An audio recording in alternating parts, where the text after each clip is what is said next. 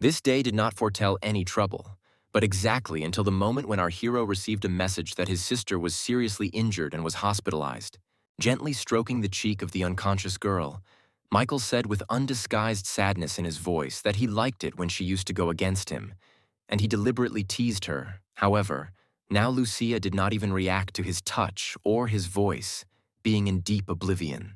He gazed silently into his sister's face for a few moments, as if trying to decide on something. Having decided something, Michael admitted that all this time he had been hiding something from Lucia. She was not the only one in their family whose abilities had awakened. He had awakened too. The hero said that his ability is called Steal, which allows him to steal the abilities of others. The next moment, a blue pearl appeared above the girl's head, which began to actively absorb the thin threads of Lucia's energy. As the blue pearl filled with her energy moved into Michael's palm, the boy received a message that the ability theft was complete, and he received the D-rank ability Mental Blast, which sends out a mental charge that attacks enemies. He was surprised when he learned the rank of his sister's ability, because with such a rank, she couldn't instantly turn into an ice statue from a so-called unintentional attack. Matt frowned at the thought, no longer feeling as if it had all been as unintentional as they had been told by witnesses. At that very moment, angry cries of his father arguing with someone were heard from the corridor. Philip tried to explain to the parents of the injured girl that everything that happened was pure coincidence, because heroes are not gods. They are already trying their best to fight monsters, saving hundreds of lives, and in the process of fighting, they can accidentally harm others. Nicholas threw the offer of compensation that was offered to him aside, not intending to listen to the lawyer's words any further, and shouted angrily that they did not need this dirty money. The man hesitated, not knowing what to do in this situation, when the other side was openly showing unwillingness to cooperate. Having heard the entire conversation, Michael stepped out of the room and picked up the papers his father had thrown on the floor. Seeing this, Nicholas asked his son with genuine amazement in his voice what he was doing. They couldn't just exchange Lucia's precious life for these people's money. Michael rose from his knees, holding the papers in his palm, and turning around, placed his hand on his father's shoulder in a calming gesture, after which he calmly said that they needed money to provide for his sister, who was in a vegetative state, with everything she needed. His words brought Nicholas back to consciousness, and he realized that Michael was indeed right. They needed that money, no matter how much he tried to deny it. Meanwhile, the hero turned his gaze to Philip, standing in front of him, and said that before signing this agreement, he would like to add a couple of additional conditions. The man's face showed a barely noticeable surprise, and he replied that he would listen carefully to these conditions. When Matt said that he would like the hero who harmed his sister to personally apologize to her face-to-face, the man hesitated again and asked if he could apologize on behalf of the hero. The hero insisted on his own, demanding that the hero appear in person. Taking a step forward, Philip replied that the hero's schedule was terribly overloaded. David wanted to apologize, but he was too busy fighting right now, so there was no way he could come here in person. Instead, they were willing to pay 100,001 more as compensation. Matt had no choice but to agree to this condition, and he handed the signed papers to Philip, who had a grateful smile on his face. Immediately after this, the man hurried to leave the hospital, where he had already lost too much time trying to negotiate with the despondent parents of the injured girl. Once outside, Philip immediately contacted his employer and happily told him that he had managed to settle everything, but he would have to add another 100,001 as compensation. This news brought a smile to the hero's face. He praised Philip and said that they would soon contact him through the secretary and transfer the promised amount. Smiling, the man ended the call and thought about how great it would be if he too were a hero. At the same time, Michael had already returned back to his sister's room, sitting next to her. He asked her not to blame him for signing this agreement, because the situation in which their family is now too precarious. The hero also promised Lucia to find out what really happened to her. He didn't believe in coincidences. This event gave him a desire to change this world, getting rid of the awakened who are unworthy of the title of hero. To implement his plan, Michael moved out of his parents' home and moved closer to the city center. He managed to find an apartment fairly quickly for a reasonable price in one of the good areas. When he entered the apartment, the new neighbors living there were already waiting for him.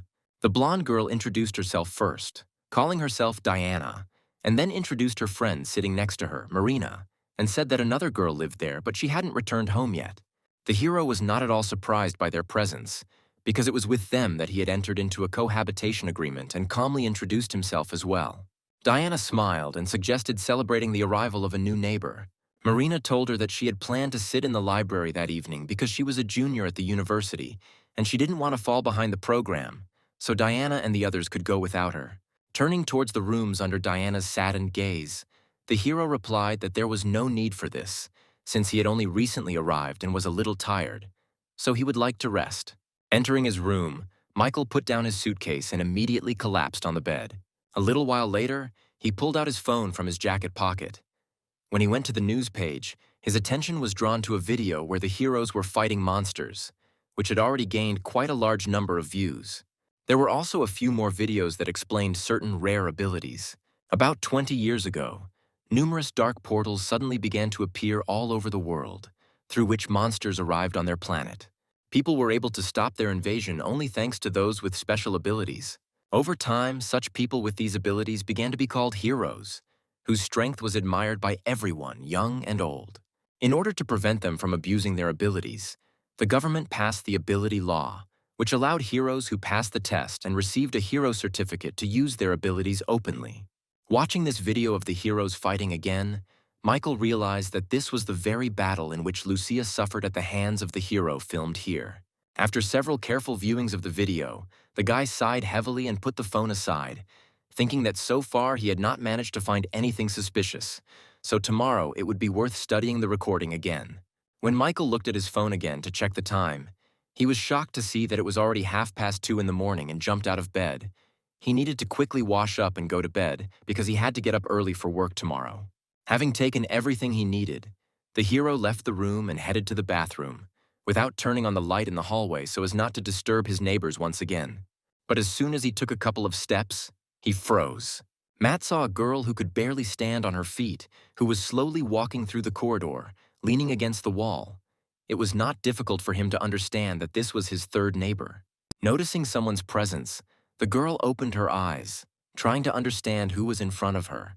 Without moving from his place, Michael greeted her. Pulling away from the wall, the girl turned towards the bathroom and, apologizing, said that she would like to use this room first. Sitting down at the toilet, she immediately emptied her stomach, which was overflowing with alcohol. A couple of minutes later, Valeria was already soundly sleeping, leaning against the toilet. Michael, who noticed this, went into the bathroom and touched his neighbor's shoulder, asking worriedly if she was okay. But when he realized that the girl was not responding to his voice, he looked at her thoughtfully, thinking about what he should do to avoid any misunderstandings in the future. Coming out of the bathroom, he knocked on Diana's room, deciding that this would be the best way out of the situation. A few moments later, quiet footsteps were heard from behind the door, after which the door opened and a widely yawning Diana came out, asking in a sleepy voice why Michael was not sleeping at such a late hour. The hero apologized for disturbing her and, pointing towards the bathroom, explained that another neighbor was drunk and needed help, so it seemed to him that it would be better if another girl helped her instead of him. Sighing, Diana replied that this was not the first time this had happened and that he should just leave everything as it was, then said that it was already quite late and she had to go to work tomorrow.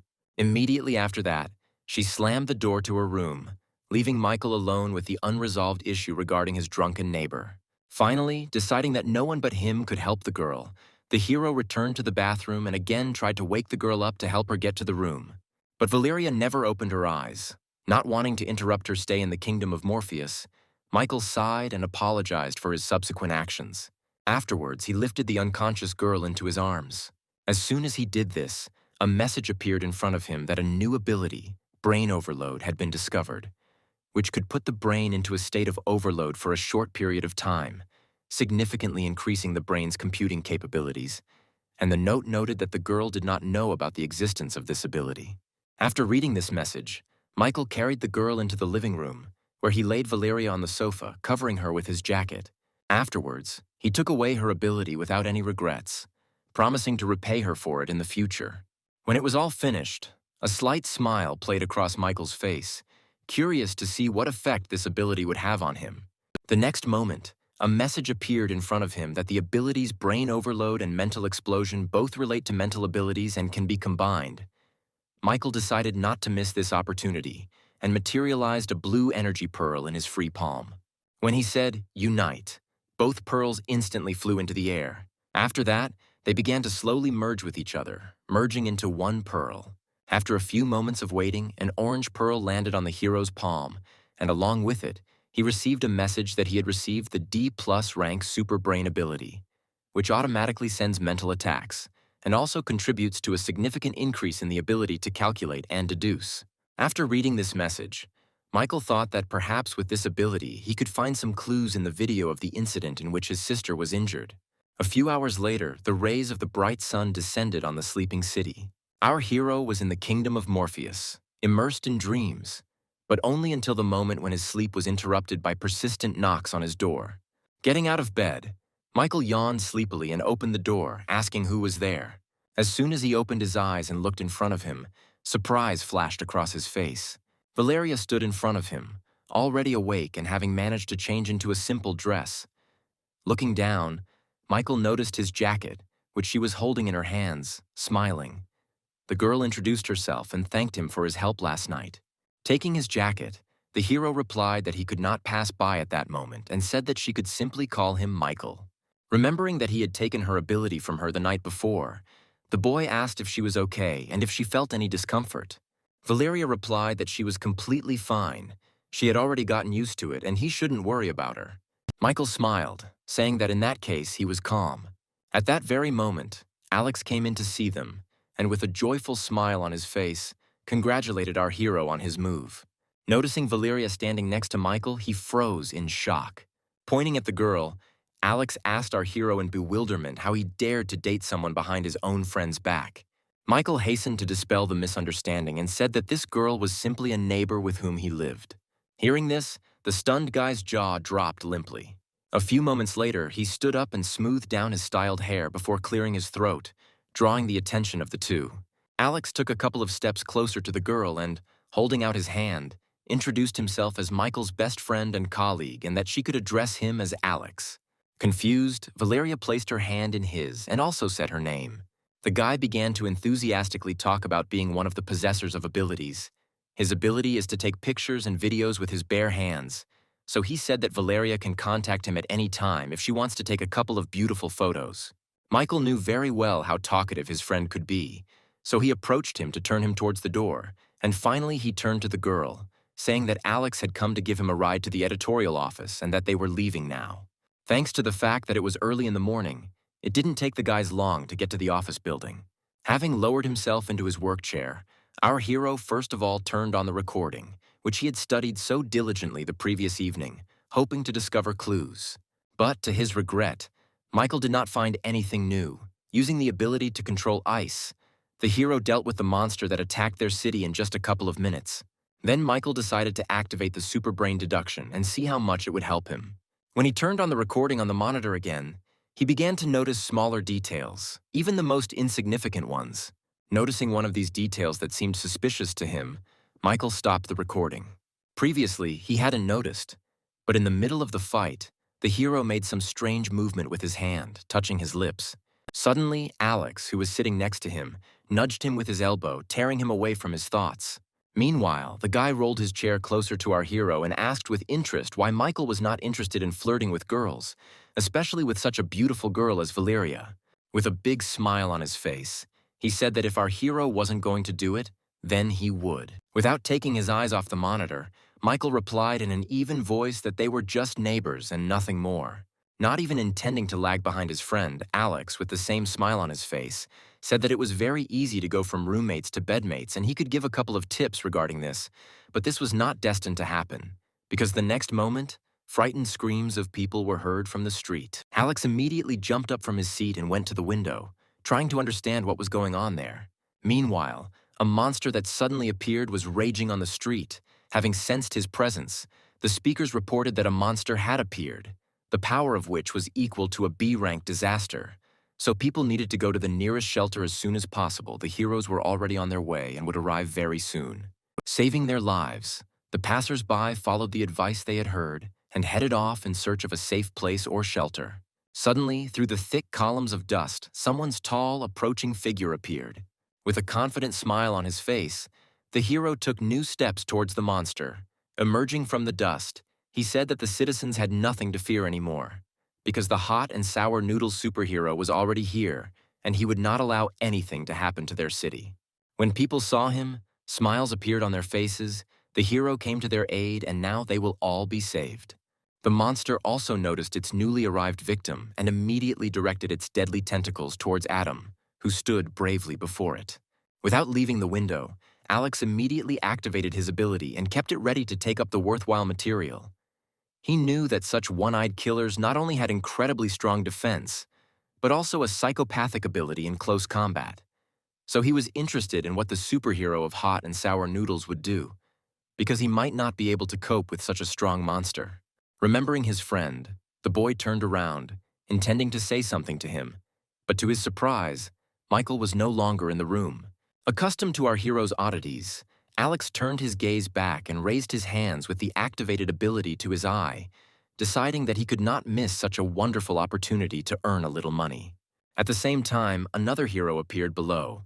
Amelia, whose nickname was Fire Butterfly, flew up to Adam and asked if he needed help. The man didn't even glance in her direction, not wanting to lose sight of the monster, and shouted that she had arrived just in time, after which he asked her to attack while he held off the monster. Amelia replied without confidence that the hero of hot and sour noodles could rely on her. The TV channels also did not waste any time and began a heroic live broadcast, turning on the broadcast from the scene of the incident on a large screen.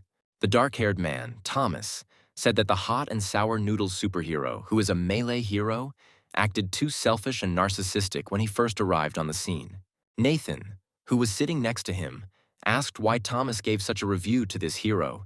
He replied that in order to activate his ability, the hero needed to eat a bowl of hot and sour noodles, so he usually appears after the heroes have already exhausted the monster and kills it. A smile appeared on the presenter's face, and he said in a cheerful voice that nothing else was expected from Director Thomas. He always has information that other people don't know. The man cleared his throat and said that they should stop this idle chatter and continue watching the live broadcast of the battle. Meanwhile, the hot and sour noodles hero attacked the monster, knocking it down. As the monster lay motionless on the ground, the fire butterfly hovering in the air shouted for the hero to step aside. The next moment, she stretched out her hand in front of her and countless small fire butterflies flew out from her palm, immediately rushing towards the monster. Only a few moments passed before the monster's huge body was engulfed in the girl's scarlet flames. Adam managed to jump away at the last moment so that the flames wouldn't catch him too. Nathan, who was watching this, said that the life of this monster was coming to an end. But Thomas did not agree with this statement, saying that this was far from true. When the host asked him why he thought so without taking his eyes off the monitor, Thomas replied that monsters are smart too, and during all this time he had not yet seen a single sign of anxiety in this monster. A powerful whirlwind of flame enveloping the monster's body soared upward. The monster, who didn't have a scratch on him, also stood up after him. Looking at this, Adam said that their enemy had evolved, and now his body had a fireproof shield. His words caused horror to appear on Amelia's face, and she asked if the hero of hot and sour noodles could hold out for a little while longer until the other heroes arrived. The man hesitated before answering. A recent memory flashed through his mind of his management telling him that if he wanted to become one of the company's most famous stars, he couldn't afford to lose anymore, because once he failed, Adam's fame would be greatly diminished and the company would direct its resources to younger, more promising heroes. The hero understood that if he didn't cope with this now, he could forever lose his place as the senior leader in the company. All this time, Michael was watching them from a safe place. Raising his palm to his lips, Adam popped the small pill into his mouth. Despite the distance between them, Michael managed to notice the pill, and surprise appeared on his face when he realized that he had seen such a pill before. Suddenly, one of the tentacles grabbed the fire butterfly's body, squeezing it with force. With a voice full of fear, the girl screamed, asking Adam for help. The tentacle squeezed the girl's body even tighter, and the rest of the monster's limbs rushed towards her at high speed. At the sight of this, the frightened Amelia closed her eyes and screamed that she did not want to die. The next moment, one of the tentacle appendages separated from the monster's body.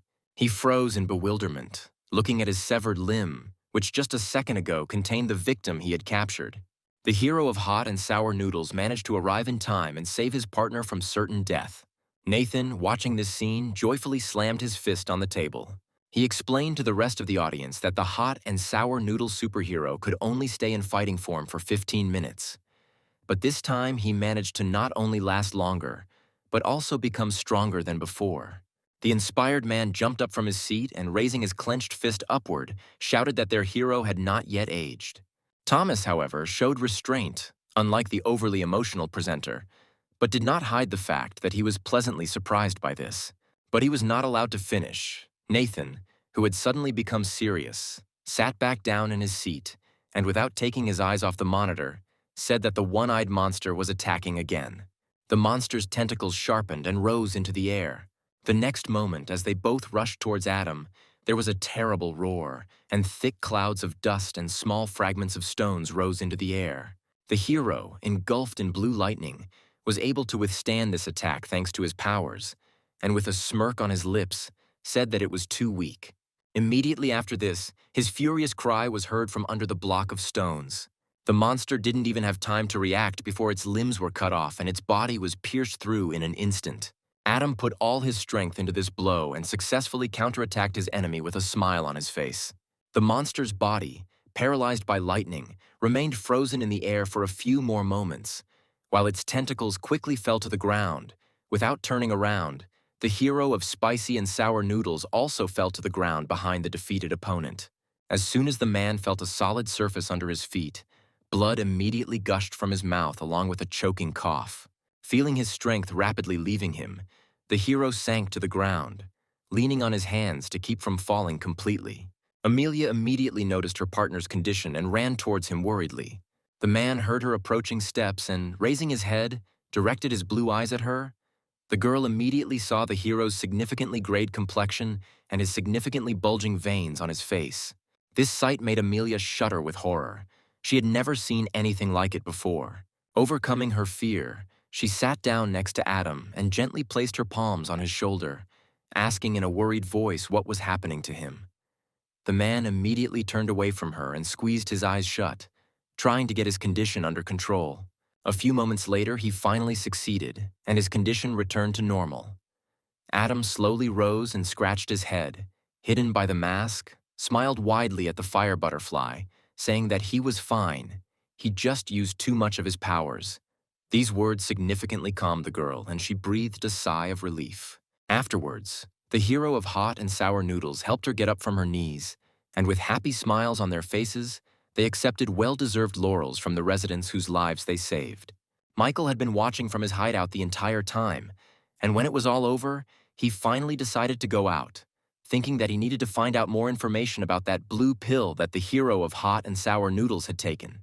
Suddenly, out of the corner of his eye, he noticed a barely perceptible movement and, stopping, looked towards the slain monster. The guy frowned when he didn't notice anything strange and decided that he must have just imagined it. However, the next moment, a smaller version of this one-eyed monster crawled out from under the monster's body and began to frantically look around. Noticing Matt standing nearby, the monster jumped in his direction. Without taking his eyes off him, the hero thought that since the one-eyed killer's physical and elemental defenses were too high, then most likely it would be the mental attack that would be his weak point. As the monster covered the distance between them, he shouted that he would take revenge on the hot and sour noodles hero once he found a new master and absorbed enough energy. That's why he was going to make the guy standing nearby, who seemed quite nutritious to the monster, his master. All this time, Michael continued to stand relaxed in place, not taking his eyes off the monster. When he got close enough, a grin appeared on the guy's face, and he said that this was a good opportunity to conduct some kind of experiment. Michael held both his hands out in front of him and activated his mental blast ability, aiming it at the monster. The one-eyed killer's face froze in shock and bewilderment. Not even a couple of seconds passed before his small body fell dead to the ground, never reaching our hero. Amelia, who was about to return, turned around when she felt a surge of power nearby and realized that someone had used their ability. Meanwhile, Michael approached the monster and picked it up, grabbing it by its numerous pink tentacles to check if it was really dead. The guy understood that even if he guessed correctly and the weakness of this monster really was mental attacks, then still a mental attack of such a weak level could not kill it so easily. However, the monster was really dead, and now being absolutely sure of this, the hero used the ability extraction on it. And then, a few moments later, A blue pearl fell into his palm, from which weak lightning discharges emanated. The next moment, his entire body was covered in a blue aura, and a message appeared in front of Michael himself stating that he had managed to obtain a new ability, Fireproof Shield, which provides immunity to fire attacks below rank B, and also significantly increases physical defense. Having deactivated this skill, the hero materialized another pearl in his other palm and looked at the blue and orange pearls one by one, saying that the phrase that no matter how strong an ability is, it will always have a weak spot does not work on him. Suddenly, a puzzled voice was heard from above. The fire butterfly, who soared into the air and, flying over the buildings, tried to find the owner of the ability, the echoes of which she had recently felt. Michael immediately ducked behind the nearest building, hiding in the shadows, because the time had not yet come for the other heroes to learn of his existence. The next moment, the girl landed on the ground not far from our hero's shelter. She began to look around, certain that this was where the sudden surge of energy was coming from. During this time, Michael managed to put on a mask that completely hid his face and a long, dark cloak, and without leaving his hiding place, loudly asked who she was looking for. Amelia immediately turned towards the voice and asked if he had just used his ability here. The hero hesitated for a few moments before answering, then took a few decisive steps out of his hiding place and replied that it was indeed him. When Michael was a few meters away from her, Amelia asked suspiciously if he was a hero since she had never seen him before. The guy replied that he was not a hero at all, but just a passerby who helped her clean up, after which he threw the dead carcass of the monster he had killed in her direction. The girl's face showed surprise when she saw a miniature clone of the one-eyed killer in front of her. Emily turned her uncertain gaze to the stranger in front of her, thinking that even though he had destroyed such a strong and dangerous monster single-handedly, he was not a hero, and therefore should not use his abilities without permission. Michael stood calmly in his place the whole time. When the silence that reigned between them dragged on for too long, the hero decided that he had done everything that needed to be done, and now there was no point in him staying here, and with sweeping steps he headed towards the girl, intending to go around her. As soon as he was near her, Amelia made a ball to the side and stretched out her hand, blocking his path.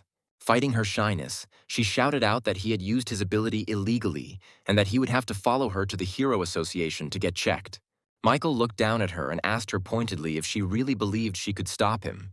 At that very moment, fiery wings appeared behind the girl's back, and she soared into the air, saying that his actions were completely contrary to the law of abilities and that she had the right to take certain measures against Michael. He didn't move from his place as the butterflies that had flown from Amelia's palm began to surround him, turning into a hot flame. The boy reached out his hand to one of the butterflies, touched its wing, and asked if this is how heroic defenders should treat ordinary people. Amelia's eyes widened in shock and disbelief as Michael crushed one of her butterflies with one movement of his hand and casually moved closer to her. Raising his clenched palm to the level of the girl's face, he said that it was now his turn to attack. Realizing that she was not his opponent, Amelia soared upward with incredible speed and, without even turning around, shouted out an apology with a pleading voice. Michael almost immediately forgot about her existence. His thoughts were spinning around the strange pill that the hero of hot and sour noodles had taken today. He was sure that the hero who was responsible for what happened to Lucia had also taken this pill. Taking off his mask, he swore to himself that he would get to the truth at any cost. A few hours later, instead of the sun, the city was illuminated by countless stars. Our hero's working day had come to an end, and he caught the metro, which runs quite infrequently in the late evenings, which arrived on time. Sitting on the bench, Michael reasoned that if he didn't want to attract unnecessary attention to himself, then he should stop collecting other people's abilities. He also decided that he should focus on developing the brain overload ability and find information about those blue pills somewhere. All this time, a man with dyed purple hair standing nearby did not take his attentive gaze off our hero. When Michael closed his eyes and leaned back, the man waited a few moments and walked past the boy, quietly apologizing. The hero did not immediately realize what had happened. Without opening his eyes, he reached out with his hand to his backpack lying nearby, but instead he only came across the hard surface of the bench he was sitting on. Realizing that something was wrong, Michael opened his eyes and looked at the empty space next to him in confusion. Completely confused about where his backpack had gone, the hero began to actively look around, and noticing the absence of the guy in the green jacket, who had been standing opposite him all this time, realized that it was most likely he who had stolen his backpack. Now knowing exactly who he needed to look for, Michael glanced at the people in the carriage. But no matter how hard he looked for this guy, he was nowhere to be seen. The hero frowned, assuming that the impudent fellow had the ability of invisibility, because they had not yet reached the station and he could not get out. Closing his eyes again, Michael activated his brain overload ability, enhancing his senses, and tried to identify the thief by smell. His plan was successful, and a few moments later he managed to smell his backpack from one man, but his clothes and aura were completely different from what they were a few minutes ago. Michael immediately dismissed his assumption about the ability of invisibility. It was more like the ability to change appearance or reincarnate. Thinking about this, a smile appeared on his face. He decided that since such a useful ability had come into his hands, he couldn't just let it go. 20 minutes later, the carriage arrived at the final station and all the passengers got out. Michael followed the man unnoticed as he strolled leisurely with his backpack. A smile played on Fred's face. He was happy with his fantastic luck today, to rob some simpleton and leave completely unnoticed. But along with the joy, he felt some kind of incomprehensible anxiety. The man did not even suspect that the reason for this anxiety was following him right on his heels. After walking a few more steps, he turned around warily. As soon as he did this, he noticed a guy behind him happily waving at him, who was his victim today. Fred wondered with bewilderment how this guy had managed to figure him out. Deciding that this was not the main thing now, he ran as fast as he could, trying to run away as far as possible. Luckily for him, a public toilet appeared around the corner, and he immediately ran into it. It wasn't hard for Michael to guess where exactly the man could have run to, and entering the small building, he opened the door to the men's room and asked with a mocking voice if Fred really thought he could hide from him here. However, contrary to his expectations, there was no one else in the toilet. The hero turned around and stared at the sign for the women's restroom. It was the only place left where his thief could hide. Entering inside, Michael knocked on the only closed booth, telling the man to come out, who screamed in a squeaky voice that there was a pervert in here. The hero sighed and said that in that case he had no other choice, after which he kicked down the door with one blow of his foot. A lot of things from the woman's cosmetic bag and a roll of toilet paper that happened to be at hand immediately flew at him. Taking off the scraps of paper, Michael said that Fred's ability was very unusual. It was even able to change his voice. The man pressed himself against the wall in horror, dressed in short women's shorts and a shirt with stockings.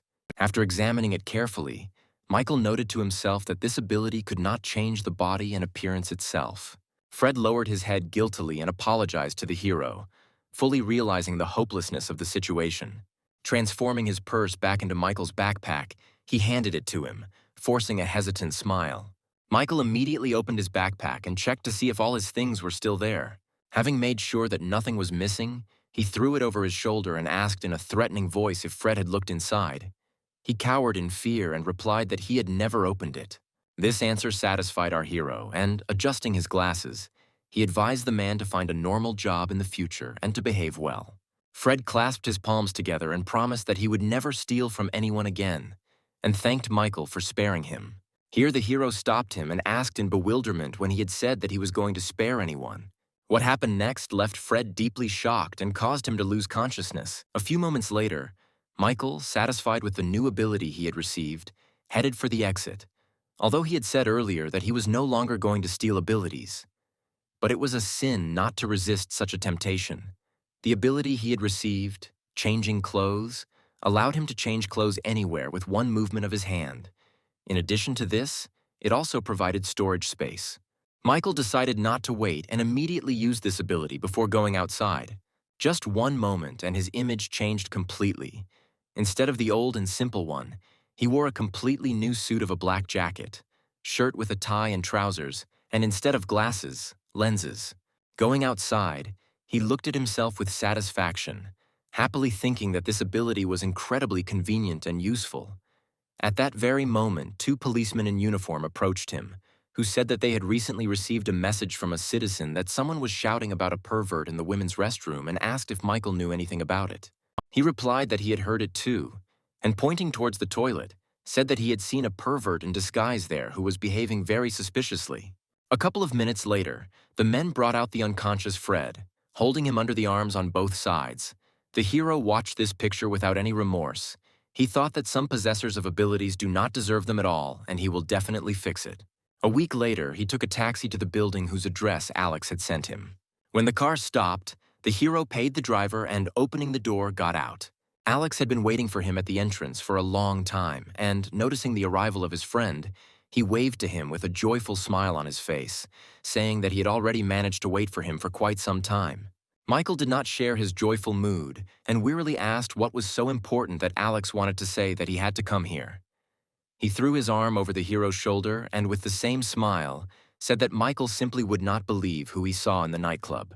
In an indifferent tone, the hero asked who it was that was so important that Alex saw there. It seemed that Alex had only been waiting for this question and said that it was Michael's girlfriend, Valeria, who works there as a service staff. The hero glanced sideways at his friend and wearily explained that Veronica was not his girlfriend and asked why Alex was telling him all this. Pushing his colleague towards the entrance of the club, the blonde guy said that Michael could stop this useless pretense in front of him. As soon as they were inside, he would see and understand everything himself. As soon as they crossed the threshold of the building and walked inside, our hero's eyes widened in surprise when he literally immediately noticed the familiar face of his neighbor. Valeria, wearing a bold bunny costume and with a smile on her face, danced at the pole on her stage, surrounded by a kind of cage. She danced, swaying her hips from side to side to the loud cheers of the audience. Suddenly, fear and surprise appeared on her face. Valeria noticed the familiar figure of Michael, who, together with his friend, was walking towards the sofas. The guys took one of the empty tables, and Alex ordered drinks for himself and his sullen friend. Sipping his cocktail, he pushed Michael, who was sitting and staring at the table the whole time, his hands clasped on his chin, and said that he shouldn't be so sad, because there are still many beauties on Earth, besides Valeria, and now, while they are on his territory, the hero should relax and enjoy the moment. After that, he raised his hand and waved to the girls standing nearby, telling them to come over. They immediately fulfilled his request and stopped in front of their table with smiles on their faces. Alex pointed to the girls one by one and introduced each one to Michael. Then he pointed to the guy sitting next to him and said that this was his best friend. Three beauties immediately sat down next to our hero, offering to have some fun together. It was also noisy at the next table.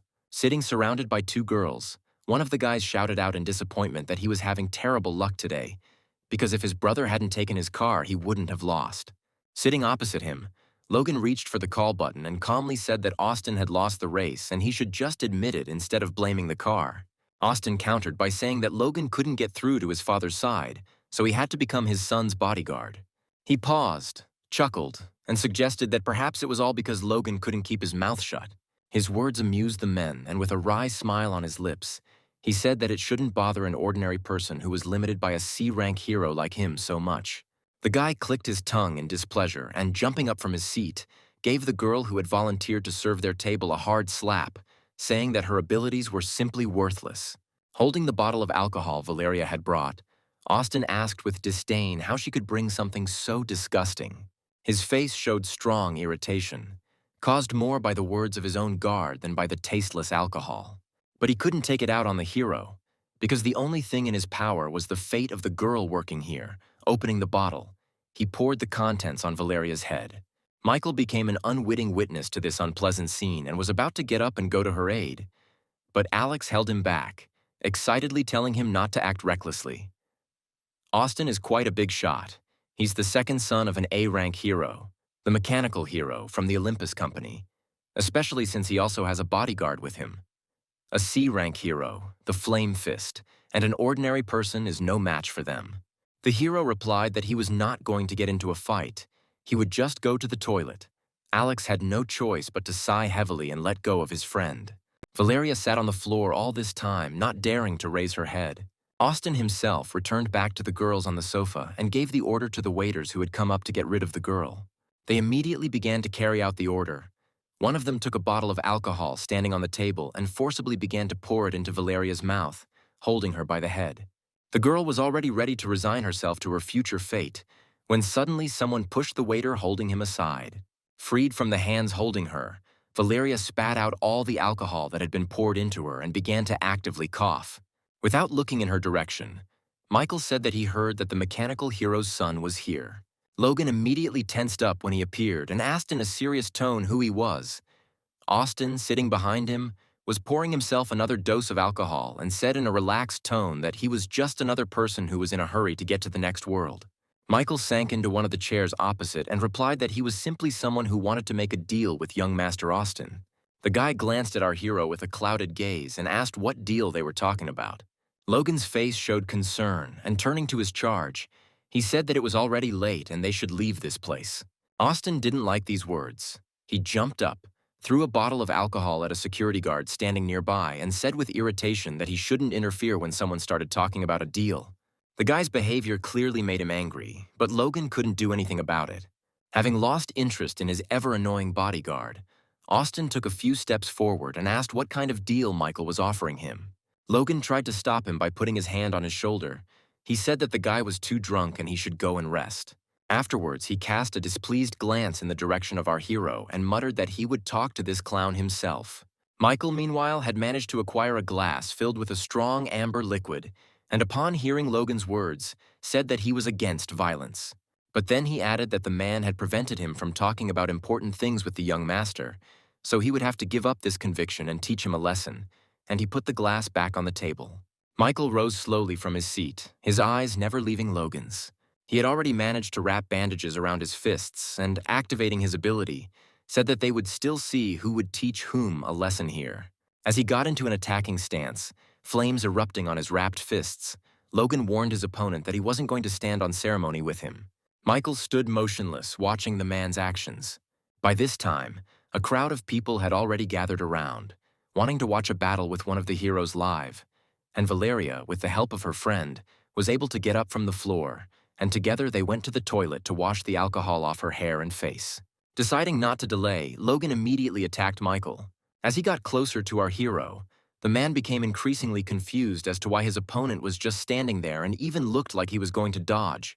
However, when his fist was dangerously close, Michael simply stepped aside and asked boredly if that was all Logan could do.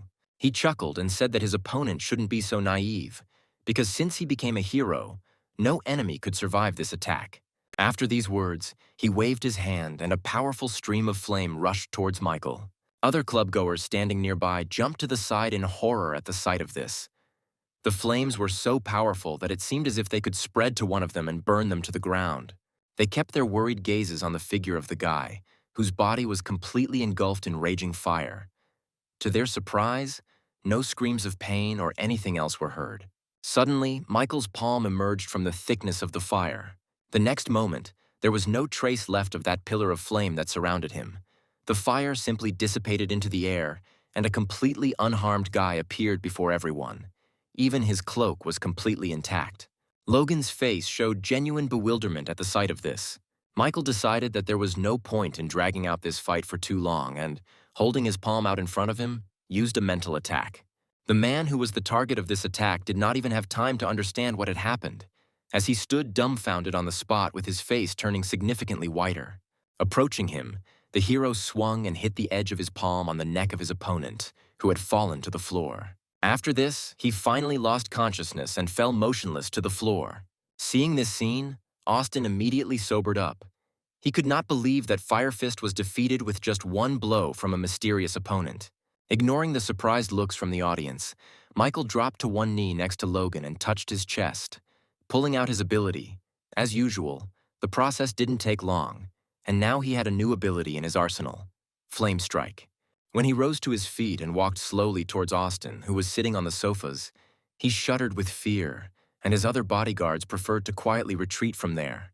The guy began to frantically look around, trying to find someone who could help him, but not finding anyone, Austin forced out a semblance of an awkward smile and asked what deal Michael wanted to talk about earlier.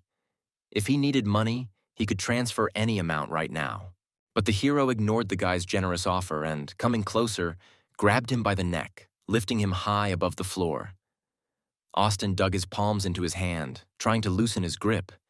But when he realized that this would not work, he wheezed out whether Michael even knew who his father was.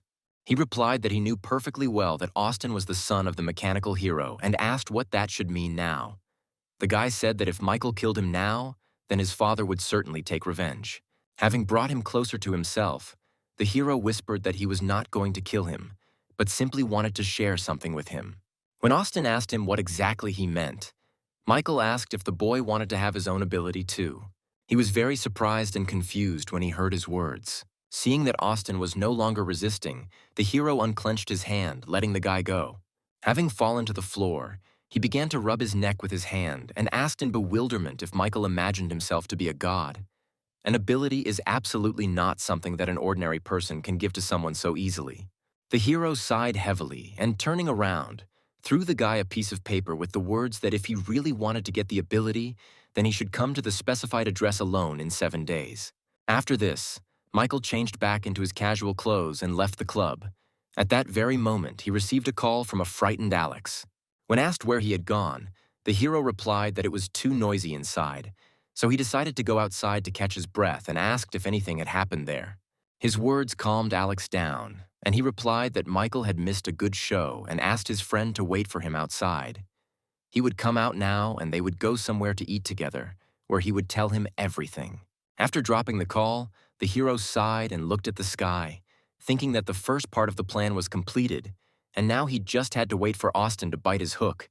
He planned to start checking the heroes from the large-scale Olympus company, because this was the fastest way to achieve his goal. A few hours later, an emergency meeting was called in Olympus. The eyes of all those gathered were turned to the screen with the recording from the CCTV cameras, which recorded the fight between the Fire Fist and our hero. Gilbert, being Austin's father, never took his gaze off the screen for a moment, and when the recording stopped, he asked what thoughts those gathered there had on the matter. The ice adventurer replied that the masked guy used his hand like a knife to deal with the Fire Fist in an instant, and most likely his abilities were above B rank. The man sitting next to him said that what struck Logan down was definitely not a hand. Frowning, he continued, saying that Logan lost the moment the masked man made a movement with his hand. The man sitting opposite them also decided to intervene and pushed a folder towards them, which had been lying next to him all this time, with the words that this was an assessment of Fire Fist's injuries from the identification department, which he would recommend that they read before drawing any conclusions. As the three of them glanced at the text written on the paper, shock and disbelief were reflected on their faces. It said that Logan's ability had disappeared without a trace. At that moment, they realized that they were faced with a huge problem in the form of this strange guy in a mask. Thinking about this, Pavel asked where this guy who could erase other people's abilities came from. Edgar said that as far as he knew, only an S-rank hero had such an ability. Gilbert looked at him and asked uncertainly if this guy was the hero. Hearing this, Sam jumped up from his seat and shouted that this was simply impossible, because the transporter was already an old man with one foot in the grave, and there was no point in him showing up now and causing such chaos. Edgar sighed and replied that the Olympus company would not be able to deal with this issue on their own, and they were obliged to report it to the Hero Association. Pavel raised one of his eyebrows and noted that a person with special abilities like that masked man, no matter what company he ended up in, would still be used as a killing machine and no one would report him. Gilbert thought his words were appropriate enough, and he said that they shouldn't tell about this guy first. Let it be another little secret of their company, and then asked everyone to leave and leave him alone so that he could think it over again. Austin returned home without any problems after yesterday, where he was now spending his morning. The words that he could obtain the ability just couldn't get out of his head. He ran his eyes over the address on the piece of paper once again, wondering what the guy might ask for in return, since he had mentioned several times that it was a deal. A variety of options came into his head. He sighed tiredly and squeezed the piece of paper, deciding that there was no point in guessing any further. The most important thing was that in just a couple of days he would have his own hero ability, and he didn't care about the rest. At the same time, our hero met his friend at the entrance to the museum and asked why he called him here, to which Alex replied that he wanted to learn more about monsters so that it would be easier for him to hide when meeting them. These words prompted our hero to think about trying to extract an ability from an S-rank monster. When they went inside and accidentally bumped into two girlfriends, chatting sweetly with each other about something, Michael said with displeasure that Alex came here not so much to find out about monsters, but just to pick up girls. A grin appeared on the guy's face, and he replied that everyone knows that only beauties come here, and he simply could not miss such an opportunity. Stopping, the hero pointed somewhere to the side and said that, unlike him, he came here only for this.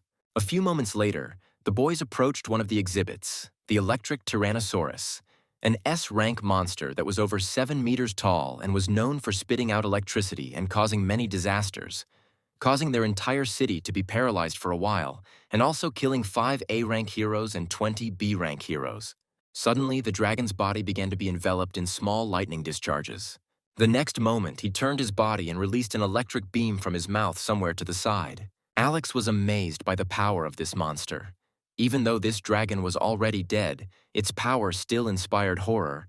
Michael remained calm and looked at this monster with interest. His palm slowly reached out towards the dragon as he thought about how great it would be to have such a terrifying ability.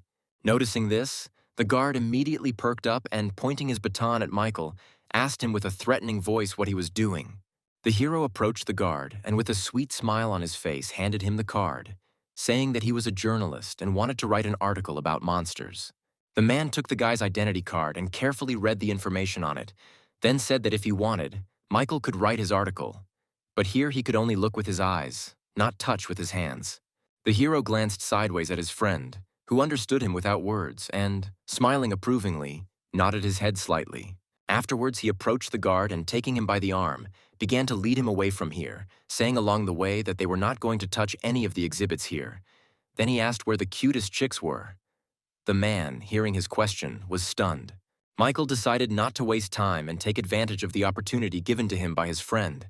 Stretching out his palm forward, he touched the monster's body and activated the extraction of abilities. The hero frowned with displeasure. He felt the monster's ability, but for some reason it was unusually difficult to extract. It took him a couple of minutes to do this, but eventually, the ability was successfully extracted and a small purple pearl appeared in his palm. When he read the description of the ability he had obtained, he was deeply surprised. The ability he had obtained was only E rank. Its power could only be enough to charge a phone. Michael was confused as to how he managed to extract a low-rank ability from an S-rank monster. It was completely different from what he expected. Looking at the monster again, the hero assumed that the ability might have weakened due to the fact that he had been dead for a long time. Remembering his encounter with the one-eyed killer, he realized that he had managed to extract the ability completely because there was still life left in him. Michael headed towards the exit, looking at the rest of the monster exhibits with disappointment, thinking that he most likely wouldn't be able to get anything useful out of this museum. But even so, he couldn't let it all be in vain and decided to continue his search. He returned home only towards evening, when the setting sun had painted the sky in muted purple and pink colors. Now the hero was sitting at the table in his room, laying out in front of him all 3 pearls of abilities that he had managed to obtain by walking around the entire museum up and down. The first pearl, engulfed in a small clot of flame, was an F-rank cloning ability that allowed the creation of a clone for 1 minute. The second, purple pearl, was the ability to manipulate electricity, taken from the very first monster. And the third and final pearl, called human control, was also an F-rank ability that could make any person show interest in the ability's user. Michael sighed in disappointment, saying that the power of these abilities was too weak. Suddenly, the thought occurred to him that since abilities could be combined, they could also be destroyed. Having summoned a pearl with the ability to control flames, the hero decided that he would try to do this with it. He closed his eyes, concentrated on this pearl, and said, "Destroy." After waiting a few moments, he looked at his palm and saw that nothing had happened to the pearl. Michael was not going to give up so easily and decided to try again. A few moments later, he heard a soft cracking sound, and when he opened his eyes, he saw that the entire pearl was covered with deep cracks. In place of the fragments, several black cubes materialized in front of him, and the message that appeared stated that this was a product of first-level dark energy. The interested hero took one of the cubes in his palm and, looking at it carefully, he thought that most likely all the abilities were made from these cubes, and he really was capable of not only extracting, but also destroying abilities. He studied the dark energy cubes in his palm for a few more minutes, when suddenly another idea came to him. He decided to experiment with one of the abilities he had gained at the museum and try to improve it using these dark energy cubes. When he presented the ability pearl and the black cube to each other, they immediately began to merge with each other. Sometime later, Michael received a message that the ability improvement was successful and the human control ability was improved from F to E. Now it allowed him to mentally influence people and carry out various scams. The hero was genuinely surprised. He didn't expect it to actually work. Putting the pearl aside, he looked at the remaining black cubes of dark energy with satisfaction. He had big plans for them. Michael wondered if he could create an S-rank ability on his own using them. Suddenly, loud screams were heard from the corridor, among which he recognized Valeria's voice. The hero frowned, trying to understand what was going on there. The man sitting on the sofa with a pipe in his mouth looked at the crying girl with displeasure and said that all she could do was shed tears in vain and irritate those around her. After he took the pipe out of his mouth and exhaled smoke, he said that they had not intentionally tried to deceive her. At that moment, Michael, unnoticed by anyone, came out of his room to better understand what was happening here. Robert paused briefly and continued by saying that if they hadn't done that, Valeria wouldn't have been so willing to send them money. At this point, a woman standing next to him intervened and explained that the girl's brother needed money to buy a house and a car, as well as to get a good wife, which in total amounted to more than $1 million. They simply did not have that kind of money. Valeria had no intention of listening to this any longer. Clenching her fists, she asked with irritation how they could deceive her and say that her father was very ill and urgently needed a large sum of money to pay for treatment. She admitted that at the moment when she learned about his illness, she was in real despair. She had to work 4 shifts a day from early morning until night, just to earn this money as quickly as possible.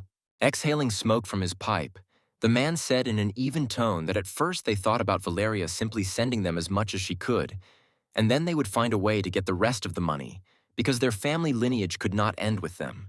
These words outraged the girl, and she angrily asked if this was really a new way to force her to return home to sell her to a man she had never even seen.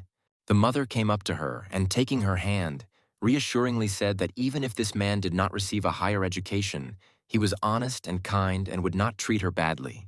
Her words made Valeria pull her hand out of the woman's palms, and she asked where they thought the $50,000 she had sent them a week ago came from. Unable to hide it any longer, she admitted that she had been working as a bartender and service staff in clubs all this time and had to become an escort to get that money. Hearing this, Valeria's parents were deeply shocked. They could not even imagine such a thing. Robert was the first to recover from the shock. Jumping up from his seat, he furiously shouted that with her actions she had ruined the reputation of their family, lowering it to the lowest level. He approached her and swung his arm to hit her, saying that he would make her pay for her shamelessness. Valeria only closed her eyes and turned away, saying that even if he hit her, it would not compare to the beatings she had experienced from her clients. At that moment, Michael decided to intervene and quickly appeared next to her, intercepting the man's hand raised in the air, saying that she was still their daughter and they should not resort to such cruel measures. Robert's face showed obvious surprise at his appearance. He pulled his hand out of Michael's grip and asked him with displeasure who he was to get involved in their family squabbles. Michael turned his silent gaze from the man to the woman, noticing that Valeria's father didn't have an ounce of regret, unlike her mother, so he decided that he could help her a little. Maybe she could help her daughter. As soon as he used the human control ability on her, the woman took a decisive step forward and gave her husband a hard slap, which greatly surprised him. After which she said with displeasure that their daughter even became an escort because of him. He has no right to treat her like that, after everything she had to go through. Having scolded her husband, Maria turned to Valeria and embraced her tightly, apologizing for the fact that they had offended her so much. Looking at this, Robert sighed and said uncertainly that her brother would earn everything on his own. Seeing this scene, Michael remembered his sister who was still in a coma. He pursed his lips, promising himself that he would stop at nothing to find out the whole truth and achieve justice. The next morning, he and Valeria saw off her parents, who left for their town on the first train. Waving goodbye, the girl shouted out that she would come to them for the new year. Maria looked out of the window and also happily waved her hand at her, shouting for her daughter not to do any more stupid things and to take care of herself. A couple of minutes later, the train disappeared over the horizon. Valeria looked at the guy standing next to her and, with a smile on her face, thanked him for keeping her company. Handing the girl a glass of refreshing drink, Michael said that it would be great if her brother understood everything, because it would be much more useful than any amount of money sent to her. The girl winked at him cheerfully and asked him to come closer to her so that she could say something. Michael was embarrassed, but took a hesitant step forward, approaching her. When her lips softly touched his cheek, the hero's eyes widened in surprise. Slowly moving away from him, Valeria thanked him again. That same night, Michael decided on another adventure. Changing into his suit, he got as close as possible to the building of the center for processing monster corpses, and now he was thinking about how he could break through the unusually strong security and get inside. Suddenly, a truck appeared from around the corner, apparently heading to the body processing center. Michael decided that he could not miss such a wonderful opportunity given to him by fate itself, and quickly ducked under the truck, trying to remain unnoticed. Finding himself under the car, he managed to grab the crossbar and hang on to it, pressing himself as close as possible. Confident that he wouldn't have any problems getting inside this way, the hero allowed himself to breathe a sigh of relief. However, the next moment he was puzzled when he noticed that he was not alone here. The girl he was pressed against was also extremely surprised by his appearance, and gestured for Michael to be quiet and not reveal their presence. He immediately realized that she, like him, was trying to get to the center. When the truck hit a bump, they were jolted considerably, and Michael had to press even closer to the girl, causing her a lot of displeasure due to such close contact with a stranger. In order to somehow diffuse the awkward situation, the hero hesitantly greeted her and said that their meeting was simply an amazing coincidence.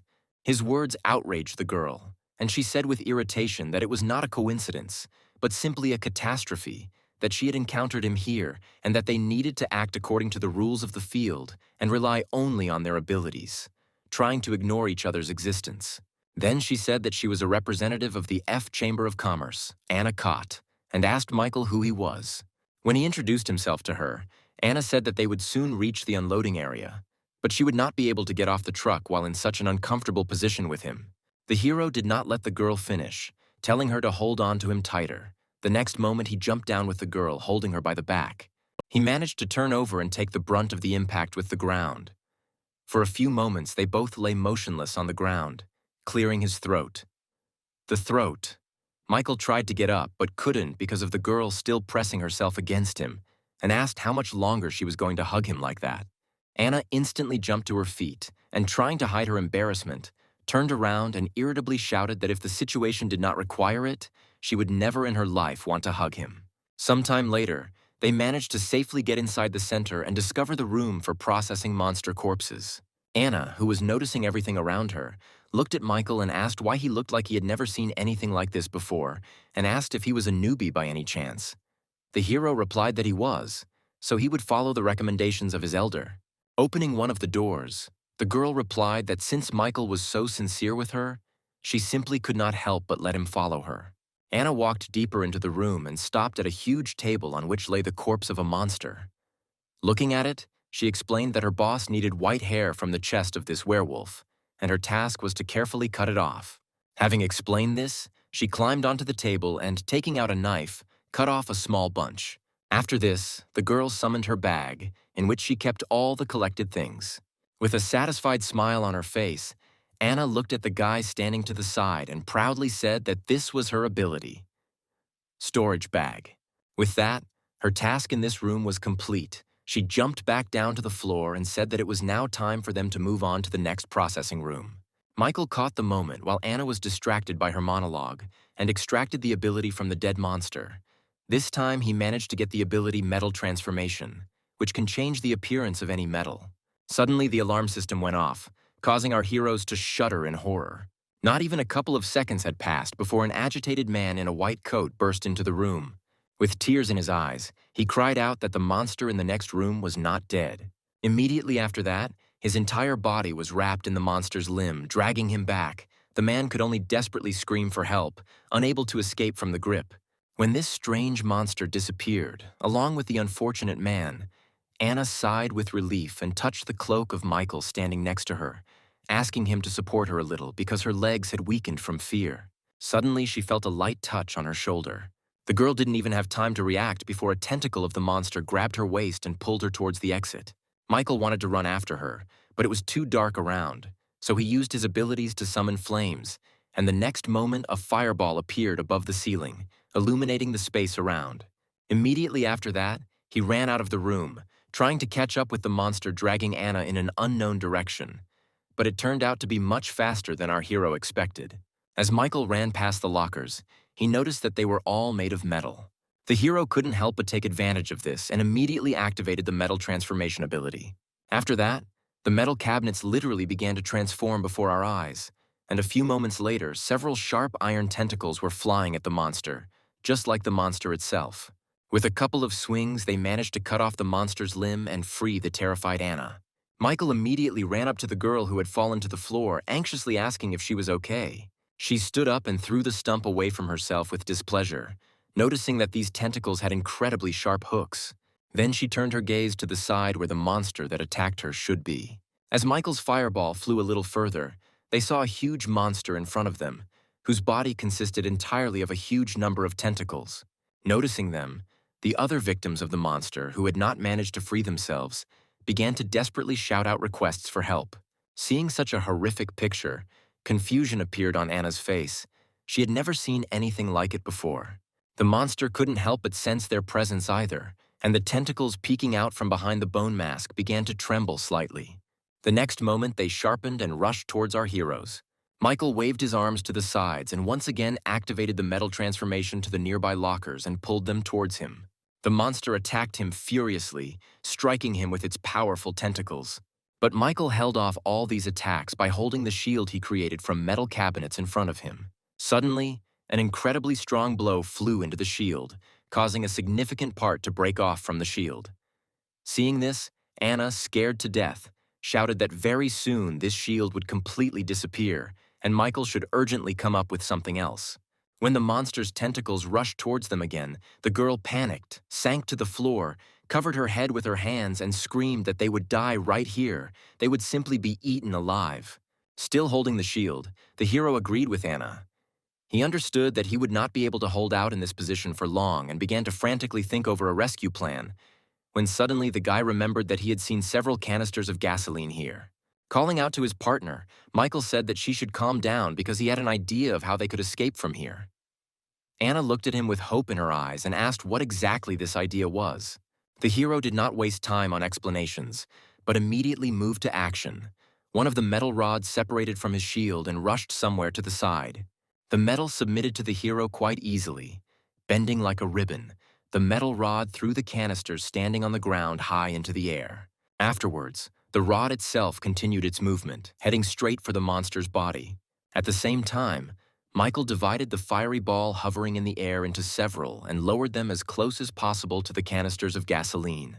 Grabbing Anna by the hand, he rushed as far away from here as possible when a terrible explosion thundered behind them, dousing their backs with intense heat. The other captives of the monster also managed to free themselves, and they ran with all their might towards the exit, leaving the monster alone in this raging horde of flames. But Michael's plan didn't go as well as he expected. The attack failed to kill their enemy, and one of the tentacles followed them. Anna was once again about to be on the verge of death when someone appeared out of nowhere and chopped off the monster's limb, then blocked Michael's further escape route by standing right in front of him. The man gave our heroes a stern, ominous look, and asked with a threatening voice if they were the same thieves who dared to revive the monster to attack this place. Anna took a few determined steps forward from behind Michael and asked the stranger with irritation who he was and why he started talking nonsense as soon as he appeared. Looking at her from under his brows, Simon said with displeasure that for her age she was too disrespectful to those who were much older than her. The girl retorted with even greater irritation, shouting that he was the one who was disrespectful towards young people, even though he was already an old man. All this time, Michael was in no hurry to get involved in their squabble. For some reason, this man seemed familiar to him. He strained his memory a little.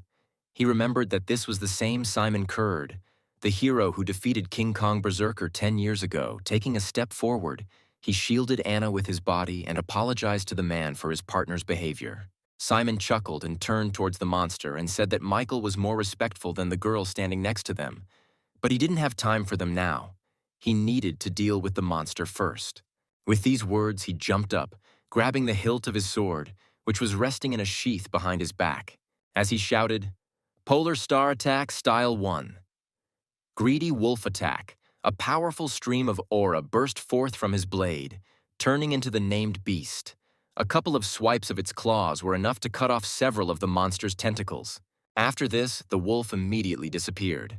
Our heroes watched the events unfolding without taking their eyes off. At one point, Michael said that if there was another legendary inherited power called Polar Star Attack, each style of which is an advanced technique, even those with S-rank abilities would have to take a few steps back. Having lost several of its tentacles, the monster became truly enraged. He immediately attacked Simon, sending several tentacles towards him, surrounding him from several sides. But the man was able to resist this by using the second style of the North Star, Heaven's Hunger. This attack chopped the monster's body into hundreds of tiny pieces in an instant. Finally, to finish off the monster, he used the third style, Water of Heaven, throwing his blade straight into the monster's bone mask. Michael witnessed how this powerful monster was defeated in a matter of moments. Having defeated the enemy, Simon immediately landed back on the ground. Afterwards, he grabbed his sword again and pointed it at our heroes, saying that now it was time to deal with them too. Michael saw the determination and killing intent in his eyes, so he decided to try to go the peaceful route, saying that they weren't the ones who brought this monster to life. But the man didn't believe his words for a second, replying that they were too suspicious for him to just believe them. Anna quietly called Michael and worriedly asked if he would be able to defeat this old man. Turning to her, the hero replied that, unfortunately, it was not in his power, and asked if she really wanted him to do it. She shook her head and smiled, saying that she just wanted to lend him some weapons, after which she handed him one thing. Michael didn't even have time to notice how the armor tightly clung to his entire body, and Anna meanwhile turned around and ran to the side, shouting that this armor was made from the materials of a B-rank monster, so it should provide him with reliable protection for some time. At that very moment, Simon attacked him, reminding us of his existence. This attack was too sudden. The only thing our hero managed to do was to take an automatic step back and cover himself with his right hand. His face, hidden by the rooster mask, showed surprise, realizing that the armor he had received was indeed useful, since it could withstand a powerful blow from a high-ranking hero like Simon. The man was clearly determined to get rid of his opponent, so he went on the offensive again, delivering another incredibly fast attack after attack, but Michael managed to successfully dodge each of them. At some point, he decided to try to activate the brain overload ability in the hope that it could somehow help him. And to his surprise, it actually worked. The man's action slowed down significantly, and now he had time to read the next step of his opponent. Although this made Michael happy, he knew that it was still not enough for him to defeat the swordsman. Noticing his opponent's hesitation, Simon shouted that Michael should be more careful in battle and immediately attack the open area. The hero froze in place, realizing with horror that there was no way he could dodge this attack. The only way out he had left was to try to use his human control ability to the maximum. Simon's face showed shock as he hung in the air, unable to move a finger. Looking at Michael, he asked in bewilderment how he managed to stop his movements. The next moment, the skill's effect wore off, and the hero managed to jump to the side before the enemy's sword touched him. He then looked up at the man and replied that he would already be dead if he hadn't done it. Simon lunged at the boy again, shouting that pathetic tricks were all that petty thieves were capable of. Michael understood that using the mind control ability again would be too costly in terms of strength, and he would not be able to hold off his opponent for long, so he resorted to activating the metal transformation ability and created a kind of sword for himself in order to be able to at least repel Simon's attacks. A few moments later, their swords clashed with each other. Holding back the man's attack, the hero realized that each of the attacks was incredibly powerful, and if he didn't figure out how to get out of this situation, then sooner or later he would simply be cut in half. Suddenly, the admiring voices of men unknown to him were heard from the side, who were amazed that someone was actually able to stand up to the legendary Simon Kurd. The men assumed that Michael was the very same A-rank hero from the 6th God of Weapons Zone. Hearing their words, our hero frowned. He had never heard of someone called the God of Weapons before. His thoughts about the unknown hero were interrupted by Simon's voice, who said that, judging by Michael's attacks, he really wasn't a thief, after which he took away his sword. Afterwards, the man turned his gaze from him to the onlookers standing nearby and said that they should immediately leave this corpse processing area. He needed to talk one-on-one with the boy standing next to him. Anna and the other men saved from the monster were very surprised. One of them asked with disbelief in his voice if they could really leave. But when they met the man's sharp gaze, which spoke for itself, they turned around and immediately rushed away, not wanting to linger there even a moment longer. Coming to her senses, Anna shouted out that she would wait for Michael outside and wished him luck. When everyone left the corridor, the hero asked what Simon wanted to tell him. He replied that he knew perfectly well that Michael was not the God of Weapons, because his skills could not be compared with the skills of this hero. The only similarity between them was the ability to control metal. The man's attentive gaze did not miss the fact that Michael had several abilities, so he could be called a fairly strong person, and someone like him would never come here just to steal some monster fur. The next moment, his brows furrowed and his face became incredibly serious, and he asked if our hero had come here in search of the world's secret. Michael had absolutely no idea what the man was talking about or what secret he was referring to, but he decided to play along with him in order to find out a little more information while he still had the chance. He nodded his head and said that he had indeed come here in search of the world's secret. The guy's honest answer made Simon laugh out loud. He said that he liked such ambitious young people, so he would tell him everything. Michael was surprised that the man believed him so easily, but it only played into his hands.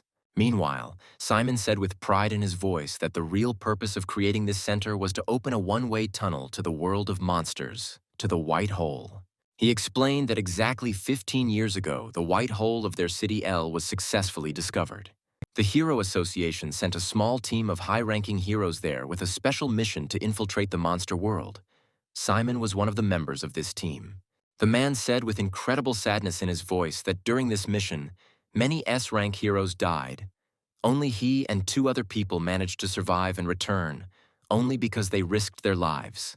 Pointing towards the furnace where the scarlet flames were raging, he explained that in fact, every monster corpse processing center is built on the weakest points of the earth, and as long as they continue to burn the monsters' bodies at these weak points, they can open the white hole that leads to the monster world and beyond. After listening to his story, Michael pointed to the body of the recently killed monster and asked how it happened that he came back to life. Simon explained that this is a secret that they do not tell the outside world. In fact, this monster is a mutation of the monster that appeared from the white hole. The center was of the opinion that the people on this planet were like animals trapped by beasts, and only when they gathered all the power of humanity together would they have a chance to defeat the monsters and put an end to everything. Having finished his story at this point, Simon turned around and waved his hand to the side. He said that now Michael could go. No matter what organization he was in, the guy should remember that he was still an important part of humanity. The top brass of the center had been on edge since early morning because of what had happened the night before. Katerina was extremely unhappy that Simon continued to do stupid and thoughtless things. But the fact that he dared to tell someone else their secrets went beyond all bounds of what was acceptable.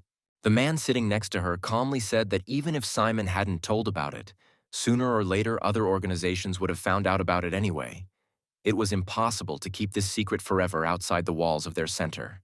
The girl sighed and turned around, asking if everything was ready to start the video conference.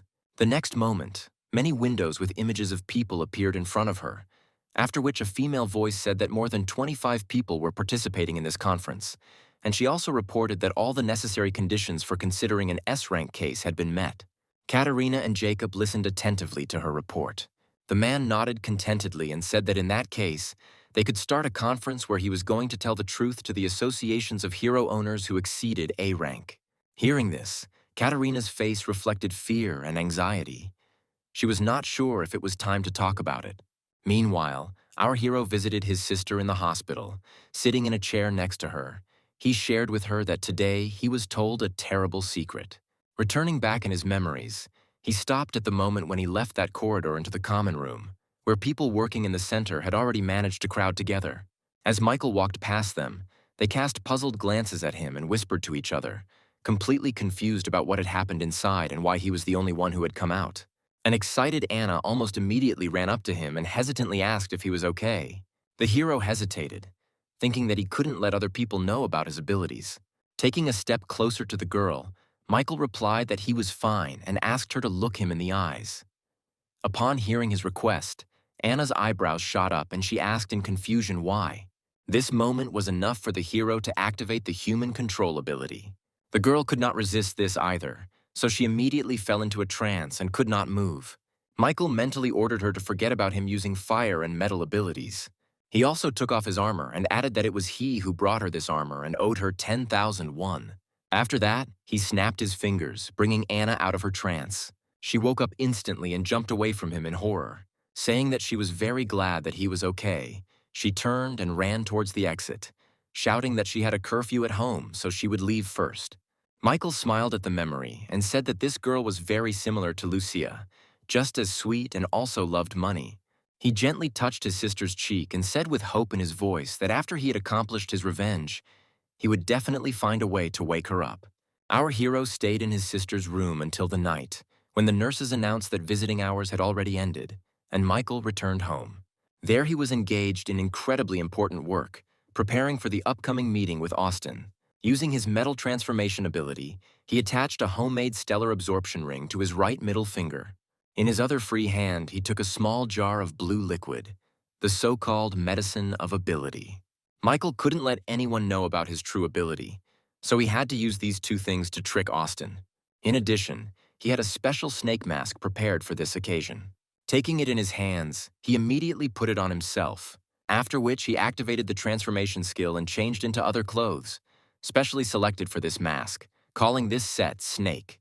He also decided that the ability of this person in the snake suit would be C-rank electricity manipulation, and he would also be able to use fire attacks in case of emergency. In this way, Michael will be able to create a new organization, which will consist of many of his different selves, and this organization will be called Judges, the main purpose of which will be to judge the heroes who have fallen.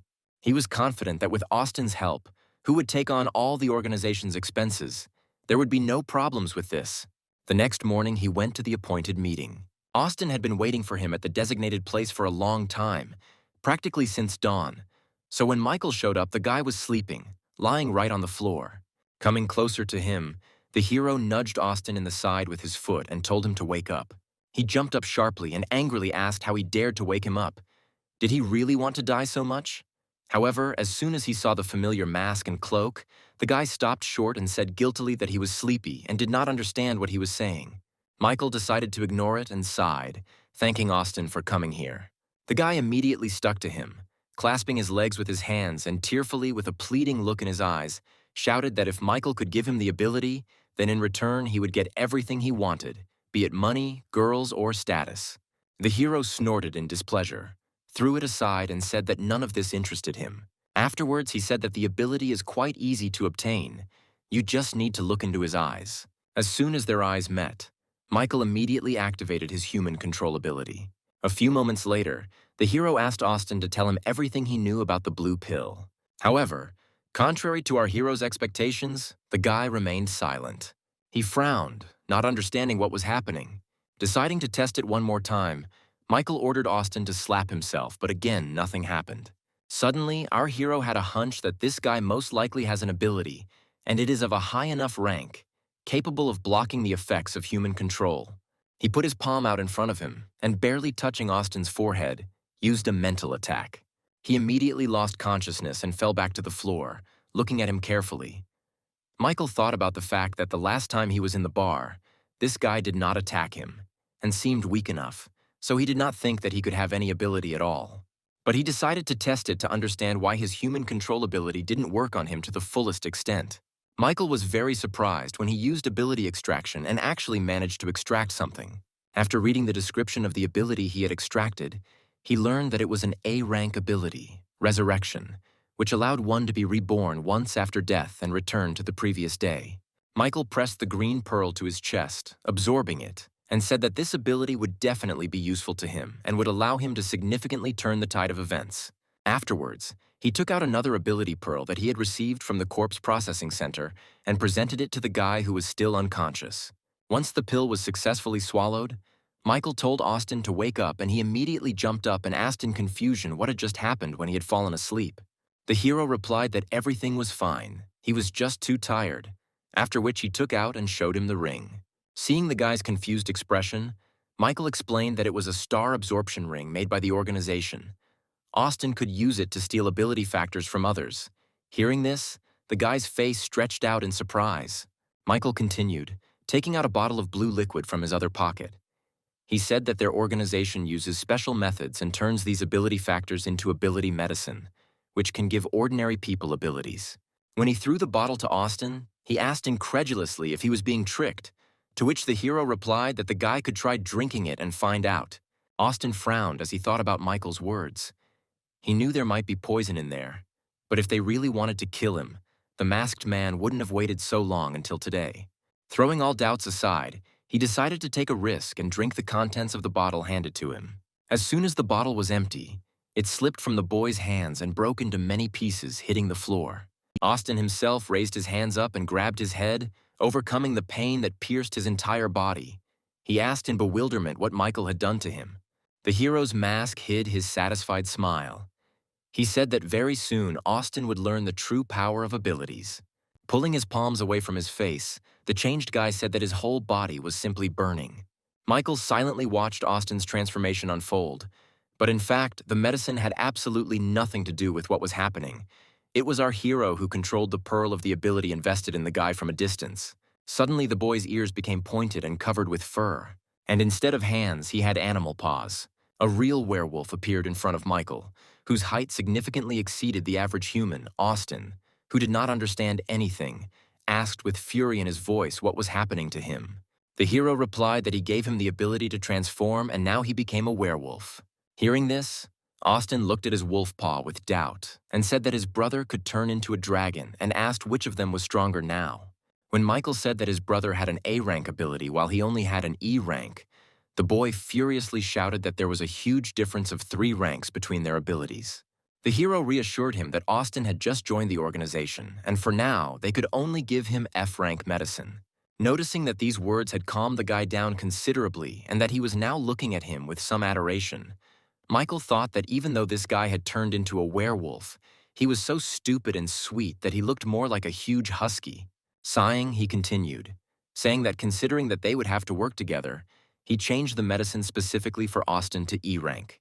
From Michael's words, the boy concluded that there were other abilities in this organization, which meant that one day he could become stronger than even his own father, the mechanical hero. Thinking about this, he knelt down and hugged Michael, calling him father and asking with a pleading voice if he could change the medicine to A rank. The hero tried to free himself from the werewolf's iron grip and asked in bewilderment why he called him father. With tears in his eyes, Austin said that he would call him his godfather because he had never met a person who would be so kind to him. When Michael ordered to let him go, the werewolf obeyed.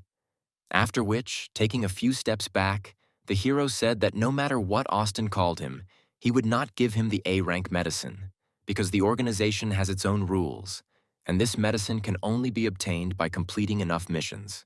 After he asked the werewolf to listen to his next words very carefully, waiting for his nod of agreement, Michael continued, saying that the name of their organization is Judges.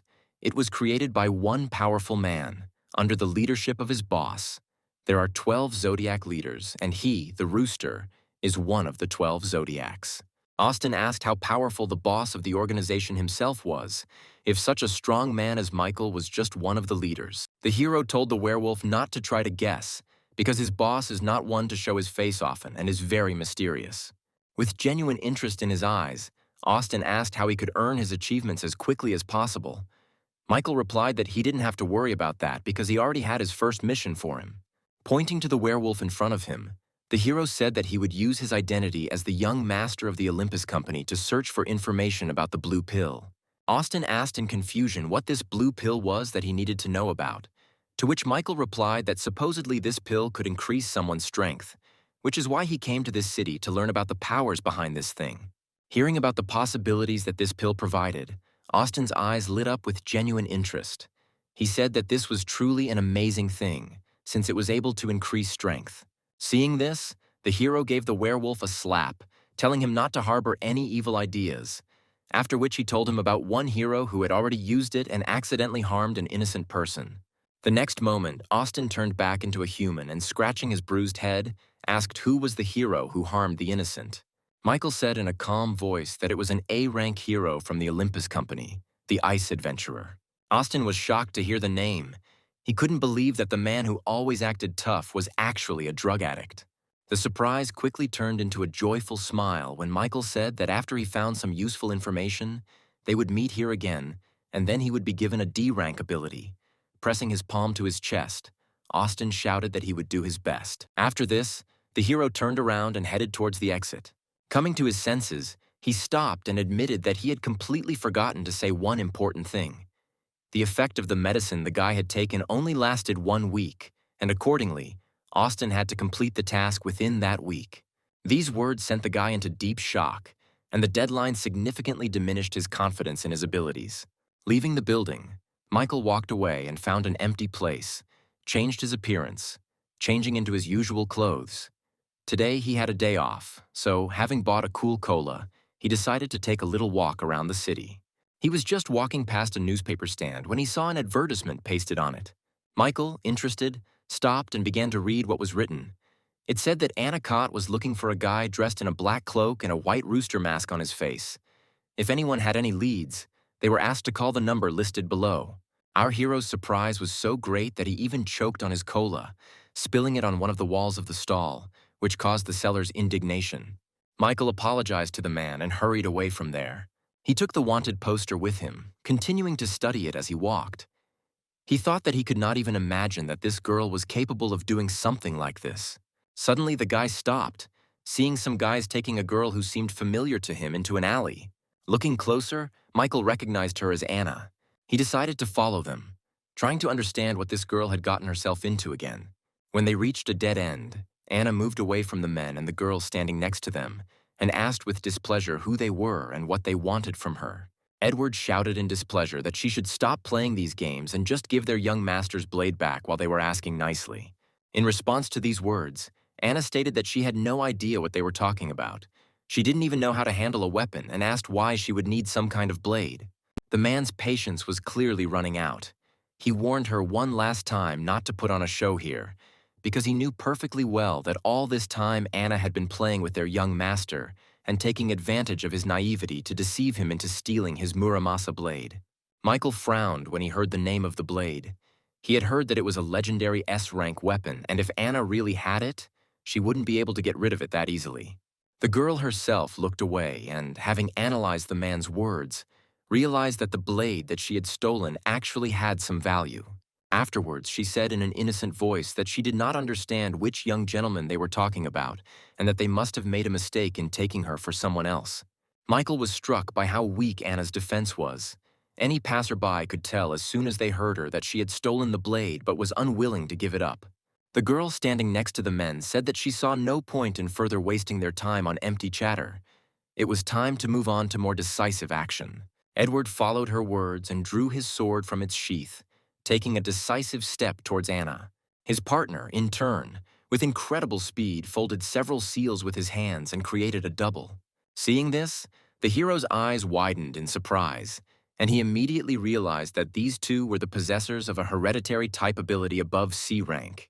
At that very moment, Anna summoned her storage bag and, taking out a B-rank fan from there, shouted that she was not one of those who could be intimidated so easily. She raised the fan above her head and waved it with all her might. The resulting gust of wind was incredibly strong and immediately knocked the men approaching her off their feet. Anna couldn't help but take advantage of this moment and, using her fan, she soared into the air, laughing joyfully. Violetta watched the girl walk away, pursing her lips in irritation. She couldn't let the thief escape just like that. That's why she also activated her ability. A few moments later, her appearance changed completely. She turned into the Mistress of Snow.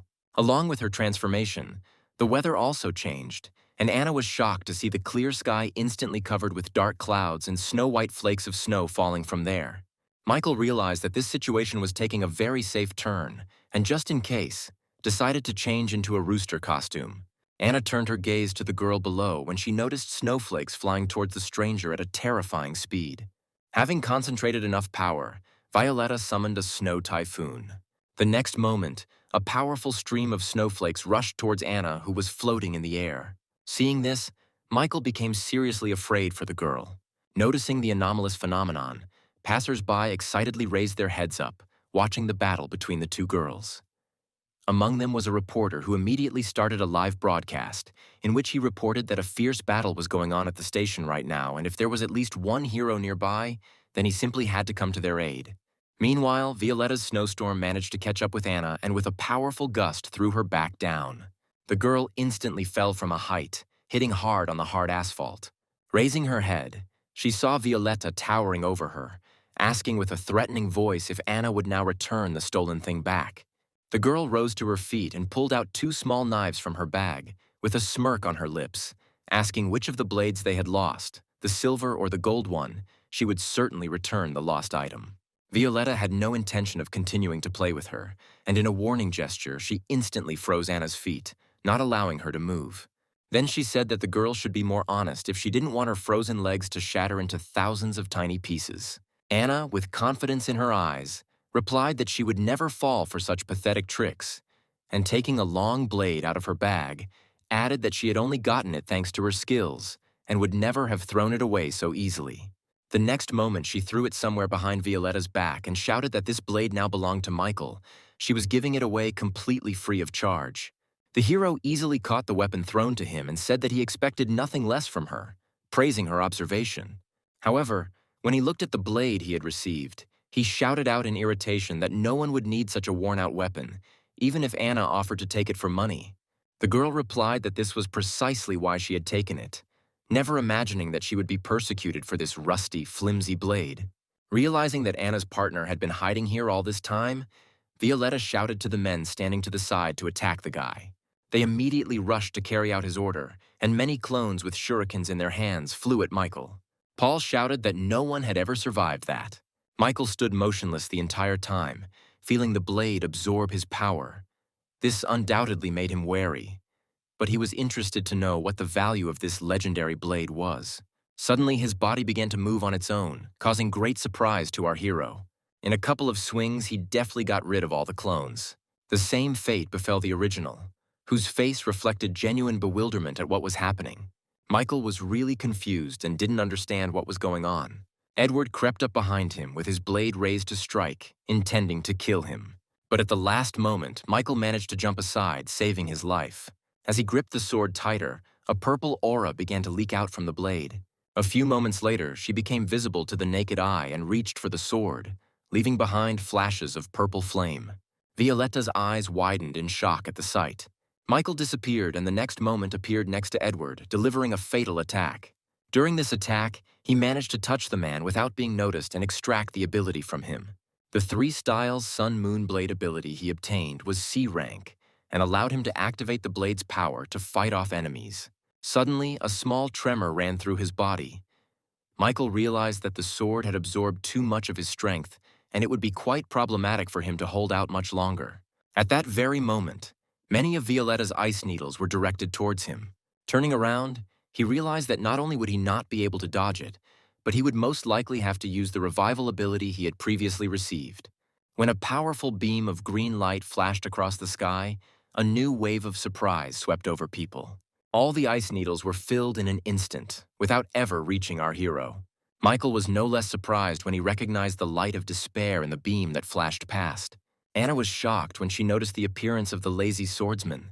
Edgar, who had appeared with the swordsman, stepped forward, and looking at Violetta, said that they could turn a blind eye to the arbitrariness of their group in the 6th area, but not to the rebellion that they dared to arrange in the 1st area. The girl frowned and replied that they had come here to take back what originally belonged to them. At this point, Anna intervened and, pointing at her, shouted with irritation in her voice that her master was to blame for everything, since he himself had given away his old blade. Violetta turned her gaze to her, assessing the situation.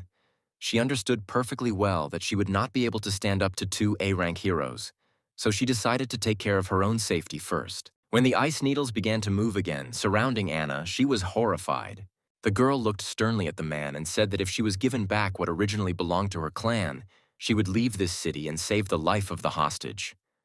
These words made Edgar laugh.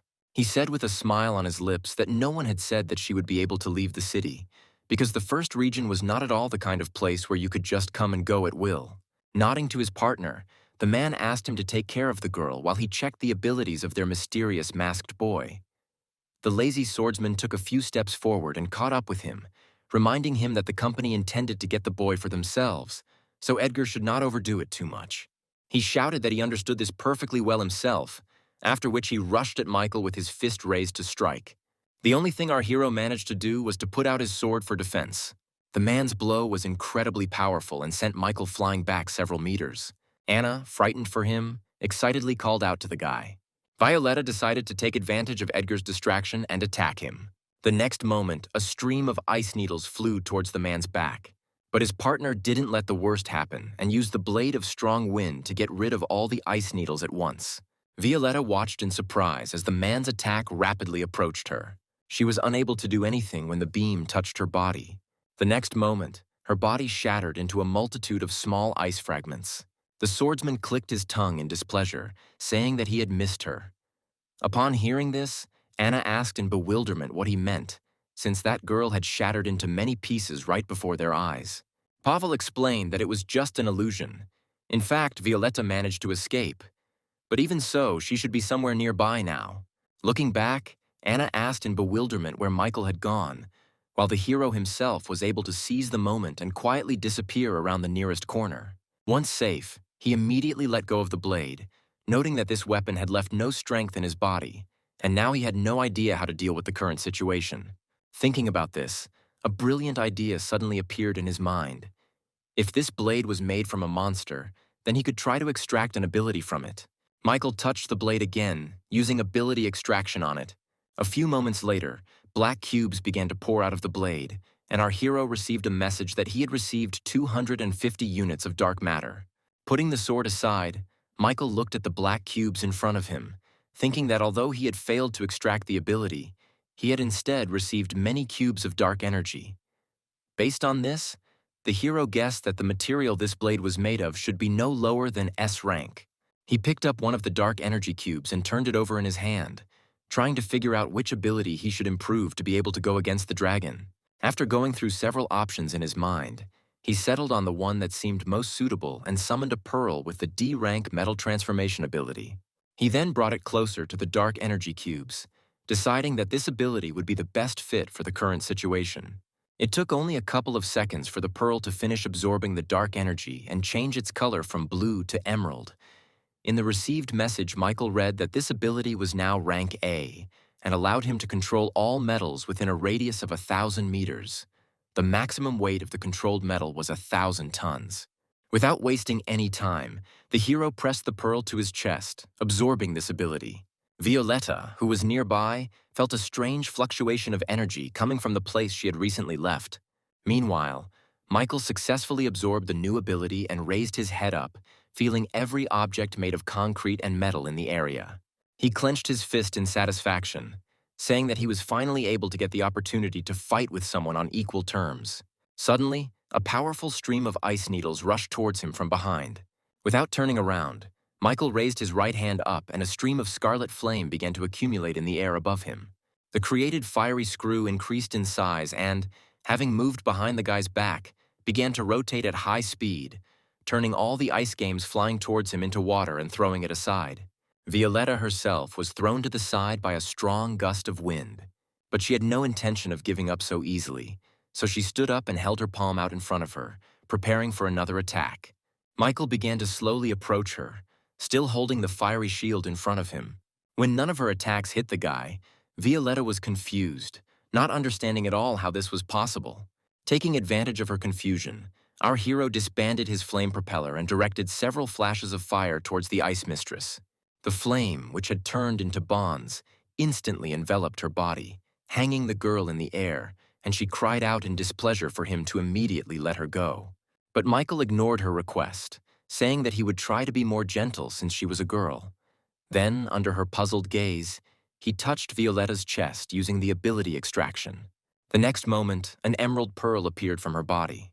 The acquired ability, Ice Mistress Rank A, allowed the summoning of a snow woman to aid in battle, and the possessor of the ability could also choose to merge with a god entering his body. Looking at the pearl in his hand, Michael admitted that he had hoped that it would be an elemental ability, but he had no idea that it could be a summoning type, which was quite a rare find. The girl, deprived of her ability, almost immediately lost consciousness and almost fell to the ground when the fiery fetters fell from her body. But the hero managed to catch her, holding her by the shoulder. At this moment, Pavel and Edgar discovered him. A strange grin appeared on the dragon's face, after which he said that Michael had chosen a rather unfortunate place to flirt with girls, while the swordsman standing behind him tensed up, noticing that the aura emanating from the guy in the mask had somehow changed. The hero sighed and carefully sat Violetta down on the ground, saying that this girl was the mistress of ice, but he had already dealt with her on his own. Edgar was shocked by the guy's words and asked with bewilderment in his voice how such trash like him could even defeat such a strong opponent. Michael turned to them and took a few steps forward and said that they could fight him to see for themselves. Stopping a couple of meters from the men, he asked which of them would attack first or whether they would prefer to attack together. All this time, Tim was broadcasting live from the scene. He announced with a puzzled voice that an unknown hero in a rooster mask wanted to go up against two opponents, A-rank heroes, alone. Throwing his fist into the air, the reporter shouted that this would be one of the most exciting battles. Edgar heard everything the man said and said with a grin on his lips that despite the audience trying to stir up the topic, he was not going to team up with a lazy swordsman just to defeat Michael, as that would only lead to the A-rank heroes losing their dignity. After his words, Michael sighed in disappointment, saying that a battle of 1 against 2 would be very interesting. Edgar whispered to the man standing next to him that in order to defeat an opponent, one must first understand him. The lazy swordsman nodded his head, saying that he himself knew this very well.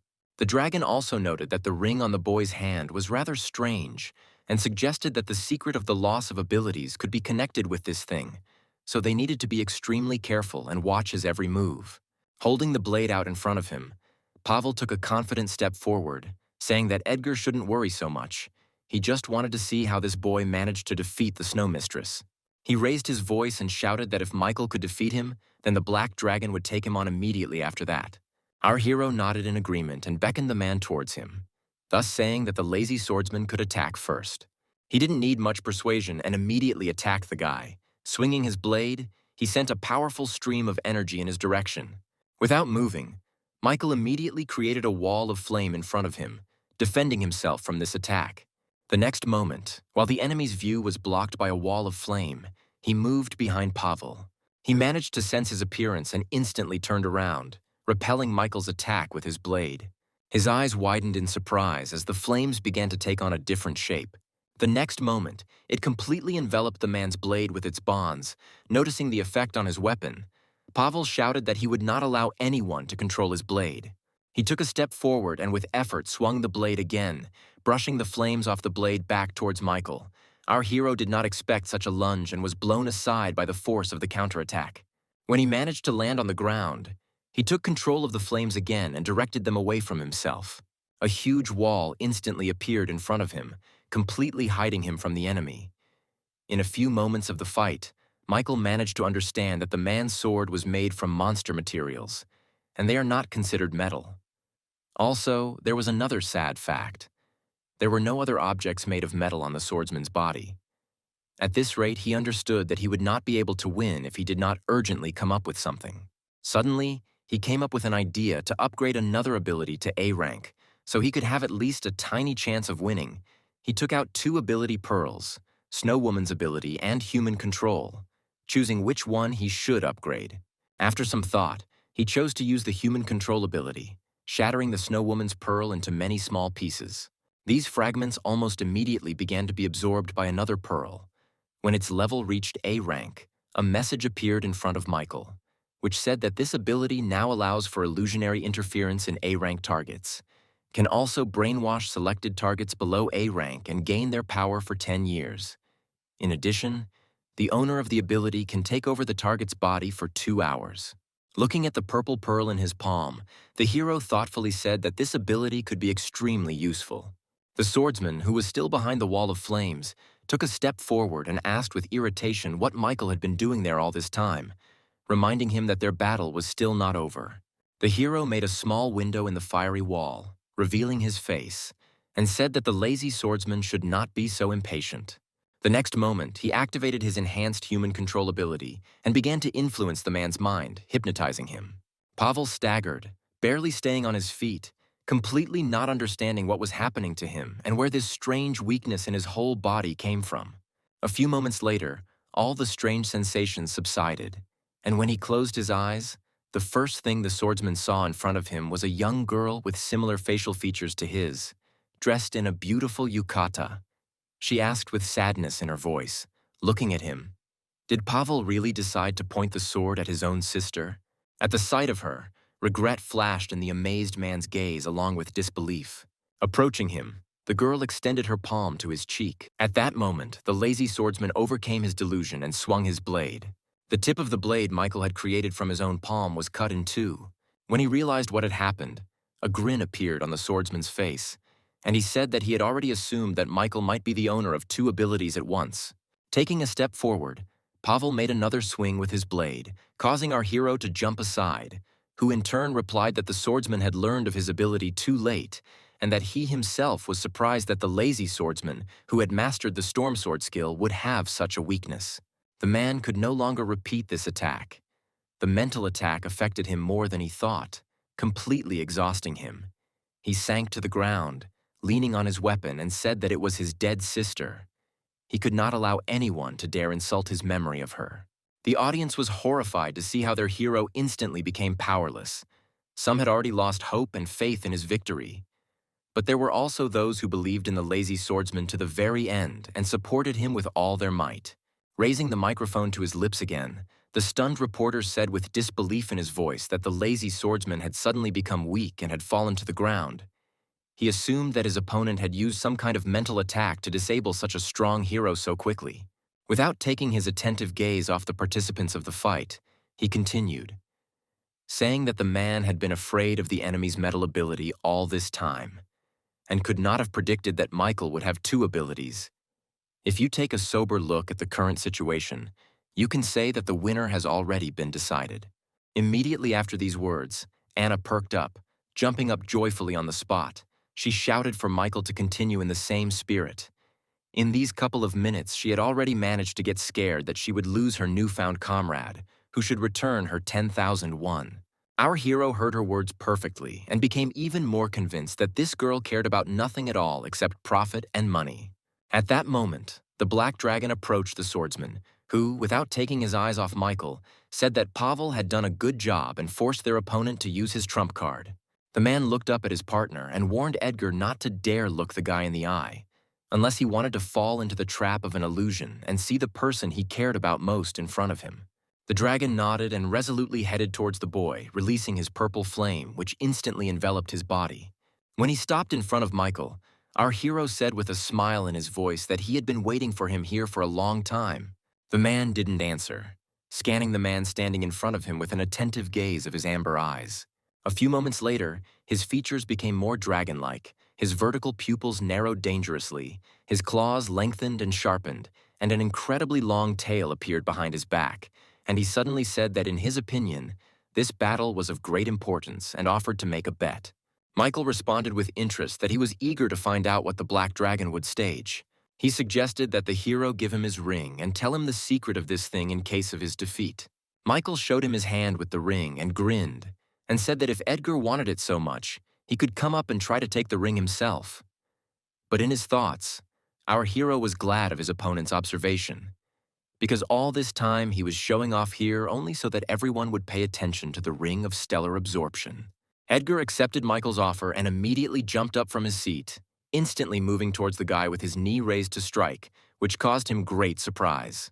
Despite the unexpected attack, Michael managed to use his metal control ability, and the dragon's attack flew into the shield our hero had put up, leaving a deep dent in it. But this did not stop the man. Almost immediately, he moved behind Michael. This time, he delivered a strong blow with his hand to the back, causing the guy to wince from unexpected pain. The man then delivered another blow much stronger than the previous one, causing Michael to fly into the air. The reporter was once again perplexed, shouting in surprise that the metal controlled by the guy in the mask could not keep up with the speed of the black dragon. A few moments later, Michael fell back to the ground with a thud.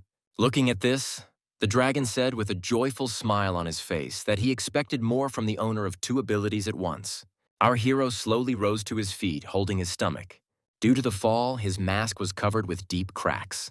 Looking at his opponent, he thought that the black dragon had too much speed for him to compete with, and also had scales that provided an incredible level of defense and could use flames. Edward also analyzed his opponent, not taking his gaze off the guy. He grinned and said that Michael had good endurance since he was able to get up after such a fall. The hero decided to take advantage of the fact that Edward was not yet going to attack him and made this move first, putting his hand in front of him and activating the improved human control ability. The next moment, horror and bewilderment appeared on the black dragon's face. Suddenly, his opponent disappeared, and in his place appeared before him his younger brother, who was clutching his own neck and tearfully begging his older brother to save him. Pavel's warning immediately popped into Edward's head, and he realized that he too had fallen into the trap of the illusion. Clutching his head, he asked with rage in his voice how Michael dared to turn into his brother.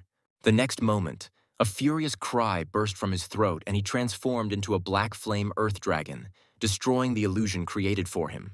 Our hero winced in surprise when he realized that his illusion had been destroyed almost immediately. In addition to this, it had made Edward even more angry. Everyone watching this fight was also shocked by what was happening. The reporter enthusiastically said that today, they had a rare opportunity to see the second phase of the Black Dragon's transformation, which proves the strength of the masked stranger who managed to force his opponent to take such extreme measures. Meanwhile, Edward, who was filled with anger, jumped towards Michael, shouting that he better prepare to die. He immediately used his metal control ability and created a spiked shield in front of him. But his opponent was not simple either. His body was enveloped in dark energy, and right in the air, he turned into a powerful whirlwind, and with a mocking voice asked if Michael really believed that some metal spikes could stop him. Although our hero was surprised by such a sudden transformation of his opponent, he did not lose his head and said that if Edward wanted to kill him so much, then first he should try to catch up with him. The next moment, he soared into the air on his metal shield, escaping right from under the Black Dragon's nose. He rushed after him, shouting furiously that Michael would not be able to escape from him by flying. Having waited until the enemy had gotten close enough, our hero extended his hand in front of him, and the metal he controlled rushed towards Edgar. The man was perplexed when his torso and all his limbs were wrapped in metal bars, preventing him from moving. But the bewilderment on his face quickly changed to a mocking smile. Looking at the guy in front of him, he asked if Michael had already managed to forget about his black flame. The next moment, his entire body was engulfed in black flames, which grew larger and larger with each passing moment.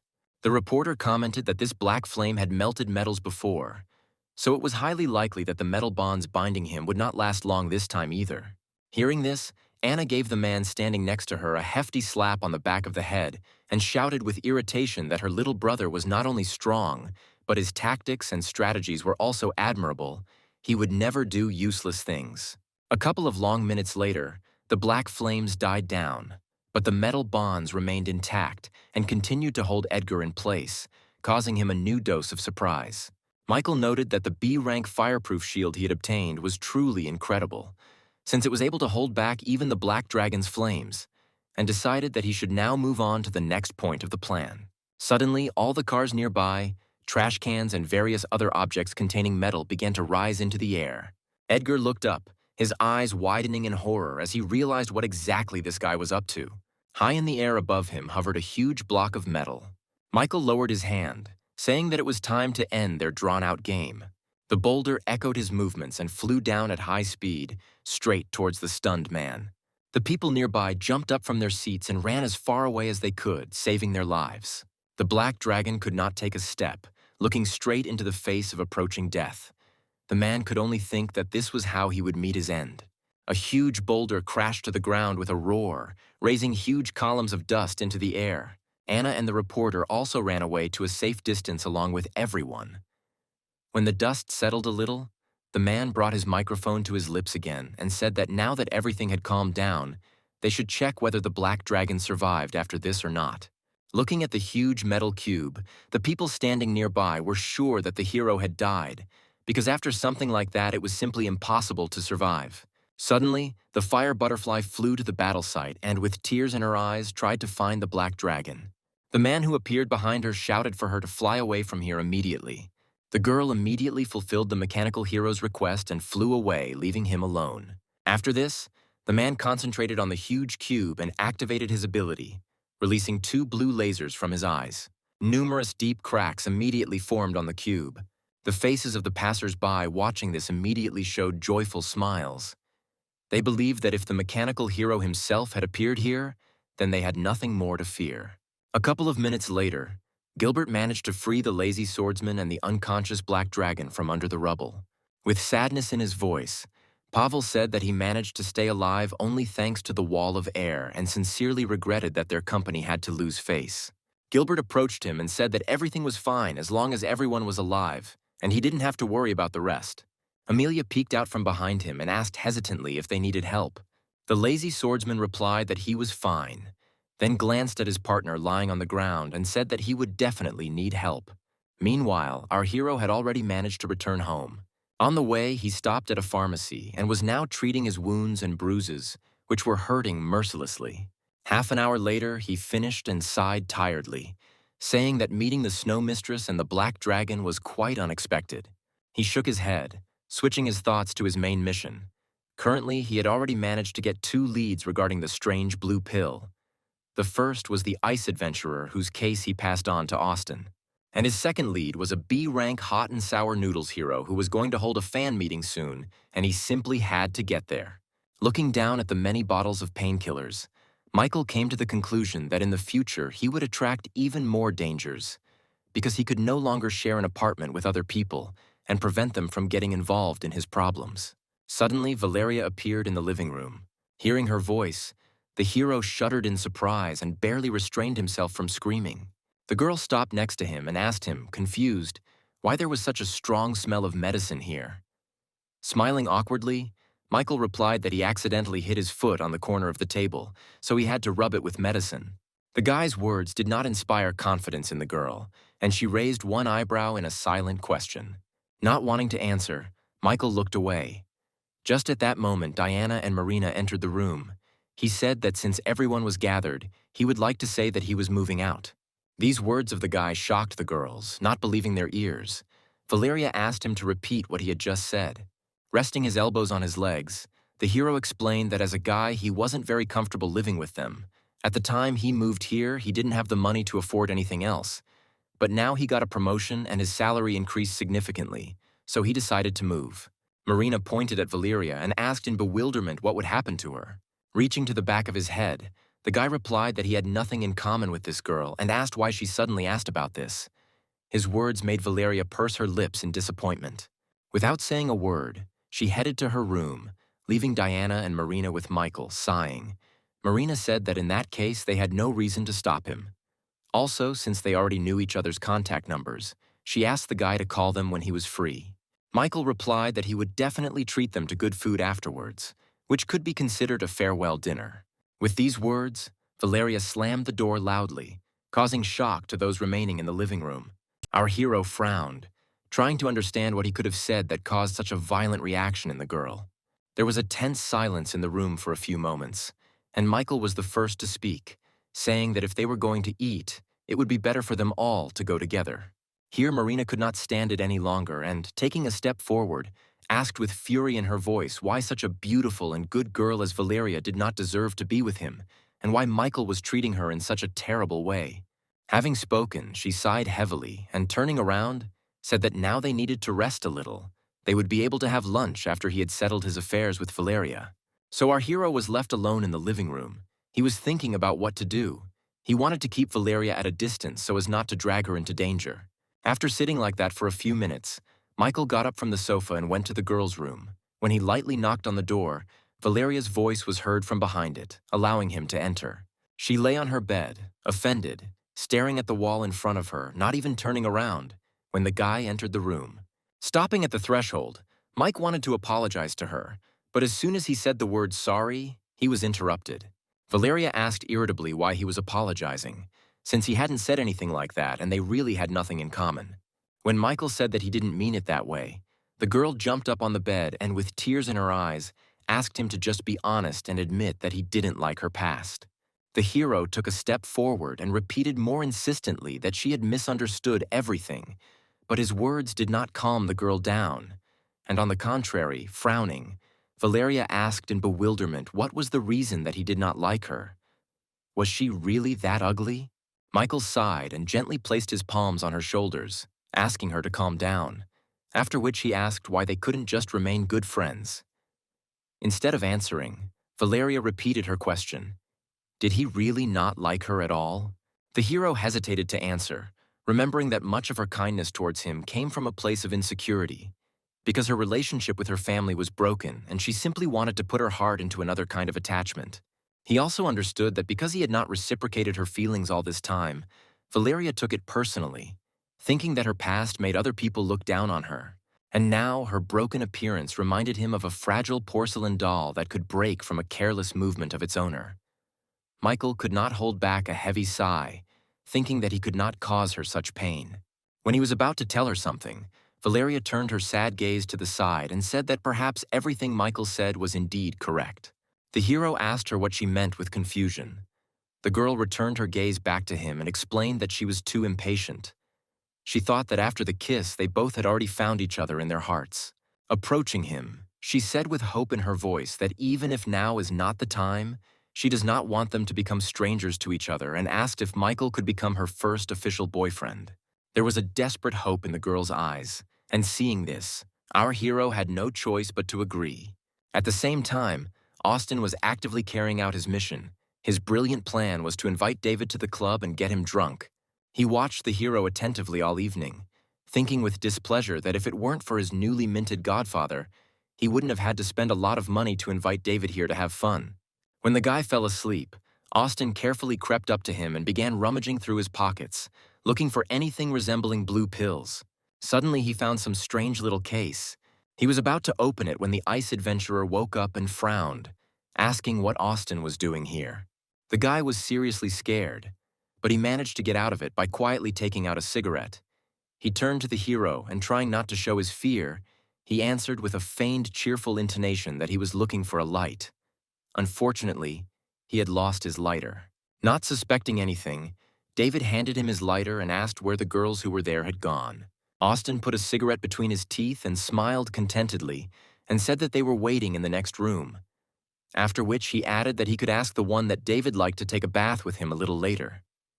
The ice adventurer liked this idea, and the same contented smile blossomed on his face. An hour later, Austin came into his room, and while the girls' happy laughter and David's muffled voice could be heard from the bathroom, the guy, without wasting a minute, immediately began searching through their things in search of that strange case. A couple of minutes later, he finally managed to find it and open it. Austin took out one of the small blue cubes from there and looked at it closely. At first, he thought it was sugar or gum, but the smell was completely different. At some point, he was overcome by a strong desire to eat this strange, pleasant-smelling cube. Remembering his mission, the guy pulled himself away from such thoughts. When he looked back down at the blue cube in his hand, he saw a broken piece, and it immediately dawned on him that this was the blue pill. At that very moment, a frightened scream from a girl was heard from the bathroom. Hearing this, Austin froze, afraid to move. When the scream stopped, the guy froze and turned his worried gaze to the bathroom door, trying to understand what was going on there. He decided not to return the blue cube. He slammed the case shut and stuffed the stolen cube into his pocket, after which he put everything back in place and approached the door, quietly knocked, asking if everything was okay with David. He immediately opened the door. Austin immediately noticed the obvious tension that was reflected on the hero's face. Realizing that Austin wouldn't get an explanation from him, the guy bent down and looked behind his back. What he saw there gave him far from rosy ideas. He raised an uncertain look at David and with a faint hope in his voice asked him to say that this was not what he thought.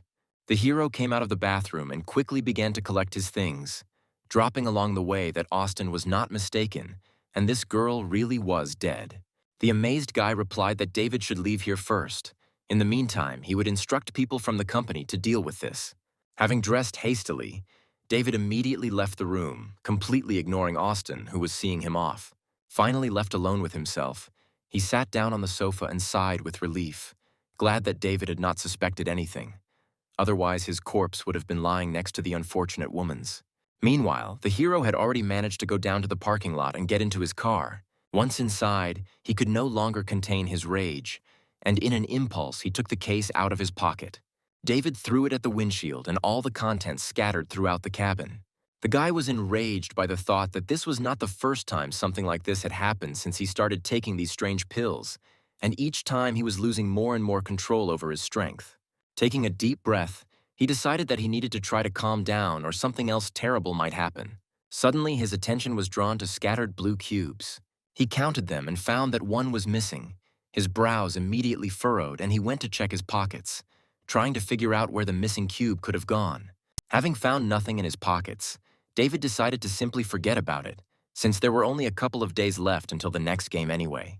The next day, Michael contacted Alex and asked him to help him move. So now they were driving in the car, and Michael was trying his best to ignore his friend's endless questions about why he decided to move out of his wonderful neighbors.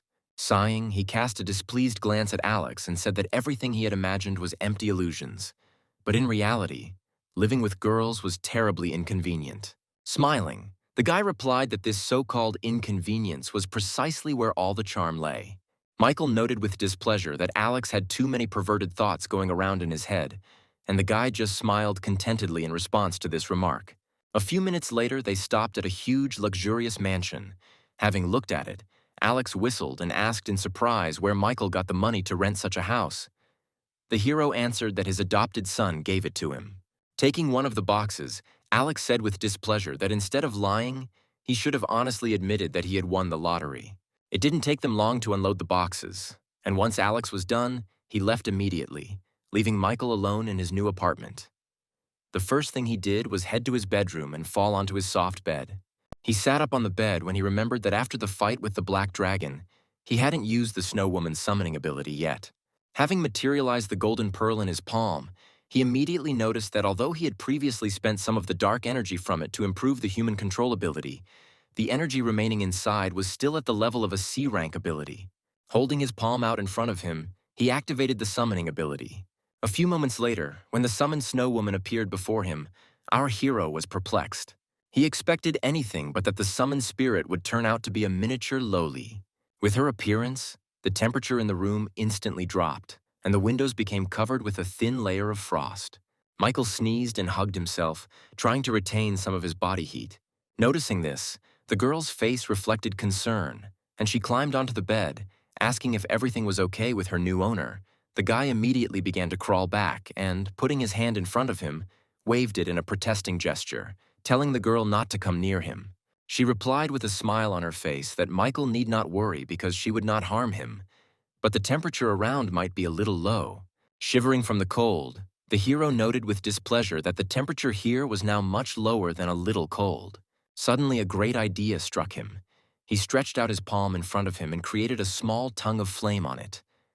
At the sight of this, Sophia immediately perked up and asked if she could come a little closer to the owner. Instead, Michael brought the flame closer to her, seeing the joyful smile on the girl's face and how she boldly stretched her hands to the fire.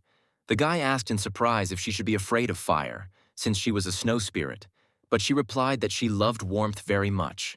Having climbed completely onto the bed, Sophia sat even closer to the flame and said that she was very lucky with her owner. Michael stared at her thoughtfully, thinking that he was really lucky that the cold air that Sophia created was only a passive effect. Otherwise, the flame manipulation ability wouldn't be able to counter that cold air. Suddenly, the spirit's appearance became sleepier, just like her voice. She came close to Michael and leaned on him, saying that her master was also very warm, and with her actions she made our hero shy away. He wanted to move away from her, but seeing how strongly Sophia was drawn to the warmth, he couldn't. Instead, the boy grabbed the blanket. He wrapped them both tightly, saying that this was the first and last time, and that it would never happen again. A few days later, that very day, X arrived.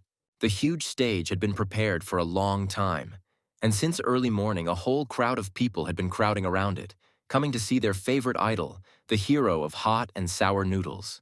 Everyone, as one, shouted about their love for him, and our hero was no exception. He wormed his way among them, armed with all the necessary details of the uniform of a devoted superhero fan.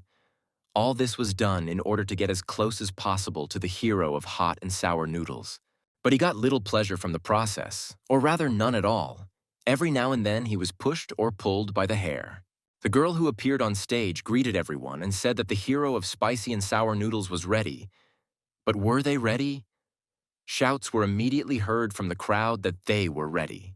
A satisfied smile appeared on the presenter's face, and she shouted that she couldn't hear anything and asked them to be louder. Fans screamed their love for the hot and sour noodles hero even louder. The next moment, a lot of confetti exploded on the stage. Immediately after this, the long-awaited superhero of hot and sour noodles appeared before everyone, shouting that everyone was now safe and that the enemies would be crushed by his iron fist. After this phrase, the fans' screams became even louder. One of the overexcited heroes pushed Michael again, causing him great displeasure. Due to the strong push, he was unable to keep his balance and was about to fall right onto the stage. Michael's face showed horror mixed with surprise as he realized what was happening.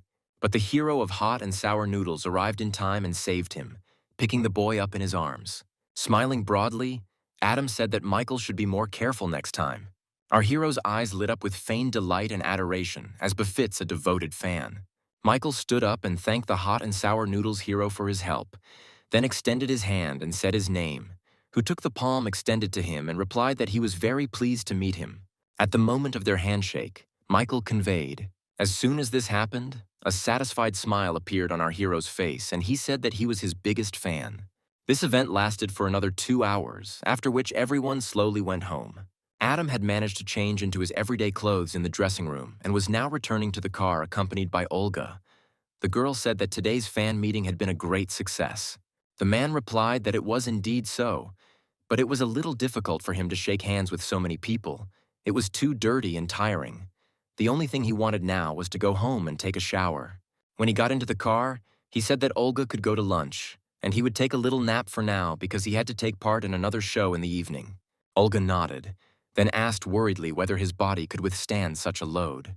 Adam replied that he had to do everything, even if it was too difficult, and reminded the girl not to forget to clear his schedule for the following weekend. He wanted to celebrate his daughter's birthday, and immediately after that, he slammed the car door. As soon as he was left alone with himself, the man sighed wearily. It seemed to him that the debt hanging on him was like a bottomless pit, and he had to contribute more than 1 wad of money to completely close this pit. He grabbed his head as the thought of going to the casino and trying to win it back came into his head. Adam tried his best to push the intrusive thought away. Suddenly, an unfamiliar voice came from behind him, asking if it wasn't too tiring to live like this. The hero's eyes widened in shock. He was sure that there should be no one else here except him. He slowly looked back and saw a guy with a familiar mask who was fighting the black dragon and the lazy swordsman.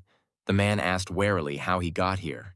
Michael intentionally placed an ability pearl into his body, allowing him to easily locate his victim. Ignoring the question of how he got here, the guy said that Adam shouldn't worry because he only came here to ask a few questions. The man frowned upon hearing his words. He knew perfectly well that this guy could defeat high-ranking heroes on his own, so fighting him would be pointless and too dangerous. He should just say whatever they wanted to know from him. He sighed and said that even though he, the Black Dragon, and the other heroes belonged to the same company, it didn't mean that they all had the same positions, and asked Michael not to hold a grudge against him. To which Michael replied that Adam had misunderstood everything, and perhaps he was the only one who could help him. The next moment, catching his gaze, he activated the human control ability. He was almost immediately transported into the subconscious of the superhero hot and sour noodles. Gradually, one after another, windows began to appear in space with many different memories of Adam.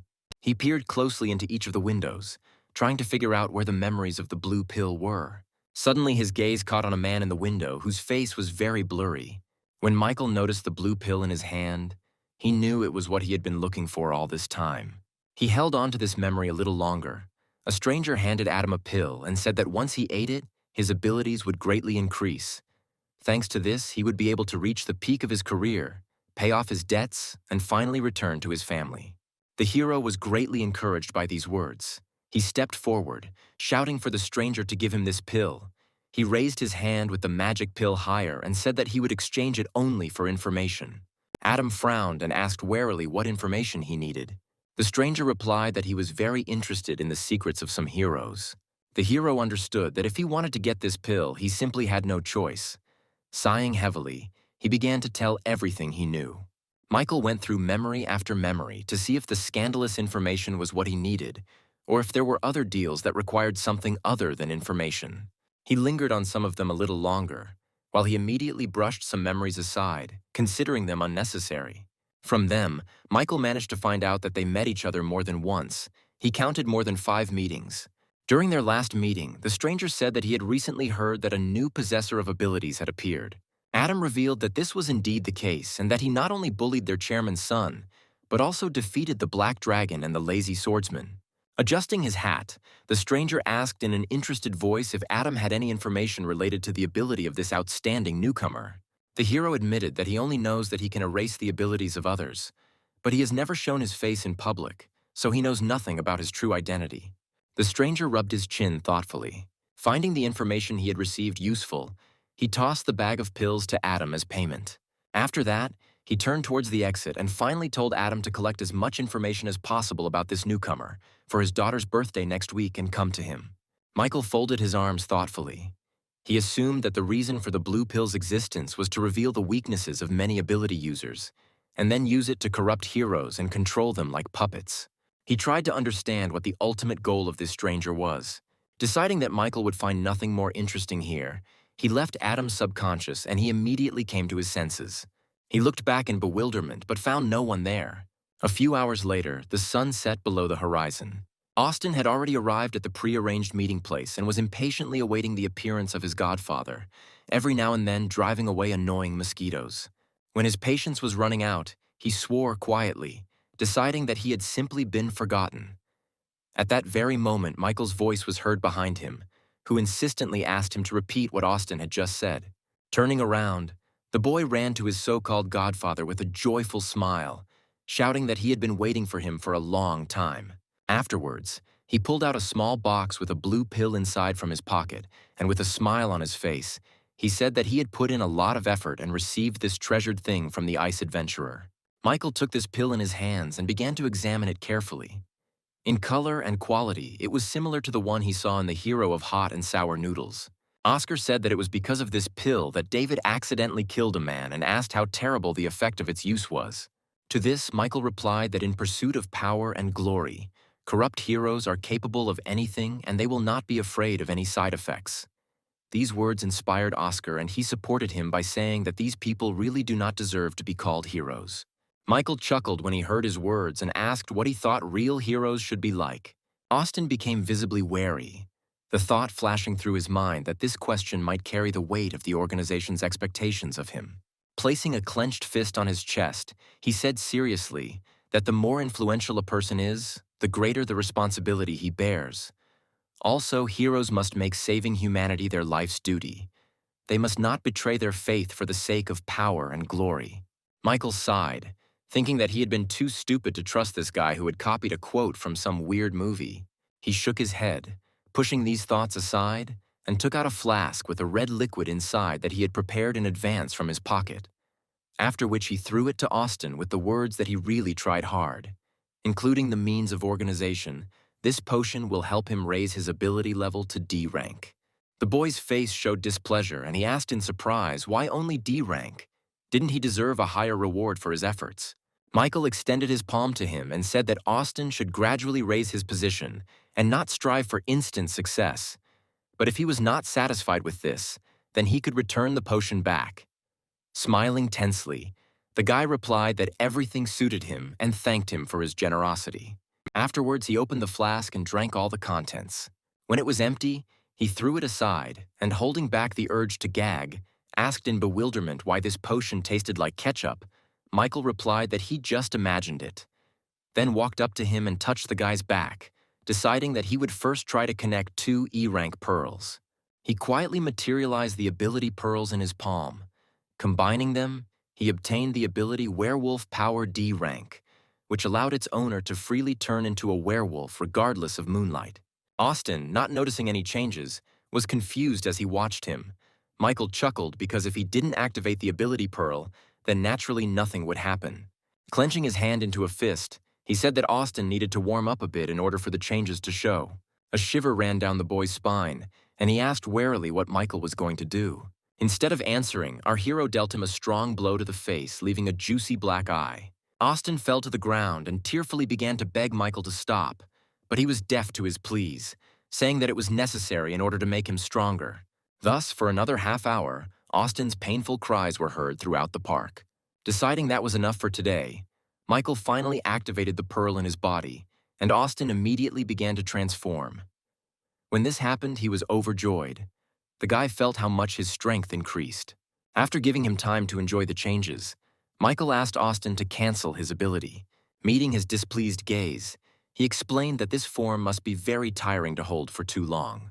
The guy listened to his words and immediately turned back, After which Michael told Austin to continue to monitor the blue pill and also warned him to be extremely careful, because people who use the blue pill are emotionally unstable.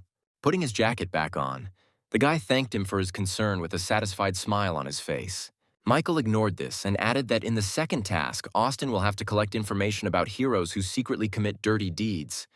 When the guy asked if the organization really wants to recruit new followers, our hero replied that not everyone can join their organization. Others are just ordinary raw material for them. Austin's face showed surprise, and he asked if the organization was going to absorb their power. Michael asked with a grin in his voice where he thought the ability potion came from, then flew into the air on his metal shield, leaving a final word for Austin to work hard, gathering more of the necessary materials for his C-rank ability. These words of our hero greatly upset the guy, but he had no other choice. So he put his palm to his forehead and shouted that he would fulfill the mission assigned to him no matter what. Sometime later, Michael flew to the rocky coast of the sea. He flew away to the farthest shore so as not to attract unnecessary attention. Stopping, he pulled his mask off his face and said contentedly that an empty beach in the middle of the night was the most suitable place to train the abilities of the Snow Woman. He extended his hand in front of him and activated the summoning, and a golden glow of a portal appeared a couple of meters away from him. A few moments later, a joyful Sophia emerged from it, immediately rushing to him with hugs and with a smile on her face, saying that she had missed him very much all this time. Michael stopped the girl, saying in a serious tone that now was the best time for training. They would need to have a practice fight with each other. Frowning, Sophia refused the offer, saying that she did not want to harm her master, to which our hero replied that she was only a summoned C-rank spirit and could not harm her in any way. The confidence in the boy's voice convinced her. She jumped back and landed on the icy ledge, shouting that she would attack first. A satisfied smile played across Michael's face. He nodded, saying that this was exactly what he expected from her. Concentrating, Sophia released all her power. The sea instantly became covered with a thick layer of ice for the next couple of kilometers around her. And snow-white flakes of snow began to fall from the sky. Suddenly, a small rift appeared in space. Noticing this, Michael frowned, suspecting something was wrong.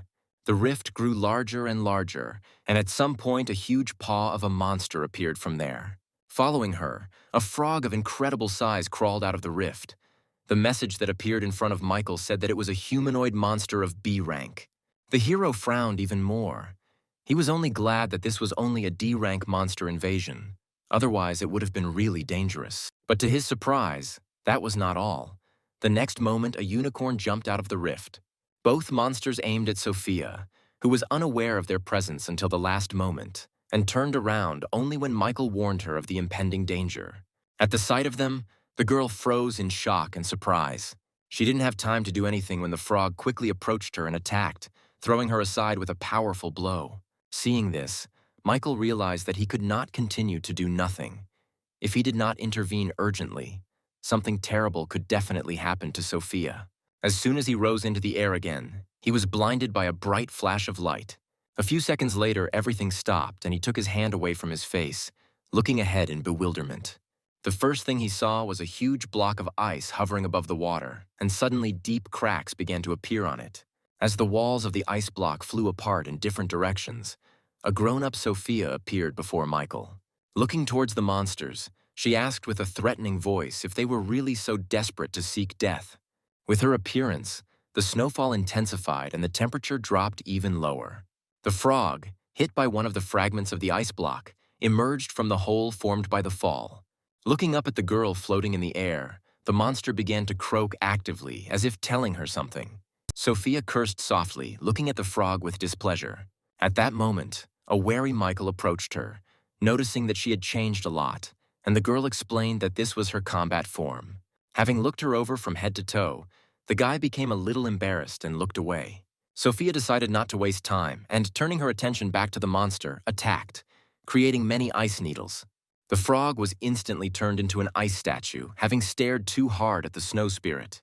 When Michael asked if the monster was dead, Sophia shook her head, saying that it wasn't that simple. In confirmation of her words, the very next moment the frog broke free from its icy prison, and many small fragments flew in different directions. Michael also decided to take part, activating his flame control ability. A blue flame shot out like an arrow towards the monster, but it managed to dodge before it could hit it. Michael attacked several more times, but the monster deftly escaped each time. Turning to Sophia, he asked her to try to stop him. The girl nodded and again created ice needles, directing them towards the monster. Due to the high attack speed, the monster was unable to dodge. The needles firmly pinned him to the ground, depriving him of the ability to move. Michael took advantage of this opportunity and attacked him again, creating several fireballs. As the blue flames enveloped the frog's body, a painful roar from the monster was heard.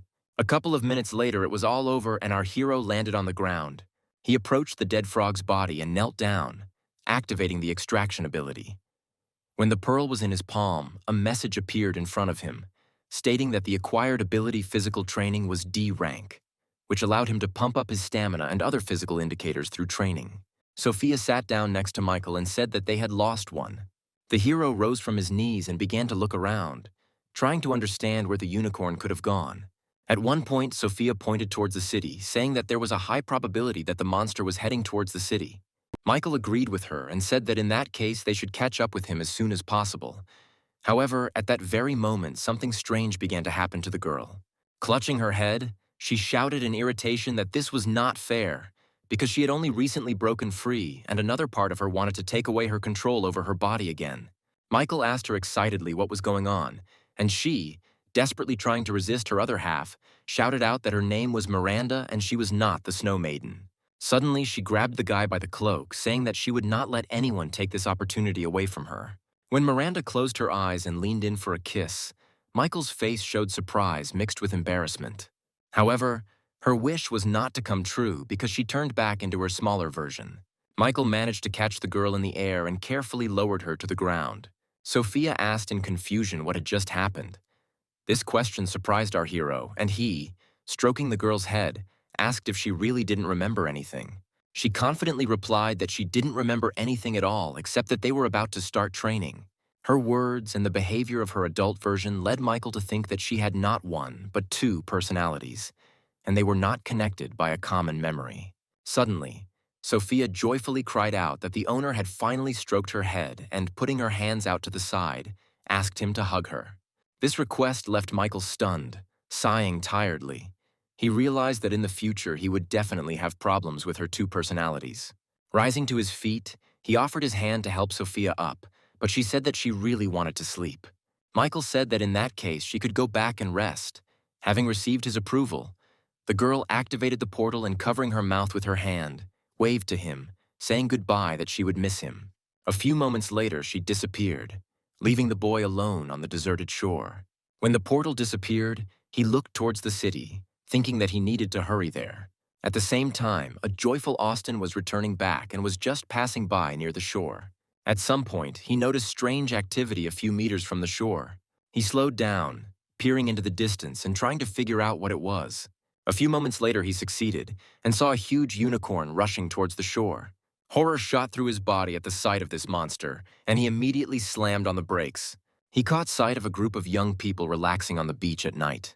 Austin ran out of the car and started waving his arms and shouting that a dangerous monster was approaching them and that they needed to get out of there immediately. The dark-haired girl heard his screams and looked in his direction, telling the guy sitting next to her to also pay attention to that strange stranger. At the sight of him, Albert frowned and said with irritation that this weirdo just wanted to attract their attention to show off. Another girl asked them to be quiet, listened closely, and said that he was shouting that there was some kind of monster behind them and that they needed to run away from here. When everyone present heard this, their faces reflected great surprise and they immediately turned towards the water. As soon as they did this, they immediately saw the danger that the strange stranger had warned them about. A huge unicorn ran out onto the shore and was already a couple of meters away from them. Austin was in a stupor. He didn't know what to do, take a risk and save these unfortunate people or get back into the car and save himself. Having weighed all the pros and cons, he rushed towards the shore, thinking that he had not been so responsive before. When the monster attacked them, Polina was carried away into the sea by a huge wave, emerging from under the thickness of the water. With tears in her eyes, she asked one of her friends for help. Suddenly, a hand appeared from the water next to her and grabbed her outstretched hand. Kevin himself appeared next, pushing the log towards the girl and telling her to grab onto it.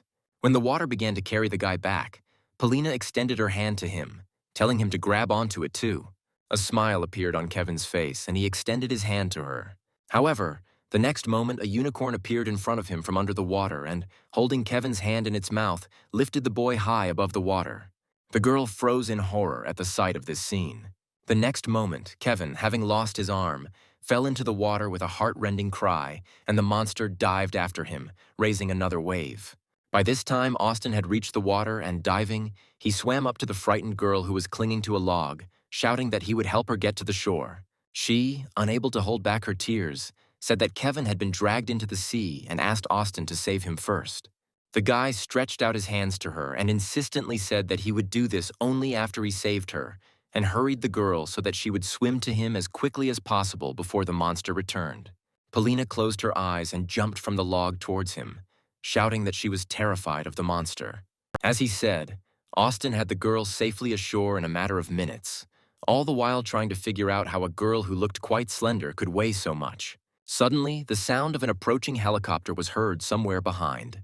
The girl inside it opened the door and started a live broadcast, reporting that the station had received numerous reports of a monster and huge waves on the shore at number 8. Turning the camera to Austin with Polina in his arms, she said with relief that the two had miraculously managed to escape danger. When Alexandra took a closer look, she recognized in this guy one of the most famous internet stars, young Mr. Austin. At the same time, Edgar was sweating vigorously while working out in the gym. He was now doing his 4th set of abdominal exercises, and along the way, he told with displeasure that the ice adventurer had followed his father, the mechanical hero, and gone with him to a meeting at the Hero Association. Pavel, running along the track, couldn't help but chuckle and said that someone was very jealous. Edward paused for a moment from his exercise and objected that he was not at all jealous, and that working out was much better than licking the asses of senile people sitting in their chairs. Suddenly, Pavel's face twisted in horror, and he shouted that Edward should watch the live broadcast. There was a monster on the shore, and his little brother was there too. The black dragon immediately rose from his place, not believing his ears. For a few moments, he did not take his eyes off the monitor, after which he said that Pavel was probably simply mistaken, because his little brother would be terribly scared when meeting a monster and would run away to a safe place at the first opportunity. However, when the image was enlarged, Edward's eyes widened in shock. Austin was indeed there, and the monster was now rapidly closing the distance between them. Alexandra was also excited. She said that if the heroes did not arrive in time, then very soon this monster would catch up with them. The shocked Edward moved closer to the TV monitor and shouted with horror in his voice for Austin to immediately leave this girl and run away from there. But no matter how much he shouted at the TV, his words could not reach his brother. Meanwhile, the unicorn had already caught up with Austin and Polina. Hearing death approaching behind him, the boy cast an anxious glance back. Looking at this, Pavel sighed in disappointment and, closing his eyes, said that he was definitely finished. Edward seemed terribly broken, watching his only younger brother about to die, and he was too far away to do anything to help him. Contrary to Pavel's expectations, Austin was able to save himself by turning into a monster, much to his and Edward's surprise. Thanks to the werewolf's powerful body, his speed increased significantly, and their chances of successfully escaping from the unicorn increased. Shocked, Edward took a few steps back, not believing his eyes. He had no idea that his little brother also had the power of transformation. Austin made a sharp jump and in an instant found himself at a safe distance with the girl. In the girl's eyes, he became a real hero. Putting her down on the ground, he said with a smile on his face that she no longer had to worry about her safety. Immediately after this, the guy turned around and rushed towards the unicorn running towards him. Michael also managed to reach this shore and save a guy drowning in the sea. Afterwards, he turned his gaze towards the land where the battle was taking place. Our hero created several metal spikes, and with a smile on his face said that it was time to see how his godson fights. Austin moved behind the unicorn in a matter of seconds. Completely confident in his strength and his victory, he chased after the monster with a smile. When he managed to grab the unicorn's leg, his eyes flashed dangerously, and he said that today was a great opportunity to use a new technique. The unicorn wanted to run under the water and drag the werewolf with it, but Austin managed to stay afloat, holding tightly to the monster's leg. The next moment, he began to accelerate to high speed along with the monster. Deciding that this would be enough, he released the unicorn and it flew high into the sky. Austin watched this with a smile on his face. He said that he had long since stopped being the kind of person who runs away or hides until rescuers arrive. A few moments later, the monster fell limply a couple of meters away from him back into the water. Deciding that victory was his, Austin threw his hands up in the air and joyfully shouted that he was one step away from surpassing his father and older brother and becoming an S-rank hero. Michael had been watching from the sidelines the whole time, not interfering, and when it was all over, he put away his prepared thorns and said that Austin had done a good job and had made people change their opinion of him for the better. At the same time, Polina's frightened friends ran up to her and asked where Kevin was. The girl replied that the monster had dragged him into the sea when he tried to save her. There was a look of great surprise on Albert and Vicky's faces. Polina continued, pointing towards Austin.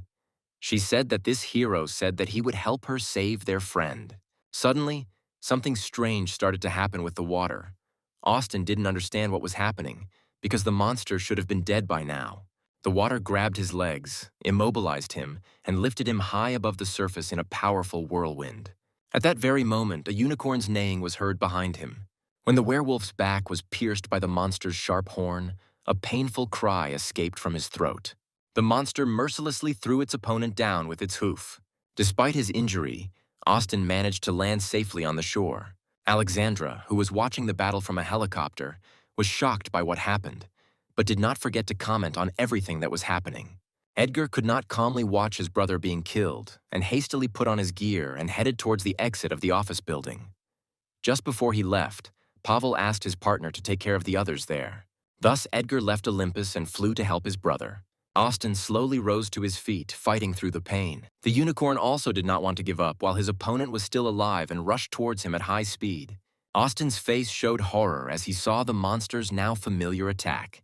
The unicorn turned into a powerful whirlwind again, which instantly appeared near the confused werewolf.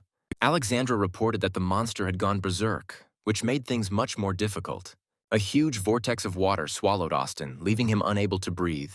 Suddenly, he noticed on one of the towering rocks the familiar figure of his so-called godfather. Having struggled to get out from under the thick water, he shouted out a request for help. The water did not want to let him go and again enveloped his body, immobilizing the werewolf. The crowd gathered on the shore watched what was happening in horror. Bitter tears welled up in Polina's eyes. She desperately hoped that someone would save him. Suddenly, someone rushed past them at high speed, attracting everyone's attention. Michael heard Austin's cry for help and was now rushing to his aid. As he passed by the helicopter, Alexandra shouted in surprise that it was the same mysterious masked guy who had recently appeared on television during his fight with the Black Dragon and the Lazy Swordsman. A few moments later, Michael stopped near the vortex and thanked Austin for revealing his abilities and acting as bait. He then extended his left hand upward, activating his metal manipulation ability. When a metal pole on the beach suddenly buckled, the people standing nearby became very scared and chose to move away. So Michael got new metal needles. The unicorn didn't notice our hero right away.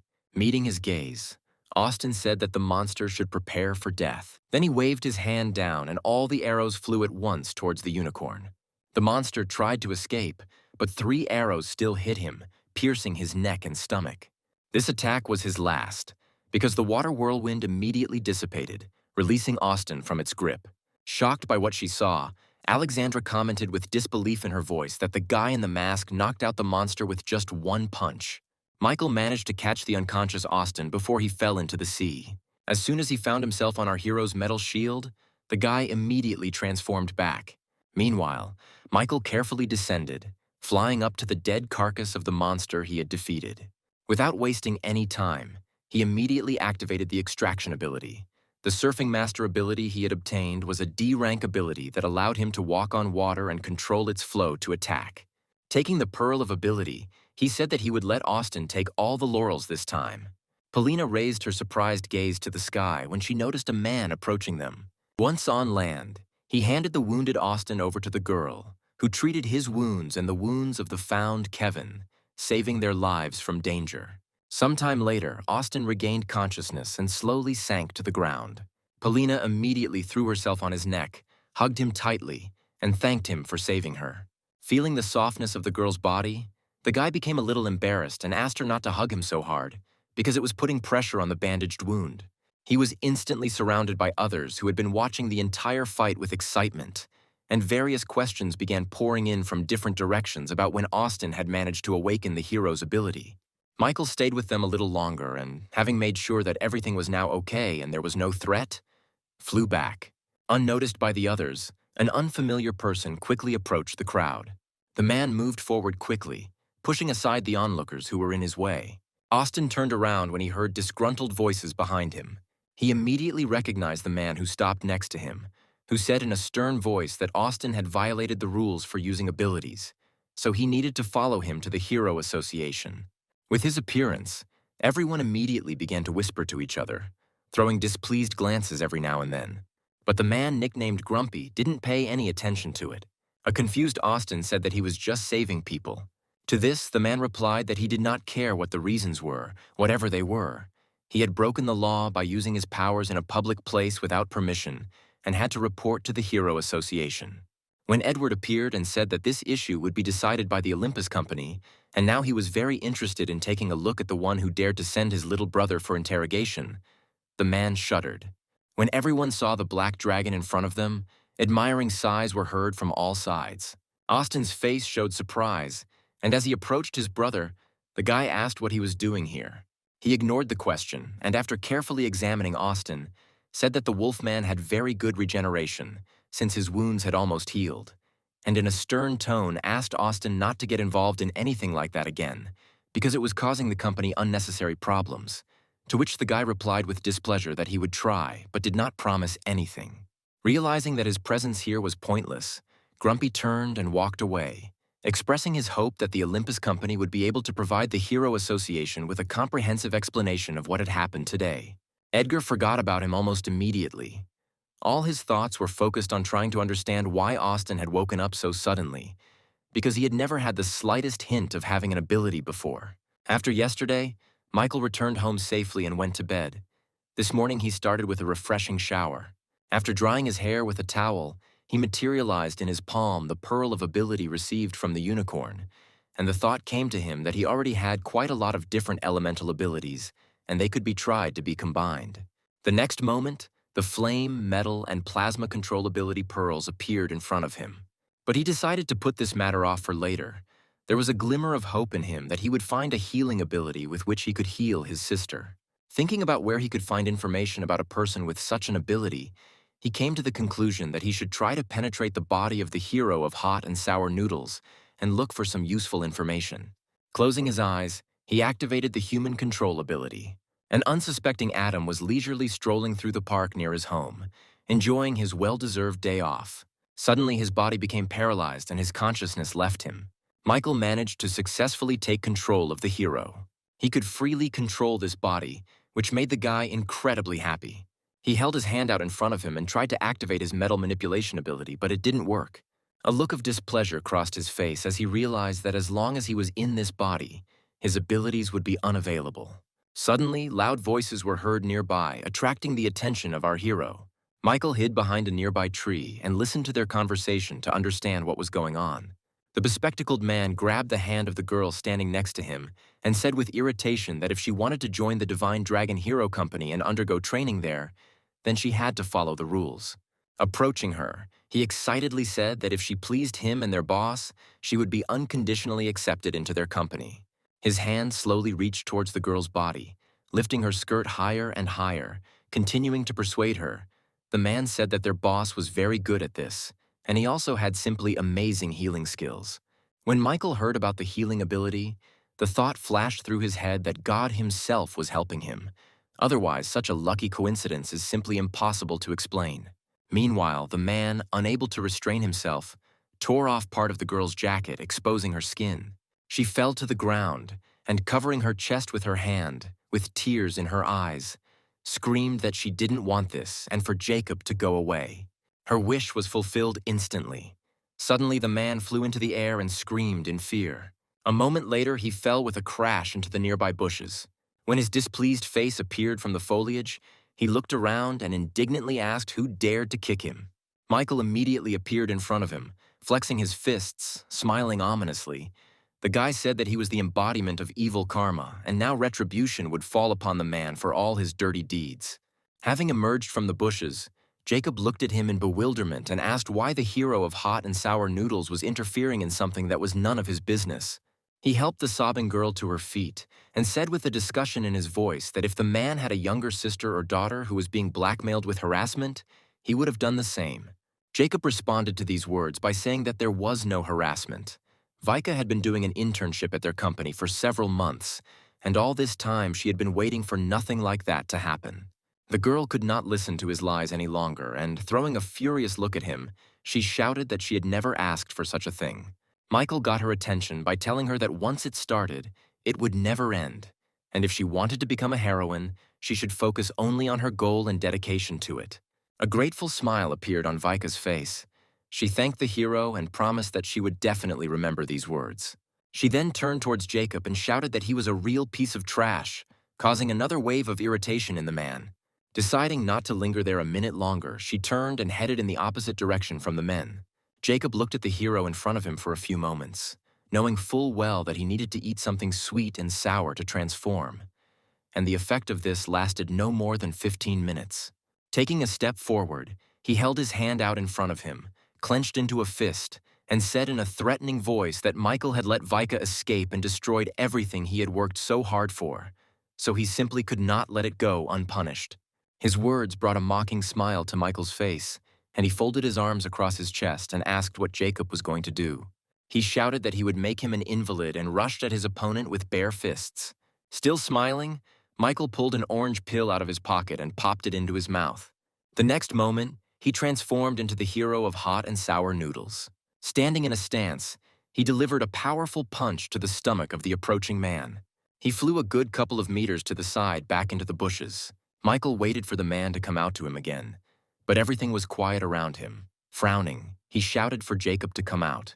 Continuing to hide somewhere, the man said that even if the hero ate the oversalted capsule, his transformation still only lasts 15 minutes. So when that time is up, he can easily get rid of it. Michael is surprised by such a low limit. He had already realized that the ability could not move with the owner of the body, but it could increase the internal strength since it was connected to the soul. And after he had collected many abilities, his internal strength had become insanely frightening.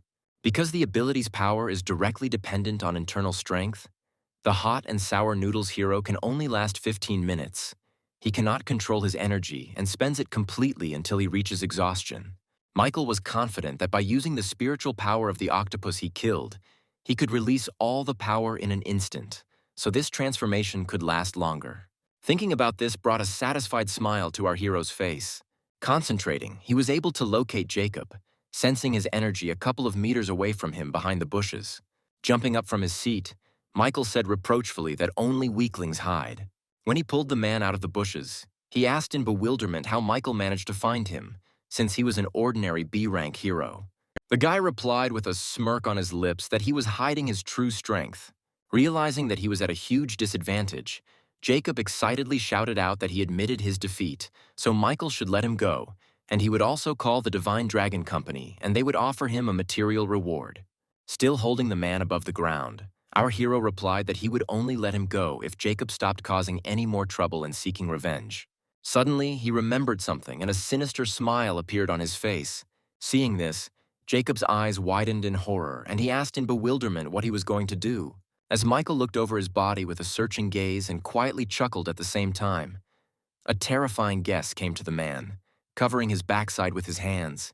He asked with fear in his voice if Michael was gay. His request was met with thoughtful silence. The man grabbed the hero's hand and, with a pleading voice, said that they could just talk calmly without violence. But Michael didn't listen to him. He was completely focused on the thought that now he could not only teach this scum a lesson.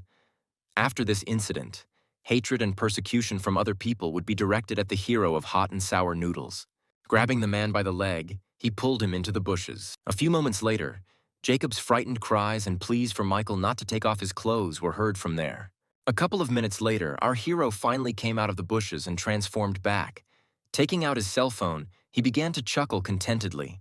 He was sure that after this photo shoot, Jacob would no longer harass girls. Michael also left a message for the hero of hot and sour noodles, saying that new photos on the phone should not be deleted if you do not want new problems for yourself. After that, he closed his eyes and deactivated the human control ability. A moment later, Adam came to his senses. Trying to figure out what had happened, he looked around, seeing that he was still in the park near his house. He assumed that he had simply fallen asleep while walking. As the man turned his confused gaze to the phone in his hand, his brows furrowed and he read out loud the message left for him. At first, Adam didn't understand what photos were being discussed, but as soon as he entered the gallery and saw a photo of a half-naked man unknown to him in the park, he began to scream in confusion. At the same time, a meeting of heroes was taking place in the city of L in one of the branches of the association. William, the leader of the L City Association, looked at his guests with a keen eye. The mechanical hero looked tense, although he tried to hide it. The man standing next to William, who was the co-head of the branch, was no less tense as he looked at the heroes in front of him. Breaking the silence that had fallen in the conference room, William said that planning the first stage of defense required the help of the Olympus Company, and the scale of the depressions was unusually large, so they all had to be extremely careful. Yang continued to explain further, saying that after planning this period, everyone would create a role model of attack and make the monsters return to their world. And it would be the heroes from the Olympus Company who would portray those who drove the monsters away. The heroes from other branches sitting at the table shouted out their support for the idea. The metal hero was in no hurry to agree with the others. He was thinking about the fact that this time the association wanted to allow each organization or company to send an A-rank hero to the core deviation center and strengthen control over the depressions. He understood these intentions perfectly well, but he was worried that by taking the form of monster hunters, someone could make a lot of money.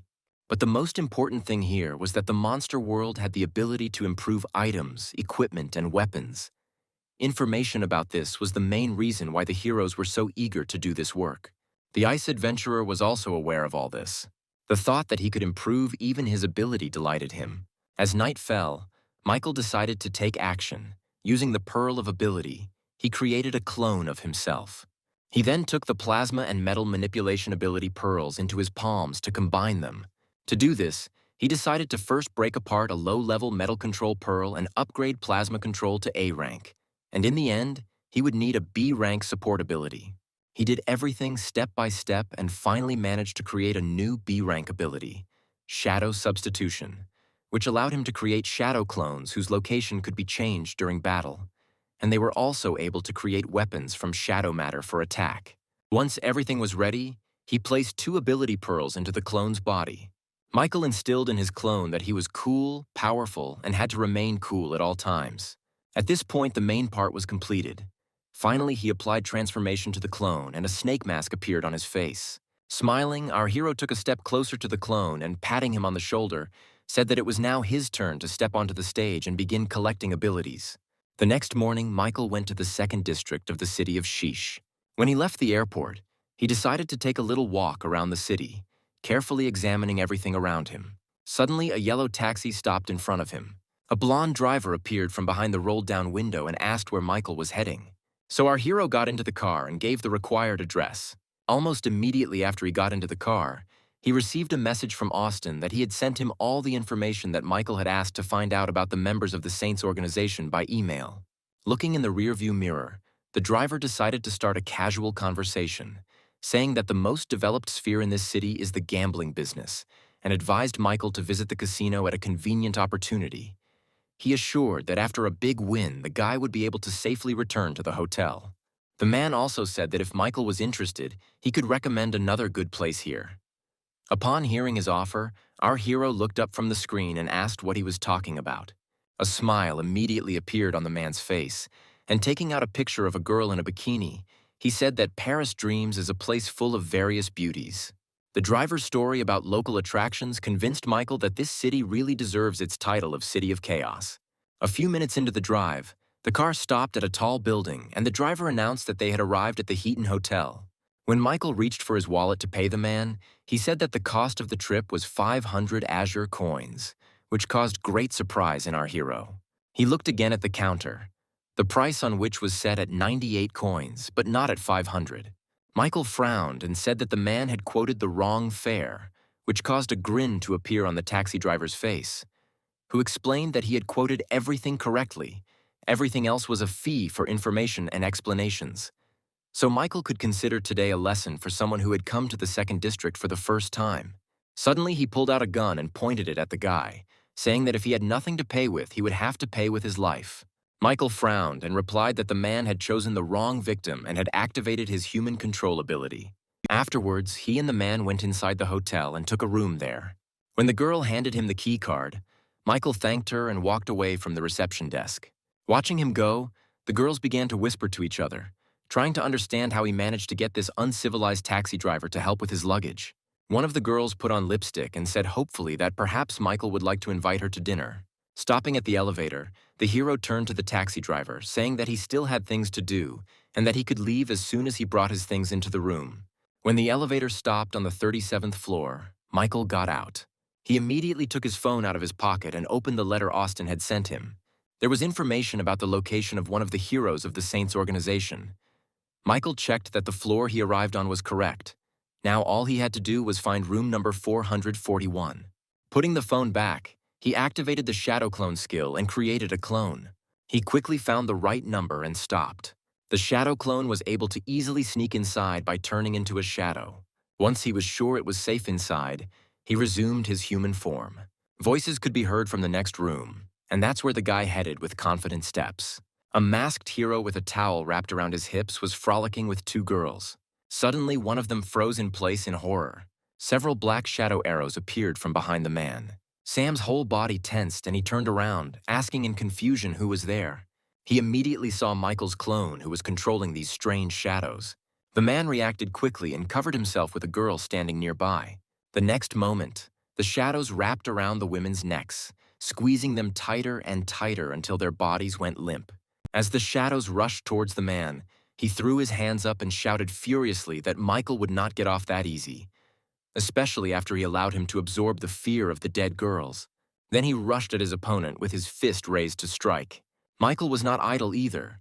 Dropping to one knee, he directed a shadow pillar towards the man to attack him, but he dispelled it with one blow. The man stopped in front of him and asked warily who he was. He had never heard of anyone being able to control shadows before. Still holding the girls' bodies in shadow, Michael ignored his question. It was becoming more and more difficult for him to act coldly and ruthlessly with each passing moment, but he had to see this through to the end. Sam frowned too. He knew that if it weren't for the power he had pulled out of the girls, he wouldn't have had a chance against him. Suddenly, several more shadow arrows shot towards him, but the man managed to jump aside, and the arrows fell on the empty bed. When he shouted out whether Michael realized what he was doing, because if the organizations of the Saints reported everything that had happened here, they would rip off more than one skin from him. The double continued to stand silently in place, not taking his eyes off the enemy. This infuriated Sam even more, and he rushed at him again, shouting angrily that when questions were asked, they had to be answered.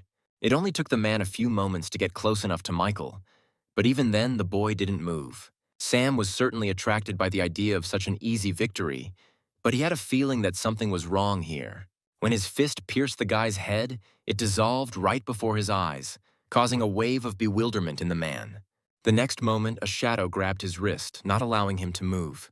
Sam tried to break free from the grip, but to no avail. Suddenly, the double's hand reached out to the man's face, which was distorted into a grimace of horror and fear. He asked with a pleading voice to be let go, otherwise the priest would not leave it that easily. Without saying a word, Michael pulled the man's mask off. He then threw it aside, calling it trash and disgust. When the double placed his palm on Sam's head, he couldn't even move. Deciding not to waste any more time, Michael activated the ability to extract the ability. The pearl that was obtained was of C rank, and the ability itself was called the Mask of Fear, which allows its owner to absorb fear and with the help of this makes him stronger. A few moments later, everything was over, and the man came to his senses. Resting his hands on the floor, he asked with tears in his eyes what Michael had done to him and where his ability had gone. To his request to return the ability back, because without it the priest would kill him, the clone replied that in that case he simply had to look at this priest, whom Sam had already repeatedly remembered. He held his hand out in front of him and activated his human control ability. When the man passed out, the double managed to enter his subconscious. While looking through Sam's memories, Michael learned that he had participated in the War of Ability and had been mortally wounded, leaving him with virtually no chance of survival. Suddenly, a man stopped next to him and promised to heal him, But in return, Sam had to swear allegiance to him, and he had no choice but to agree to this deal. When his consent was given, a soft, healing glow enveloped Sam's body. All his wounds disappeared without a trace in just a few moments.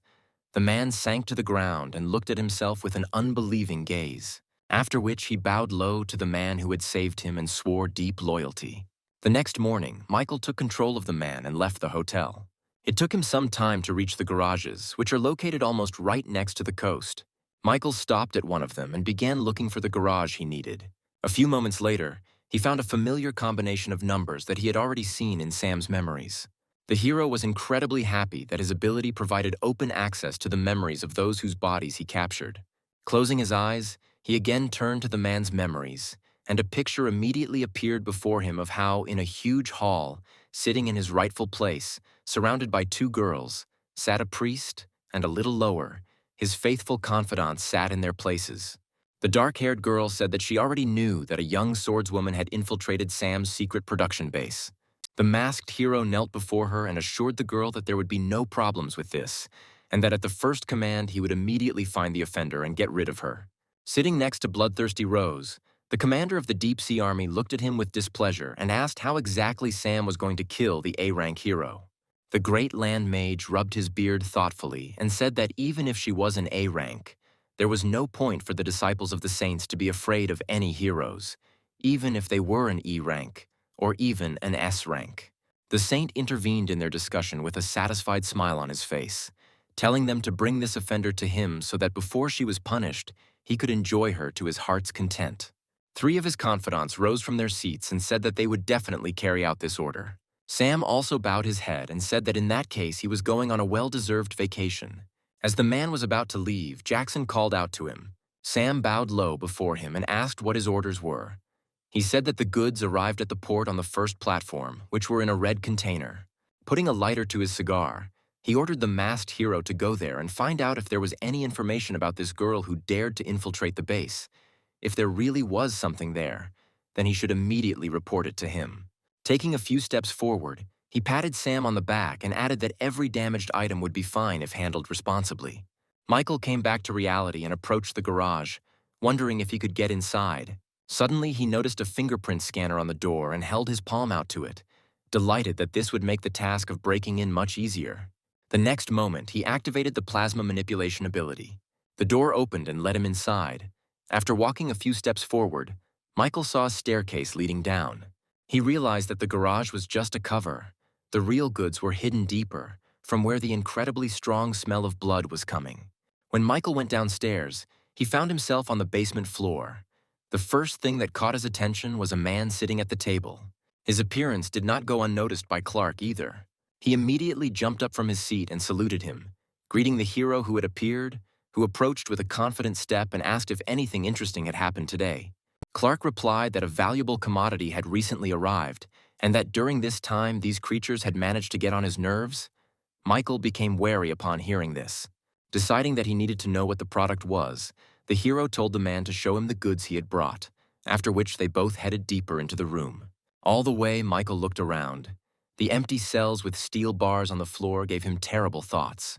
Suddenly, Clark stopped past one of the cells and threatened the children sitting there that if they angered the gentleman in the mask with their whining, they would not get off with just a beating. The boys looked at each other silently and nodded, again turning their wary gazes to the man. Michael frowned with displeasure. He really didn't like this place. As he passed other cells containing children, he thought that they had been kidnapped from different parts of the world. He stopped as Jackson's words about the product came into his mind. Our hero barely managed to restrain himself, but inside he was simply filled with rage. He swore that he would make everyone involved pay. Loud screams were heard from behind the walls of one of the cells. The warden was torturing a boy chained to the wall with a whip, holding his bleeding ear. The man was truly furious that this child dared to bite off his ear. As he swung at it again, Michael came up to him and ordered him to stop immediately. When asked what was going on, the man explained with anger in his voice that the guy had suddenly attacked him and bitten off his ear. At these words, Lucas, chained to the wall, cast a frowning glance from under his eyebrows at the newly appeared man. Michael took a couple of steps towards him and asked what was the reason for such a crazy act. The warden visibly hesitated and looked away, frantically trying to think of something to say before the kid spilled the beans. At that moment, a blue-haired guy who was a preacher of the organization nicknamed Mantis stepped forward and said with a smirk on his face that everything here was pretty obvious. Marcus just wanted to have fun with this guy's sister. These words shocked Michael greatly. He glanced to the side and saw a little girl there, about 11 years old, wearing shabby clothes. The Mantis stopped next to Michael and mockingly said that Marcus had only scared the girl to death for nothing. Then he turned his gaze to Michael and asked what he was doing there, since he should be enjoying his vacation with the two blondes he had recommended to him. The hero replied that those girls were, of course, good. But today, he came here to help the commander of the deep-sea army check the condition of the goods. Pointing to the chained guy, he told them to let him go because they could pay a large sum for him. Lucian walked up to him and bent down, grabbing Lucas by the face, saying that even if this brat lost all his teeth, he could still be sold for a high price. But so be it, they would leave him alone. In response to this, the guy, already missing a couple of teeth, said in his own language that he would kill them all. Frowning, Michael said that Lewis needed to be patient for a little while longer, and very soon he would grant his wish. Lucian turned his suspicious gaze and asked if he really understood their language. Concentrating energy in his palm, Michael replied that he promised to fulfill his wish and would definitely fulfill it no matter what. The next moment, he pierced Lewis's body through and through. The guy's face distorted with bewilderment, and he whispered with his lips the question of why he betrayed them. Towering over him, Michael said with anger in his voice that he and that boy were similar. He didn't give Lewis a chance to fully comprehend the meaning of these words by depriving him of his head. The men standing behind him were frozen with fear and had no idea what was happening. Creating several shadow strands with blue flames at the ends, Michael turned to face the men and said that they would all die here. The blonde man took off, jumping towards Michael. When he almost reached his opponent, his entire body and arms were enveloped in the shadowy fetters of our hero, engulfed in blue flame.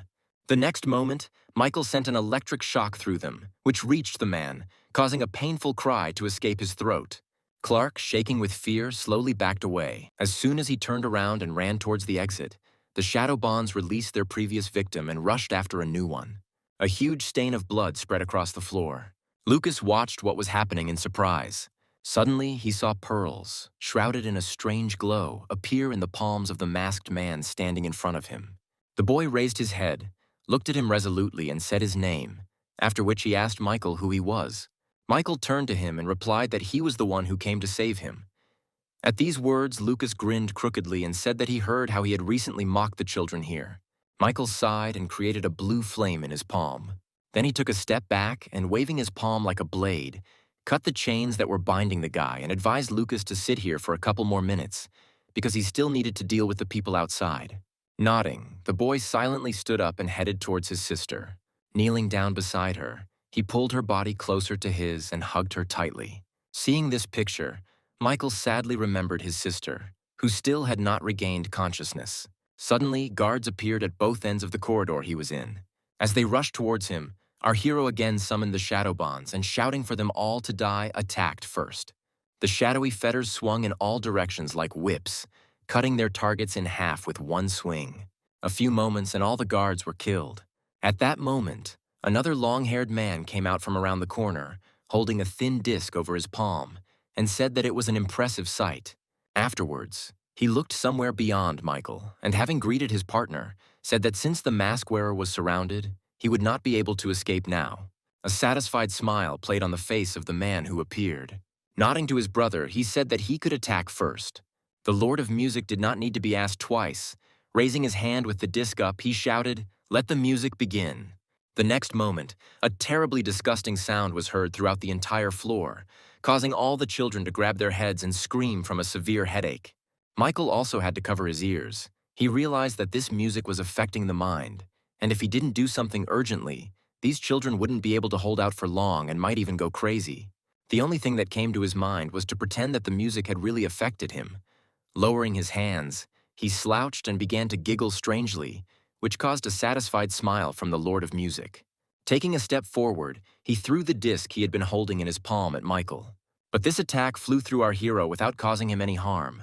The next moment, he simply disappeared into thin air. Without wasting any time, he quietly moved behind his opponent.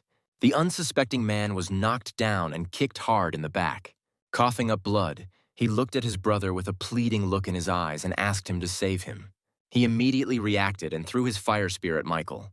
The hero was too busy with his first victim and did not notice the danger approaching him. The spear pierced his right shoulder through and through. He lowered his gaze to the wound, pausing for a few moments. Then he clenched his fist and hit the man lying underneath him with all his might. Spearman's eyes widened in horror as he watched Michael kill his brother.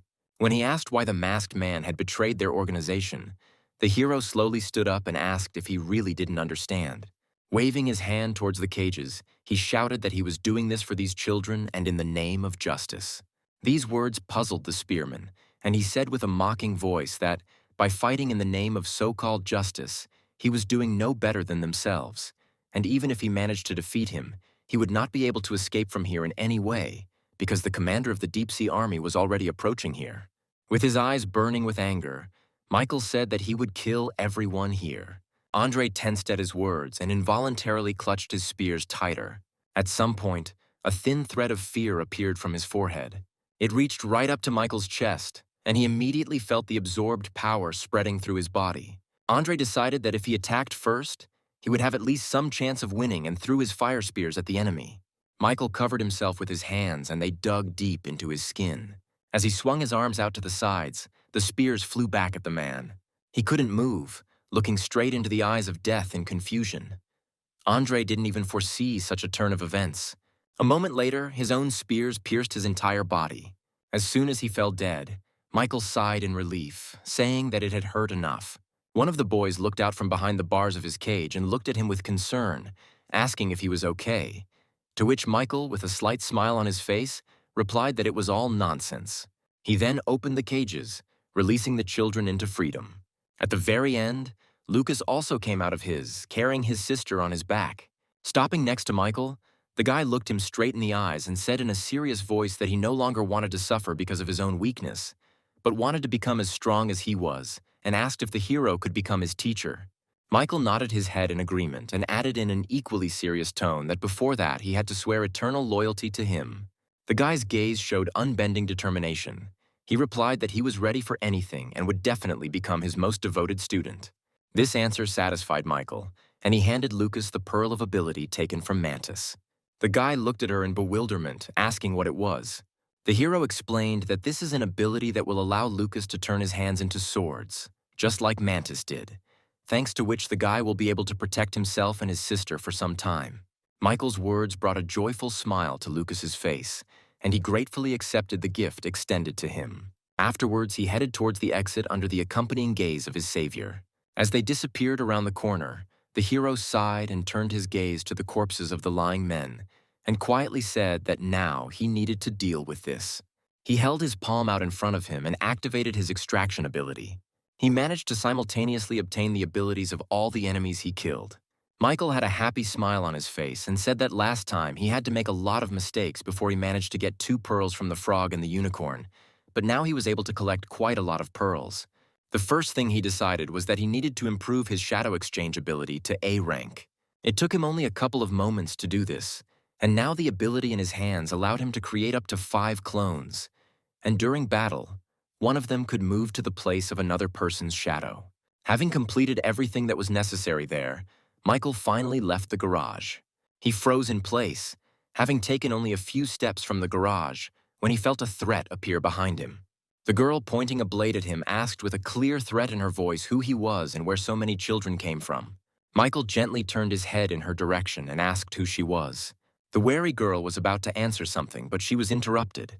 The children surrounded her and began to shout her name with joyful smiles on their faces. One of the boys told Alex that this hero saved them. The other guys nodded their heads in agreement, confirming his words.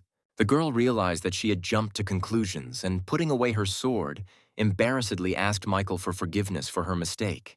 A slight smile appeared on the hero's face, and he replied that everything was fine. Then he asked if she really was the A-rank swordswoman heroine. Alexa confirmed this with an agreeable nod and said that she received information that people were being traded here, so she rushed to save them, but she couldn't even predict that someone would be able to free them before her. Afterwards, she walked up to Lucas and gently stroked his cheek, apologizing for coming too late.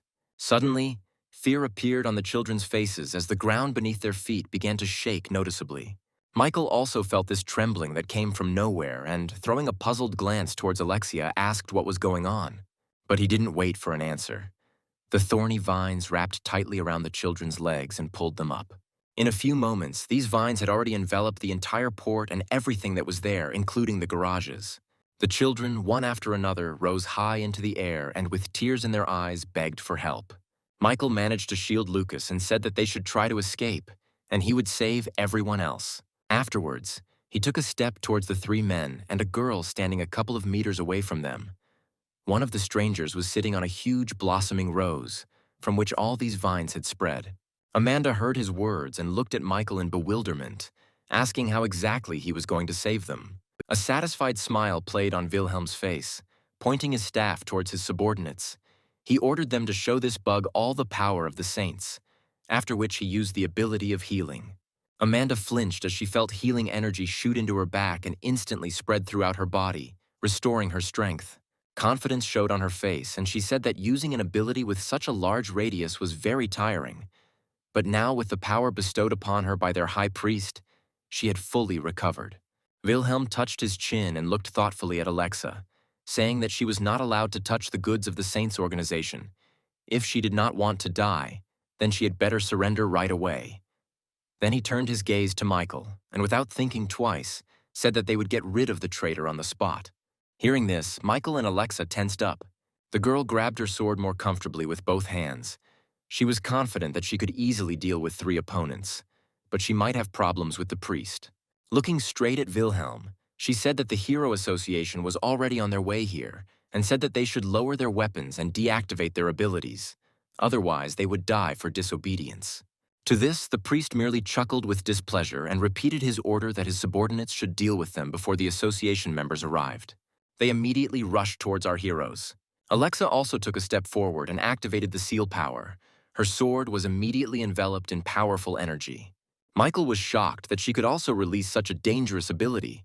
However, nothing else was expected from an A-rank hero. She took off and rushed towards her opponents, completely confident in her abilities. The mage pointed his staff towards her and used a sand magic circle. The girl was running straight towards him when a huge wall of earth appeared a couple of meters in front of her. But this did not stop her. With one swing of her sword, she destroyed this wall, opening the way to her goal.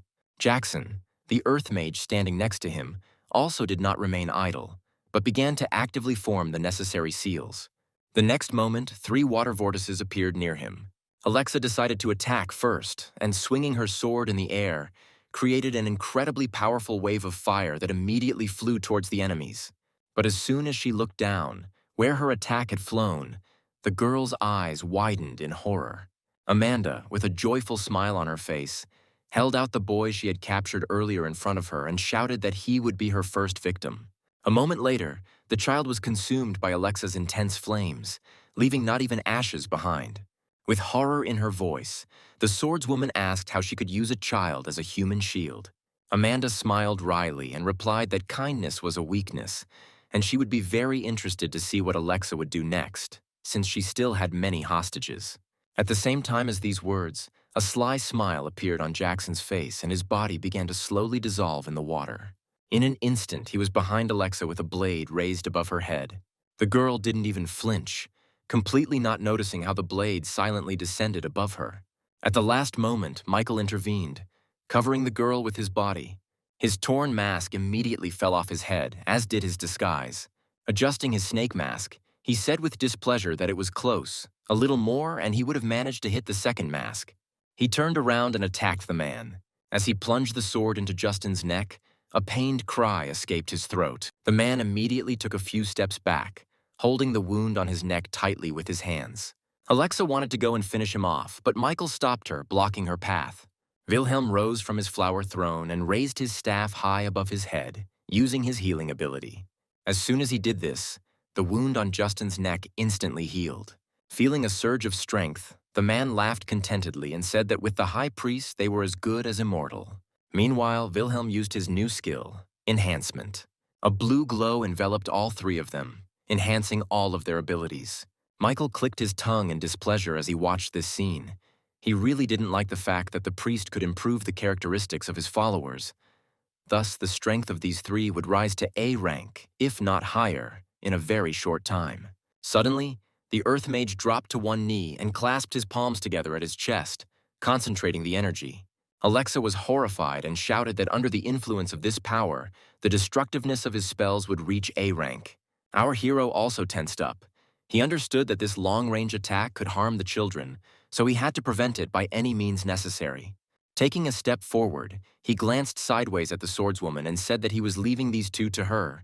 He would deal with the rest himself, which caused a strong stupor in the girl. Looking at him with bewilderment, Alexa asked, even if by some miracle he could cope with the spells of the Earth Mage. But what would he do with the children taken hostage? With a wave of his hand, Michael asked her to simply trust him. The girl was confused. For some reason, this stranger gave her confidence. Sighing, she clasped the sword in her palms and releasing her ability, she said that she would clear the way for him. The next moment, Alexa made one powerful leap and rushed towards Justin. He blocked her attack from above with his blade. He didn't expect this girl to have so much strength, and with difficulty holding her back, the man called out to his partner standing behind him, telling her to help him. Amanda huffed in annoyance and released more force, telling Justin that she wouldn't save his ass forever. The number of vines increased significantly, and a multitude of scarlet rose petals fell from the sky, and the air was filled with a sickly sweet aroma. Alexa froze and looked up in horror as she realized her strength was rapidly fading. Smiling contentedly, Amanda explained that her body was now craving love and could awaken this desire in others as well.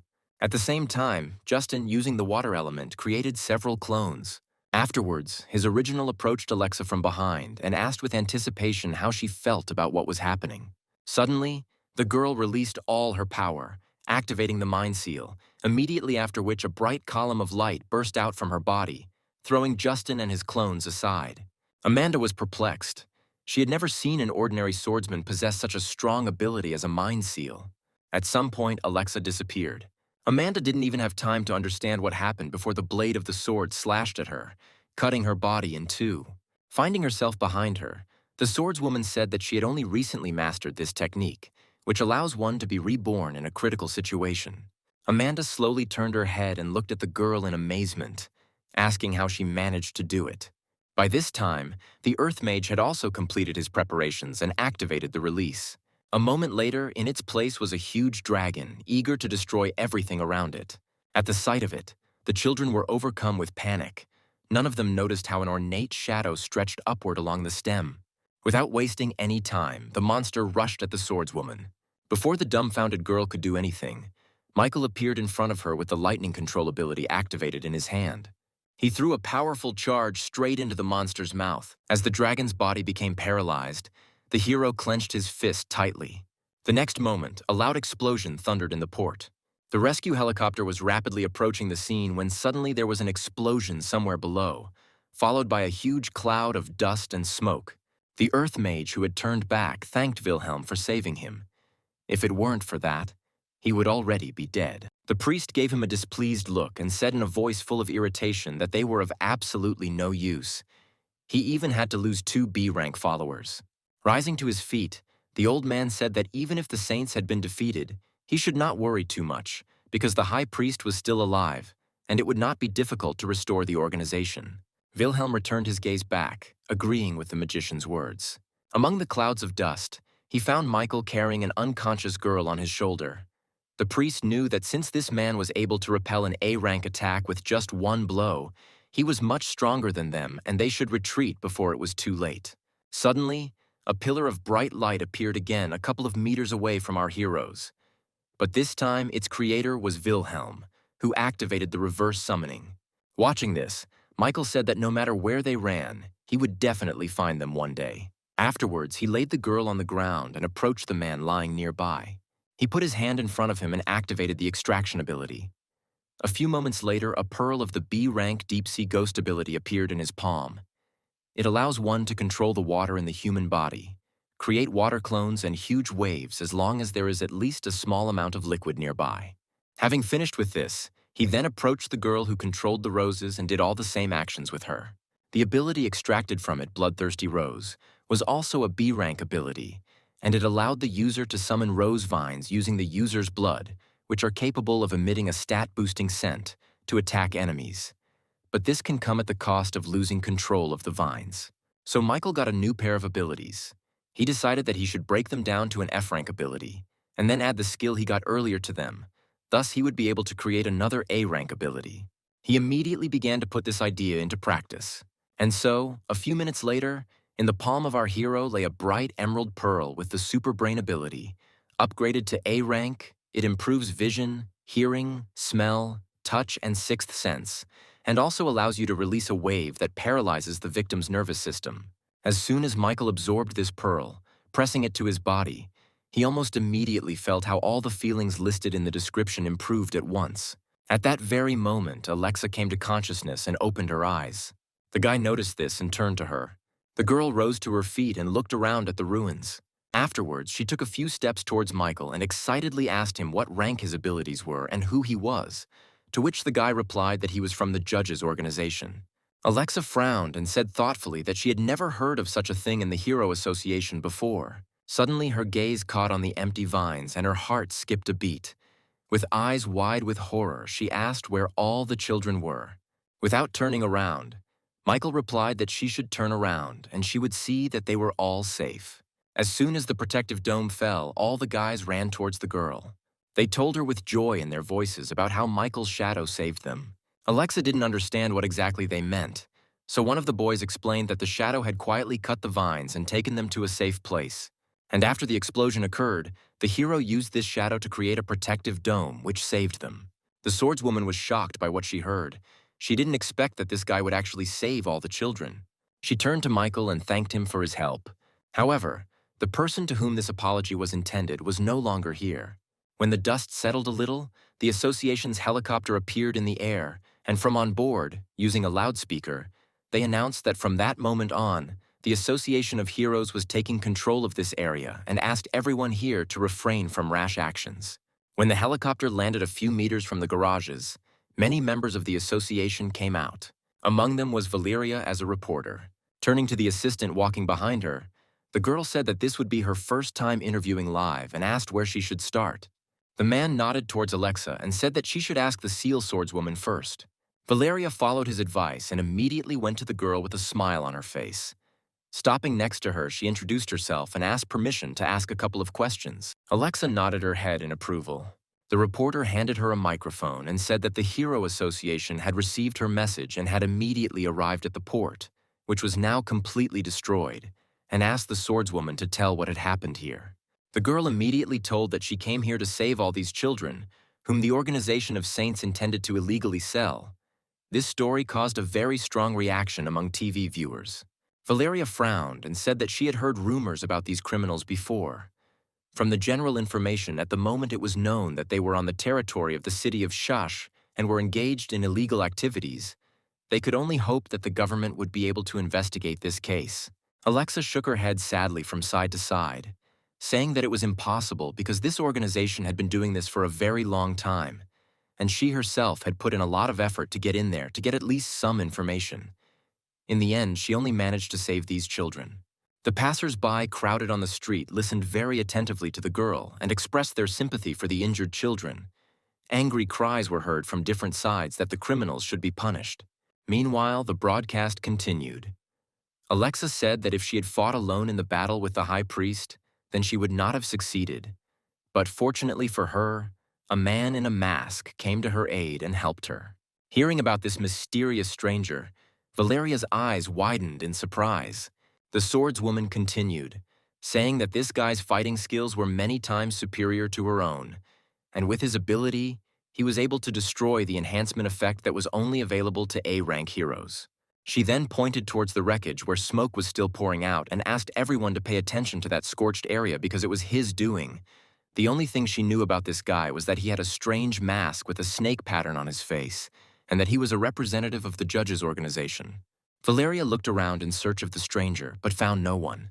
Alexa pointed towards the garages and explained that the high priest had fled and the masked man had gone there in an attempt to catch up with the criminals.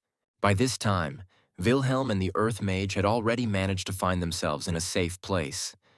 Casting a terribly displeased glance in the direction of the old man, the priest asked if his sand power was capable of getting rid of the brat who had interfered with their plans. The earth mage nodded and replied that he had filled the environment with his magic, and even if he tried to use his abilities to attack them, it wouldn't change anything.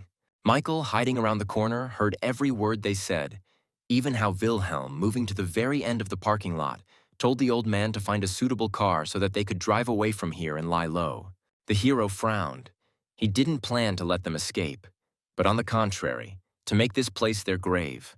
Everything might have gone according to his carefully thought-out plan, if suddenly the phone lying in his pocket had not started ringing, giving away Michael's presence completely. Hearing this sound, the men immediately stopped, turning on the spot in the direction where our hero was now hiding. Michael cursed loudly in his mind, wondering who could possibly need him at such an inopportune moment. When the melody rang again, the men were already carefully approaching the partition, the only place where their mysterious friend could hide. Taking out his phone, he saw that it was none other than Valeria calling him. He listened to the approaching steps of the men, who stopped a couple of meters from the wall, and thought about what he should do in this situation. Wilhelm stared at the wall and kept his forces at the ready. Meanwhile, Michael came to the conclusion that it would be best for him to pretend to be an ordinary passerby, so he used his ability to change into his everyday clothes. Immediately after that, he answered the call and came out from around the corner, talking to the girl in a cheerful voice. His appearance greatly alarmed the men. They were overcome with doubts that this guy could be an ordinary civilian, but they decided not to weaken their vigilance until the very end. When Valeria happily said that Michael would never be able to guess where she was now, the guy asked in confusion if she shouldn't be at home now. To this, the girl replied that she had flown to the city of Shi on the association's helicopter. For a moment, Michael hesitated. He was deeply perplexed about what Valeria was doing here and how she got on the association's helicopter. Trying to maintain a casual tone, he said that the city was currently in turmoil and asked what brought her here. As soon as the girl replied that she simply wanted to share the news that she had found a new job, Michael was overcome with a new wave of surprise. Meanwhile, Valeria continued, happily telling about how she had been accepted as a journalist intern into the Hero Association and had just taken her first interview with the swordswoman heroine, Alexa, and was now going to find and question the masked man. Michael was still recovering from the shocking news he had just heard when he froze again, miraculously not tripping on the level floor. What he found out didn't please him at all, because with the help of the Hero Association, the girl could easily find him. A moment later, he regained his composure and continued on his way, promising Valeria that they would definitely celebrate her new position. All this time, the men simply watched him, and when he disappeared into the dark corridor, they agreed that he was just a passerby and they were worried in vain. But Wilhelm soon realized that they were mistaken and had simply been fooled, forcing them to relax their vigilance. Once again transformed into the serpent, Michael leapt out of the shadows, followed by shadowy shackles shrouded in blue flame. The Earth Mage reacted instantly and created Earth Wolves, ordering them to kill the boy. When one of the wolves attacked Michael, the boy's body simply disintegrated into thin air. Looking at this, Wilhelm said with a smile on his face that they needed more of these wolves to deal with this guy. The mage replied that each of his wolves could handle an A-rank hero on their own, so there was no need to worry too much about it. Suddenly, several shadow strands passed through the hero's body. With just a couple of powerful swings, Michael got rid of the threat of the wolves. Wilhelm didn't notice how he moved behind him and attacked, piercing his left shoulder with a shadow.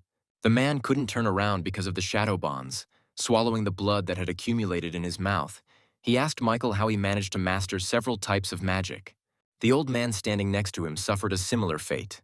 With hope in his voice, Wilhelm said that if the hero allowed him to live, he would not remain in debt. Michael raised his finger to the mask, gesturing for the man to be quiet, and said that he was not saving people's lives for his own benefit, but only in the name of justice. Immediately after his words, shadowy fetters wrapped around the men's necks, squeezing them more and more with each passing moment. Taking advantage of the last opportunity he had, Wilhelm pulled a couple of blue pills out of his pocket and threw them into his mouth at once. Noticing this, Michael immediately jumped away from him to a safe distance, not knowing what to expect from this man after taking these mysterious pills. Suddenly, Wilhelm's body was engulfed in a golden glow, and he bent over, clutching his head with his palms. A few moments later, the glow stopped and the man turned around, looking at Michael with a maniacal smile, after which he said that he forced him to do this because he knows not only how to heal, but also something else. Having said this, the man put his hand in his mouth. Screaming in pain, he slowly pulled out a huge spear. Michael immediately became wary. He felt something strange from this man, something similar he had already felt from Alexa's sword. A few long moments later, Wilhelm pulled out his weapon, which was immediately engulfed in golden energy, and through his mad laughter, he said that his trump card was the legendary Spear of Justice. Raising his hand with the weapon up, he activated the Sacred Thorn skill. The next moment, many golden portals appeared in the air. One after another, spears began to appear that were completely identical to the one in Wilhelm's palm. The man shouted with hatred in his voice that justice would be done. Obeying his power, all the spears simultaneously flew towards our hero. Michael managed to jump to the side before the spears pierced his body. But the attacks did not end there. An endless number of spears pursued him wherever he tried to escape. Suddenly, one of them passed tangentially across his left leg, leaving a deep wound. Wilhelm, who was watching this, laughed joyfully, and through his laughter he said that no matter how much Michael tried to run away or dodge, the end was already decided.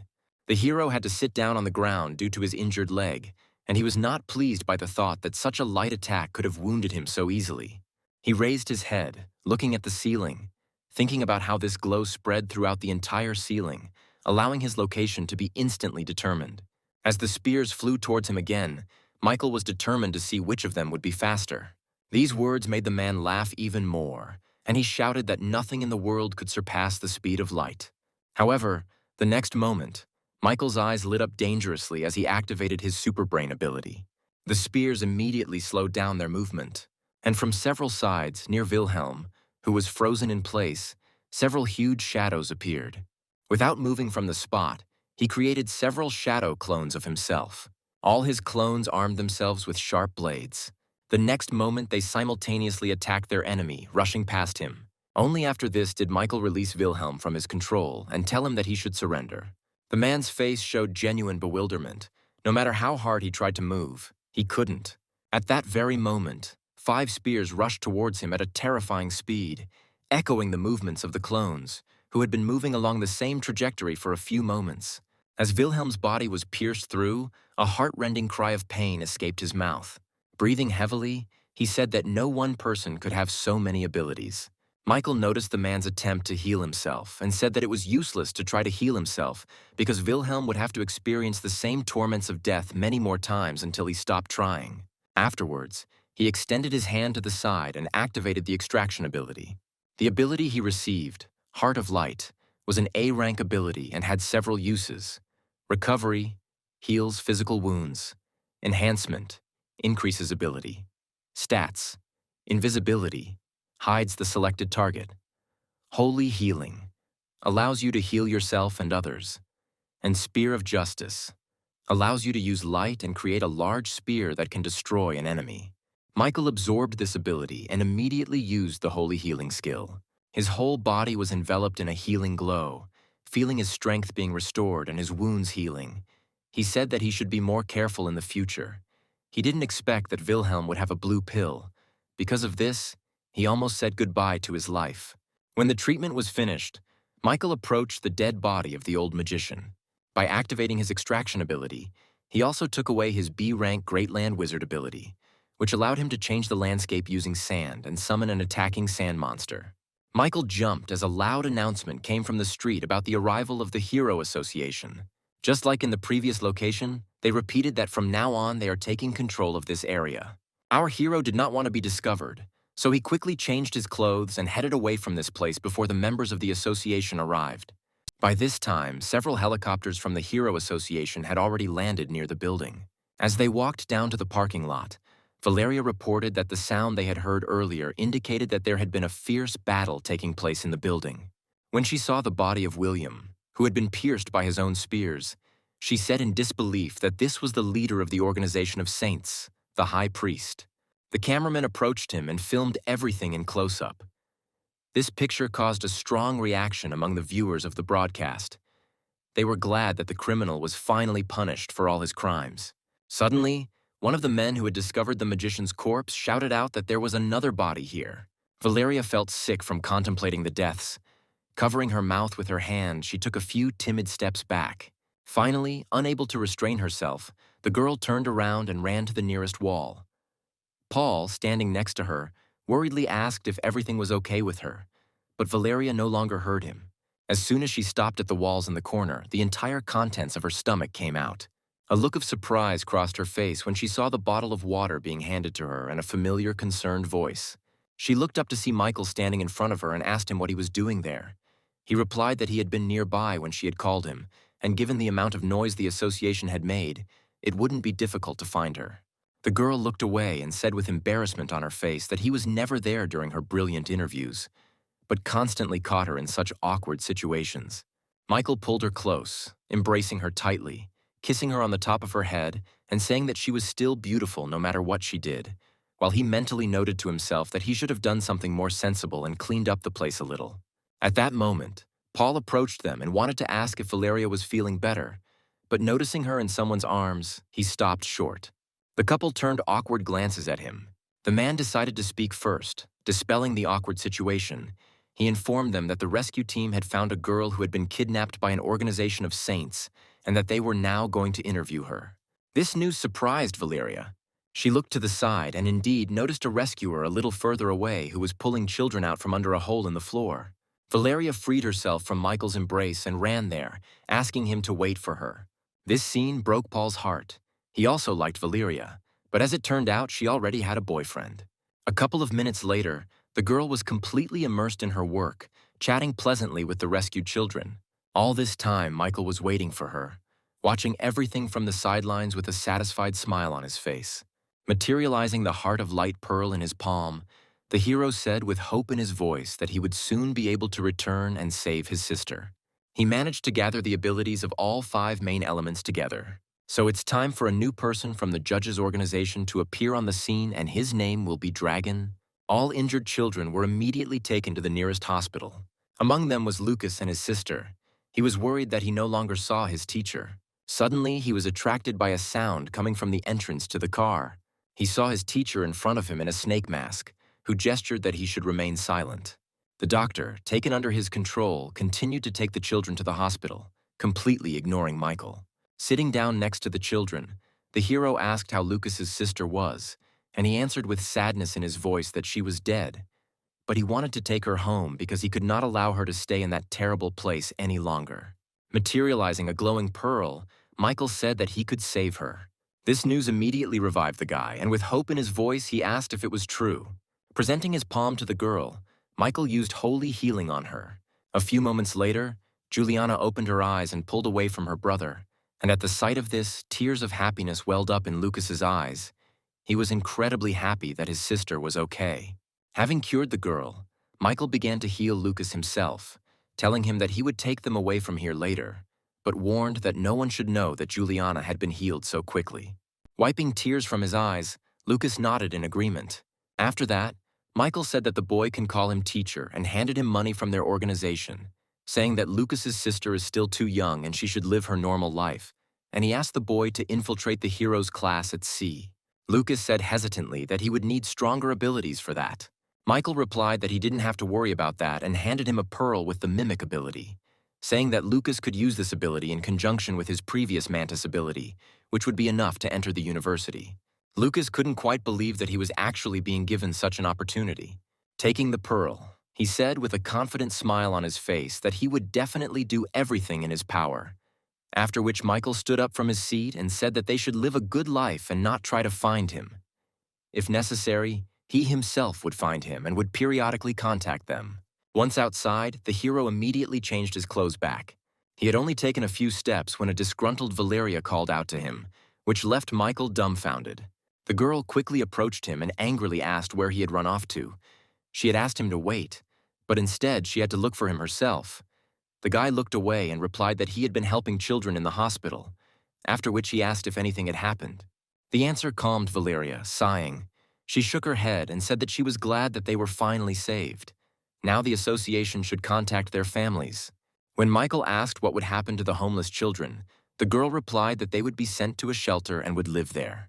The hero smiled and expressed hope that they would grow up healthy.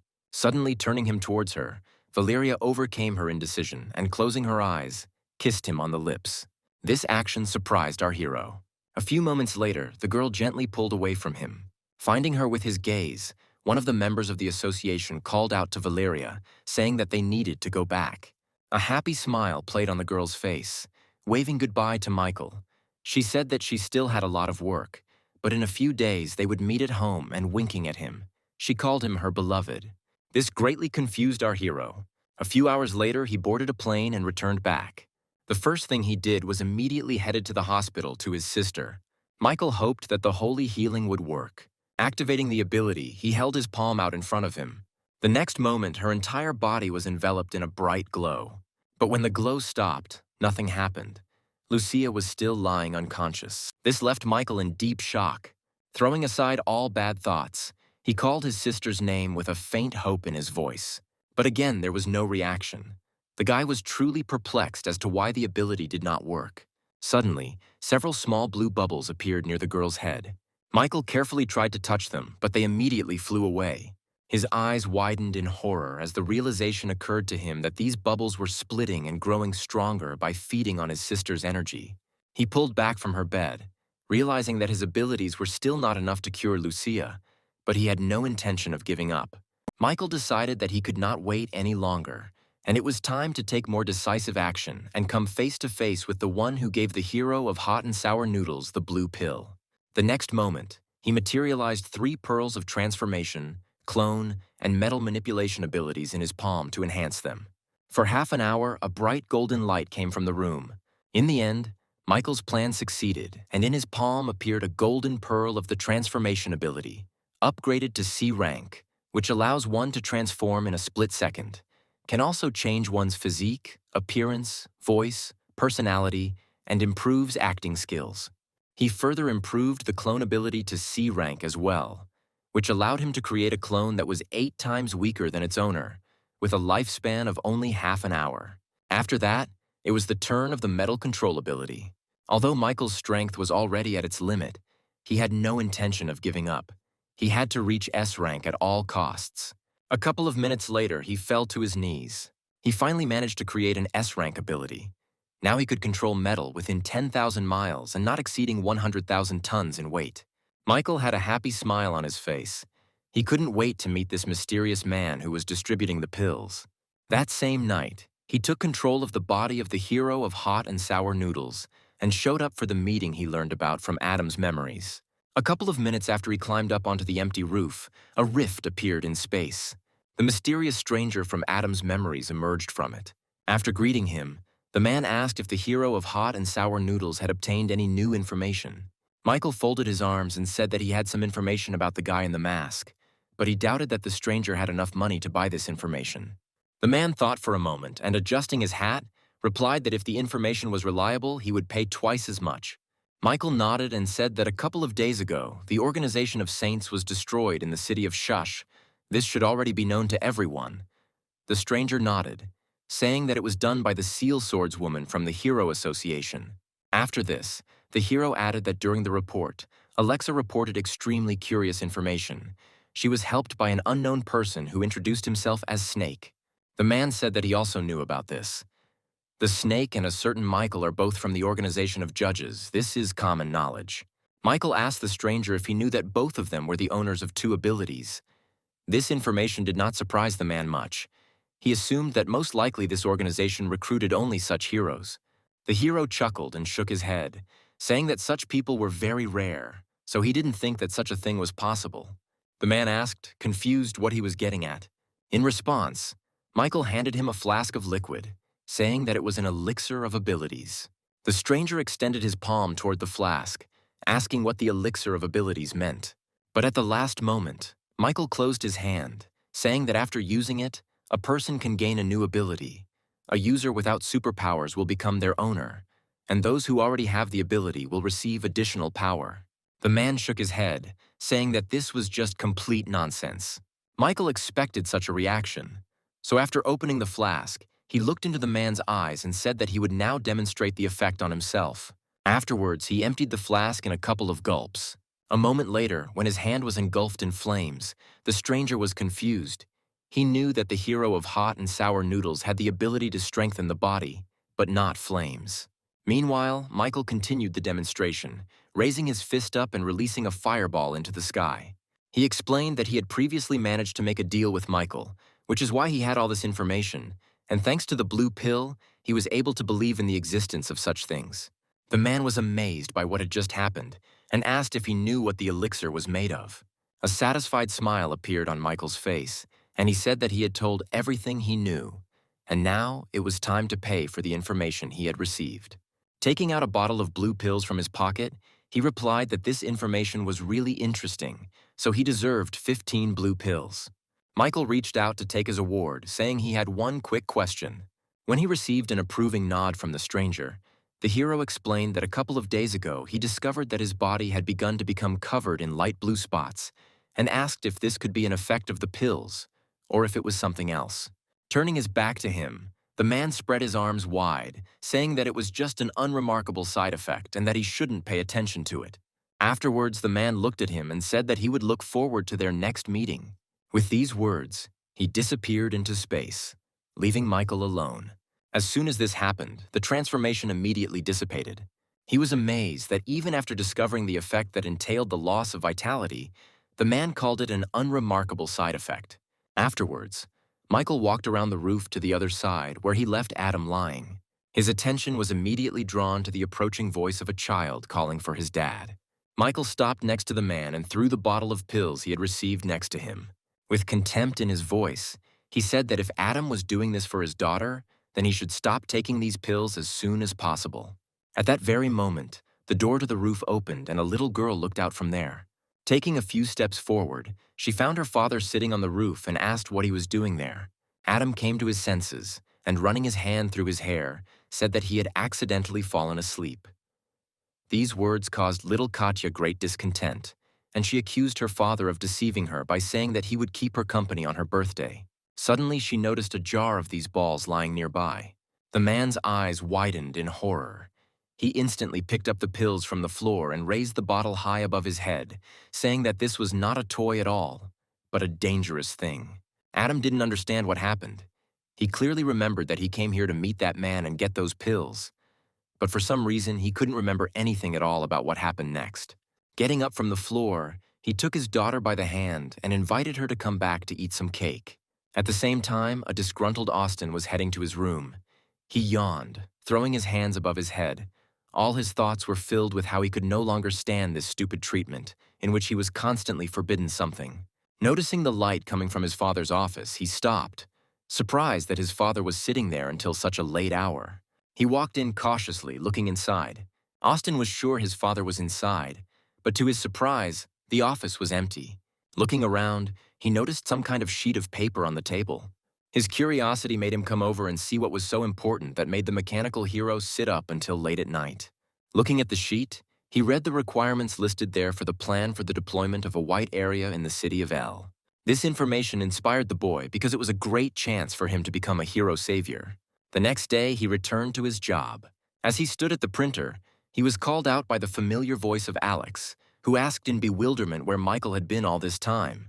Michael didn't want to talk about Austin's request, and simply said that a woman had recently come into the newspaper office and asked to publish a missing persons report. Alex walked up and took one of the leaflets, which said that a 7-year-old boy named Yeager Leeson was wanted. The hero took the leaflet from him and asked him to leave and not distract him from the matter. Suddenly, an announcement was made about the invasion of A-rank monsters, and now all residents need to immediately go to a safe shelter, and B-rank heroes were also asked to come to the scene to confront the monsters. Everyone who was in the office panicked and ran hastily towards the exit. Michael frowned when he realized that the street in question was very close to the apartment he rented with Valeria and the others. He hastily dialed the girl's number and asked in an excited voice where she was now. When the terrified girl said that there was a monster in their apartment, the guy squeezed the phone tighter. Valeria wanted to say something else, but she didn't have time. Someone's scream was heard, and then the call was dropped, leaving the guy in horror and bewilderment at what was happening there. Alex approached him and asked excitedly if everything was okay. He decided that he couldn't waste time on empty chatter and rushed to help Valeria, leaving his confused and bewildered friend behind. Running onto the roof, he used his metal control ability to create a metal shield and flew on it to the scene of the incident. Along the way, he again transformed into the image of a rooster. He hoped that he would make it in time before something terrible happened to the girl. A few long moments later, he approached the place where the huge rat-like monster was raging. He didn't notice Michael right away and continued to fight with other heroes. In the window that appeared, he read that this A-rank monster can attack opponents by emitting a terrifying scream, and it also has very sharp fur. Michael thought with displeasure that it would take a whole team of 3 or more A-rank and above heroes to defeat such a monster. Afterwards, he glanced towards the 2 girls who were fighting that monster. They had B- and C rank abilities. Having missed the last time, the monster repeated its attack, this time aiming it at the fire butterfly. The heroine Greenstorm managed to save her only at the last moment, and the devastating attack flew into the house behind them. Having let go of her partner, the girl asked in bewilderment why she had come here. Since there was no place for C-rank heroes here, they would only become cannon fodder here. The fire butterfly replied guiltily that she should be nearby and see how Lisa was fighting here alone. She sighed heavily, not knowing what to answer to this. Suddenly, somewhere behind them, someone's cry for help was heard. The building, which had been attacked by a monster a few moments ago, began to rapidly fall over on its side, and someone's figure was hanging out of the hole. Grasping the railing, Valeria was able to save the girl at the last moment, who had the misfortune of falling out of the building. Marina, with tears in her eyes, said that she did not want to die and asked for help. Valeria, with firm confidence in her voice, shouted for Marina to calm down, and they would now come up with something together. Suddenly, deep cracks appeared along one of the sharp protrusions on the ceiling. A moment later, he fell straight down on the girl. Valeria screamed in pain as the sharp end of a piece of debris pierced the hand she was holding onto the railing with. Because of this, both girls fell down. As she fell down, Marina screamed loudly in horror. She didn't want to die so early. The fire butterfly managed to catch her a couple of meters above the ground. Marina looked at the girl in front of her with disbelief. She smiled sweetly and winked, and said that now she could stop worrying because her life was no longer in danger. The arriving reporters could not help but film such a heroic scene of rescue. Suddenly, the host Emily came to her senses and became worried about what had happened to the second girl. The cameras quickly found her too. Valeria was still flying down helplessly. However, a moment later, someone's shadow slipped past and saved the girl. This is what a confused Emily told the viewers. At that very moment, Lisa's loud scream was heard, warning the television crew of the impending danger. A devastating attack from a monster was flying towards their helicopter. Realizing that they simply wouldn't have time to fly away, Lisa stood up to protect them, releasing her power. When their attacks collided with each other, a deafening explosion was heard. A powerful gust of air forced Fire Butterfly to turn away and cover her eyes. Meanwhile, Michael moved Violetta to a safe place, away from the battle. He carefully sat her down on a nearby bench. Looking at the girl's face, which was all covered in bruises, he said with regret that he had come too late. Activating his ability, he healed all of her wounds. Then he pulled off his cloak and covered her with it, whispering that she was okay now and he would make sure that no one would harm her again. Before he could take a step back, the girl opened her eyes and looked in surprise at the masked guy standing in front of her. Suddenly, she grabbed his hand and asked him in confusion why he kept acting like a bad guy and then a good guy. The hero replied that he saved her simply because he was nearby, that's all. Michael couldn't reveal his true identity to her, otherwise she would be in danger.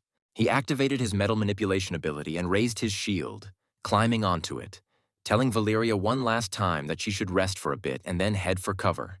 Michael flew back, ignoring Valeria's screams.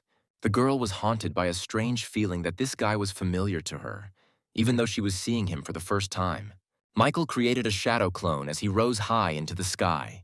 Afterwards, he materialized 2 pearls in his palm and said that the clone's abilities would be the heart of light and the power of the Snow Queen, and also added that it would be better for him to be in the form of a girl. The next moment, his clone transformed into a pretty girl with a rabbit mask on her face. When Michael ordered Rabbit to go and save everyone in danger, the clone immediately went to do the job. Once his clone was gone, he decided that he could now take on this monster. He was about to attack, but suddenly noticed another figure on the roof of one of the neighboring houses. Victoria had a confident smile on her face, and flexing her fists, she said that she would never have thought that she would have to deal with such a creature right in the middle of her own vacation. Emily also noticed her appearance and couldn't believe her eyes. In front of them was the famous A-rank heroine who was last seen in L City several years ago. Victoria looked straight into the camera and smiled, waving to everyone. Mike decided that since heroes had appeared who were ready to take everything upon themselves, he could simply watch everything from the sidelines and assess their strength. The girl returned her attention to the monster and looked at him thoughtfully, thinking that he would be perfect as a punching bag for her. The monster, meanwhile, decided to attack. Opening its mouth, it released another destructive sound wave. Lisa called out to Victoria, warning her that the monster's sonic attacks were incredibly powerful. She just smiled and crossed her arms over her chest and said that if she didn't try, she wouldn't be able to find out whether she could handle this task or not.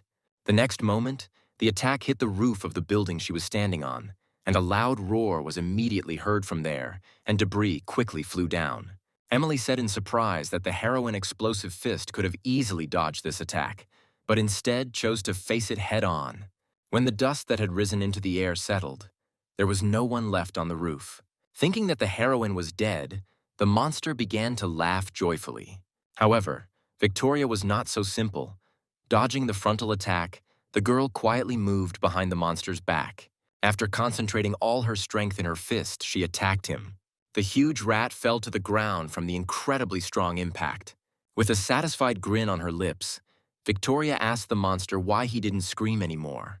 He hissed in displeasure, trying to get up, but he couldn't. Without taking her eyes off her opponent, the girl landed carefully next to him. Then she grabbed the monster by its long tail. As soon as the girl pulled him towards herself, the rat immediately flew into the air. Laughing cheerfully, Victoria began to spin around her axis at high speed, dragging the monster along with her. A minute later, the girl released the monster's tail and it flew away many kilometers away somewhere. Lisa watched what was happening with bewilderment. The strength of the newly arrived heroine was no less destructive than the strength of the monster. Just at that moment, the rabbit flew past. The clone noticed one of the building fragments flying towards the civilian. She managed to save the man a moment before the debris would have hit him, successfully completing her task. The man lying in her arms looked at his savior in surprise, thanked her, and asked what organization she was from, since he had never seen her before. The rabbit let go of the man and turned around, heading off to continue her work, throwing out at the end that her name was Rabbit and she was from the organization of judges. After taking a couple of steps, the clone stopped when she noticed Fire Butterfly and one of her former neighbors, Marina, sitting on a bench. Noticing her, a girl standing nearby explained that they had fallen from a height and were seriously injured, then asked if Rabbit could heal them. The clone nodded and, approaching them, activated her healing ability. Everyone watched in surprise and disbelief as the girl's wounds healed right before their eyes. Once the treatment was complete, Rabbit turned to the rest of the civilians and said that they had better get to the shelter quickly to avoid any further trouble and unnecessary deaths. Her last words were drowned out by the terrifyingly loud screech of the monster, which made people cover their ears with their hands to somehow protect themselves.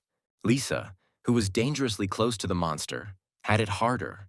Her palms did nothing to protect her from the sound, which made her feel like her brain was about to explode. Victoria was not in a better position. While this screech was heard, she could not do anything. Michael, who was watching what was happening, was horrified when he realized what this monster was doing. The rat absorbed the souls of people nearby. A few moments later, when the monster was surrounded by many green lights, the monster closed its mouth, stopping the disgusting screech. After a moment's pause, his mouth opened wide again and he began to absorb all the souls he had collected. Lisa, who didn't understand anything, asked Victoria what was going on, and she replied that this monster was absorbing the energy of the souls of dead people. As the souls were absorbed, the rat's wounds gradually healed. Noticing this, the reporter immediately commented on what was happening. Doubts crept into her mind as to whether the best fighter would be able to cope with an opponent with such a terrible ability. Victoria looked at Lisa and said that she should retreat because the monster's subsequent attacks could be even more ruthless, and took a decisive step forward. As the girl had expected, having regained his strength, the monster simply went berserk and began to attack even more furiously, destroying everything around him.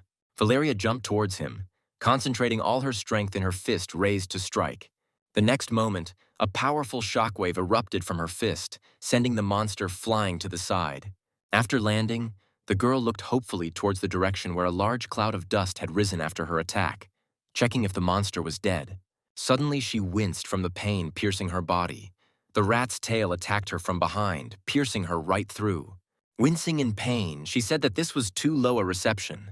The monster lifted the girl into the air and threw her sharply to the side, causing the girl to cry out in pain. She fell to the ground, hitting her back hard against the hard surface, and blood gushed from her mouth, which meant that there were some serious injuries. Although with difficulty, Victoria managed to raise herself up on her elbows.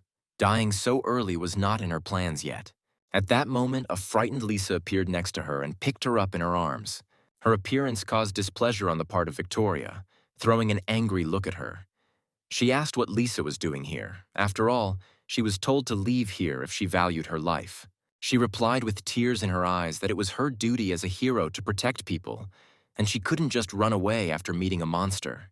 Emily continued to comment on everything that was happening here with tension.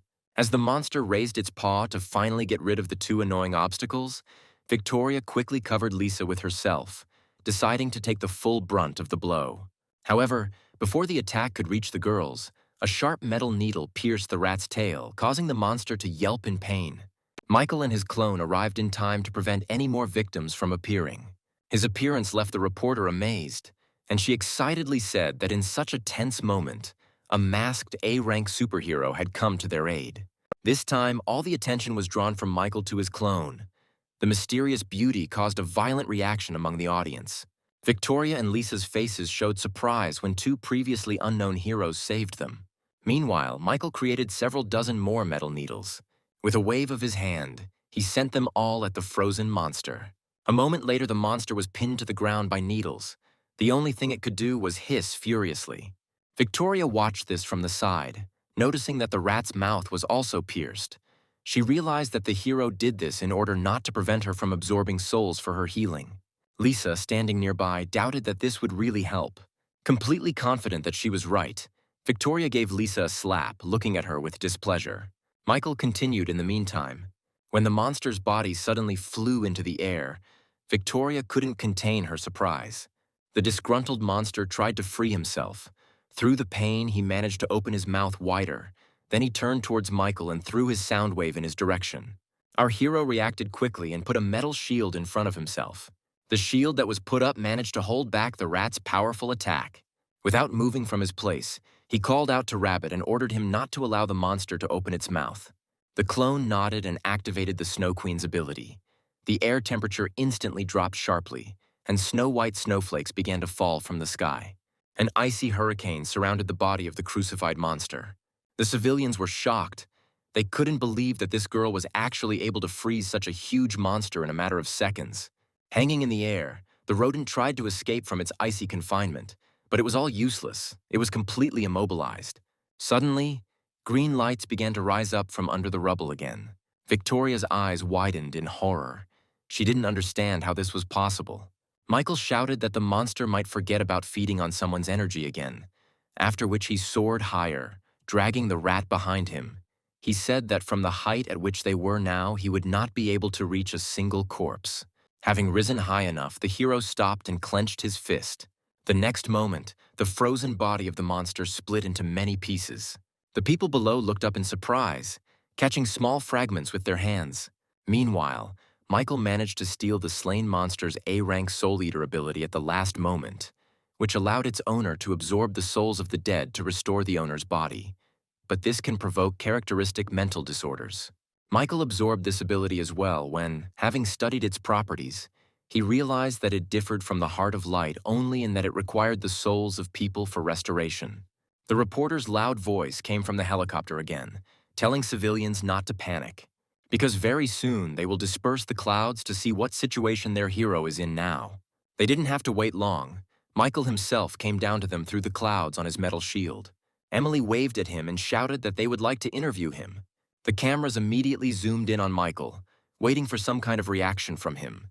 Looking at him, Victoria guessed that his strength had gone beyond A rank and was now at least S rank, judging by how easily he dealt with that monster. The girls immediately turned around when they heard someone land a few meters away from them. When two blue balls flew out of Rabbit's palm and immediately rushed towards the heroines, Lisa jumped up from her place, shielding Victoria from the attack. The girl herself put her hands in front of herself for protection. She closed her eyes and braced herself for death as a bright flash flew dangerously close to her. However, contrary to her expectations, there was no pain. On the contrary, all her wounds began to heal and the pain to go away. The same thing happened with Victoria. The girl looked warily at the rabbit and asked what kind of ability it was and who she was, to which the clone answered that she was one of the representatives of the organization of judges. Suddenly behind her, there was the sound of an approaching helicopter, and then the voice of the presenter was heard from there, who explained to the viewers that the new heroine, who came with Mr. Michael, was also a member of the organization of judges and had an amazing healing ability. Awkwardly scratching the back of her head, Victoria said that she had never heard of such an agency before and thanked Rabbit for his help, because they themselves would not have been able to cope with this monster. After saying goodbye to the girls, the clone rose into the air and flew away with Michael. The cameras continued to roll until the figures of both heroes disappeared behind the clouds. All the while, Emily continued to talk about the significant contribution these heroes had made today. Lisa was fascinated by the rabbit and kept her eyes on the sky even after the rabbit had long since disappeared, while Victoria, standing next to her, felt only strong irritation and dissatisfaction with the fact that those two had taken all the glory for themselves. A couple of minutes later, our heroes found themselves outside the city limits and were now flying over the forest, moving towards the agreed meeting place with Austin. The whole way, Michael was thinking about what information his godson would give him this time. Suddenly, the rabbit began to disperse and said that her time was running out. When the girl disappeared, the energy previously invested in her returned to its original owner. Michael looked at the 2 pearls in his palm and said that it was very convenient. So in the future, he would be able to create more clones and send them on missions without fear. Along with the power, our hero also received the memories of his clone, in which he saw the unpleasant looks of men directed at the rabbit. So he decided that he would no longer create girls in order to avoid similar situations. At that very moment, he flew up to some old building next to which there was a parked car. Austin had been picking his nose for an hour now, waiting for Michael to arrive. Having looked around carefully, our hero was very disappointed that it had not occurred to his adopted godson to check his tails. Sighing, he went downstairs and greeted the guy, asking if he had managed to get any useful information. Upon seeing him, the guy happily ran to Michael with some paper in his hand. However, the next moment, a rustling sound was heard from the forest, causing Austin to freeze a couple of steps away from our hero and become wary. Having handed Michael the sheet, the guy wanted to check what was there, but the hero coughed, saying that first he would check the information indicated on the papers. Afterwards, he began to carefully read the writing, where it was stated that the Hero Association had recently planned to open a white area in the city of L. Completely forgetting about the rustling he had heard earlier, Austin turned his attention to Michael and enthusiastically told him that he had heard that there were special items or equipment in the world that could help increase one's strength, and that they had to get their hands on these things at any cost. The hero nodded and said that the information he had received was very valuable. Austin had done enough to exchange his merits for a C-rank ability. Having received the ability potion from him, the guy downed the entire contents of the small bottle in one gulp, before thanking Michael for it. When Austin wiped his mouth with the back of his hand and said with disgust that these potions tasted more and more disgusting each time, the hero walked up to him and, patting him on the back, replied that all good medicine tasted bitter. The next moment, he began to rapidly transform into a werewolf. The developed ability now endowed him with the full powers of a hereditary werewolf, and every night during the full moon, the transformation, although it would be abnormal, but in return, Austin would receive double the power. The werewolf laughed contentedly, saying how he felt like he had become much stronger. Suddenly, Michael looked toward the forest and said that the mechanical hero could no longer hide there. Austin was confused. He said that most likely Michael was mistaken, because his father should now be enjoying drinking and swimming with a large group of beauties and not wasting his time on his youngest son. Michael was not mistaken in his words. The man who came out of the forest was none other than the mechanical hero, whose eyes were now burning with fierce rage. He approached them, flexing his fists and turning to our hero, asked permission before starting the conversation to teach his wayward son a lesson. Thus, the brainwashing of his son lasted until the evening. Still transformed into a werewolf, Austin tearfully begged his father for mercy. But the man didn't even intend to stop. Kicking the werewolf with his foot, He angrily shouted how a son could betray his own father by leaking information to his new godfather. Michael had been watching the beating the entire time, but decided to intervene here, saying that they had made a deal with Austin because he really wanted to get the ability and asked to have mercy on the boy. Austin nodded vigorously, saying that he had already been punished enough and promised that he would no longer divulge their family secrets. The mechanical hero was still full of righteous anger at his son, but he stopped hitting him, shouting at him to shut up and stand still against the wall. He then turned his attention to Michael, saying reproachfully that his son was born without abilities, and the hero had no right to just give him superpowers like that. Michael realized that the man knew his son too little to say such words. He knew that he had previously had the ability of A-rank reincarnation, and now this ability was his main trump card. Spreading his arms out to the sides, the hero replied that it was actually not that difficult.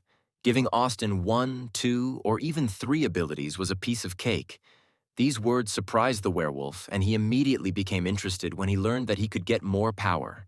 The mechanical hero frowned and asked if superpowers could really be obtained by anyone, even an A-rank hero like him. This question made Michael smirk. This man could not cope normally with what he already had and asked for even more. But the hero understood that this was an expected reaction. People who thirst for power will try to become stronger at any cost, and there will be no end to this. He took a step aside and replied that it was indeed true. Absolutely anyone could become the owner of these abilities. But the price for an A-rank ability would be prohibitively high. It was clear that this interested the mechanical hero, and he asked Michael to tell him more. Instead, the hero threw the man a blue pill, which he immediately caught and asked if he knew anything about it. He looked closely at the ball in his hands and shook his head, answering that he had never seen anything like it before. A crooked smile appeared on Michael's face, which was reliably hidden by the mask, and he said with a hint of mockery in his voice that the mechanical hero was not even able to keep track of what was happening inside his own company, and said that his heroes had been using blue pills for a long time, and if you eat one of them, your power will immediately increase 3-fold. When the man asked if Michael was one of the representatives of the organization that produces these pills, our hero replied that he was from another organization, but was cooperating with Austin precisely to obtain information about the manufacturers of these pills. At these words, Gilbert looked at his son and asked him to tell him everything he knew. He enlightened his father that the ice adventurer was abusing this drug to indirectly get rid of many people he didn't like, and he even saw it with his own eyes a couple of times. The man sincerely did not understand how such a small pill could have such strong properties. Earlier, he was interested in learning how Pavel provoked all these accidents, and now he finally knew the true state of affairs. He turned his frowning gaze to the boy in front of him, realizing why Michael had told him all this. Gilbert was more stating than asking the boy that his plans were for him to find out everything about the organization that was making these strange pills. The hero nodded, then added that he would also need his help to enter the White Area's plan, and as a reward, he could offer an A-rank ability that would give a double boost. Upon hearing his offer, the man warned Michael that the White Area was a dangerous place where people died just by stepping in and never returned alive. To this, the hero replied that the mechanical hero had no need to worry about him, and showing the ring on his hand, he explained that he only needed to activate it to collect all the ability genes. The man frowned even more and asked in confusion what it was. Michael shared with him that ability genes are the most important ingredient in making the ability elixir. Criminals take them from weapons obtained from monsters and various materials, and the White Area will be full of monsters just waiting for the hour of their death. His words still did not inspire complete confidence in Gilbert, and he asked how Michael could prove to him that the elixir of abilities was really effective. The hero immediately spread his arms out to the sides. A flame flared up in one palm, and ice in the other. He said that his very existence served as the most solid confirmation. But if the mechanical hero believed that the judges could not be trusted and cooperated with, then that was entirely his right. Hearing this, Austin, who had been standing quietly to the side until then, perked up, shouting at his father not to make a mistake and not to interfere with his further progress along the hero's path. His son's screams irritated Gilbert again, and he punched him in the head, yelling at him to stop yelling in his ear every time. Sighing, he turned his serious gaze to Michael and replied that he agreed to this deal and promised to deal with the ice adventurer. This was more than enough for our hero. Rising into the air, he said goodbye that he would look forward to their next meeting. After this meeting, Michael immediately went to the hospital. Sometime later, a sleepy Valeria entered the room. She had to spend the night in the hospital. She was very surprised when she saw Michael inside and asked what he was doing there, especially at such a time. The hero took a few steps towards her and put his arm around her shoulders, saying in a voice full of excitement that he had been looking for her all day. He heard that all the wounded from the shelter had been transported to this hospital, so he immediately hurried here. After that, he asked if everything was okay with her, to which Valeria replied that she had received a minor injury, and that her home was no longer there and now she had absolutely nowhere to live. A smile appeared on Michael's face, and he said that if that was the problem, then she could move in with him. Such a sudden proposal to move in greatly embarrassed the girl. With a blush on her cheeks, she said that it was still too early for them to live together. Michael realized how wrong this could sound on his part, and hastened to explain that he did not quite mean it that way. But Valeria was not going to listen to his explanations, and breaking free from his embrace, rushed to the other end of the room, insistently saying that she did not want to live with him, which left our hero stunned. Standing near the window, the girl sighed sadly and said that she still missed her chicken. Michael raised an eyebrow and asked in confusion what chicken he was talking about. Without turning to him, Valeria, with a dreamy look on her face, replied that today she almost died, but she was saved by a mysterious hero in a rooster mask. While the girl continued to soar in her dreams, Michael's displeased gaze pierced her back. He would never have thought that he would be jealous of his own girlfriend towards himself. Valeria screamed in surprise when the guy picked her up in his arms. Ignoring his questions about what he was doing, Michael threw the girl onto the hospital bed. Valeria slowly rose up and, with an embarrassed look, repeated her question, which the hero had so stubbornly ignored all this time. But this time her question remained unanswered. Michael simply silently approached her, not taking his gaze off her. Realizing what the guy wanted to do when his hand reached out to her, the girl turned away and said that you can't do something like that in a hospital. However, the guy's subsequent actions surprised her greatly. He simply covered her with a blanket and climbed onto the bed after her. For several minutes, they simply lay next to each other, looking into each other's eyes. Suddenly, Michael pulled the girl to himself, embracing her in a warm embrace, and said that she had better fall asleep quickly, and tomorrow he would help her with the move. It would be better if she lived with him after all. Valeria nodded slightly, hiding her happy smile on his chest. The next day, our hero had to urgently go to another city. While standing in line, he talked to Valeria on the phone, who was desperately trying to find a frying pan in their now shared home.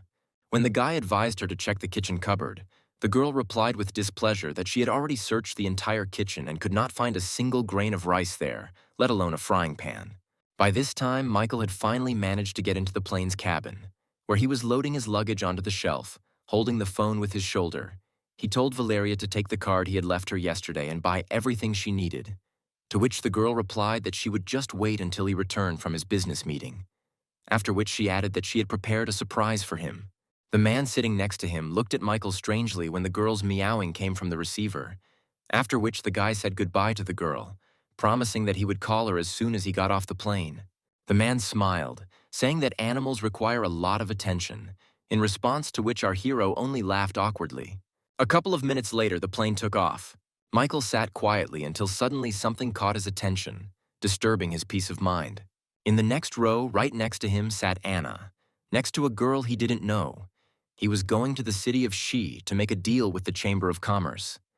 But he couldn't even imagine that he would fly on the same flight with this girl. He could only hope that she wouldn't recognize him in ordinary clothes. The men sitting behind him were literally devouring the girls with their eyes the whole time. As a pretty flight attendant walked past them, the girl sitting next to Anna asked if she could bring her a towel. She nodded and asked to wait a couple of minutes. At that very moment, Anna noticed Michael sitting next to her and, with irritation in her voice, asked why he was staring at them like that and immediately switched to various insults in his direction. But the hero ignored all of this. He did not want to attract unnecessary attention to his person. Suddenly, the towel that Sakura had asked for earlier fell to the floor. Feeling the barrel of a gun pressed into her back, the flight attendant raised her hands and, in a pleading voice, asked not to be killed. The man standing behind her ordered no one to move and to put both hands behind their heads. The remaining men, dressed in identical uniforms and holding weapons, stood up from their seats and began to threaten the passengers of the plane with a bullet in the forehead if they dared to disobey the order. Michael glanced sideways at the gun the man standing next to him had. He assumed it was made entirely out of mutated monsters. Noticing his scrutinizing gaze, the man shouted with a threat in his voice for Michael to immediately put his hands behind his head. The hero followed this order and now wandered his scrutinizing gaze over the man in front of him. He assumed that the enemies were at least B rank, but even so, hijacking a plane in broad daylight was too reckless. He glanced sideways at Anna. The hero couldn't transform in front of the whole crowd, especially when this girl was here, so he needed to come up with something urgently. Meanwhile, the most senior among them ordered the flight attendant to open the cockpit, still holding her at gunpoint. As soon as she did this, loud shots were heard behind the wall, which greatly alarmed our hero. Having gotten rid of all the crew members, France put his man behind the wheel, saying that they must strictly follow the developed plan, to which Thomas only nodded in agreement. The girl sitting on her knees was barely holding back tears of fear. Raising her head, she asked where they were taking the plane. France turned to her and, pointing the gun at her again, replied that they were heading to the tallest building in the city of Shush, to the White Tower, and that everyone else would die. Immediately after these words, he fired a bullet into the girl's forehead. When red drops of blood splashed on his face, the man's gaze did not waver. It remained just as cold and ruthless. The criminals kept a close eye on their hostages. At the same time, the man sitting next to Michael looked quite happy. He couldn't take his eyes off Anna, saying that even though this would be his last flight in his life, he didn't regret it at all, because it was worth it to meet such a beauty. Michael, meanwhile, was wondering where these kidnappers came from.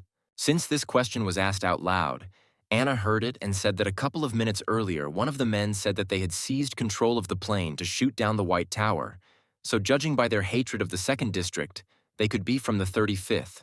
When Michael asked her why she thought so, the girl's eyes widened in surprise, and she asked if he hadn't heard of the old story yet. The guy's uncomprehending look was her answer, and she told him that when the 50th District was just founded, people from the 2nd invaded it and began to sow destruction everywhere. After defending the peaceful 50th District, the 35th District demanded that the Government Council force the 2nd District to publicly apologize for the invasion and compensate for the losses along with the damage caused. But the arrogant chairman of the 2nd District Parliament rejected this decision. After listening to the story, Michael said that their actions were indeed very cruel, but times are changing and such terrible terrorist methods cannot solve the problem. Anna agreed with him, saying that only civilians suffer from this. The warden heard their whispering and asked them in a threatening voice what they were whispering about. The girl replied that they were whispering about nothing and apologized, saying that they would not do it again. However, a simple apology did not satisfy the man, and he roughly grabbed Anna by the hand, forcing her to get up from her seat. Then, throwing her over his shoulder, he walked to the front of the plane and, opening the door, shouted that if anyone else desperately wanted to say goodbye to life, then he would immediately throw them down along with this girl. Realizing that he was not joking, Anna began to break free and ask for help. Michael jumped up from his seat.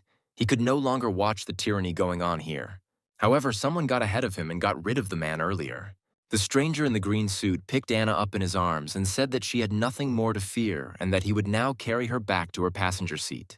Following him, another blonde man appeared on board the plane, saluted everyone and apologized for being late, and Michael recognized him as the A-rank hero, Starcloak.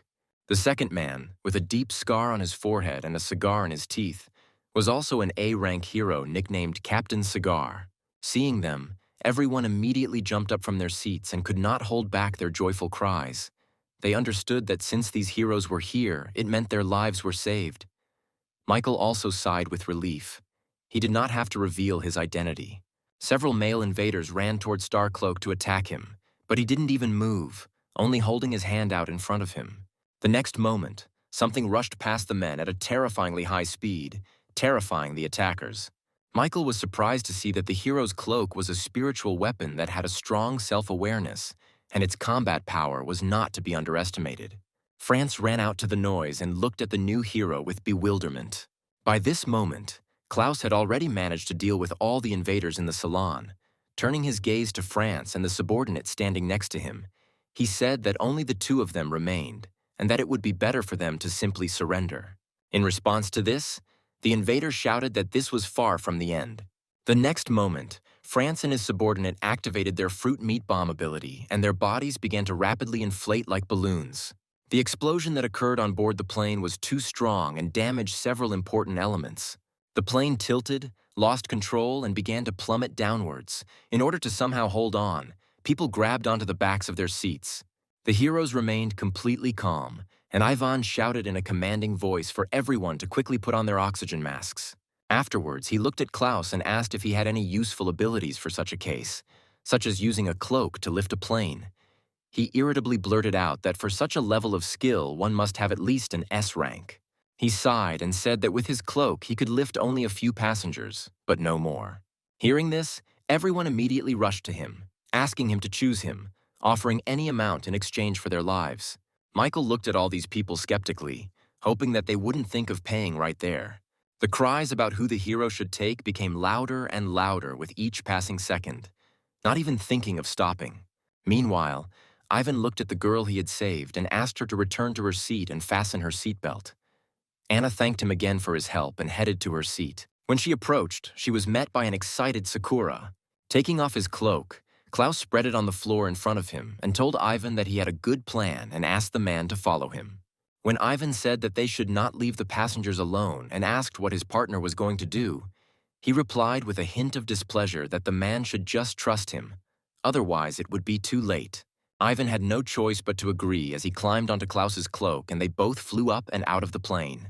Watching this, Michael also came up with a brilliant idea. He could simply create a clone of himself outside.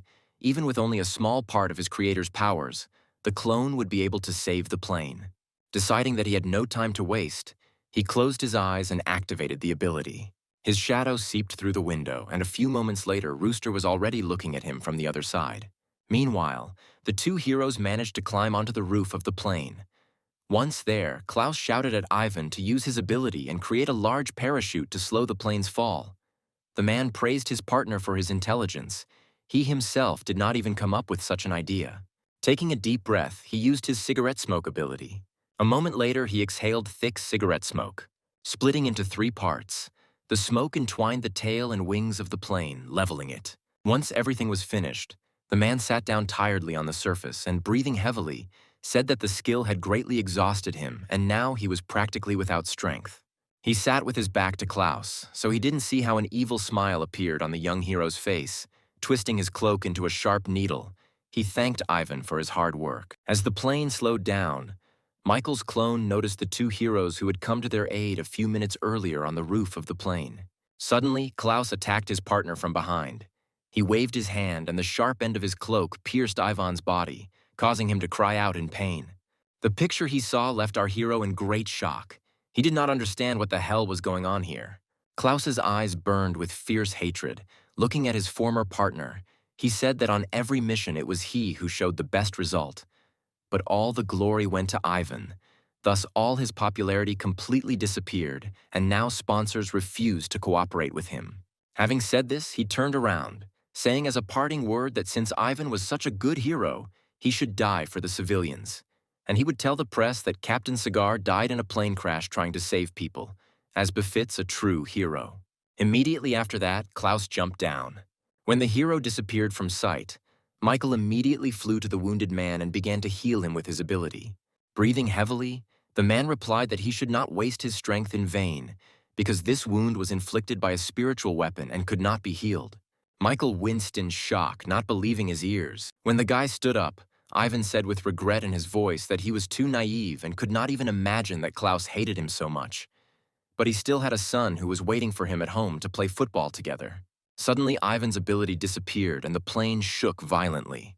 By this time, Klaus had managed to return back on board the plane and, under the puzzled looks of the passengers, went inside.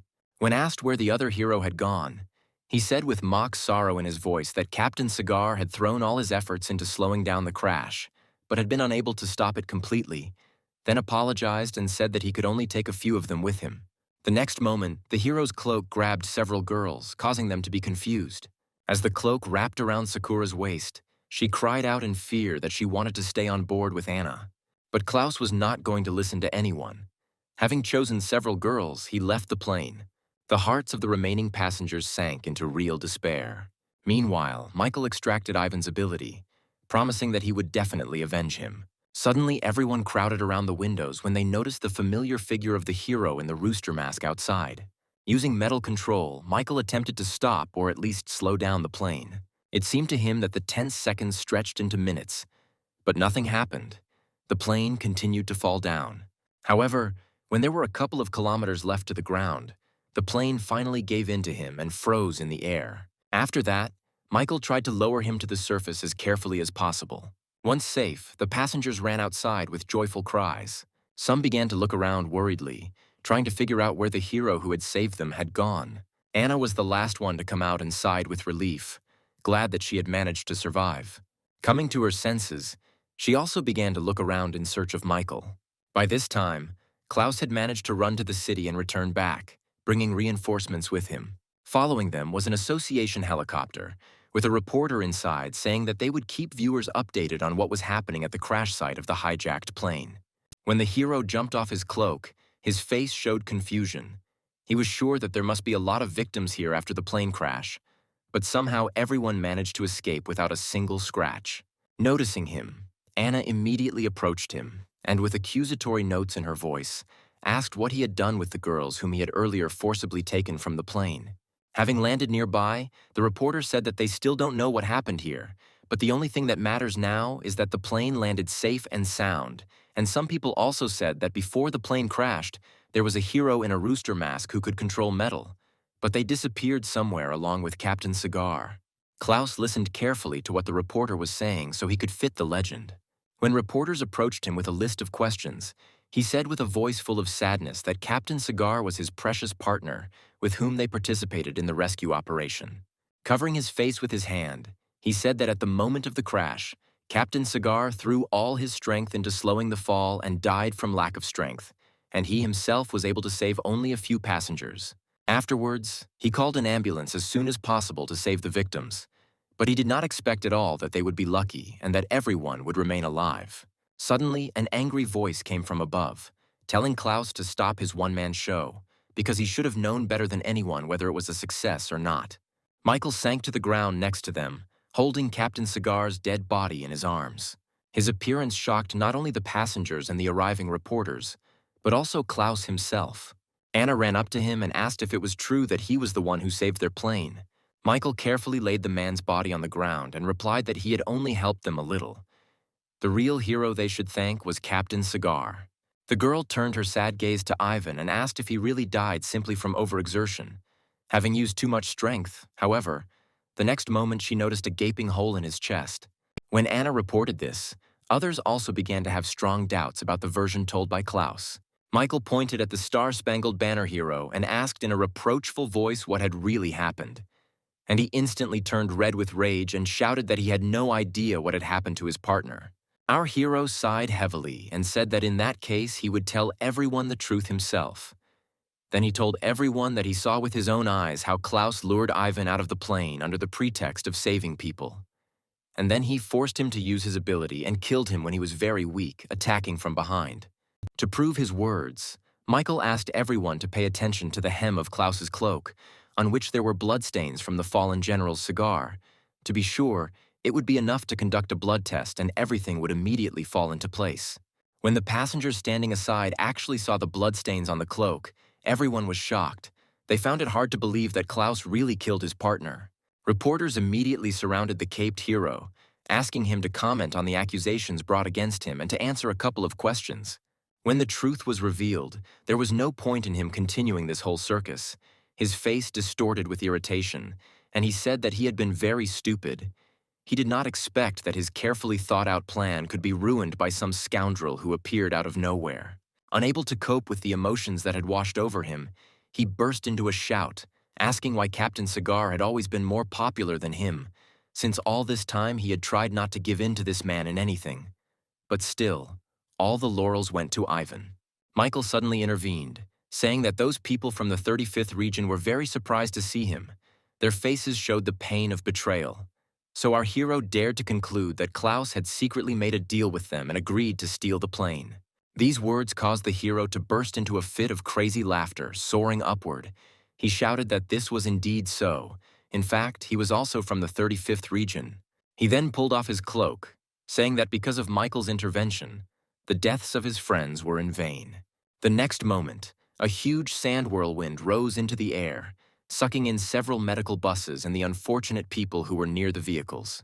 When he was a child, Klaus had a favorite cape that his mother gave him before she died. She said that all superheroes who save the world wear one like that.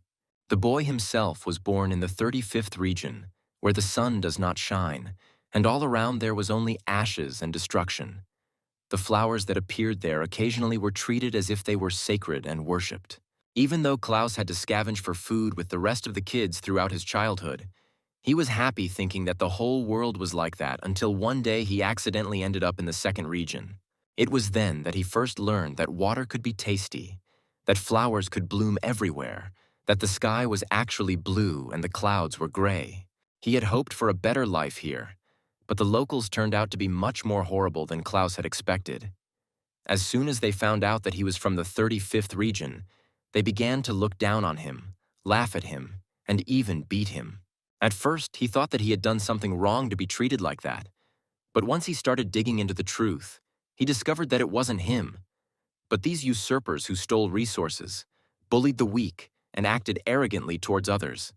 And once he realized this, his cloak awakened its spiritual power. Klaus resorted to trickery and forged a passport in order to stay in the 2nd district and secretly traded information with people from the 35th region. He provoked them to commit terrorist attacks, and then became a hero and saved people. Thus, he transformed from an ordinary citizen into a respected A-rank hero. He was enjoying himself, basking in the glory, until Captain Cigar showed up and all the attention shifted to him. Klaus couldn't stand it, so he tried his best to kill as many people as possible, but Captain Cigar saved them again and again. Klaus was simply overwhelmed with emotion. He shouted that all the fools from the 2nd region, Captain Cigar, and all these stupid rules deserved to die. He would get rid of all this. Taking a step forward, Anna shouted with horror in her voice that he was simply crazy, that what he had become was absolutely no different from those usurpers he had spoken of. Then she turned her gaze to the guy standing next to her and asked what they were going to do, because this madman could really kill everyone present. Michael didn't answer the girl, but only turned his gaze to the whirlwind that was caused by the cloak. Afterwards, he said that this spiritual weapon was entirely dependent on the owner's emotions, and after so many kills, it had leveled up to S rank. Hearing this, Anna immediately summoned her bag and began to rummage through it, but to her regret, she had nothing that could compete with a weapon of such a high rank. The girl turned her worried gaze to Michael, asking if he could handle Klaus. Noticing his trembling hand, she asked in surprise if he was really that afraid. In response to this, our hero took several decisive steps forward and said that he was not at all afraid. On the contrary, he was in anticipation of the upcoming battle. Floating into the air, Michael called out to Klaus and said that from what he had told him, he had been secretly killing civilians in District 2 just to let off some steam. Raising his head, he shouted that he had indeed killed many. Klaus admitted that all the fans, all the people he saved, their lives belong to him, so he can do whatever he wants with them. Michael shook his head sadly and said that the A-rank hero with a million-strong audience turned out to be a lunatic who kills the weak and constantly rushes from destroyer to savior. He then angrily shouted that when a victim becomes an offender, all her motives become unforgivable and she does not deserve pity. These words made Klaus laugh, and he said that Michael speaks as directly as Captain Cigar. As a reward for this, he will give him 100 seconds to try to escape. Having said this, the caped hero began the countdown. Michael decided not to waste the time allotted to him and activated the metal control ability.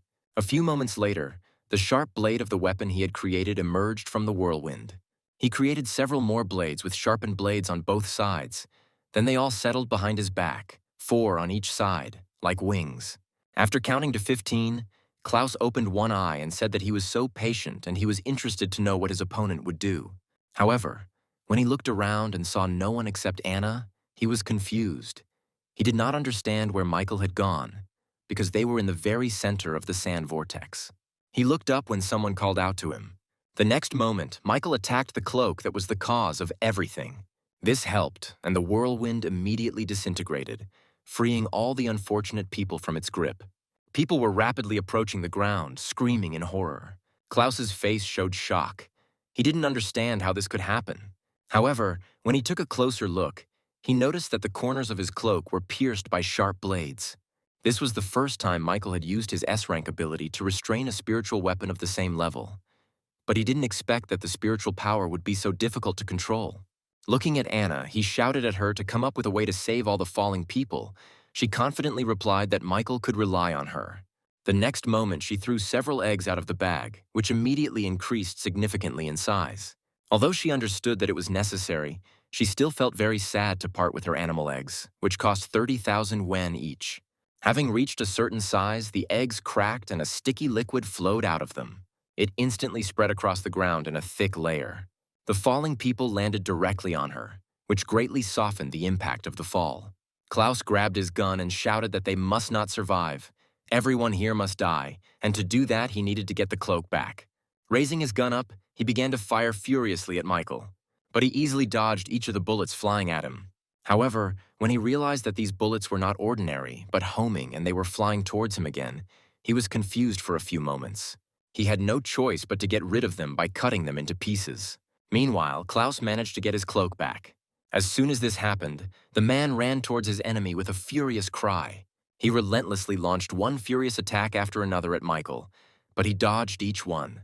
Suddenly, a deep cut appeared on his right hand.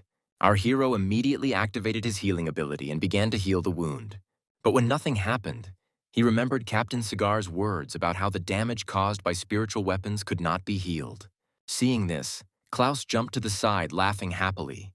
Through his laughter, he explained that because his cloak was a spiritual weapon, it directly attacked the enemy's mental power, so healing was impossible. Michael chuckled and replied that in that case, it would be more useful for him to have this weapon. The next moment, the cloak flew up, slowly rising from Klaus's shoulders. One of the ends of the fabric, under the puzzled gaze of its owner, went into his inside jacket pocket. A moment later, the cloak pulled out a handful of pills. Watching this, Michael frowned. He was afraid that if the spiritual weapon was strengthened with this pill, it would become many times more dangerous, and then he would never be able to defeat it. Meanwhile, the cloak force-fed Klaus these pills, completely ignoring his attempts to resist. Our hero tensed up and waited for what would happen next. The fact that the spiritual weapon could now act on its own caused him great concern, because now it was more difficult for Michael to predict the enemy's actions. A few moments later, the hunched-over Klaus straightened up, his eyes glowing bright blue, and he furiously shouted that it was Mikhail's fault that he had to eat that nasty thing again. Immediately after this, the cloak tore off his shoulders and grew to simply incredible sizes. Rushing towards our hero, Michael did not know what to do, because the cloak cut off his escape routes. Once above him, the spiritual weapon pressed its ends tightly against the surface, forming a kind of dome trap. Michael swore under his breath as the cloak covered him, and he was now completely blind, finding himself in pitch darkness. Suddenly, approaching lights began to shine above. At first, the guy did not understand what it was, however. As soon as they came a little closer, his eyes widened in horror. All the pointed stars were flying towards him. Michael had absolutely no idea why all these stars were sticking to him. When he took one of the stars in his hand to throw it aside, it suddenly began to shine. Following her, all the other stars, which had covered him almost up to his neck, also began to light up and heat up. And then he realized with horror that these were far from ordinary stars, but bombs. A moment later, a loud explosion was heard inside the cloak. Anna was very scared for Michael. A malicious grin appeared on Klaus's face, and he said that this was the end. Her boyfriend had already exploded and turned to ashes. After these words, his cloak began to shrink, returning to its original shape, and thick steam began to pour out from under it. The girl couldn't believe her eyes. She covered her mouth with her hand from the horror that washed over her. However, as soon as the smoke cleared, they saw in front of them an iron statue, into which Michael had turned himself in order to save himself. At some point, the metal began to crumble, releasing our hero. Now it was Klaus's turn to be horrified and confused. Michael gradually freed himself from his armor, shaking the dust off his clothes along the way. He said that if he had waited another moment, he would have definitely said goodbye to life. The people he had saved earlier cried out joyfully. They believed that their hero could not have died so easily. Anna completely shared their joy. Having completely freed himself, Michael reached into his pocket and, looking at Klaus, said that he had received one little thing from the captain of the cigars. The moment he brought the dead man's cigar to his lips, the caped hero's eyes widened in disbelief. The mere mention of his dead partner enraged him, and he rushed towards our hero. But Michael acted faster. Putting his palm in front of him, he used absorption of stars. Klaus froze a couple of meters away from him, completely unable to move. Suddenly, some dark liquid began to separate from his body. A few moments later, his entire body disappeared. Turning into a perfect black sphere, Michael pulled out all the metal from his opponent's body. As soon as Klaus's body disappeared without a trace, a star cloak fell into our hero's hands, changing its color.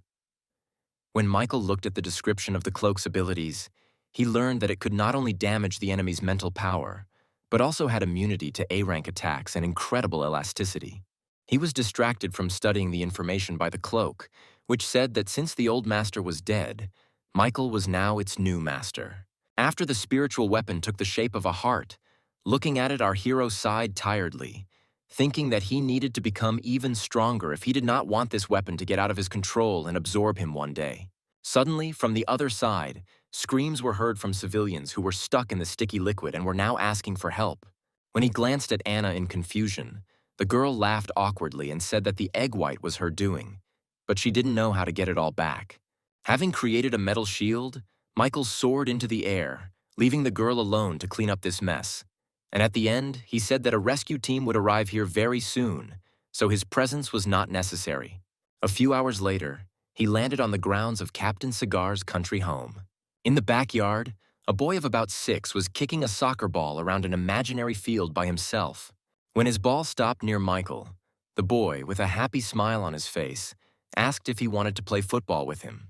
Kneeling down, the hero smiled and replied that he had not come here to play football, but upon seeing it, he immediately wanted to play. Afterwards, he asked the boy to turn around. He did as Michael asked and saw a tall human figure like a cloud, and joyfully shouted that in that case they should not delay the start of the game. At that moment, our hero, unnoticed by the child, placed the pearl of the cigarette smoke ability into his body and said that the boy could begin and he would join a little later. Thus the boy became completely immersed in the game with the smoky phantom, completely forgetting about everything else. Leaving an open pack of cigars on the front step, Michael quietly disappeared, fulfilling his promise to Captain Cigar. Meanwhile, all the victims who were on the crew of the hijacked plane had long since been rescued by the rescue team and taken to the city. Now Anna and Sakura were walking and actively discussing everything that had happened to them. Mimicking Michael, Anna told in great detail how he dealt with the caped hero. Sakura couldn't boast of that, because those who took Klaus were much less lucky. They were simply abandoned in the desert. They were very lucky that they were spotted by passing helicopters. Otherwise, they would have all died right there. After listening to her story, Anna grabbed her friend by the shoulders and said enthusiastically that the fact that they survived was fate, and from now on they should value their lives more. Sakura nodded in agreement, then said that today she still had a meeting with the organization of judges. She needed to make a deal with them. She pulled out the letter she had received and showed it to Anna, explaining that a couple of days ago a letter with an invitation had arrived at the head office, the sender of which turned out to be a member of the judges' organization. She could not even dream of being sent on such an important mission. As she spoke hopefully about possibly being able to see that very hero in the rooster mask who had saved them today, the snake appeared out of nowhere behind her. Anna immediately noticed him and pointed behind her friend with surprise on her face. She turned around and, seeing a stranger hanging over her, asked in fear who he was. He was silent for a few seconds, just looking at her, and then asked why she was so surprised. Anna looked at the guy standing in front of them with an attentive gaze and said that he looked familiar. It seemed that Sakura remembered something, and looking at her friend, she said that one day Alexa, the heroine from the 2nd District, said that in the organization of judges there is a person named Snake, whose specialty is a mask with an image of an animal. Nodding uncertainly, Anna took a few steps towards Michael and introduced herself as an old friend of the hero in the rooster mask, who had recently been on the brink of life and death. When the guy didn't answer, but simply continued to look at her silently, Anna thought with displeasure that although the snake and the rooster were both from the same organization, for some reason this one was too cold with her. Sighing, she turned around and walked in the other direction, telling everyone along the way that they had come here at the request of their organization to help with the goods. But the goods were nowhere to be seen. Sakura jumped in surprise as her hand was suddenly grabbed and pulled back. Anna turned around and, noticing that the two had moved back a few steps, asked warily why they had moved away.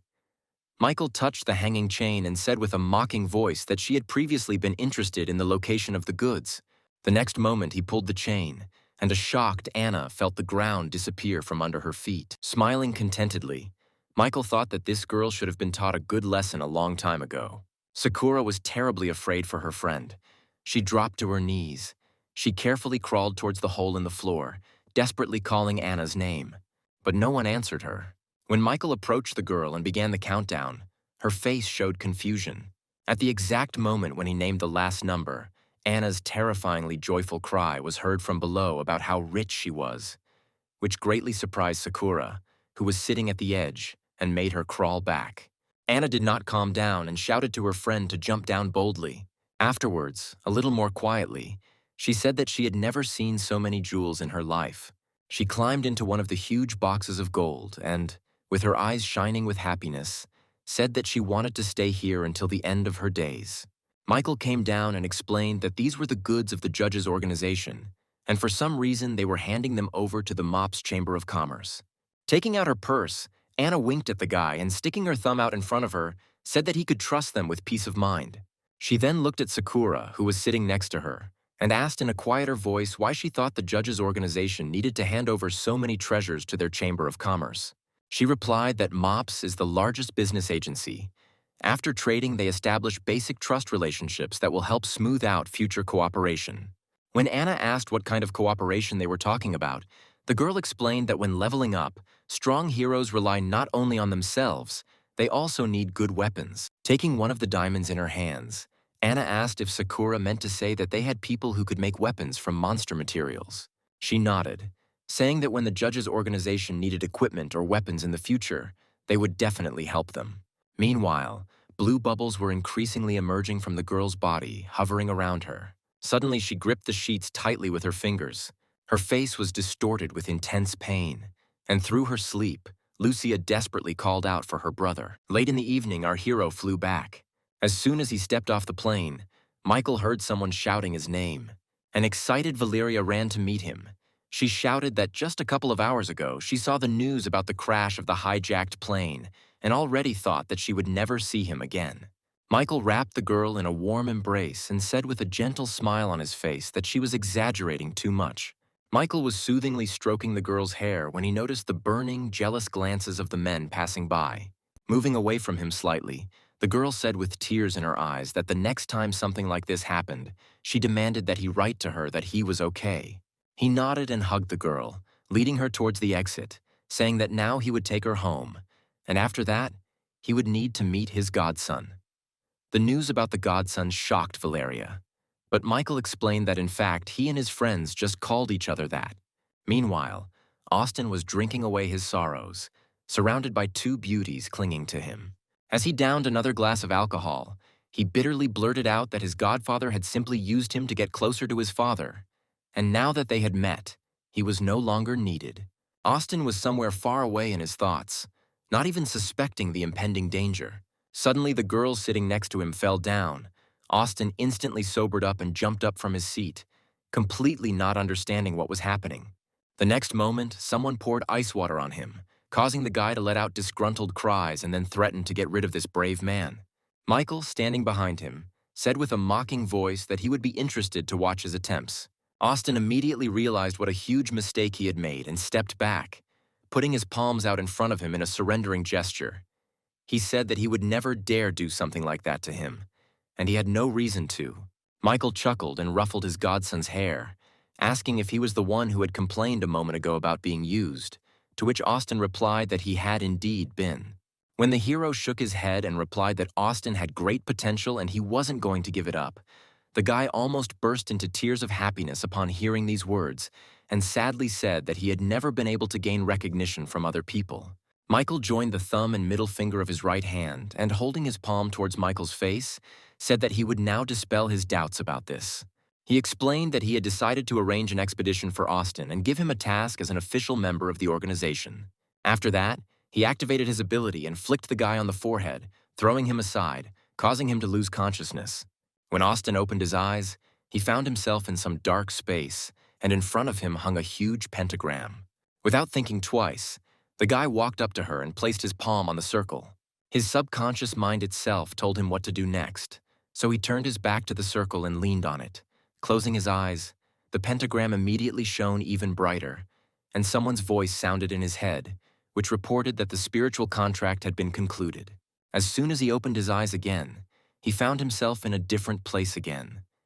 This time he was in the middle of the clouds, and for some unknown reason, he could not shake the feeling that he was somewhere very far away. Suddenly, Michael's voice was heard behind him, explaining that they had made a spiritual contract and that Austin had now bridged the gap between body and soul. The boy immediately turned around and his eyes widened in horror when he saw that Michael was missing half of his body. As it turned out, he was also missing the lower half of his body. The hero said that he shouldn't be so surprised, because they are now in a space controlled by thoughts, in which Austin can imagine and create anything with the power of his spirit. Then he added that recently he has received many spiritual abilities, and during his research he accidentally discovered this space, which people who have entered into a spiritual contract end up in. When he asked the guy to dive into his gemstone that had appeared in his forehead, Austin glanced at his forehead in confusion, trying to figure out where it had come from. Then I closed my eyes and tried to concentrate on my consciousness. The next moment, the space behind him began to change rapidly. First floors appeared, and then the walls of a huge building grew. Shocked, Austin looked around frantically, not believing his eyes, and the last thing he saw was 12 empty thrones, one of which was immediately occupied by Michael. The guy looked at all this and couldn't find a single word. Noticing his godson's reaction, our hero beckoned him with his palm, telling Austin to come closer. Having recovered from the shock, he shouted with enthusiasm in his voice that the organization of judges was much bigger and cooler than his father's company. Michael reminded that he had promised to give him official membership, and this place is called the Heavenly Palace. His organization uses it to exchange information. The next time their meeting will also take place here. Hearing this, Austin's eyes sparkled with interest, and he asked what his mission was and what position he would occupy. Michael raised his palm and pointed to one of the thrones and said that the rat's position was currently vacant. Hearing this, Austin was very happy and immediately rushed to his throne. However, as soon as he took a couple of steps, he crashed into an invisible barrier, hitting his nose painfully against it. When Michael jumped down and found himself behind the guy, he asked in confusion why they did this to him. The hero replied that the guy was in too much of a hurry. He didn't say that he had the authority to appoint Austin to this position. Austin said Michael had mentioned formal membership earlier. The hero sighed and explained that he had only said that the rat position was open, which meant that Austin could be a candidate for the job. This statement greatly surprised the guy, and he asked if his father was also a candidate for this position. He nodded, answering that Gilbert was indeed one of the candidates. The leader of the judges would determine which of them would take this place. What he said greatly outraged Austin.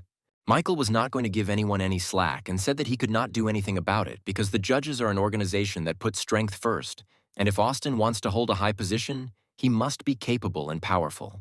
The guy hung his head dejectedly and, sighing sadly, replied that he understood everything and would try not to miss the chance given to him, then asked that Michael give him a new assignment as soon as possible.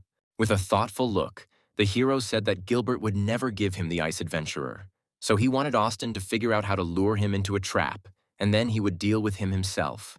The guy nodded contentedly, saying that he could handle it, but he had one question. Having received Michael's approval, he asked if he would be introduced to Rabbit if he became a rat, a question that left our hero dumbfounded. With a dreamy expression on his face, Austin said that he saw her on TV and she would always remain in his heart. If luck smiled on him and he married her, then his life would not be wasted. Michael was simply shocked by the news that this idiot wanted to marry his clone. This would be another reason why he swore off creating any more girls. Kicking Austin in the ass, he shouted that now was not the time to sit around here. The sooner the task was completed, the better for him. Michael returned home late in the evening. He sat at the set table in the kitchen and watched the news while waiting for Valeria.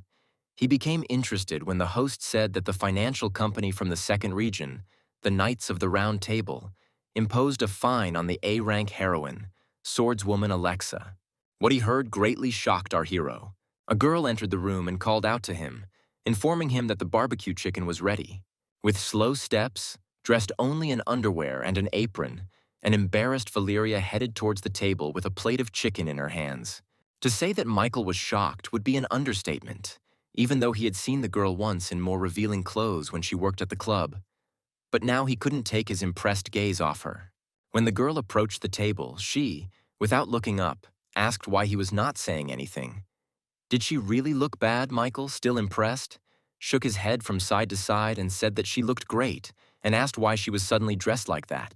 Valeria sat down opposite him and replied that she had already mentioned earlier that she was going to give him a surprise, and it was not only about delicious food, but also about something else.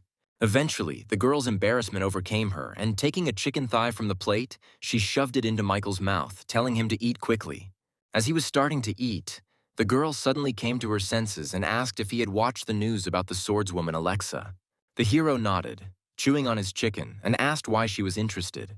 She replied that she had heard from other heroes that Alexa was in secret collusion with one organization, and then disappeared after a massive attack in the second region.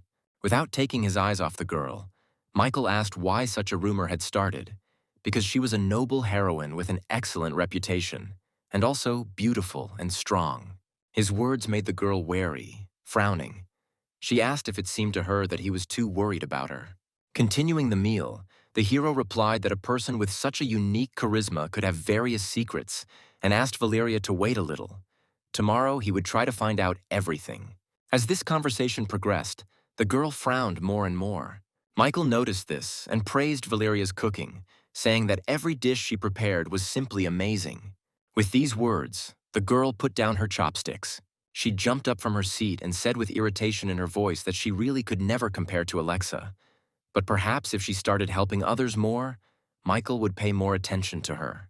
The hero jumped up from his seat and pulled the girl towards him by the shoulders, explaining that he was investigating this case and that it was completely different from what she had thought. Then he touched the girl's soft lips with his own, deepening the kiss. When she was already starting to run out of air, Valeria slowly moved away from the guy, blushing deeply. Michael hugged her tighter and said with tenderness in his voice that for him she was perfect, and Alexa couldn't compare to her. Without looking up, Valeria asked what he meant when he said earlier that it wasn't what she thought. Michael replied that he was a reporter, so it was important for him to know all the details of this case. Valeria carefully looked up at him and asked if it was true. The hero took a step back, still not letting go of the girl, and replied that all journalists were like that and that he was not interested in Alex in any other way. He only liked Valeria. The girl hugged him tightly, saying that he was the best. Michael's eyes filled with regret, and he mentally apologized to the girl, promising that sooner or later he would return her ability to her. The next morning he began his investigation. He had to turn to Anna for help. The girl answered him much faster than Michael expected. He immediately opened the letter in which she sent a darknet link with all the information he needed. Michael crossed it without the slightest hesitation. The guy was pleasantly surprised by what he saw there. It contained information about almost all the heroes. First of all, he decided to check the information about the hero of hot and sour noodles. When he followed the necessary link, he was transferred to another page, which required a payment of 100,000 to get the information. After the payment was made, Michael immediately had access to information about the hero he needed. It indicated not only all the details about Adam's personal life, but also all his battles as a hero. It also provided an analysis of combat skills, which described that during the last battle he managed to gain a new ability, and he also began to better control the power of his transformation. Having familiarized himself with all this, our hero became convinced that the darknet is quite reliable, and even recorded the time when they taught a lesson to an idiot in the park. Michael decided to end here and move on to the next hero, the Ice Adventurer. His brows furrowed as he moved to a new page and saw a message that there was no information about this hero. The guy strongly doubted that they really had no information about him, and assumed that most likely it was simply hidden. Since he couldn't find anything about the Ice Adventurer, Michael moved on to Alexa, who interested him. This time he was lucky. The information about her was not classified. After making another payment, he got access to her personal information. It was written there that the girl betrayed the Knights of the Round Table Company. But this case has not been fully solved. The incident began due to the fault of the hero boxer in a mask in the hotel. After a series of investigations, it was established that Alexa, together with the organization of judges, killed Boxer in a mask. Now she is wanted, and it was established that she was last seen in the port of the city of Shush. Michael was shocked to learn that the masked boxer was one of the heroes of the Knights of the Round Table. He was confused by what was happening. The guy was sure that this company could not help but know that the masked boxer was a member of the Organization of Saints, and they had something to hide. When he glanced over the text again, his attention was drawn to the last line, which stated that Alexa and a member of the judges' organization, Snake, were in a relationship, which Michael didn't like very much, because if Victoria found out about it, she would get angry again.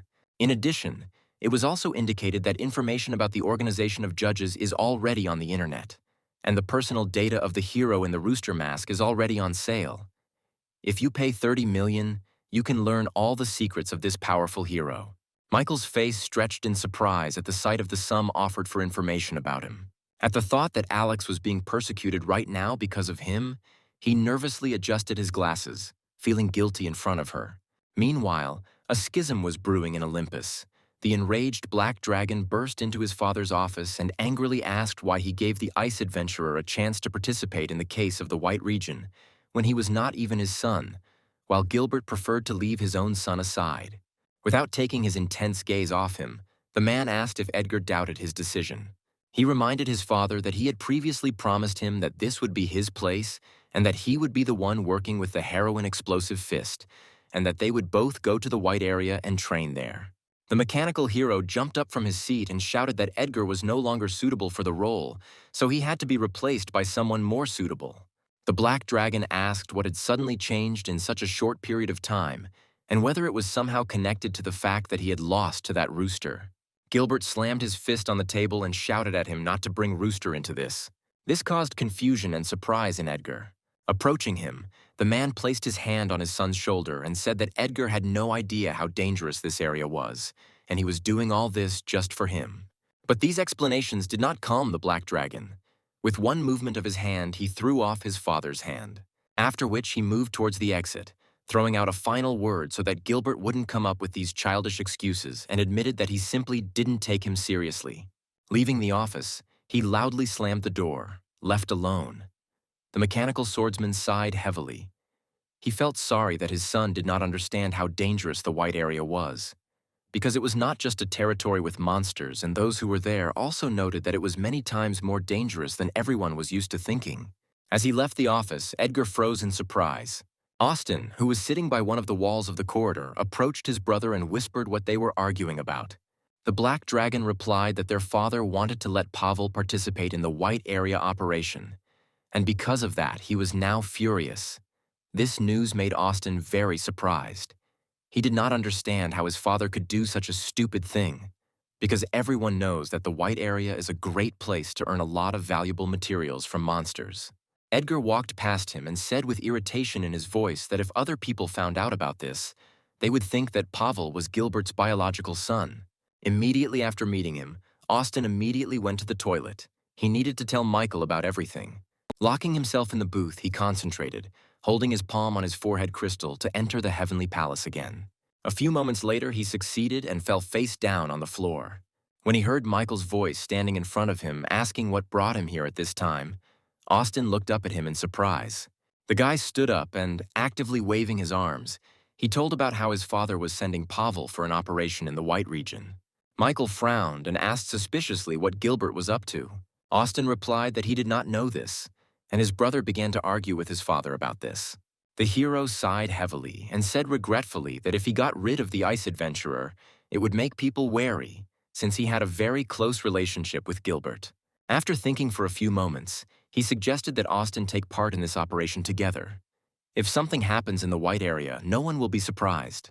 He was surprised by this proposal and asked what his role would be in this, to which Michael replied that he was instructing him to make sure that everything went according to his father's plan, and that he and Pavel both took part in the operation, and that he could not worry about the rest. Hearing this, Austin stood at attention and, putting his hand to his head, shouted that his godfather could provide this to him. Sometime later, our hero returned to reality. He decided not to waste time and improve his abilities in order to prepare for the operation. First of all, he began to pump up the transformation and cloning abilities to B rank, for which he needed to decompose several abilities into dark matter cubes. Afterwards, he materialized 2 pearls of abilities in his palms and began to fill them with dark energy. A couple of minutes later, everything was finished, and Michael received 2 B rank abilities. The improved transformation ability gave the ability to change body size, appearance, voice, and even personality. And cloning extended the lifespan of the clone to 6 hours. Immediately after that, he began to improve the ability of the Spirit of the Deep Sea and Fiery Fire to A rank, and received 2 more improved abilities. Water Leader, which had several skills such as Bloody Rain, River Defense, Water Steel Spear. The second ability, King of Fire, allowed him to take control of the territory engulfed in fire. Michael was pleased with the results he got because these 2 abilities would be perfect for the dragon. A few hours later, at dawn, a secret meeting took place in the port. Holding a bag full of money in his hands, the guy looked at Alexa and asked why a girl who was bathing in money and fame decided to take up smuggling. She gave him a dark look and said with a bit of irritation that he shouldn't interfere in other people's business. If he was going to live, then he shouldn't do what he should.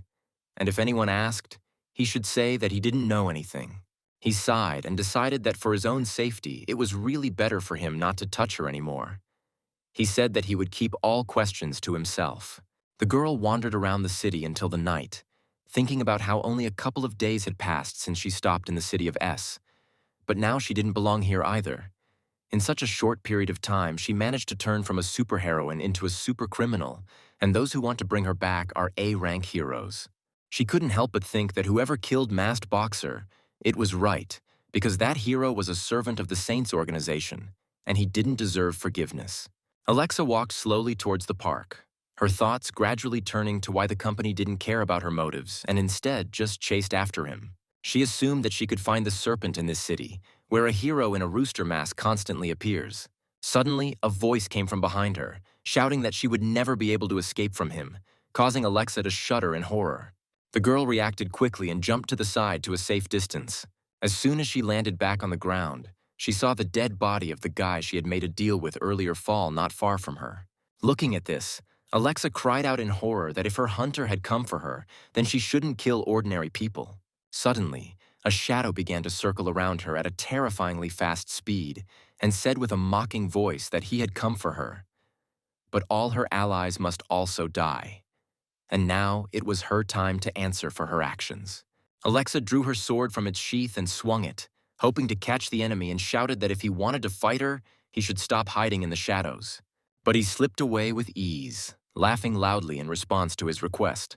Throwing several sharp needles in her direction, her hunter shouted that it did not matter to him, because his goal was to kill Alexa by any means necessary.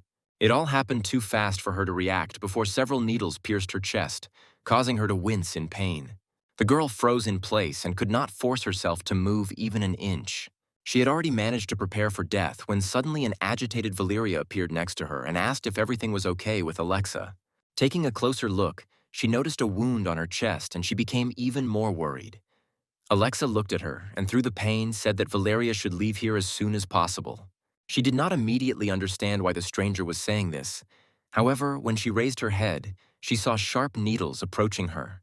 Valeria covered Alexa with her body and screamed loudly, hoping that someone would come to their aid. Her screams were heard and the needles were destroyed just before they could reach the girl. Alexa and Valeria raised their surprised gazes to the guy who had protected them, in whom the swordswoman easily recognized the snake. The bounty hunter hid behind a nearby tree and, without taking his attentive gaze off Michael, he asked if he really was one of the judges who had destroyed the organization of the Saints. The hero asked him a counter-question about why this bounty hunter didn't run away, since they already knew each other, to which he laughed and said that he was interested in seeing for himself what the snake was capable of. Stepping out from behind the tree, he released a powerful stream of energy from his palm towards Michael. He threw a counterattack at his opponent, but it was quickly dispersed by the energy of his opponent.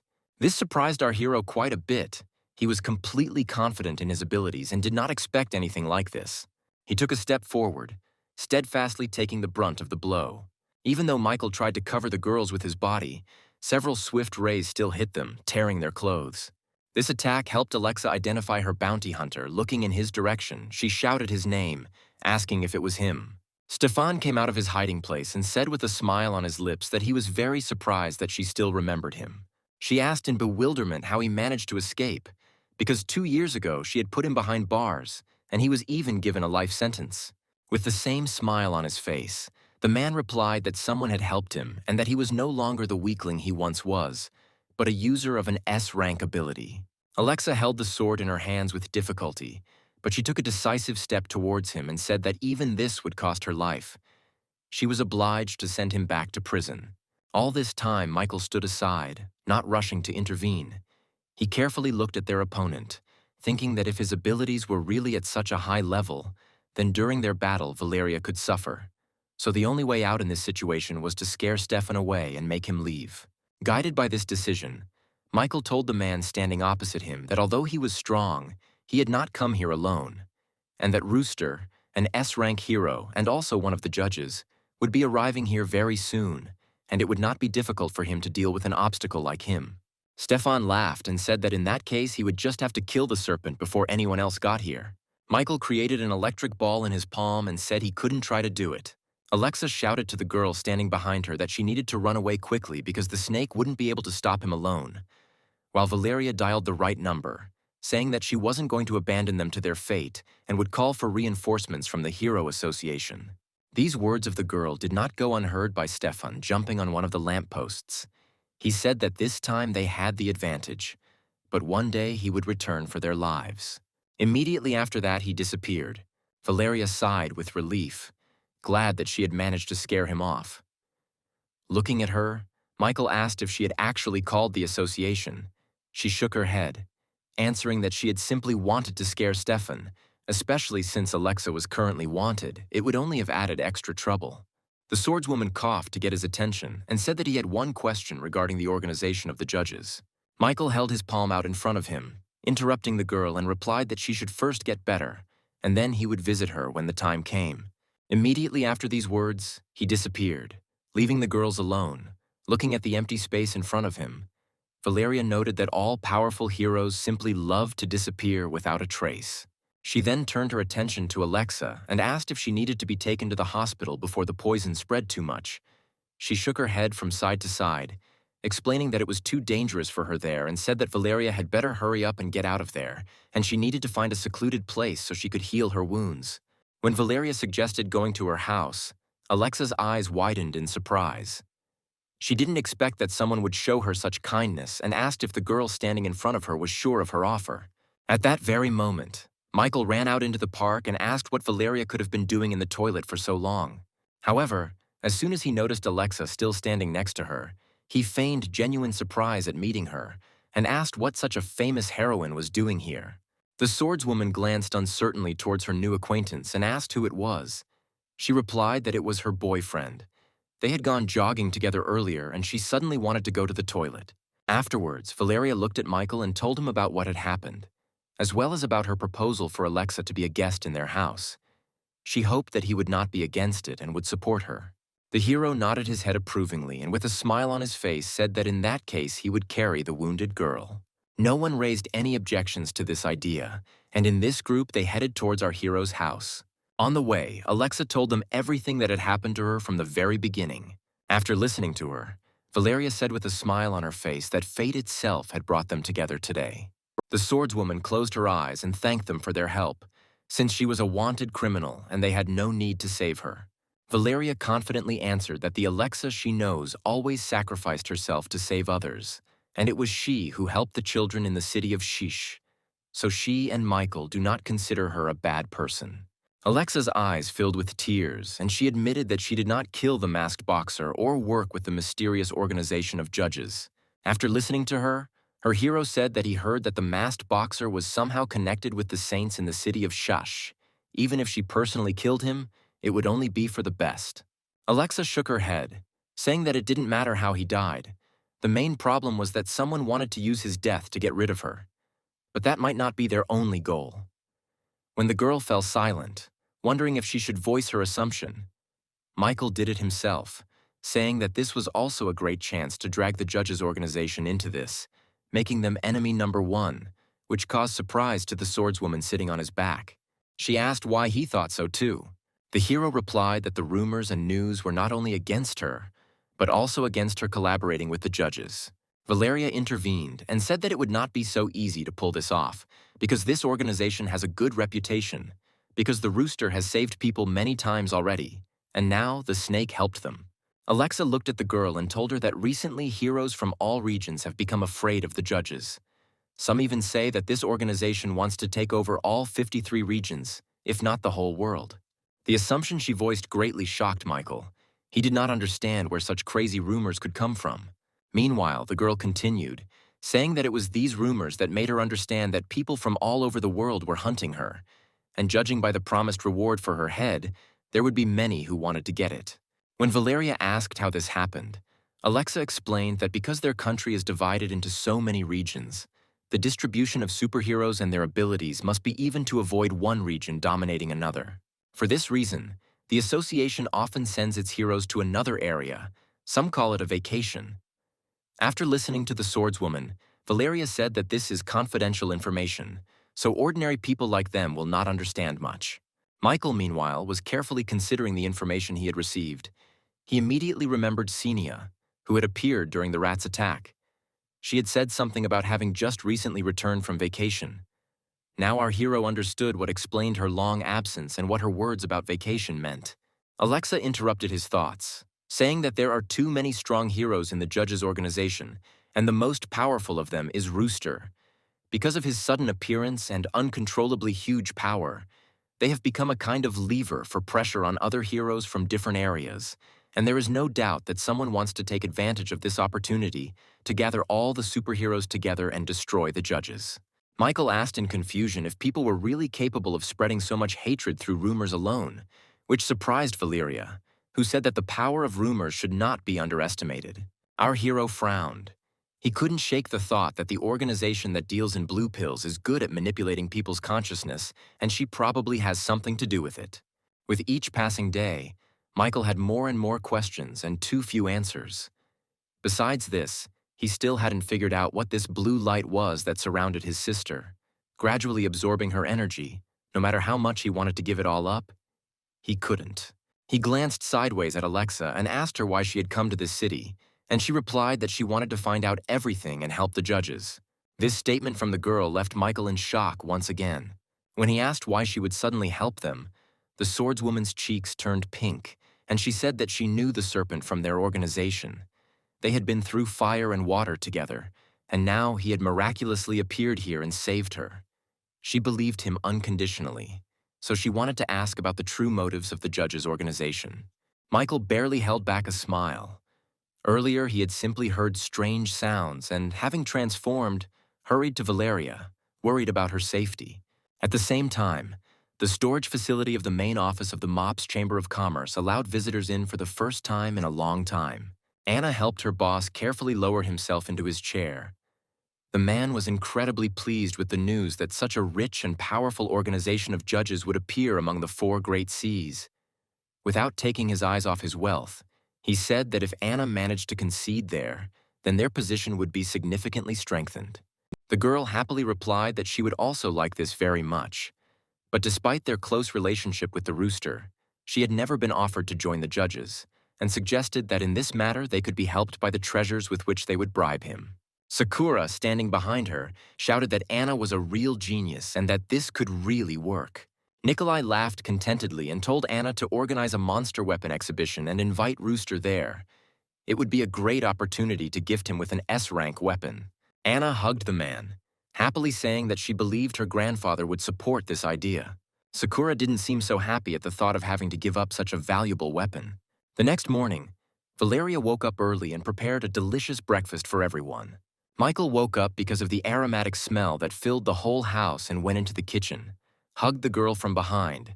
She said that she received a message from work, in which she was assigned an emergency price, so she would not be able to have breakfast with them. Kissing the girl on the cheek, the hero replied that he could give her a lift to the meeting place.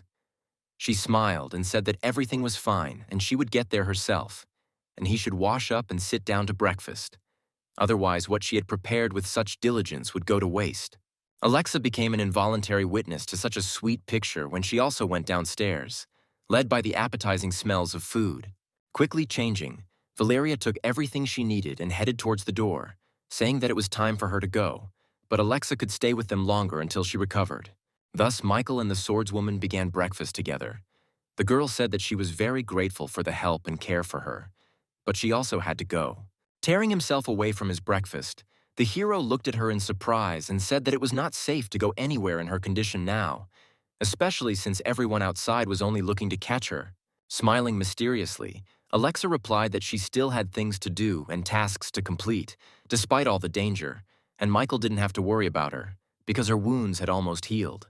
While chewing a bun, the hero noted to himself that her wounds had healed so quickly only because he had treated her the previous night. But he had not done this in order to send her to certain death. When he wanted to say something to the girl, she was no longer in the house. A few hours later, Michael, using his transformation, went to one of the empty beaches to practice his new dragon abilities.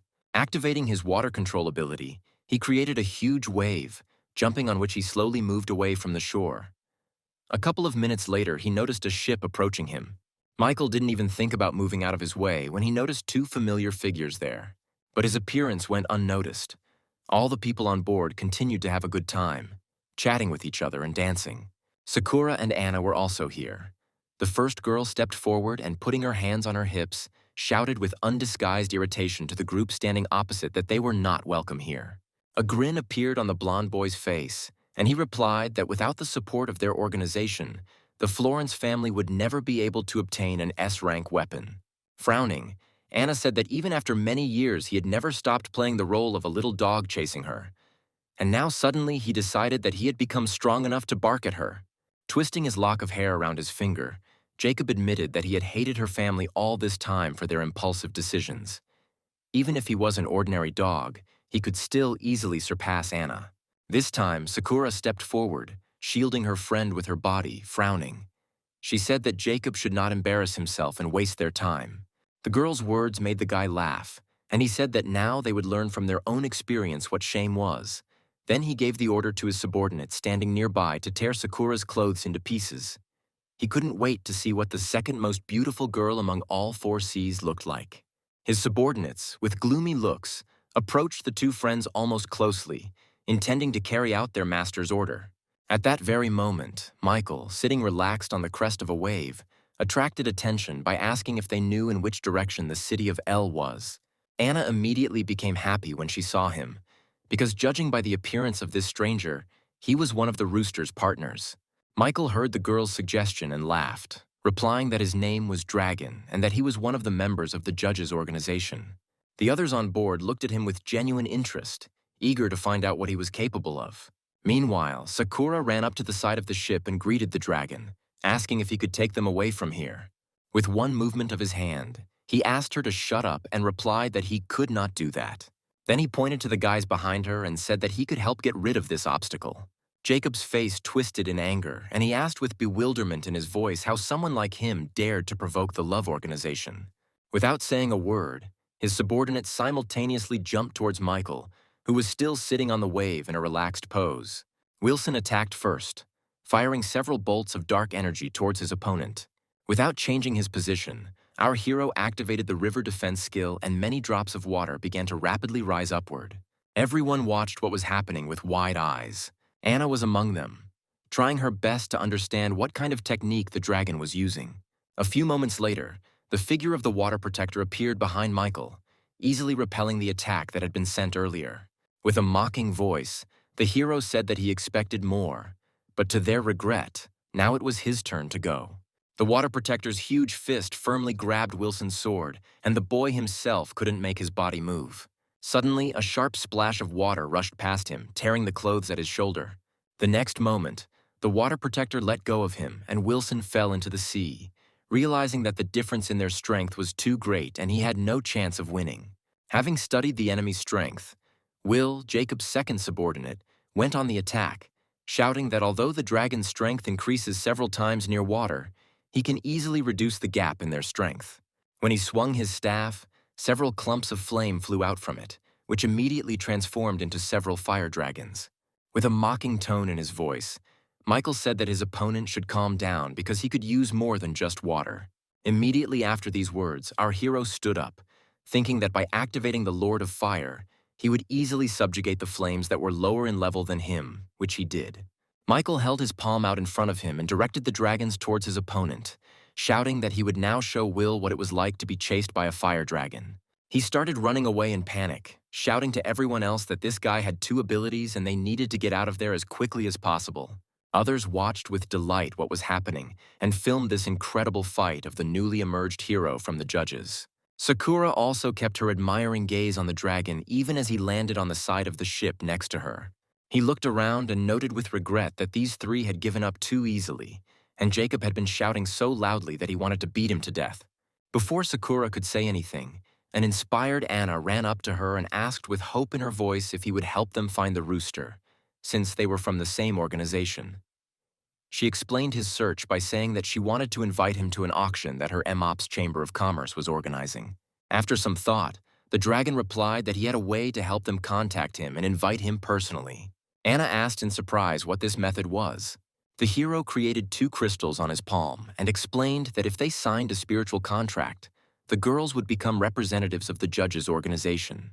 Anna's eyes lit up with happiness, and she said that she would never have thought that becoming a representative of their organization would be so easy.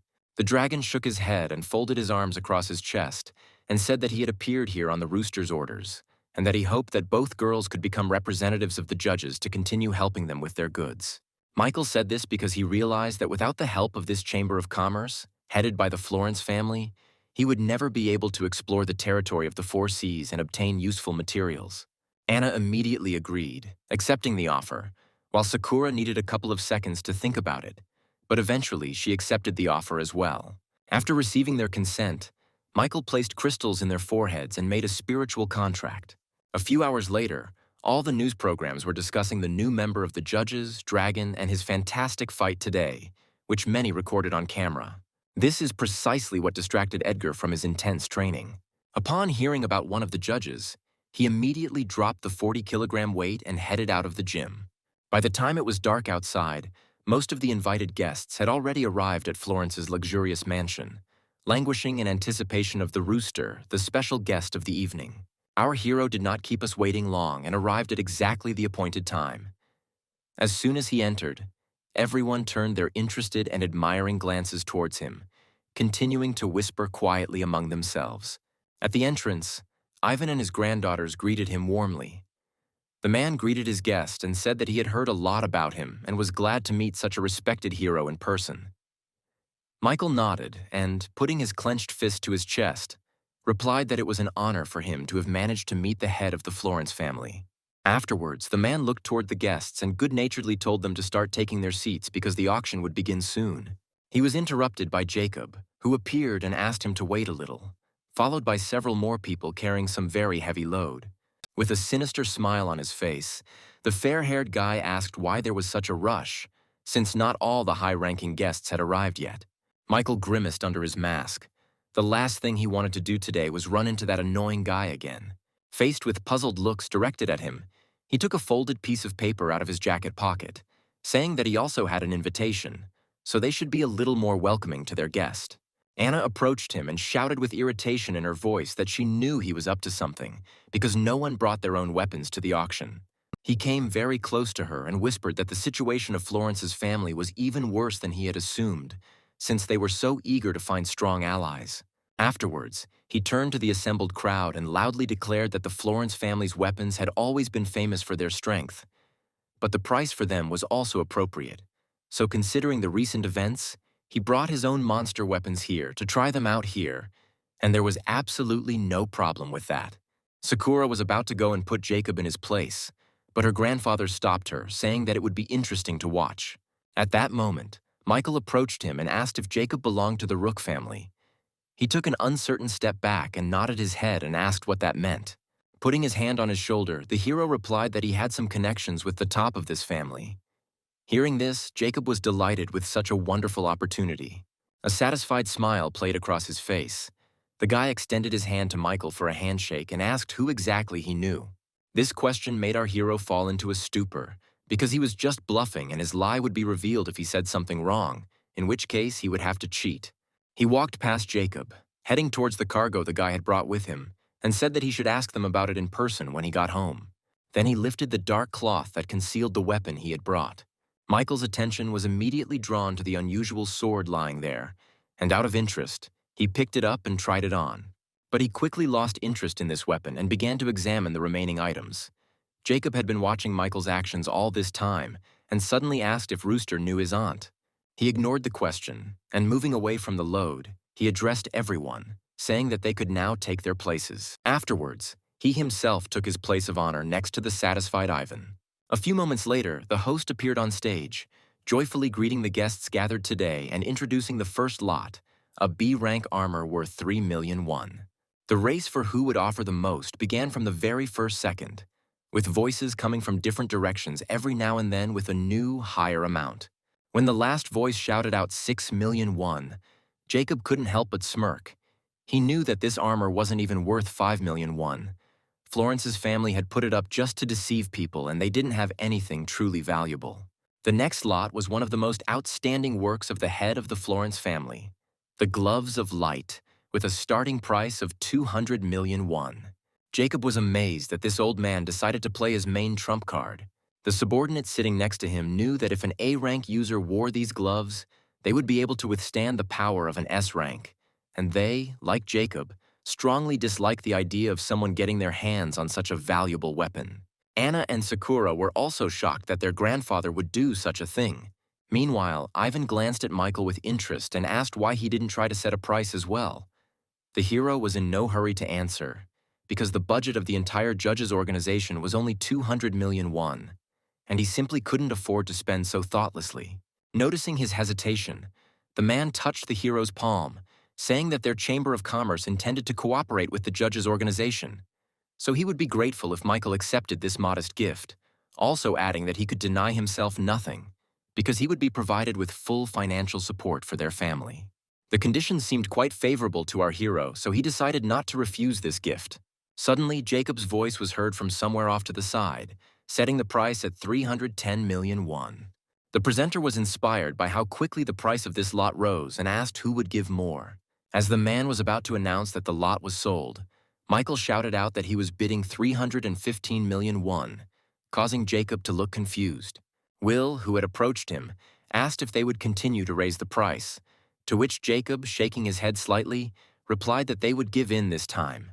But there were still many lots ahead, and there would be plenty of opportunities to win back.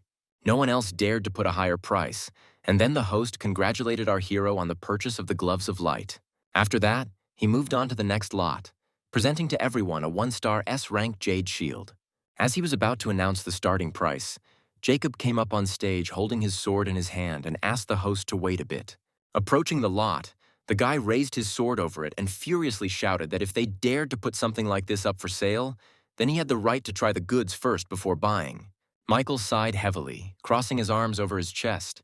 He suspected that this guy wouldn't last long and would do something like that. Sakura looked very tense, even though she knew that this shield was made using S-rank materials, but it was most effective against spells as it provided magic resistance and might not be able to withstand Blue Azure's physical attack. Anna jumped up from her seat and asked with a pleading voice if Michael could lend her the seals of light so that she could destroy this sword. Instead of answering, he ruffled the girl's hair, causing her surprise, after which he advised her to calm down and be patient and watch what would happen next. Meanwhile, Jacob launched his first attack at the shield, intending to destroy it, but it didn't even move. This was absolutely not what the guy expected. Not intending to give up, he swung his sword again to finish what he had started and prove to everyone that the Florence family was losing ground. However, the next blow again did not cause a single scratch on the shield, but his weapon was covered with deep cracks and fell apart. From the audience, there were taunts from other guests that a member of the Rook family would dare to bring fake weapons to the auction to ruin the evening. Anna couldn't believe her eyes, and without taking her eyes off the stage, she asked Michael if he really knew in advance that this sword would not be able to destroy the shield. He just chuckled behind his mask, remembering how he managed to steal the ability from the sword without anyone noticing when he touched it before the auction started. Completely confused as to what was going on, Jacob clutched his head in confusion as Will approached him. The man remembered that Rooster had previously touched all the weapons they had brought, and most likely it was after his touch that they all lost their power. Hearing this, Anna became furious. Frowning, she shouted that they shouldn't blame others for their lies. A weapon that could be destroyed by just one touch couldn't be S-rank. Will chuckled and replied that Rooster himself also had S-rank abilities and suggested that he could change the internal structure of objects he touched. His words caused a new wave of discussion among the guests. The arguments he presented seemed quite logical because they all saw how Rooster touched each weapon, and if it was a matter of deception, then Florence's family could be in cahoots with him. Jacob looked up at Michael and said that since there was such a dispute, they should find out the truth with another weapon. He nodded, saying that he was not against such a check. Jacob put on his helmet without delay and picked up the enchanted horn, blowing into which golden waves of vibrations immediately came from the weapon. When he pointed the horn at the guests, they covered their ears with their hands, feeling how this terrible sound made their heads almost burst into pieces. After confirming that these items were working, Jacob took off the mask from his face. He was in a real confusion. The attack and defense of this equipment was at the S-rank level, which meant that it disproved the theory that Michael was somehow involved in the breakdown of his sword.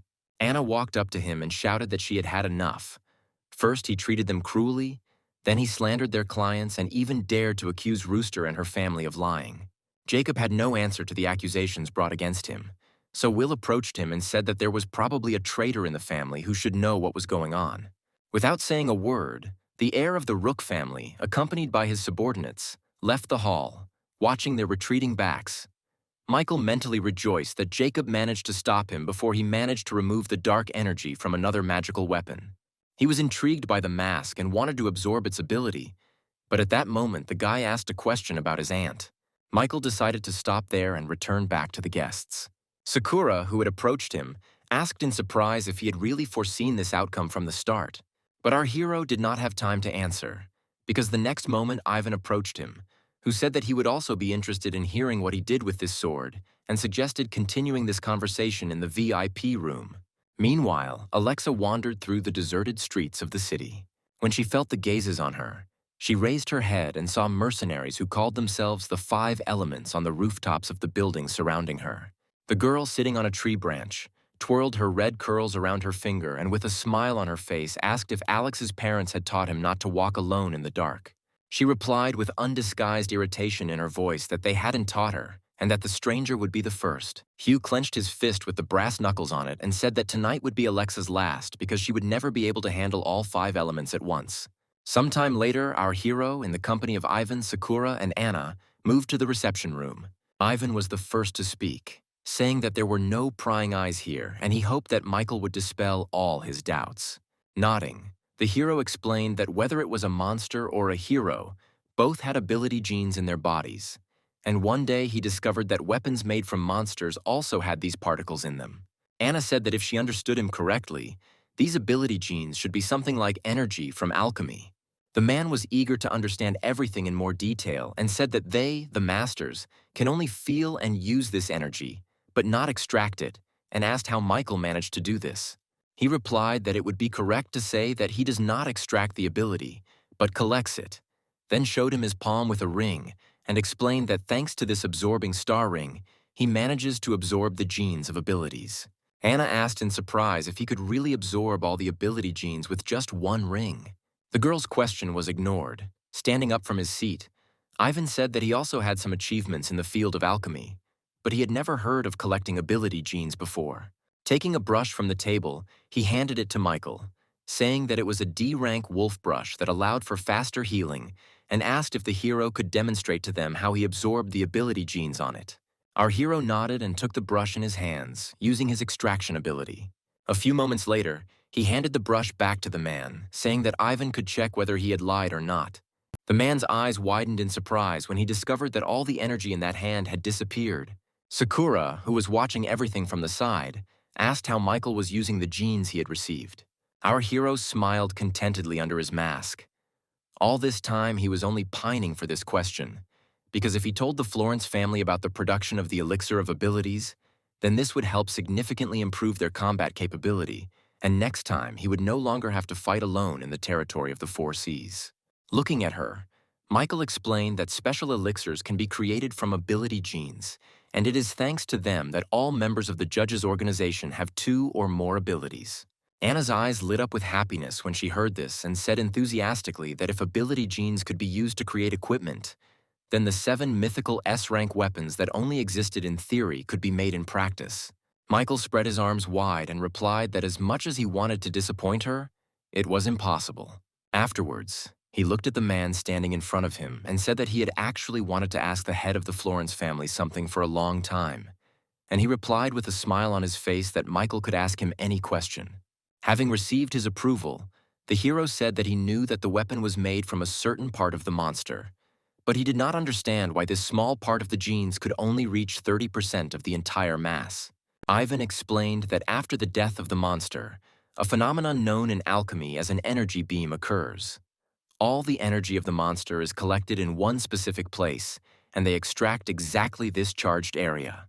Special techniques are then used in combination with an alchemical matrix to make a weapon out of a specific monster.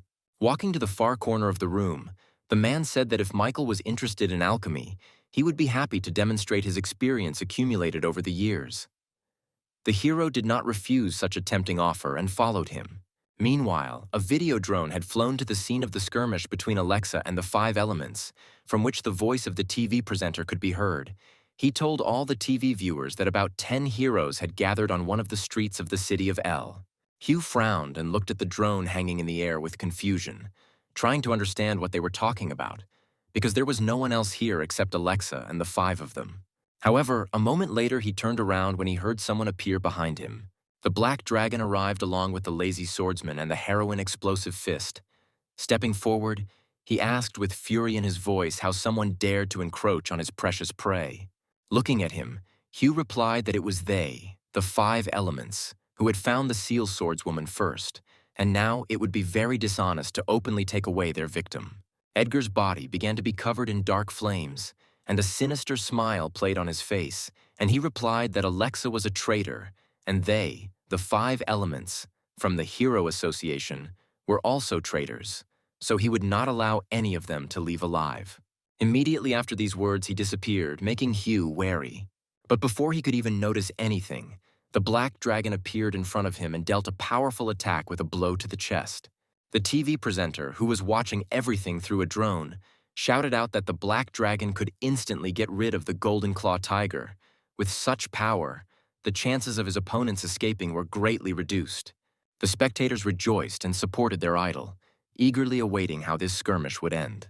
The 5 Elements members decided to make a move first, and 3 of them simultaneously attacked Edgar from different sides with their abilities activated. But the black dragon dealt with them all without any difficulty, and when Hugh tried to attack him from behind, taking advantage of the situation, he simply threw him over his shoulder, causing him to lose consciousness. Cassandra stood aside the whole time, not daring to attack such a strong enemy. Realizing that if she didn't want to die here, the girl turned around and ran away from there. Edgar noticed her and had no intention of letting the traitors escape. Moving towards her in a flash, he pierced her chest with his claws. With a sadistic smile on his face, he said that he never lets go of his prey. Having dealt with the annoying 5, Edgar looked at Alexa, who was still there, and said that it was now her turn. A tense Oscar and a joyful Amelia were watching what was happening there through the TV screen, telling the guy sitting next to him that he shouldn't worry about his brother so much, because Alexa wasn't in the best shape right now, so the Black Dragon's victory was guaranteed. Oscar smiled and replied that for this reason he was not at all worried about his brother. All this time he was worried about something completely different. Whether Alexa was one of the members of the judges or not, if she really was one of them, then what would he say to the Godfather when Edgar killed her?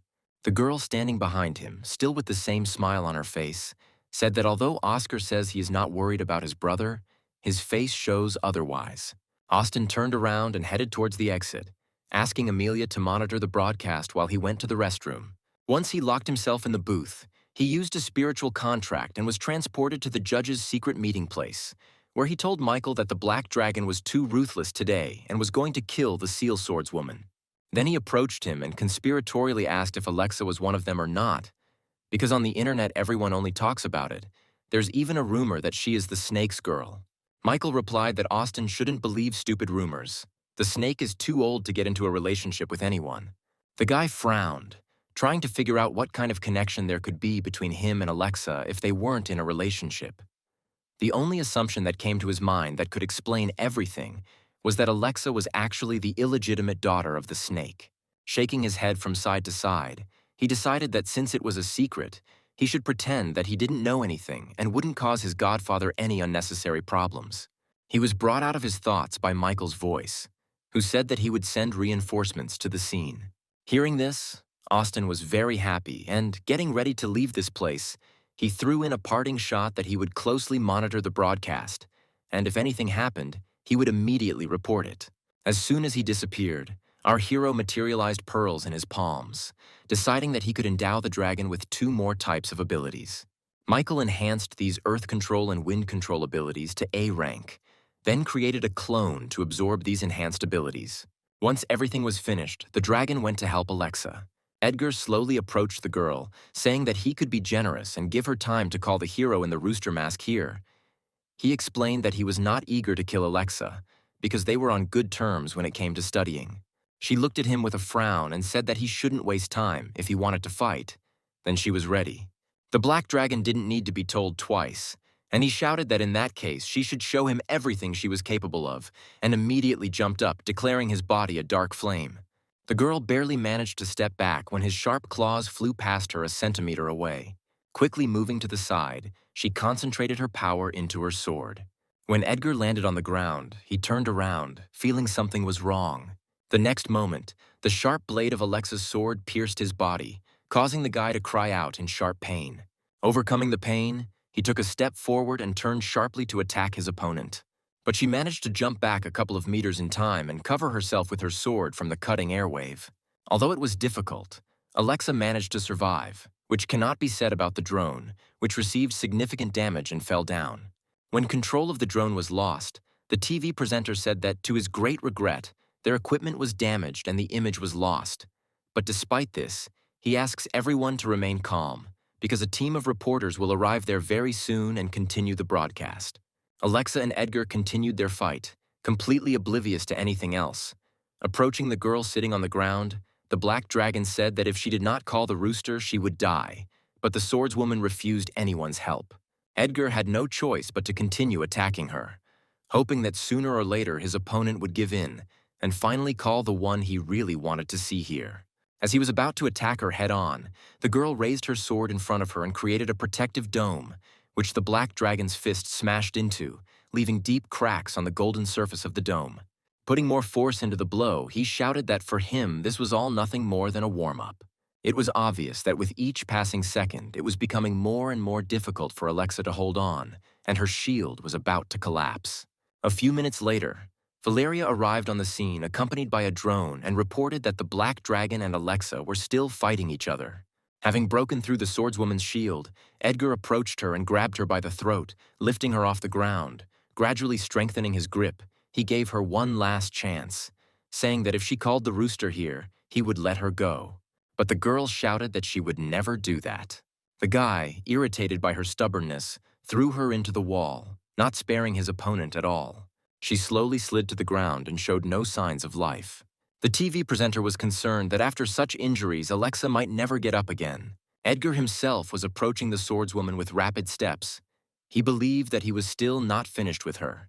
The lazy swordsman and explosive fist stepped forward to stop him. The swordsman said that if Edgar didn't control himself, at this rate he would leave this girl crippled for life. He frowned and asked irritably why they were protecting the traitor. Suddenly their argument was interrupted by Alexa, who stood up and said that she was still able to continue. Although the girl stood with great difficulty, there was a challenge in her eyes, without a drop of fear. Valeria said that the seal swordswoman's steadfastness was worthy of respect. She had already sacrificed herself once for the safety of citizens. Without taking his eyes off his opponent, the black dragon shouted that since she wanted it, he would not stop.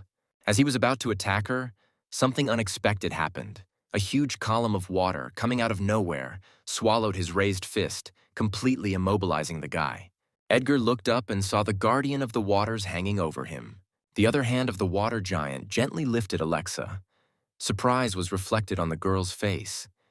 She saw the dragon in front of her, who apologized to her for the fact that their organization was a little late. This picture convinced the audience that the seal swordswoman was indeed on the side of the traitors, and all those rumors were true. Swallowing her fear, Alexa asked in confusion why he said she was a member of their organization of judges. To this, the dragon replied that if she wanted to stay alive, then she would be better off joining them. These words gave rise to many doubts in the girl's head, although she understood that she really had no other choice. Leaving her alone with her fears, the hero jumped down to the black dragon and asked what their cutie Alexa had done to him. He ignored this question and asked his own, asking why he had arrived and not the rooster. The dragon put his palms together and said with a mocking voice that if Edgar was worried about his opponent being too weak, then he shouldn't. Even if he miraculously managed to defeat him, people much stronger than him would not keep themselves waiting long and would definitely visit the black dragon. The next moment, two huge water palms appeared on both sides of Edgar, rushing towards him with terrifying speed. The only thing he managed to do was to put his hands out to the sides in order to somehow hold back the enemy attack. The dragon standing to the side said that the next move would be more interesting and clenched his hand, shrouded in a blue glow, into a fist. Edgar watched in bewilderment as the water that had been squeezing him from both sides suddenly began to rise upward. His eyes widened in horror when he saw the huge palm hanging over him from above. The black dragon understood that he simply would not have time to escape. The next moment, the water palm crashed down onto the ground, raising a thick cloud of dust. Meanwhile, Mike finally left the Florence family mansion. Moving a little further from the entrance, he stopped and began to look around carefully. When our hero was sure that there was no one else there, he quietly slipped behind the nearest tree with a thick trunk. After that, he took out a notebook from his pocket, considerably worn out by time. Ivan gave it to him with the words that it described the entire experience of one respected alchemist and something about his life. Michael picked up the notebook and quickly ran his eyes over the pages.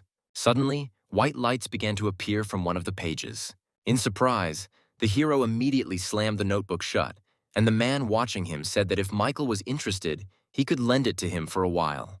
The hero replied that there really was a lot of interesting information there and that this offer would be very useful. Now he opened the notebook again. That time he realized that there was a secret entry here that could only be read by people of the third rank of spiritual power.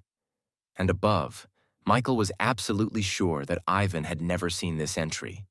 Otherwise, he would hardly have given him this diary so easily. A couple of seconds of searching, and he finally found that very page with the secret entry. It said that George came from a distant continent of the planet Odysseus and was one of the members of the Alfonso family. He managed to get here thanks to the use of elementary magic.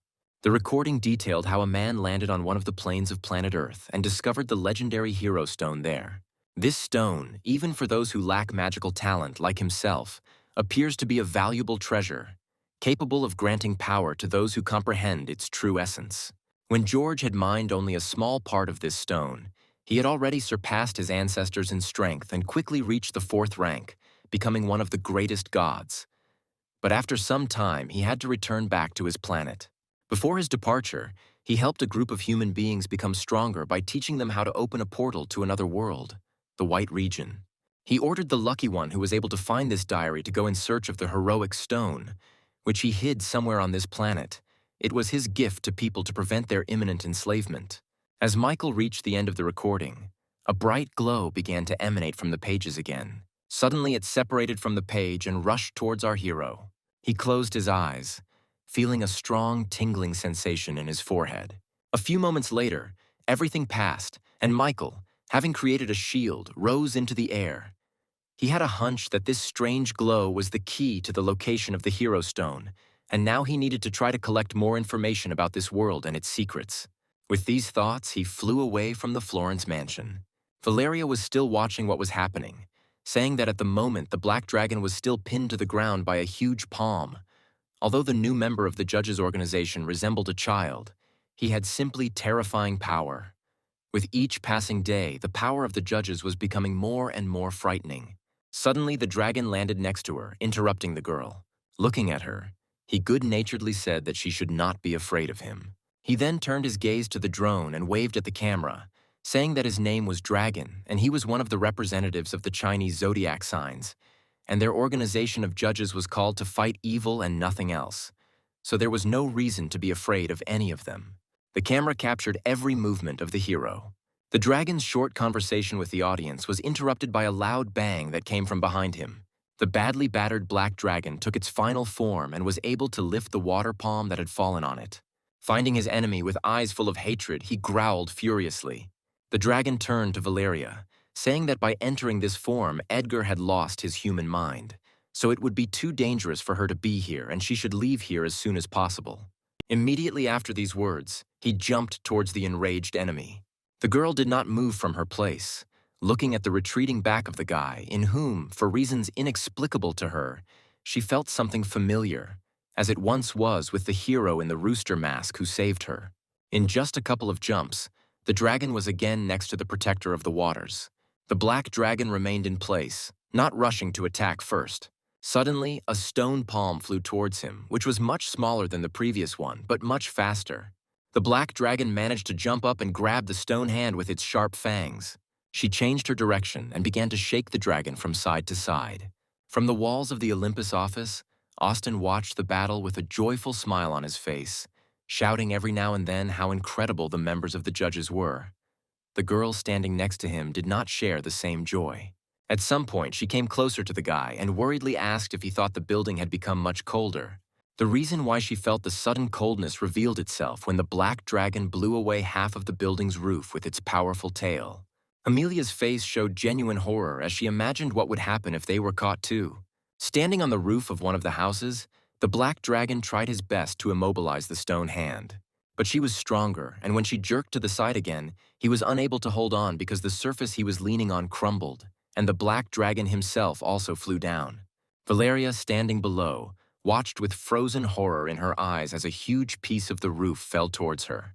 She closed her eyes, preparing herself for death. But when a few seconds later nothing happened, she cautiously opened her eyes. In front of her stood the dragon and his water monster, who caught the fragment flying at her. The girl waved her hand uncertainly at him and thanked him for saving her life. The hero waved back at her as well, thinking that he needed to end this battle as soon as possible before there were any unwanted casualties, which would be very difficult to avoid if the black dragon continued to rampage uncontrollably. Suddenly, he felt a sharp pain in his chest area, and his mouth was filled with the metallic taste of blood. Someone pierced him with a sword from behind. Behind the water protector, the lazy swordsman said that he had been waiting for a long time for the moment when the dragon would let down his guard. This attack took the last of the man's strength. Dropping his sword, he fell down helplessly, saying that he had already played his role. The TV presenter said with disbelief in his voice that in order to defeat the dragon, the lazy swordsman had ignored all the consequences of his own windsword pursuit technique, which was equivalent in strength to S rank. His eyes filled with horror as he realized that the black dragon was now defenseless. If he received another attack, it would be the end for him, which he informed the viewers. But at the same time, the man noted that the dragon was being reckless in trying to protect an innocent reporter. What happened there caused viewers to have conflicting views on Edward, who should protect the residents, but now he only brings chaos and the dragon, whose side it was very difficult to determine. Explosive Fist couldn't stand still either and decided to intervene. Gathering all the strength in her fist, she struck the huge water monster. But it didn't cause him any particular damage. Xenia only tore off a small part of his body. Soaking wet from the water drops that rained down on her after this attack, Valeria said that by combining their efforts, all three heroes managed to injure the water monster. At the same time, the dragon was busy with his opponent, making several strikes in the air. He sent a dozen air blades towards his opponent. The black dragon, in turn, tried to fight off these attacks with its tail, but one of the blades still hit him, causing significant damage. The dragon couldn't help but take advantage of this opportunity, and turning his fist into a stone block, he rushed towards the enemy. He watched his rapidly approaching death with wide eyes in horror. Having gotten close enough to the black dragon, the dragon delivered a powerful punch straight into his chest. Immediately after this, the stone fist disappeared, and the hero shouted that it was time for Edward to give up, because this time he was definitely finished. Echoing the movements of his palm, another stone hand emerged from the ground and grabbed the black dragon in a vice. No matter how he struggled, it was all useless. The hand pulled his body towards the ground. A few moments later, there was a loud roar, followed by a cloud of dust rising into the air. When it dissipated, everyone saw Edward lying unconscious, who had returned to his normal form. The dragon wrapped water vines around the bodies of the lazy swordsman and the defeated Edward and said that Gilbert had a difficult choice to make. The man had been watching the fight from his company's conference room the entire time. The warning he received from the dragon filled him with a fierce rage that he was unable to contain. Valeria, who was still there, did not understand what choice was being discussed. No matter how many assumptions were born in her head, she could find out all the details only by being patient. A couple of minutes later, she noticed the mechanical hero approaching them, dragging the ice adventurer with him. The man slowly descended to the ground, where the dragon was already waiting for him. He understood the deal he had made with Rooster some time ago. His duty was to investigate the blue pill case and help him take part in the white area operation. Turning to the dragon, Gilbert said that they should carry out everything according to their original plan. Hearing this, Pavel looked at him in bewilderment and asked what it meant. He lowered his head and replied that an agreement was an agreement and it had to be followed. At first, he was too overcome by emotions and he couldn't decide for a long time. But now that his son and the lazy swordsman were involved in this, the sacrifice of one subordinate was worth nothing. This answer shocked Pavel. He knew that if the lives of two A-rank heroes were at stake, then any sacrifice would truly be considered justified. Patting the boy on the shoulder, the man said that he would die as a true hero who protected his precious comrades. But the ice adventurer did not share this desire, and as soon as Gilbert let him go, he began to run. However, as soon as he took a couple of steps, all his limbs were cut off at the same moment. Everyone watched this cruel scene with horror. Austin watched this through binoculars with a joyful smile on his face. He said that his father should have done this a long time ago, and not dragged the cat by the tail. The guy literally saw how the new elixir of abilities was running into his arms. Standing behind them, Amelia did not at all share the joy over the sad fate of their common colleague. Meanwhile, the mechanical hero approached Pavel's lying body, completely ignoring all his questions.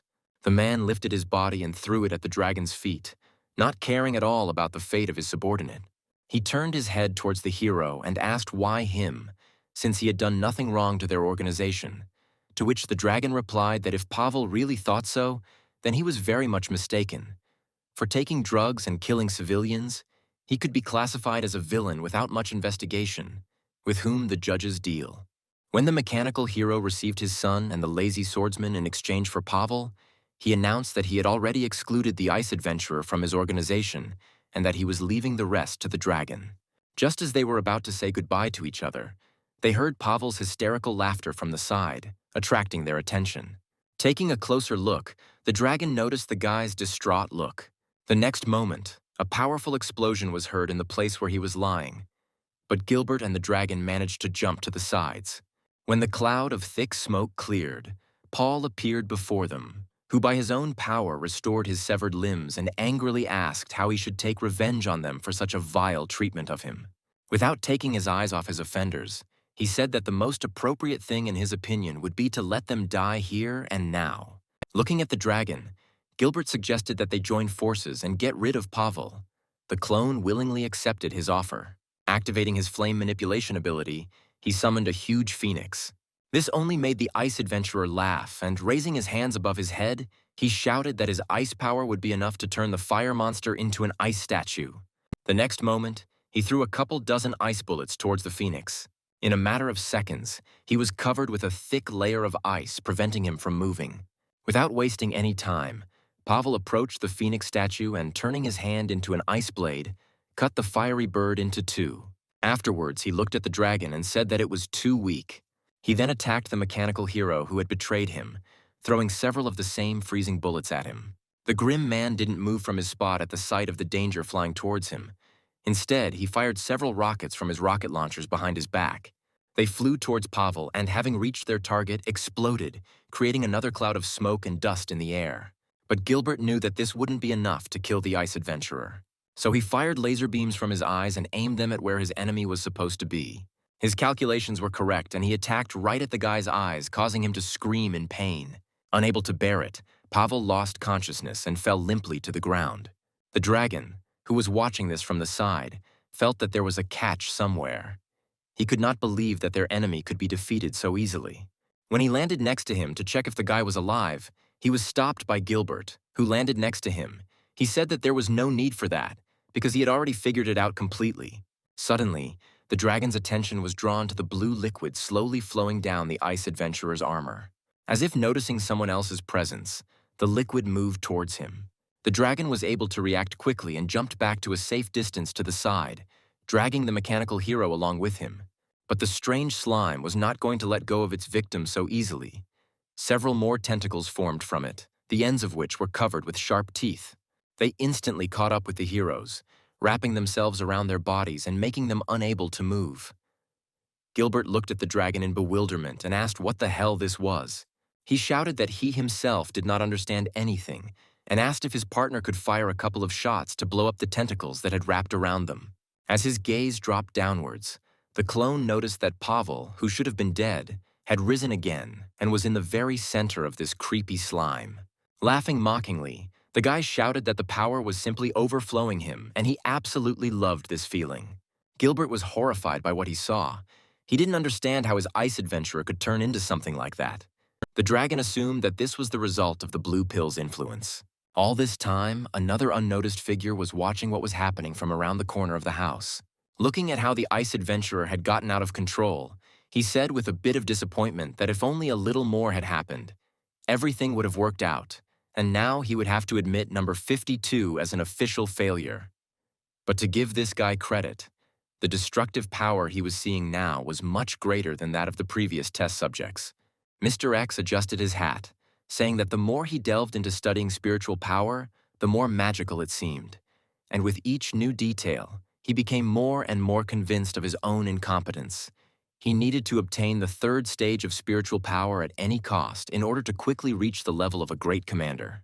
So he decided that he should wait until the culmination of this battle, and then take advantage of the opportune moment and take the dark blue fragment. Immersed in his thoughts, the man did not notice the stranger's intent gaze on him.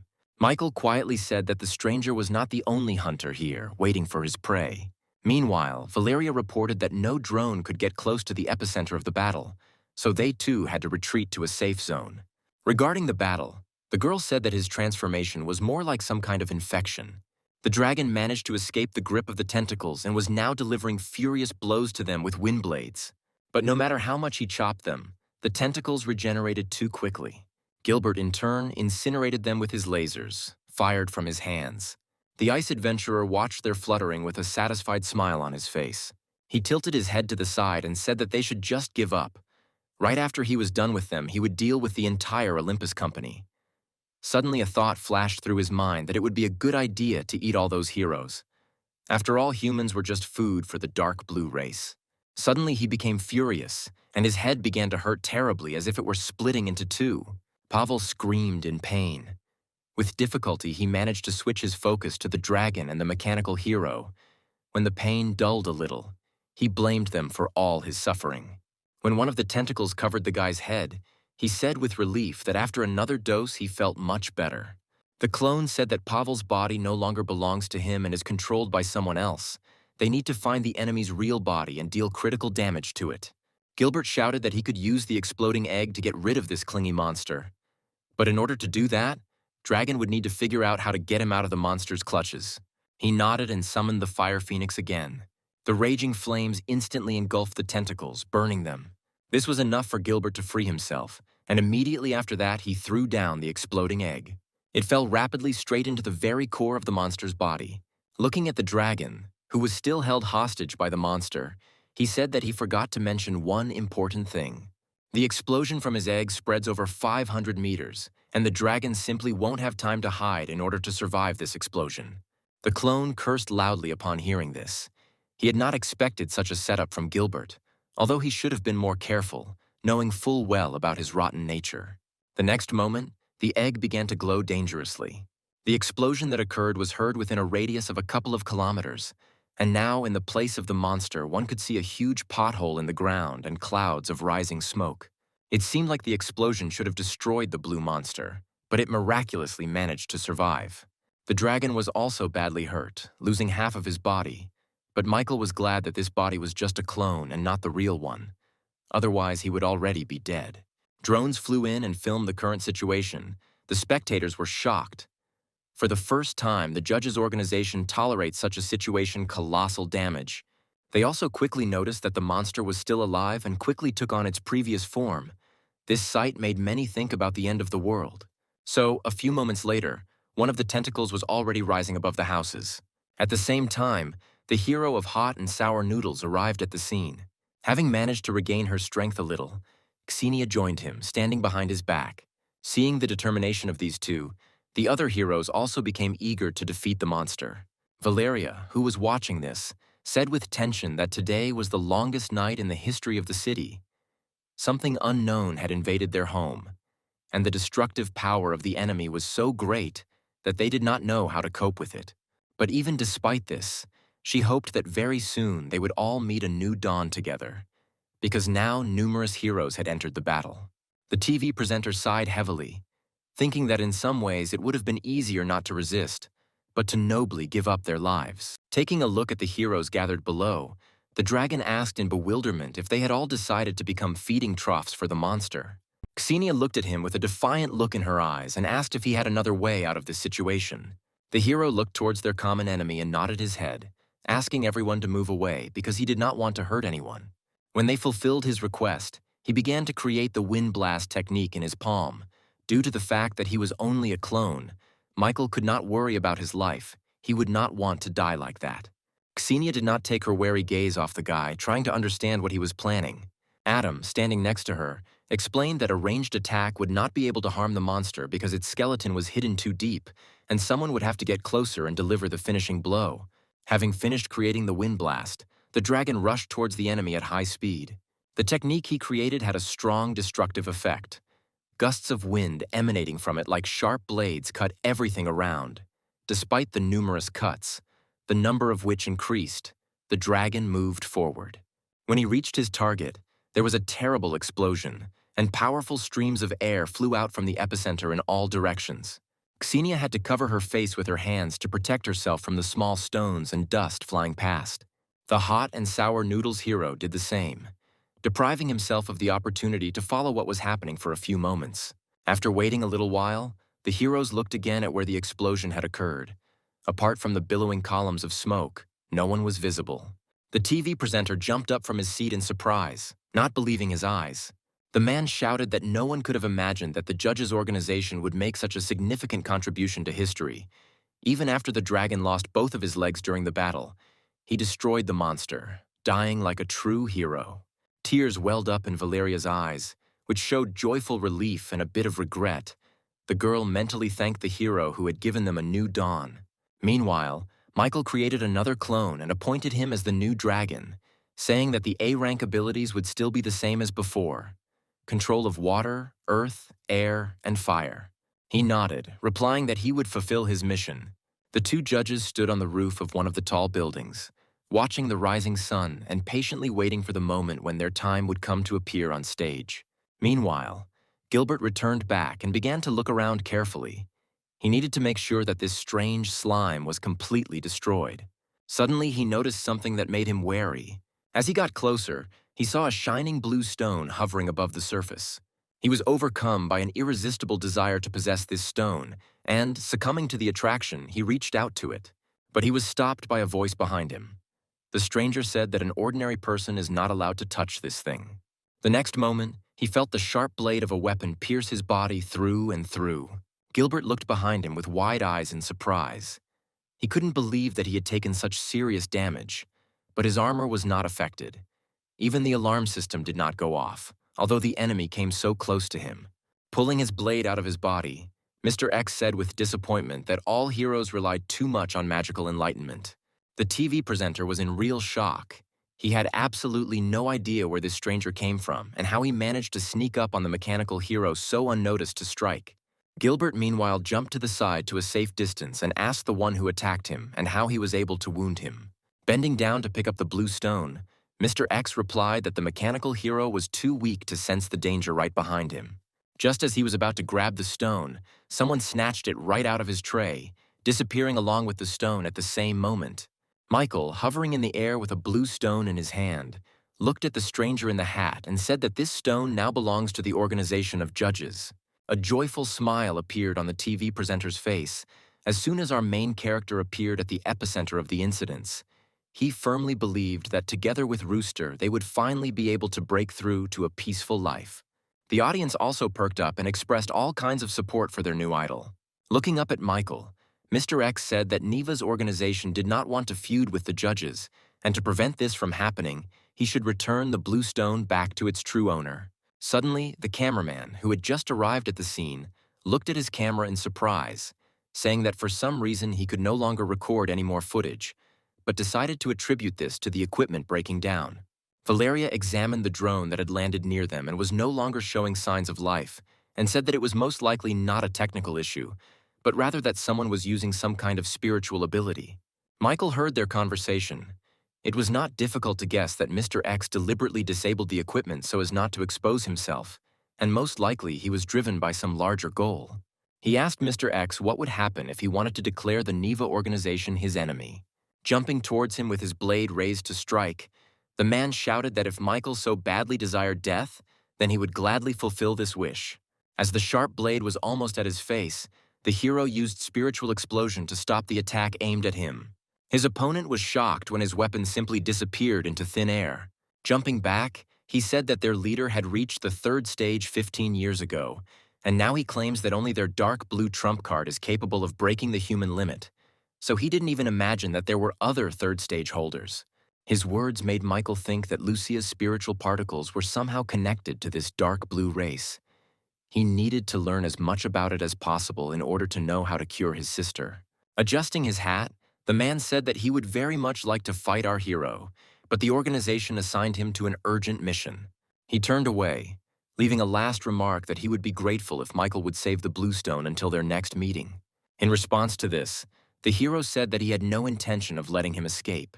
Suddenly, Mr. X's body froze, not allowing him to take a single step. The next moment, he felt a powerful spiritual attack fly at his back, throwing him back several meters.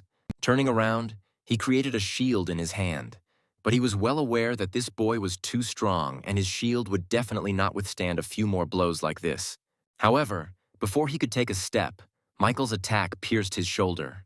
Mr. X could do nothing in this situation except swear loudly. When Michael's blade, which he used to attack his enemy, dissolved, he fell limply to the ground. Looming over the man, the hero said that he was now a prisoner of the judge's organization. Our hero's attack did too much damage because when Michael approached him and asked how he felt about what was happening, he shouted that he admitted his defeat, and if the hero wanted to kill him, then let him kill him. Leaning slightly over him, Michael said that if Mr. X would obediently answer his questions, then he could spare him. Without waiting for any reaction from the man, he immediately asked how the ice adventurer was connected to that blue thing.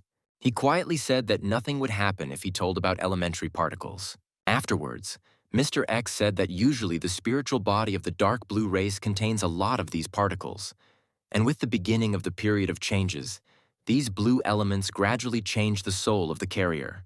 Over time, peculiar sprouts grow from the bodies, which will track the location of areas of light in order to subsequently obtain the soul of a representative of the race, and the greater the spiritual power, the denser the particles will be located in the carrier's body. Thus, the sprouts are cultivated, increasing in size. Depending on how stable these sprouts are, the more power particles a person will be able to absorb, opening up new secret techniques or combat skills within themselves. The dark blue race is now actively trading blue pills to find a suitable body for their migration. But as the ice adventurer's experience has shown, not everyone is able to withstand when the particles begin to act.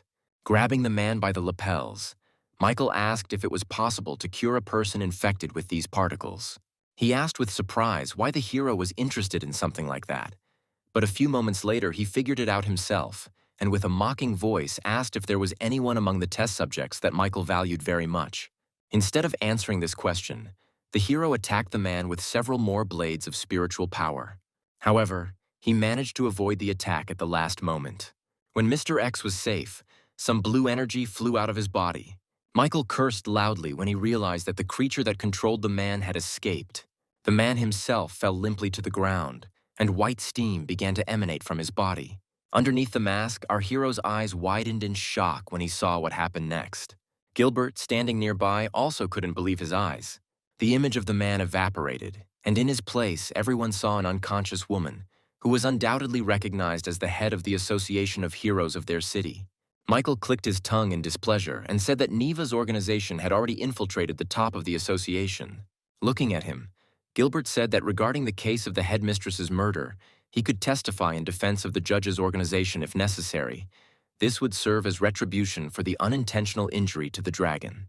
Hearing this, Michael pounced on the man, asking with rage in his voice if he was really trying to hush this matter up with just a few words. An ordinary person couldn't even imagine how difficult it was to raise a person with 4 abilities at once. Gilbert stepped forward and asked what he wanted from him then, to which our hero replied that the mechanical hero should allow Austin to replace the dragon and become the successor of the Olympus Company. A nervous smile appeared on the man's face, and he said that he could indeed make his son his heir. But to do so, he would need to at least reach A rank. Otherwise, no one else would support this decision.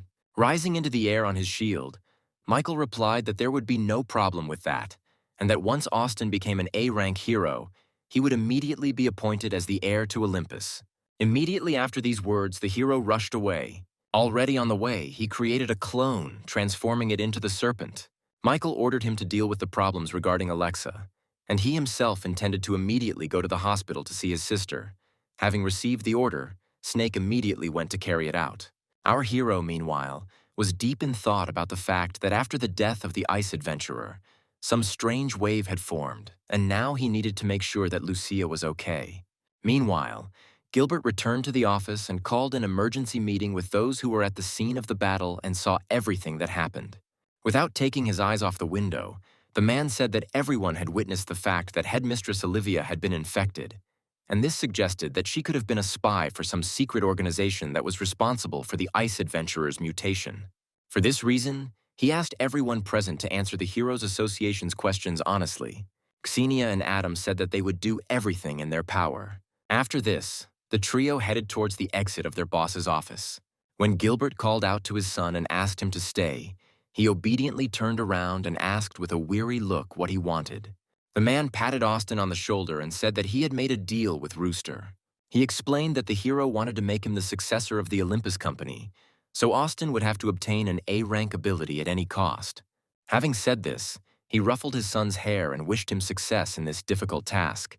He only gave his father an irritated look and said that this would ruin his relationship with his brother. Austin threw off Gilbert's hand with disdain, his goal being to become one of the judges, one of the signs of the zodiac, and to fulfill the will of the dragon. Looking again at the man standing in front of him, he said that his godfather had opened the way to a bright future for him, while Gilbert was constantly forcing him to run around on family errands. Therefore, he does not intend to continue down this path, wasting his talent. Looking at his son, the mechanical hero couldn't help but sigh heavily. Even though Rooster had done a lot for them, he had greatly underestimated his relationship with his sons.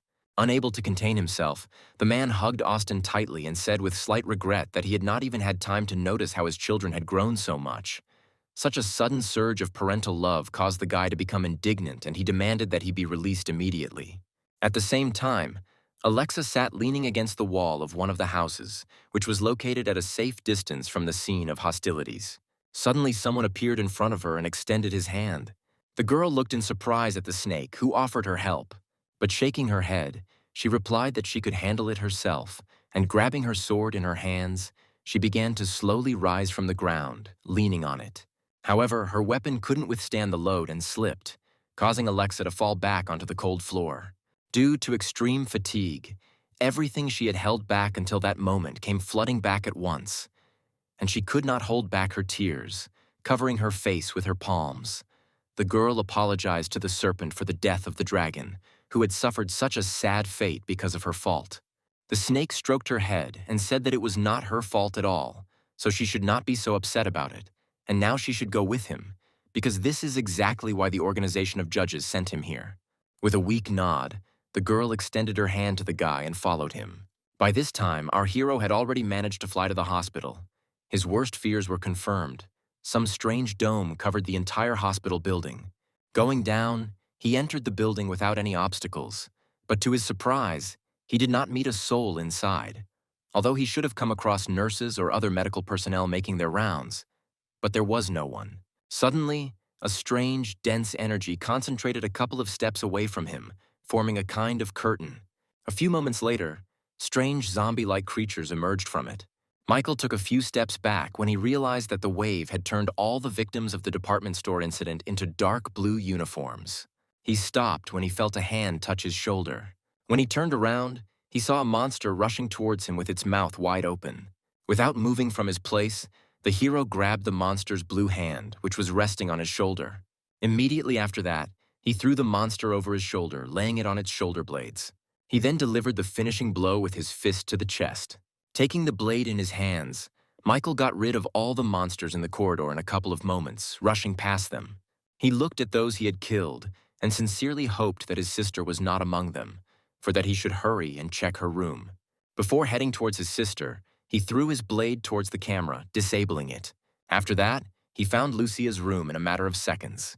When he entered, he saw that many blue bubbles filled the room, and his sister, embraced by a blue glow, was floating in the air. The girl's body was almost transparent, and small appendages, which Mr. X had mentioned earlier, were bursting out of it. Michael realized that his sister was mutating, and if he did not intervene urgently, he risked losing his sister forever. He called out to Lucia, telling her that she must not give in to this power. At some point, the glow began to fade, and a loud, painful cry escaped her lips. Miraculously, her body returned to its original state and slowly sank back onto the bed. Lucia stopped screaming in pain and unconsciously hugged her body. At the same moment, her hair turned from golden wheat to black. Michael immediately approached his sister, anxiously checking her breathing. Feeling his presence, the girl opened her multicolored eyes and looked at the guy in front of her with confusion. Jumping up quickly on the bed, she created a dagger in her palm and, holding its blade to Michael's throat, asked who he was and what he was doing here. He raised his hands in a surrendering gesture and said in confusion that it was him, her brother. But Lucia did not believe him, saying that her brother had a completely different voice. Michael was then forced to drop his disguise and return to his normal form. But even so, the girl did not believe him and repeated her question about who he was, having said before that he was definitely not her brother, because he could not transform. Sighing, the guy adjusted his glasses and told him about the incident from his childhood. This story was more than enough to dispel all the girl's doubts. Putting away her weapon, she looked at her brother with admiration and asked when he learned to transform so masterfully. Grabbing his sister's hand, Michael said that first they needed to get out of here, and he promised to tell her about everything else on the way. Upon returning home, the girl immediately went to the shower. By this time, Valeria had also managed to return home after a hard night and prepared breakfast for everyone. Michael carefully approached her from behind and hugged her, thanking her for preparing so much. Turning around, she wrapped her arms around the guy's neck and said that there was a reason, because Lucia had finally woken up, so they should definitely celebrate it. Suddenly, sadness appeared on her face, and she said that today at work she felt how weak a person can be in front of an unknown force.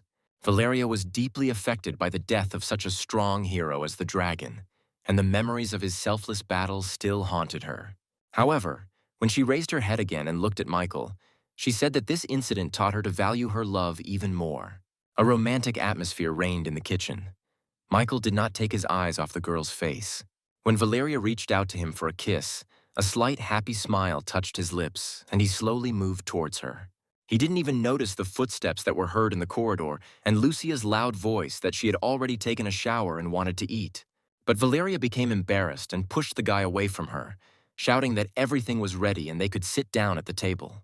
Michael helped her carry the plates of food to the table and lay out the chopsticks. Seeing the set table and the dishes on it, Lucia joyfully shouted that all her favorite food was here and thanked Valeria for such a warm welcome. Having sat down in her place, the girl immediately began to eat the chicken legs, happily chewing each piece. Michael and Valeria watched Lucia with smiles on their faces. Seeing such an idol, Michael thought that he would be ready to give anything just so that the people dear to him could live peacefully and happily.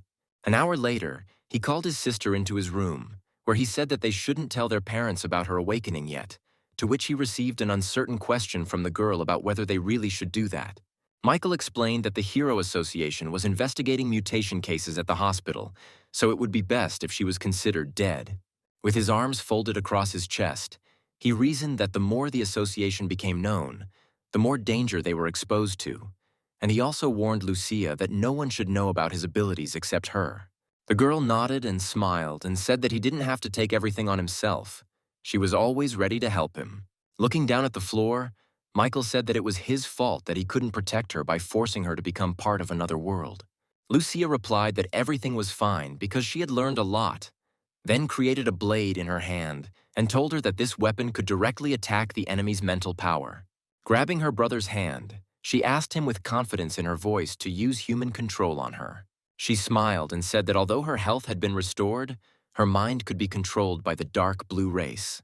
Michael nodded and touched Lucia's cheek, saying that her physical body was special. First, he needed to improve his ability to S rank.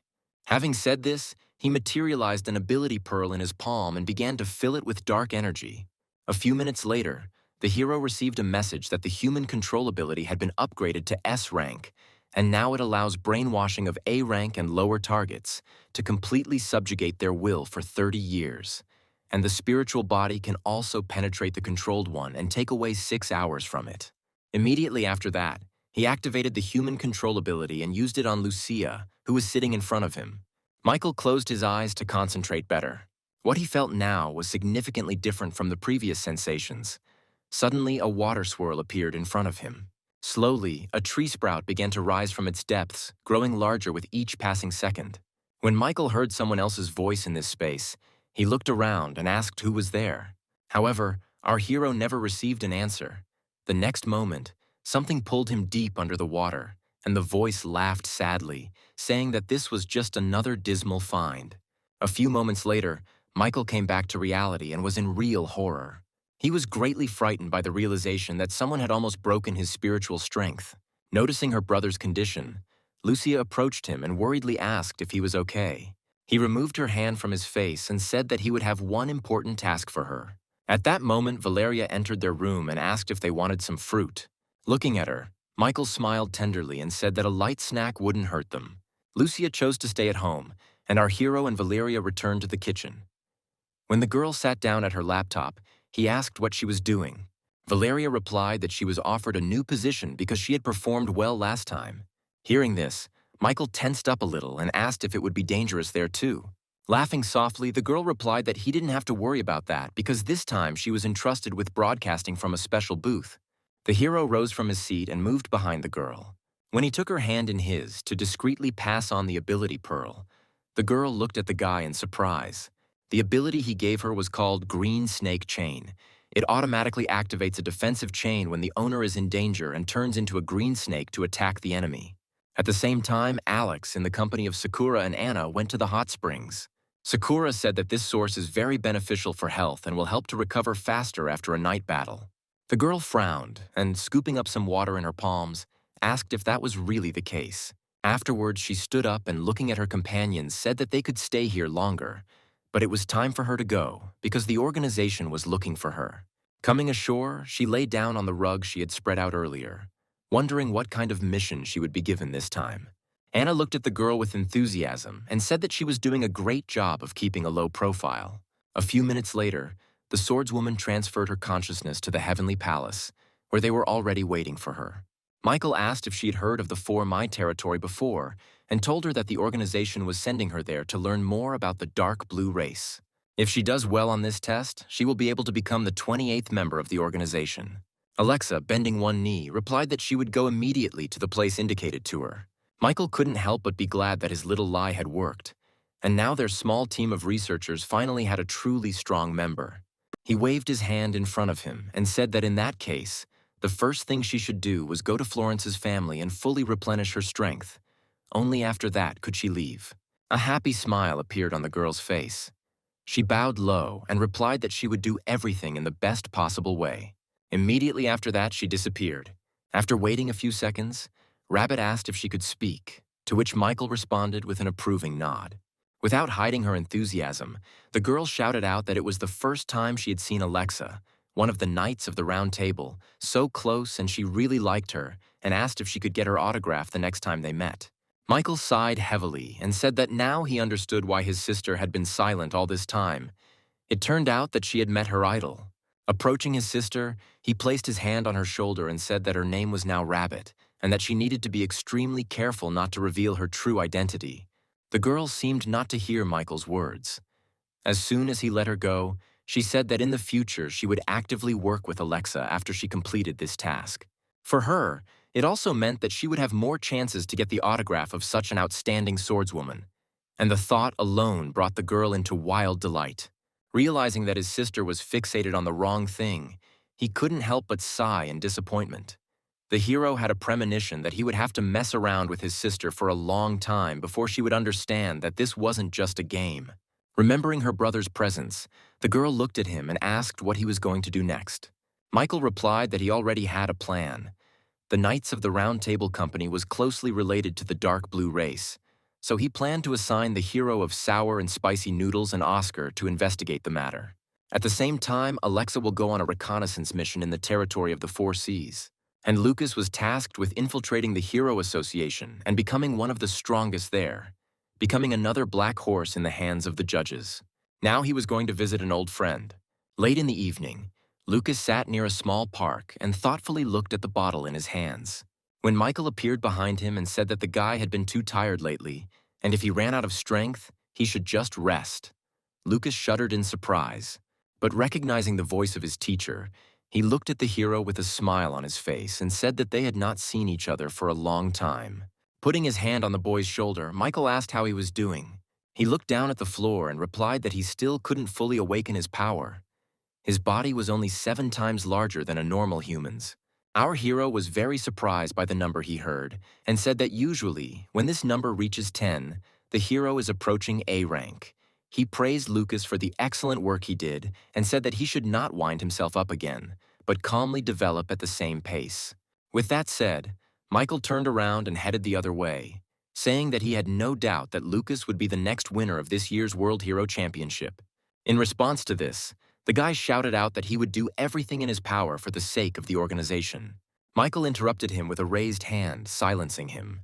Without turning around, he said that the danger was too close now and he would have to use the human control skill to temporarily control Lucas's body. He nodded in agreement and replied that he was ready for this. A few moments later, our hero occupied his body. At the same time, not far from the place where they were, an active battle was taking place. The men the girl had been fighting with all this time were slowly approaching her. One of them said that she should have continued to mind her own business instead of interfering and ruining their organization's business. Something that they, the Firecloud Club, would never be able to let her get away with. In response to this, the girl asked in bewilderment since when sending out postal responses to ordinary people was a business. The girl didn't have time to finish speaking because she noticed a clot of dark energy flying towards her. Taking a step to the side, she managed to get out of the way of the attack and the clot flew past. Immediately after that, she rushed at the large man with horns, pointing her blade at him. He didn't have time to react when he felt part of his horn being destroyed. The next moment, purple liquid flowed from his mouth and horn, and he realized that the girl had used poison. But he was unable to counterattack her in any way, because the next moment there was a loud explosion. The man hiding behind his partner took a few steps back, succumbing to a strong gust of wind and covering his face with his hands. Suddenly, he felt a threat approaching from behind. Leaning back, he miraculously managed to avoid the beam of light flying at him. The man sank to the ground and looked at the girl in bewilderment, asking how a person could master several elements at once. Alice threw the gun over her shoulder and, smiling, replied that he could try to guess, and if he succeeded, she would be happy to share the details with him. An irritated expression appeared on the man's face and a gray mist began to emanate from his body. However, before he could take action, he noticed someone's boot approaching his face. Lucas knocked the stranger out with one kick. Then he looked at the girl standing to the side and said that if she created another explosion, this place would be finished, and in 5 days the entrance exams of B University would be held here. Judging by how easily he dealt with a C rank, Alice guessed that this boy was a B rank or even higher. She stepped forward and extended her hand to him, telling him her name, and then said that if things worked out, they could meet at the entrance exams and even become partners. Shaking the girl's hand, Lucas nodded that if in 5 days they were on the same team, then so be it. Suddenly, he looked down at their palms in surprise. The girl tried her best to squeeze Lucas's hand to cause at least some discomfort, but he didn't react in any way. Smiling sweetly, Alice asked if he would like to have dinner together that day. The guy was confused and not knowing what to answer. He turned to Michael, who was sitting in his head. For help, he answered that Lucas should calm down. Now he would help him. Afterwards, he took control of his body and coughed into his fist, saying that he still had some things to do at home, so he had to go. Without waiting for any reaction from the girl, he pulled his hand out of her grip. Alice looked at the back of the departing guy in surprise. In her memory, no one had ever refused to have dinner with her. Meanwhile, Michael told Lucas to never bother girls, always remembering his sister, and the guy thanked his mentor for his help and guidance. Suddenly, a satisfied smile blossomed on the girl's face. She was sure that this time there would be something to see at the tests. 5 days later, from early morning, many people flocked to University B. The team of reporters arrived among the first, took their place. Veronica greeted everyone, saying that today she would be a commentator. Afterwards, she introduced everyone to her new partner, Valeria, who had already established herself as an excellent reporter. Having finished with the introductions, the girl said that now they would explain the procedure for conducting entrance examinations to help the audience understand what was happening. Here, Valeria picked up, saying that the rules themselves were simple. You just need to complete the assigned task in a certain amount of time using any techniques. Veronica winked and said that there was no need to think ahead of time, that in reality everything was so simple, because the organizers had prepared various traps and obstacles for the children. Lucas, along with the other participants, had already arrived at the place and was patiently waiting for the start. Ethan approached him, threw his arm over the guy's shoulder, and asked with surprise if Lucas had abilities that increased physical strength, because apparently he had no transport, but for some reason he was not wearing windproof glasses. To this, Lucas replied that he does not use such abilities. He just has good speed and does not need any glasses. Smiling widely, Ethan said that today was apparently going to be a very interesting day. Afterwards, he talked about how he heard that even the S rank Purple Panther was invited here, and Alice Wilson, who was an A rank, was also invited. Suddenly his story was interrupted by Lucas's call. When the boys raised their heads, they saw Alice in front of them, dressed in a sports uniform with a smile on her face. The girl said that she was waiting for this meeting with Lucas, and said that today they would be on the same team. Approaching him, she reminded the guy that last time they agreed to work together and he could not break that promise. Suddenly, Ethan stepped in between them with a cheerful grin on his face and said that he also had speed abilities, and if Alice were paired with him, they would easily complete the task. The girl just snorted in displeasure, replying that he was just a user with the ability to improve physical strength, of which there were millions, and she was not at all interested in him. Lucas looked at his friend in surprise, whose hearts were literally shattered into tiny pieces. A couple of minutes later, a warning sounded that the exam was about to begin, and all participants should take their places and get ready. Immediately after that, everyone hurried to the starting line. Many participants were in cars, but there were also those who were confident in their physical abilities and performed without any transport. Lucas was among them. When the countdown began, he tensed. After counting down to 0, permission was given to begin, and in confirmation of these words, one of the organizers fired a pistol, giving an additional signal to begin the test. As soon as the shot rang out, most of the participants immediately soared into the sky to the surprised looks of the spectators. One of these participants looked down and, smiling contentedly, shouted that those who fly cannot be defeated in a sports car. However, he did not notice the obstacle that appeared in his path in the form of a flying goose. The bird began actively pecking the guy, leaving him confused. A few moments later, several more geese appeared in the sky, looking out for their victims. Veronica said from her seat that if it were so easy to travel by air, many would bring flying machines with them. Afterwards, the girl turned her gaze to Valeria and asked if she recognized these monsters. She nodded and replied that the summoned creatures in front of them were B rank. When Valeria looked at the sky again, she announced with surprise that the flight team had already dropped out of the race and that the leadership now belonged to the participants in sports cars. One of the participants, who managed to get ahead, shouted that this would be the easiest driving test. Suddenly, another car caught up with him. The racers were racing at full speed, completely unable to distinguish the road and obstacles in front of them. The boys were too busy arguing among themselves. At some point, the black car accelerated even more, pulling ahead. However, one of the organizers standing in his way put his palm in front of him and blew into the scroll, attracting the attention of the participants. The person inside the black car cursed loudly as a wall of bubbles suddenly appeared in front of him. The man gave all the stopped racers a stern reprimand and reminded them that heroes must save people and that they must never break the rules while carrying out missions so that no one gets hurt. At that very moment, Ethan ran past them and couldn't help but chuckle contentedly at the sight of this scene. Too carried away, he noticed the old man walking ahead too late. Because of this, They collided and both flew in different directions. The man fell to the ground, hitting his head hard and bleeding from his nose and mouth. Jumping up from his seat, Ethan looked at the old man in horror, not understanding where he got such serious injuries. At the same time, two more participants were running past them, but they decided not to get involved in this matter, so as not to run into unnecessary trouble and not waste time. Ethan decided to borrow their tactics and slowly, before anyone else noticed him, leave the place. But the old man who had risen from the ground did not allow him to do this, shouting loudly that he had absolutely no conscience, since he, having hit the old man, dared to just leave and leave the injured man to his fate. Lucas, however, moved forward without any problems, jumping across the rooftops. Alice landed next to her craft, holding on to it.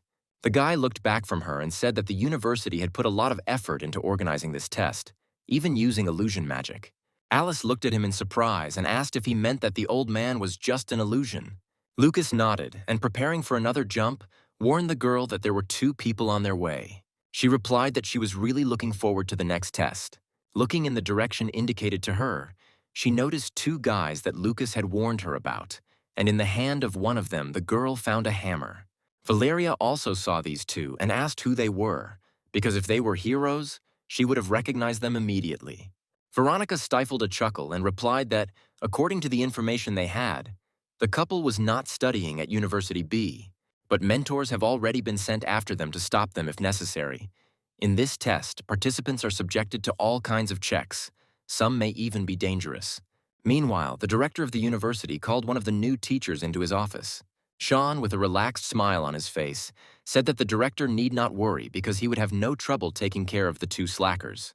One of the guys standing on the roof shouted to Lucas and Alice that they would now experience the true power of a B-rank hero. The next moment, he began to transform into a beast. His fangs instantly appeared, his facial features sharpened, and a tail appeared. He sat up, resting his palms on the cool surface of the roof, and meowed loudly. This scene seemed very sweet to Alice, and she could not contain the delight that overwhelmed her. Lucas, who was standing next to her, did not share the girl's emotions. He turned his gaze to the guy who had turned to him and said that he would take him on himself, and Alice could take on the second one. The next moment, he jumped up and ran towards his opponent. Michael, who shared his body, said that in order to control the power, Lucas first needed to feel the movement of every muscle and bone. Finn wasn't going to sit and wait to be attacked, so he jumped towards him. Lucas quickly reacted to his opponent's attack and punched him in the stomach. The blow produced the characteristic crunch of broken spinal bones. Blood immediately gushed from Finn's mouth. He didn't understand where some kid got so much strength from. Lucas was also surprised. It seemed to him that his opponent was stronger and faster, but as it turned out, his resistance and endurance were poorly developed.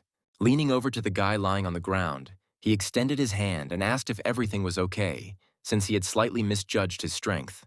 Finn shouted that Lucas had gone too far, first defeating him, and now he dared to mock his defeated enemy. Suddenly, a fiery ball appeared next to Lucas, flying straight towards him. He managed to jump back and avoid unwanted damage from the explosion. The second attacker actively swung his hammer from side to side, throwing fiery clots at the girl, who deftly avoided all his attacks. But when the flames flying at her became more numerous, she created a fire extinguisher cylinder. Lucas watched in surprise as the girl put out the flames. She and Michael noted that her ability to create items was incredibly useful. If she could create equipment as well, that would be great. When the smoke cleared, Lucas saw that the enemy he had been fighting had disappeared.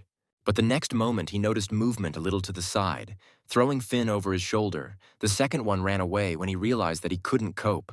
By this time, Valeria had managed to find out information about these two, and she informed the viewers that these heroes were members of the Fire Cloud Society. One of them, who had the ability to transform, Lucas defeated with just one blow. Veronica, who was sitting next to her, happily shouted out that everyone should notice this boy and send him a gift, because perhaps in the near future he could become a super strong hero. The escaped heroes didn't get far. As soon as they thought they were safe, Sean appeared before them and said that those who dared to touch his students must pay in full for it. Our heroes at this time had already reached the finish line. The girl looked at the huge screen and sighed in disappointment when she saw that she and Lucas had taken 14th and 15th places. The guy standing next to her said that she shouldn't worry about it because that battle should be enough for them to be noticed. Alice turned her gaze to him and nodded with a satisfied smile. At that moment, Michael mentally told Lucas that it was time for him to go. The guy looked forward seriously and replied that everything was fine. He could figure it out himself from now on. The blue cloud of energy that flew out from the association director's body traveled a long way and finally reached one of the small uninhabited islands in the middle of the sea. Having descended on it, the clot penetrated into the cave located there.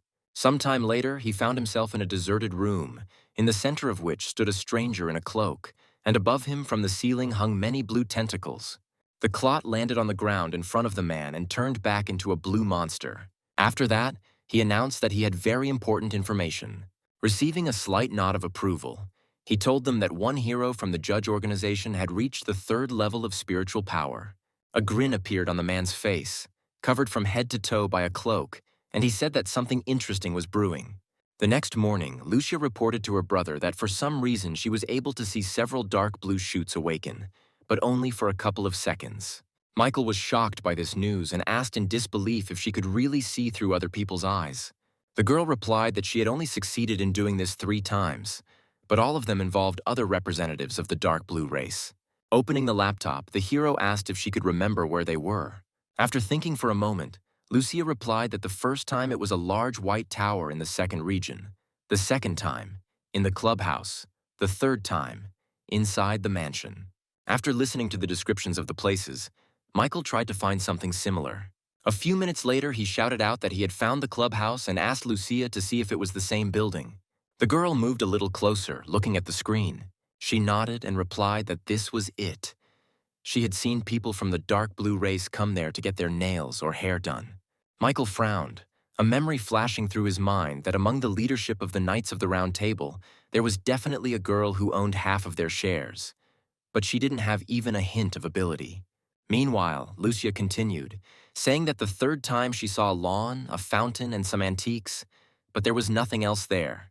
Collapsing back onto the bed, she said wearily that she couldn't do it anymore and didn't understand anything at all. Suddenly, she had a great idea, which she voiced to her brother, suggesting that he use his ability to climb into her head and look through all her memories himself. An equally important family meeting took place at Olympus this morning.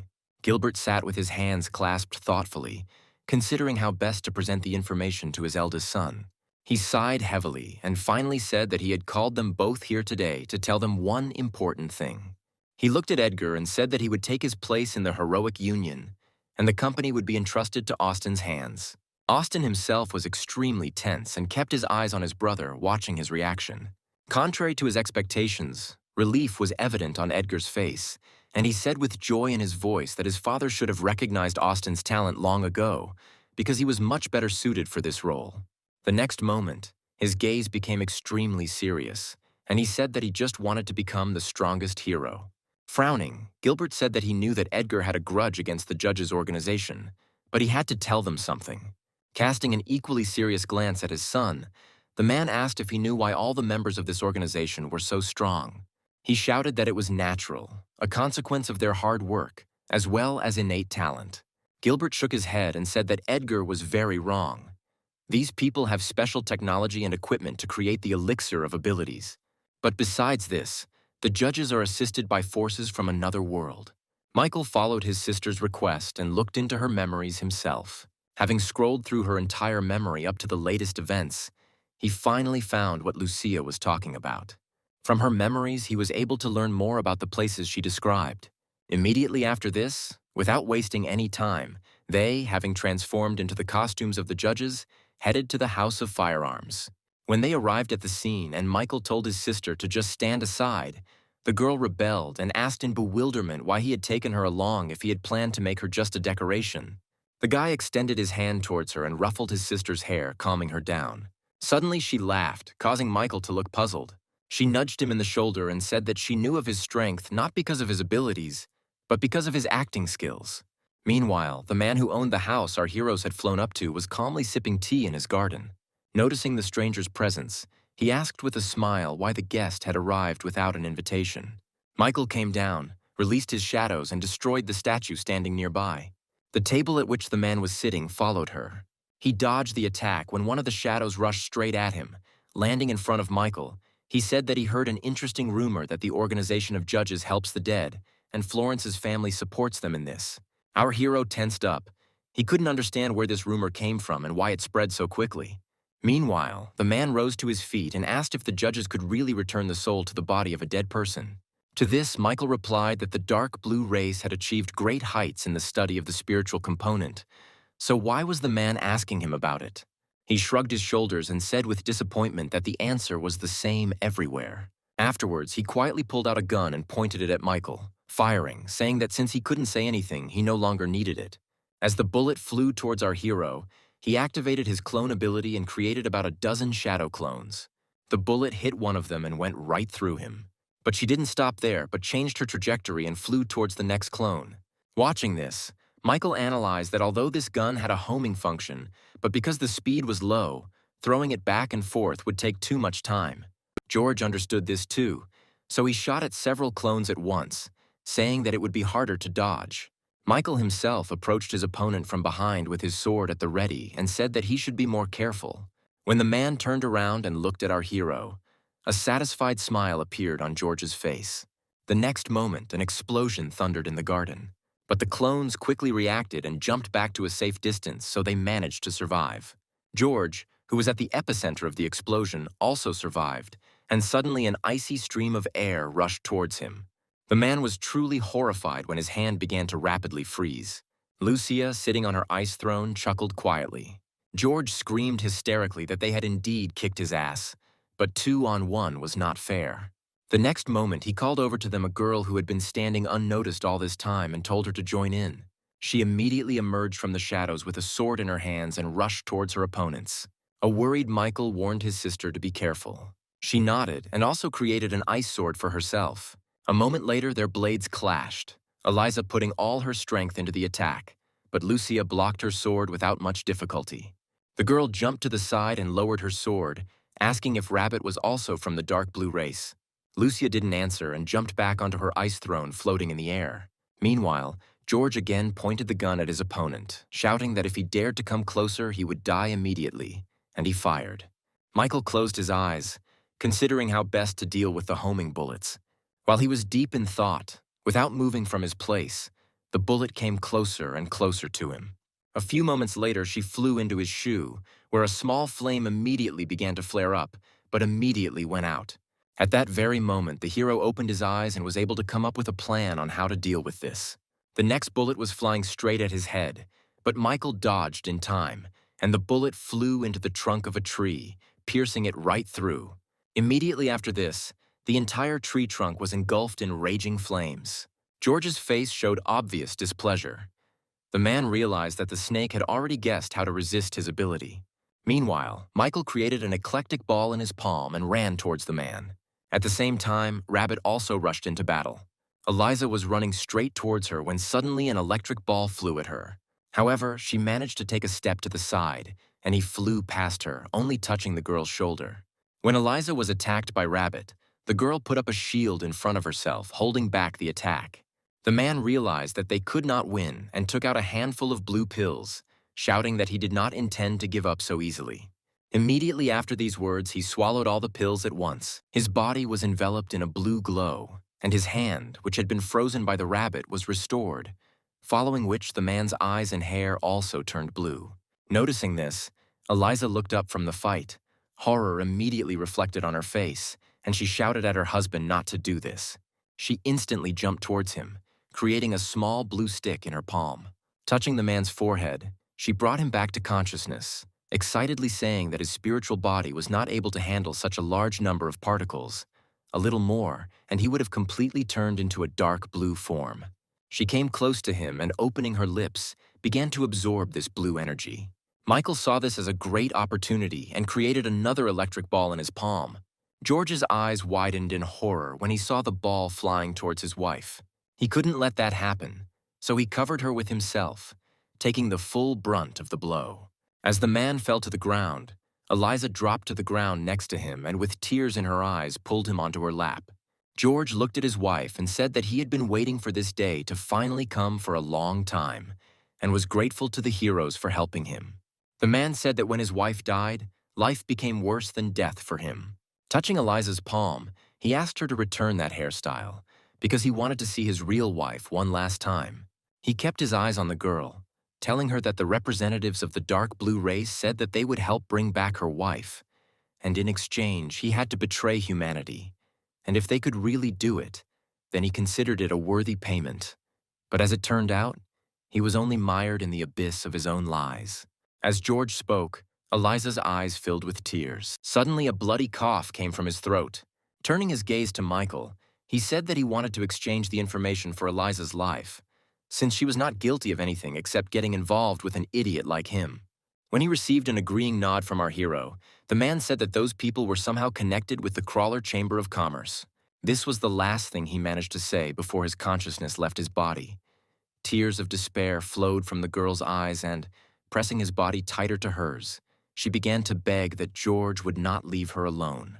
The rabbit asked her brother what they would do, because they really needed to get rid of this girl from the dark blue race. Michael held his hand out to the side, blocking her path, and replied that they could wait on that. Eliza heard their conversation and said through tears that when she decided to join the dark blue race, she was already ready to give anything for this person, so this is quite enough for her. After that, she lay down next to the dead George with a happy smile on her face, and blue energy came out of her body and formed into a blue ball. Once fully formed, the ball fell to the ground. Michael went down and picked up the ball, deciding that it was better not to leave such a thing there. Rabbit's attention was focused elsewhere, and suddenly she thoughtfully asked if she could meet someone who would love her as much. Michael ignored his sister's question and, hiding the ball he had picked up, turned around and said that it was time for them to leave here. Lucia just sighed heavily and followed her brother, flying back. When the hero suddenly changed his appearance to Raven, she asked where they were going now, but he continued to fly silently, completely immersed in his powers. Lucia couldn't contain her irritation and asked if he would answer at least one of her questions or would continue to play the silent game. Meanwhile, at the university stadium, the fighting competitions came to an end, and now it was time to award the participants.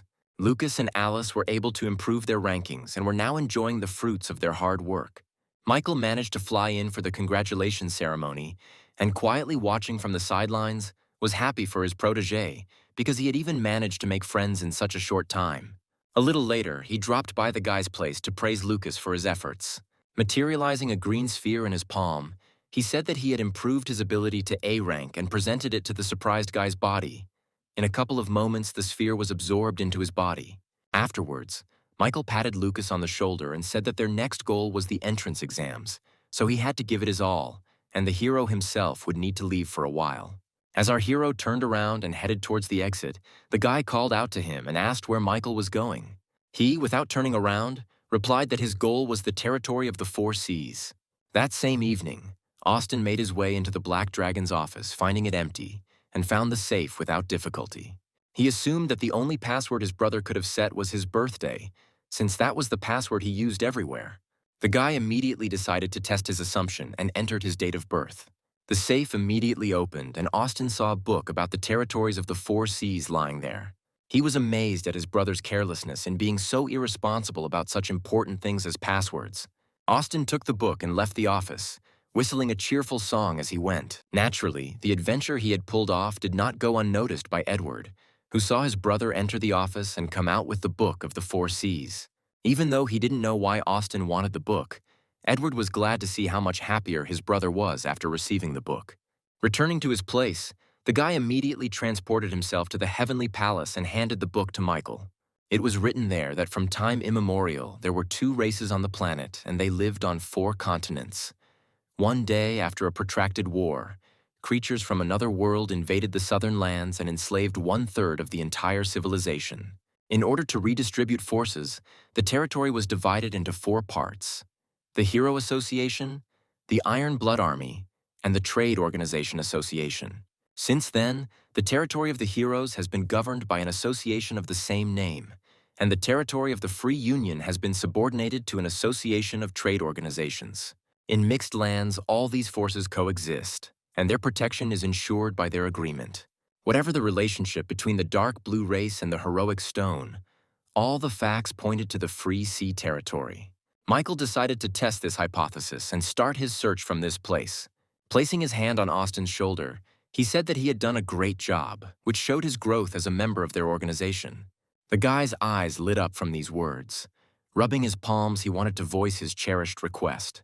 However, Michael got ahead of him, saying that since Austin had passed his test, the judges would not shortchange him either. He would receive his elixir of abilities, which he had earned for his work, and threw the guy a flask with the potion. The guy immediately removed the lid and covered his nose with his hand, wincing from the disgusting smell. But this smell did not become an obstacle for him, because he tried so hard for this potion, he emptied the contents of the flask in one gulp, trying not to think about the fact that its taste was as terrible as the smell. His strength instantly left him and he sank to the floor, asking what rank the potion was, to which Michael replied that it was B rank.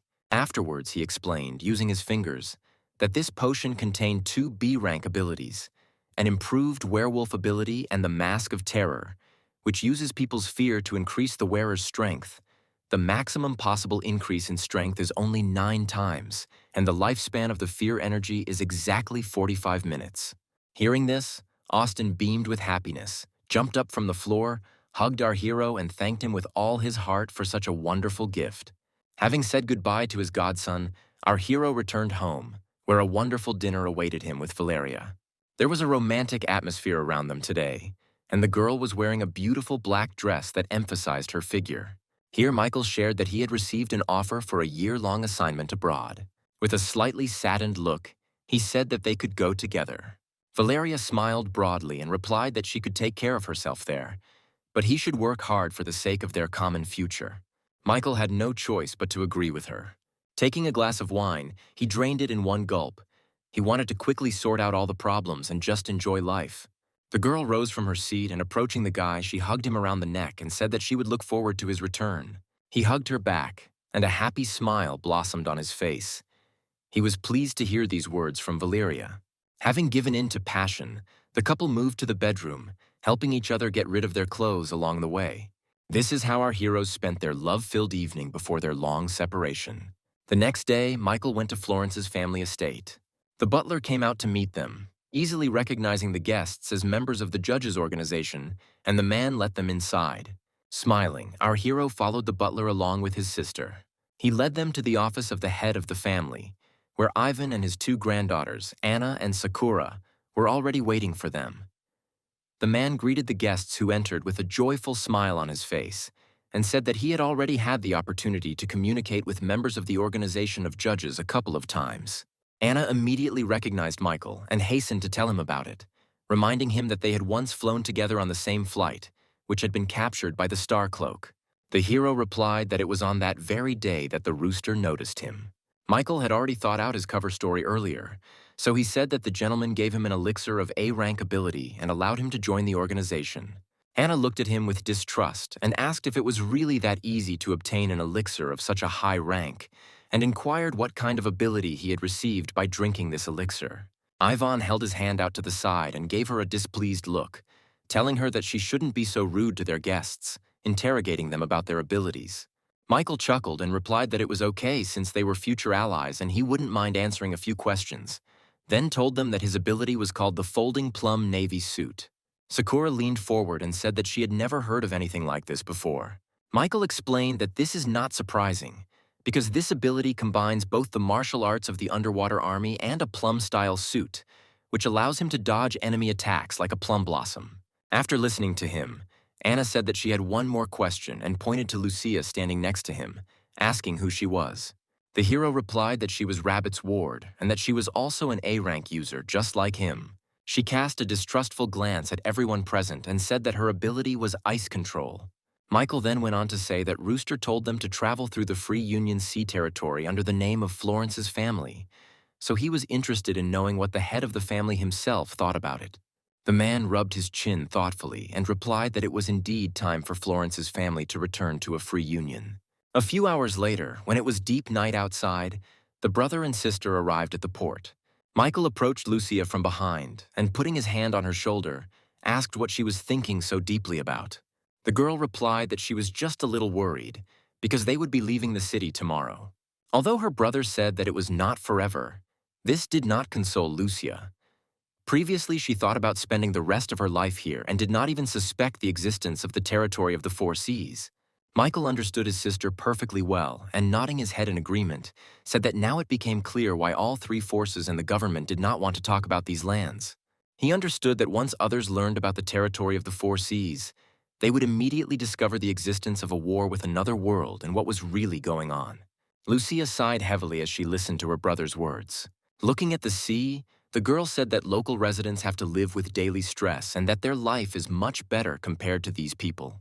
Michael ruffled the girl's hair and said that the atmosphere within the Free Union was quite tense and that she needed to be constantly on guard to protect herself. The next morning, the six-star ship Sea Dolphin arrived at the port. Ivan explained that the bottom of this ship was made from materials from monsters from another world and was protected by 4 different alchemical substances. Therefore, it was enough to just use spiritual power for him to fly into the sky. He can also shoot fire, create a barrier, and accelerate. Making a gesture with his fingers, he called over the butler who had been standing a little further away all this time. The man immediately approached, bearing gifts from Florence's family.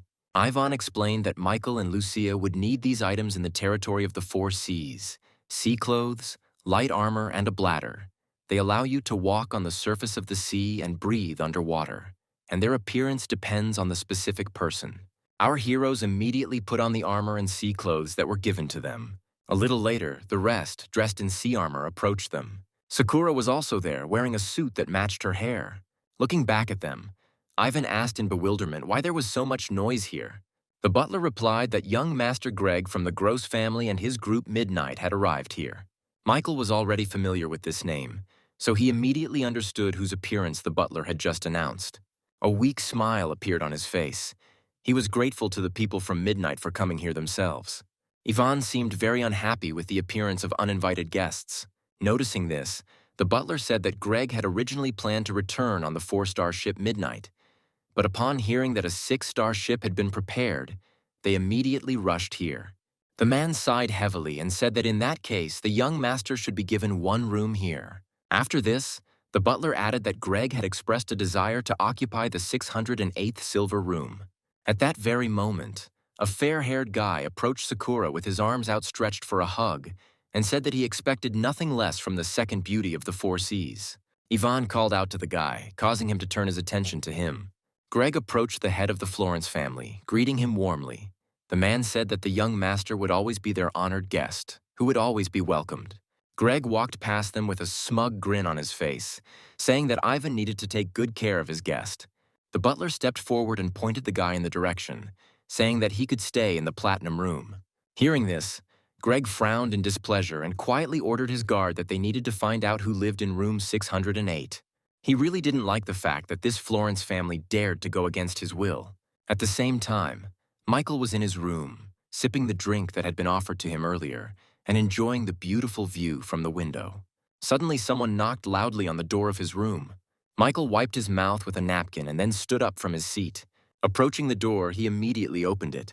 There he saw standing young Master Greg and his bodyguards. A smile appeared on the hero's face, and he said that he had been waiting for them for a long time.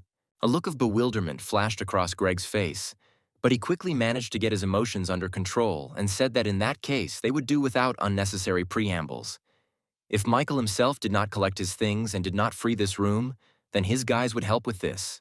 The hero took a step forward, and coming close to the young gentleman, he whispered in his ear that he had something interesting. Sakura's personal photo album. What he heard made Greg surprised, and his face flushed.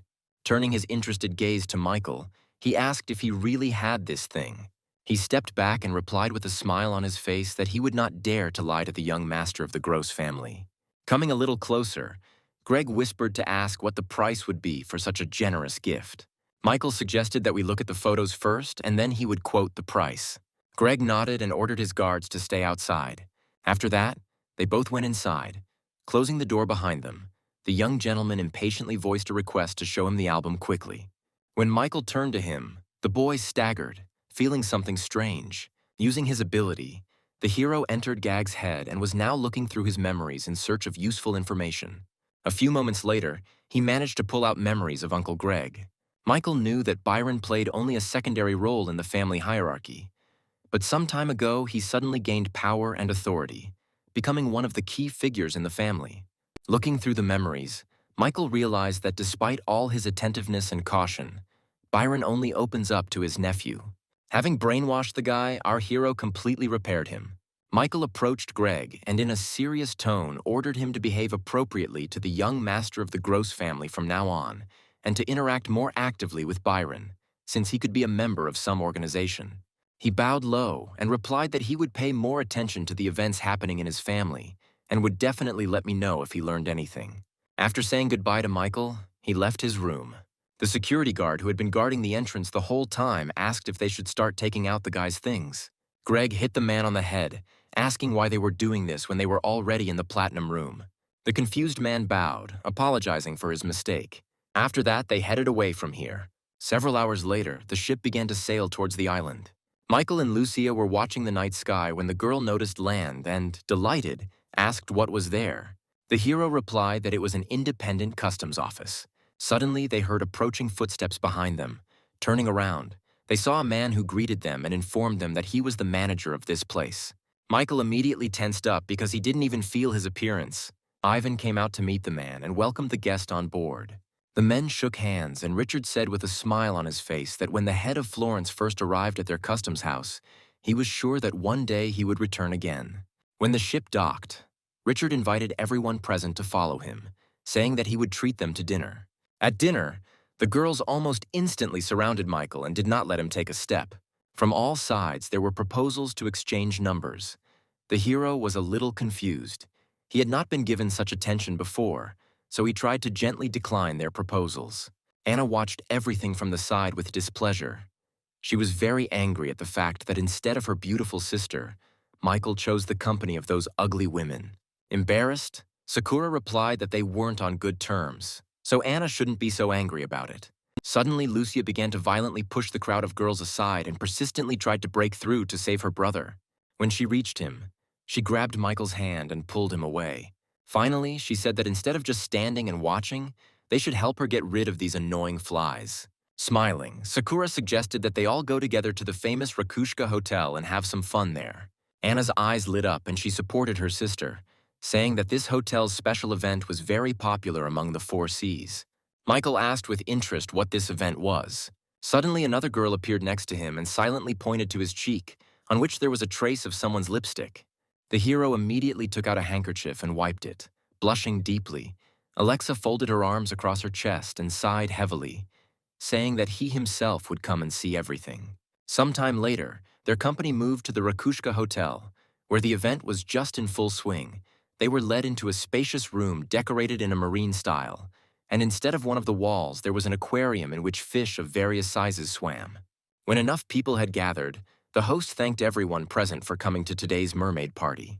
Michael asked Sakura if she had the ability to transform into this. Smiling mysteriously, the girl replied that he would find out about everything very soon. Anna ran off in an unknown direction, saying at the end that she needed to go change clothes, and Michael and the others could wait here. The other guests also remained in their seats, waiting for the main fun to begin. Suddenly, a multitude of holes appeared in the wall of the aquarium, from which water gushed in turbulent streams into the common room. Everyone reacted to this with joy. Michael was confused because he had absolutely no idea what was going on. A man standing on a stage protected by glass announced that the party was now open and they should now prepare to become mermaids. Once in the water, a confused Michael immediately held his breath, still completely confused. He looked around, studying the situation. Suddenly, Anna's cheerful voice was heard from behind him, asking why Michael hadn't transformed yet. Noticing the appearance of other girls who had mermaid tails, thanks to which they moved in the water without any difficulty. When the hero felt his body begin to transform as well, he looked at his tail in surprise. Besides, he didn't have to hold his breath underwater and could breathe freely, which made him very happy. He immediately decided to try out his new abilities, looking around with interest. Suddenly, a strange sound caught his attention. A huge shark broke through the wall and rushed towards them. The guests were overcome with panic and immediately began to swim as far away from her as possible to save their lives. However, the shark was not going to let its victims escape so easily, so it chased after them. Michael watched this strange shark, trying to figure out if it was a real monster or just a transformed human. When she approached, the hero managed to activate the ancient dragon ability. Thanks to this, he managed to grab the shark by one of its fins, squeezing it painfully. The monster couldn't hold back a painful cry. The next moment, he threw Michael aside, slamming his powerful tail into him. The powerful blow caused a thin stream of blood to flow from our hero's mouth, and he clutched his chest, which was aching with pain. It was not difficult for him to understand that this shark had been sent here to test his and Lucia's fighting strength. He decided that he first needed to try to understand the enemy's tactics, and only then come up with a plan on how to defeat him, because showing too much force now would be dangerous. Alexa couldn't stay away, and having created a weapon, she attacked the monster before it noticed her. But he was not so simple, and dodging the attack, he broke the sword that the girl was holding into pieces with his bite. Sakura couldn't believe her eyes, because this sword was an S-rank weapon and it would be simply impossible to destroy it so easily. With the next move, the shark lashed out with its tail at Alexa, sending her flying, just like Michael had moments earlier. Sakura looked at the swordswoman with concern and asked how she was. Suddenly, Anna, standing nearby, said that they had better look ahead. Lucia blocked the monster's further path with herself and activated her ability, directing streams of water towards the enemy. The shark almost instantly turned into a huge block of ice. The ice pulled the monster deep into the abyss. The guests, who had been watching this with apprehension, breathed a sigh of relief when they saw that their enemy had been defeated and that the danger had now passed. However, contrary to their expectations, a couple of seconds later, the shark somehow miraculously freed itself from the shackles of ice and emerged from the depths. Once free, she immediately rushed at Michael. Using the plum-style ability, he turned around and ran away at full speed. He knew that this ability would not help him break through the monster's defense, so he decided to resort to the glove of light that Ivan gave him during the auction. Afterwards, he changed direction again and approached the shark and attacked it. He knew that these gloves increased strength, but Michael couldn't even imagine that it was that much. One blow from him took the monster's life. This caused great shock and bewilderment in our hero. He could not allow anyone to find out that he killed the monster in just one attack. Therefore, he dealt a few more active blows to the enemy's body in order to divert unnecessary suspicions from himself. All three girls watched this battle. Anna's face showed surprise. She admitted that for a moment she thought that Michael had taken out this shark with the first blow, but Alexa replied that it was not so easy to deal with a high-ranking monster. A few moments later, everyone saw how the shark transformed into a man, who began to fall down like a limp doll. Michael also transformed back into a human, landing next to his sister. Taking advantage of the opportunity, he quietly stole the enemy's A-rank ability, which allowed him to transform into a killer shark and increase his physical characteristics, making the wearer a dangerous sea monster. Lucia asked worriedly if her brother was badly hurt. He replied that he was fine. Sakura, who approached him, said that they should return to heal his wounds, since Michael was badly injured in the battle. Our hero's face showed surprise when Alexa picked him up in her arms, telling him that he shouldn't have taken such a big risk by going it alone when they could have done it together. He didn't answer this, but just looked away, thinking that in this situation he would have to pretend to be seriously wounded. The next morning, Ivan came to visit Michael. When the man stopped next to him, the hero wanted to say that his wound had healed long ago but was stopped. Smiling, the man replied that he didn't need to explain anything because he already understood everything.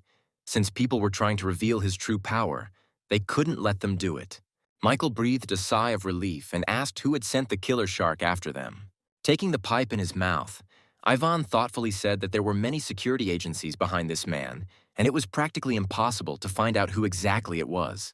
He slowly approached the window and said that when they reached the Island of Love, they would be under the control of the organization of the same name, and therefore the Rook family. Hearing this, Michael remembered that the guy who caused a scandal at the auction was also from this family. After standing by the window for a while longer, Ivan headed for the exit, telling our hero that Florence's family would spread the word that he was seriously injured, so he would have to pretend to be sick for a couple more days. A few hours later, when the sun was already beginning to set, Michael decided to leave his room. Together with her sister, they lay on the sun loungers, enjoying the quiet moments of rest. Suddenly, the girl jumped up from her seat, shouting that she had seen the vision of the dark blue race again.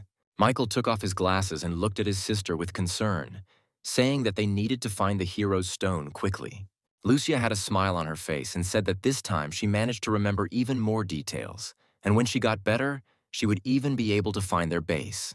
Michael shook his head and said in a serious tone that she should forget about even thinking about helping him with this, because he simply wanted her safety and health. Lucia sat down next to him, and taking his hand in hers, she said that he could read her memories and discover something new. Michael really had no other choice to find out anything, so he sighed heavily and used the control ability on his sister. He found himself back in her subconscious, looking through her memories. The hero tried to quickly scroll through memories that were in no way connected with the dark blue race. A couple of minutes later, he finally found something interesting.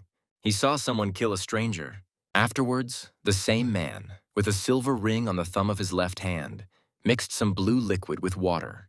The test subjects standing to the side were covered in cold sweat from horror. Having seen everything, Michael came out of his sister's subconscious. He rose from his seat and walked toward the side, thinking that if that blue liquid was what he thought it was, then the number of infected people of the dark blue race would increase significantly. Meanwhile, on the island of Love, the lady of the Rook family was about to enjoy her rest in her bathhouse, where they were already waiting for her. Without undressing, the girl slowly entered the slightly cooled water, filled with many scarlet rose petals. Cassandra sank almost completely into the water and swam up to Isaac, saying that she missed him very much. While sipping a cherry at him, she invited him to play a little game. As they were about to touch lips to enjoy the taste of the berry together, the voice of her subordinate was heard, who announced that young Master Jacob wished to see Cassandra. The girl sighed in disappointment. Kissing the man on the cheek, she came out of the water, telling Isaac to wait for her here. Suddenly she stopped, and with an intriguing smile on her face said that when she returned they would play another, more exciting game. A couple of minutes later, she came out into the common room where Jacob was waiting for her, his arms open for a hug. The guy asked if his beloved aunt knew about the owner of a spiritual ability nicknamed Rooster. Cassandra lay down on the sofa and, propping her head up with her palm, asked with a bit of interest if he was handsome. Jacob did not expect anything else from his aunt, knowing full well about her dissolute lifestyle, and replied that he did not know such details. But if she knew him, then she should help him lure the rooster to them. Cassandra silently considered his request, sighing tiredly. The girl rose from the sofa. She asked him to give her time to remember this man, because she had met so many in her travels. When she returned back to the bathhouse, she froze, not even reaching the red-stained water. Cassandra refused to believe her eyes. The rose warrior standing before her, Julian, had killed her lover and was now looking at her with anger. Pointing a sword at her, he asked how she dared to cheat on him when they were already engaged. But the shocked Cassandra could not utter a word. The irritated man stepped forward and asked why she was silent. She looked away and said uncertainly that all he knew was how to hurt girls. He should have found her boyfriend first and killed him first. Julian replied that her boyfriend had just died from his sword, to which the girl smiled and said that he was not her real boyfriend. Hearing this, the man approached his bride and, grabbing her by the neck, ordered her to name her lover. Cassandra was in great fear for her life, shaking all over. She said that it was Rooster from the judges' organization. Every time Julian called her, they slept together and laughed at him. Suddenly, blood started pouring out of the man's mouth, and he had to let go of Cassandra. He looked at her and said that she had gone too far and swore that one day he would kill her. Michael was a little tired during the day from pretending to be sick in front of everyone. When everything around was covered in fog, the hero frowned. He felt that something strange was happening, but he could not yet understand what exactly. A few moments later, he saw a boat approaching their ship. Alexa came on board and called out to Michael, telling him that he should come to the captain's cabin because a pirate ship was approaching them. The hero followed the girl. In the captain's cabin, Vincent told everyone that the pirate group approaching them is known as the Shooting Star Pirates. Their leader is an S-rank user, the Undead Mage. He also said that this pirate had 3 important subordinates under his command: the Charming Fox, the Seaweed Monster, and the Tyrant of the Deep Sea. He bowed down and asked the heroes gathered there for help, because all the passengers would be in danger if their ship was captured. Ivan thoughtfully said that this time these pirates attacked to test the strength of Florence's family and the judges' organization, so he warned Michael to be extremely careful. A smile appeared on the guy's face. He was pleased to receive care and support from Ivan.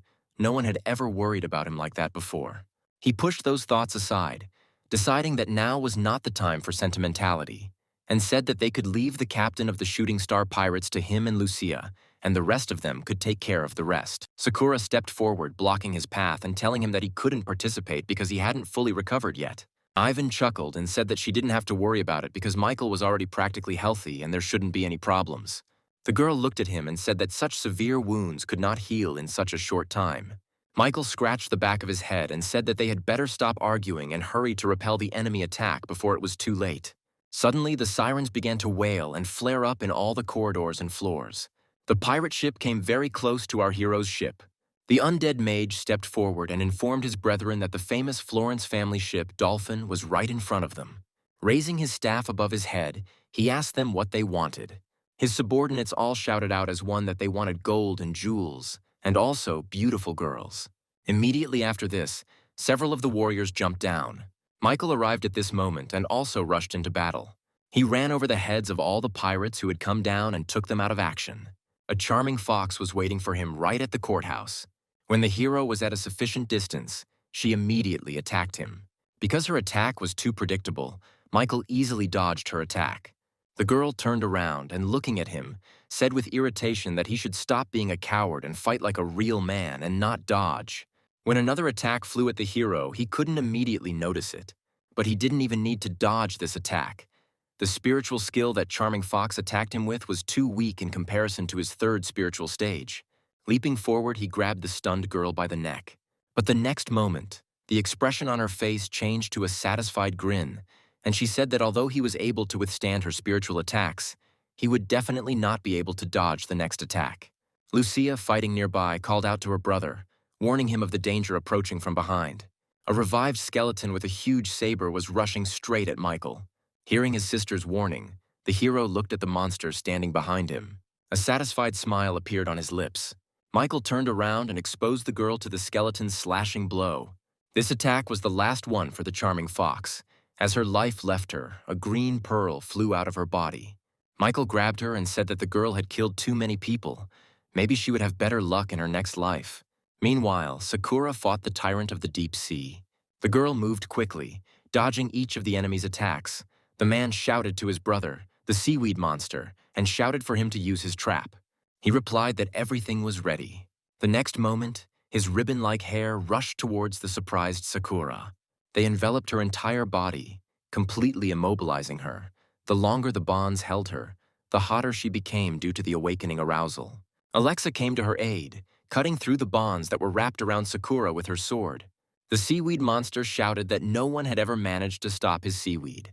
As his hair began to flow towards the girls again, Alexa stepped forward, shielding Sakura. At that moment, Lucia appeared and used her ice control ability. All the algae instantly froze and crumbled.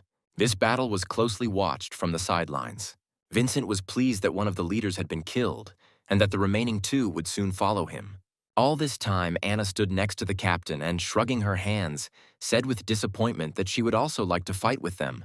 But now she can only watch. Suddenly, a golden pentagram appeared under the dolphin ship.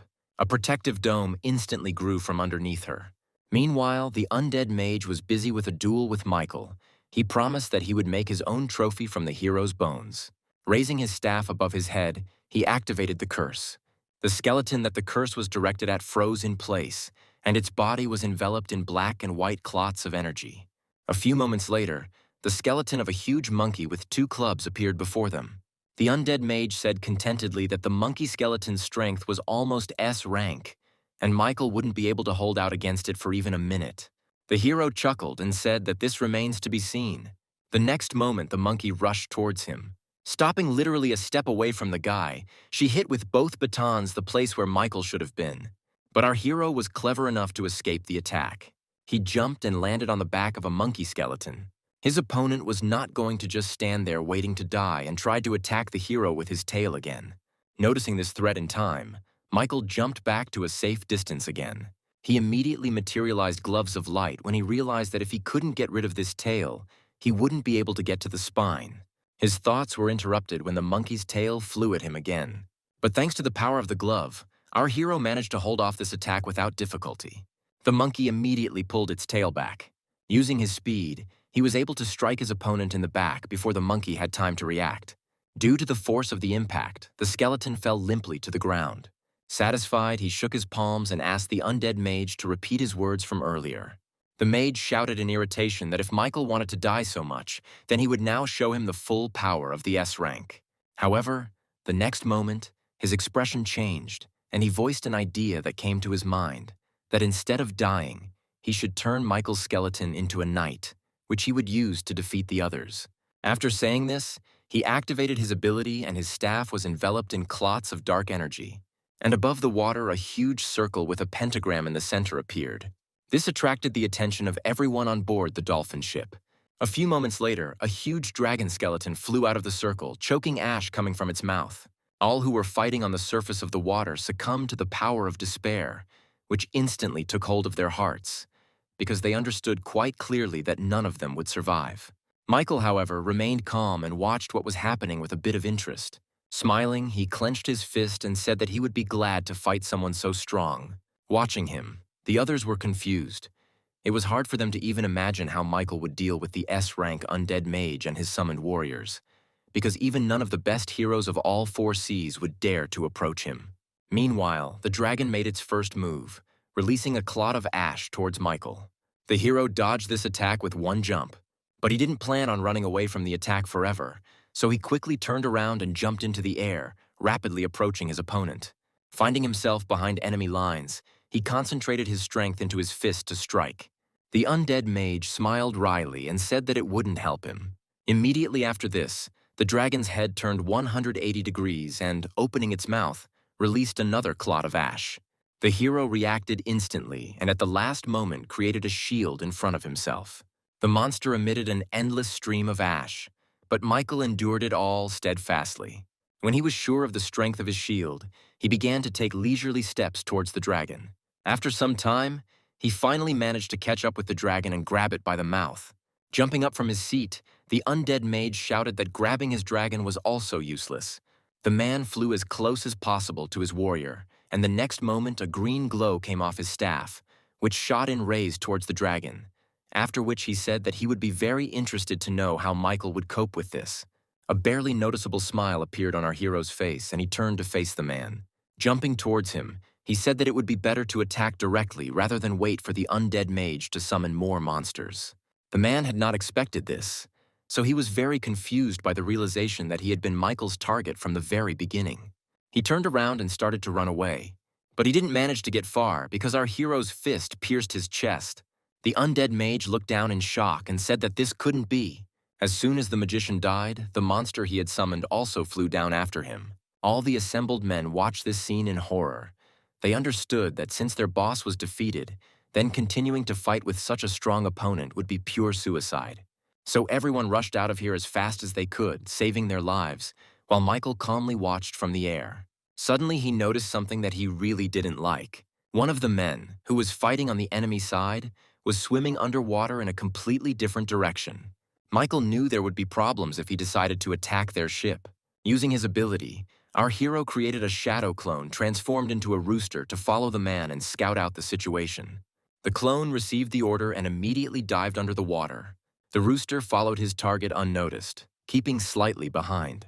He quickly realized that the man was not escaping by roundabout routes, but was trying to get to a specific place. After several long minutes of swimming, the stranger emerged and began to walk out onto the deserted beach.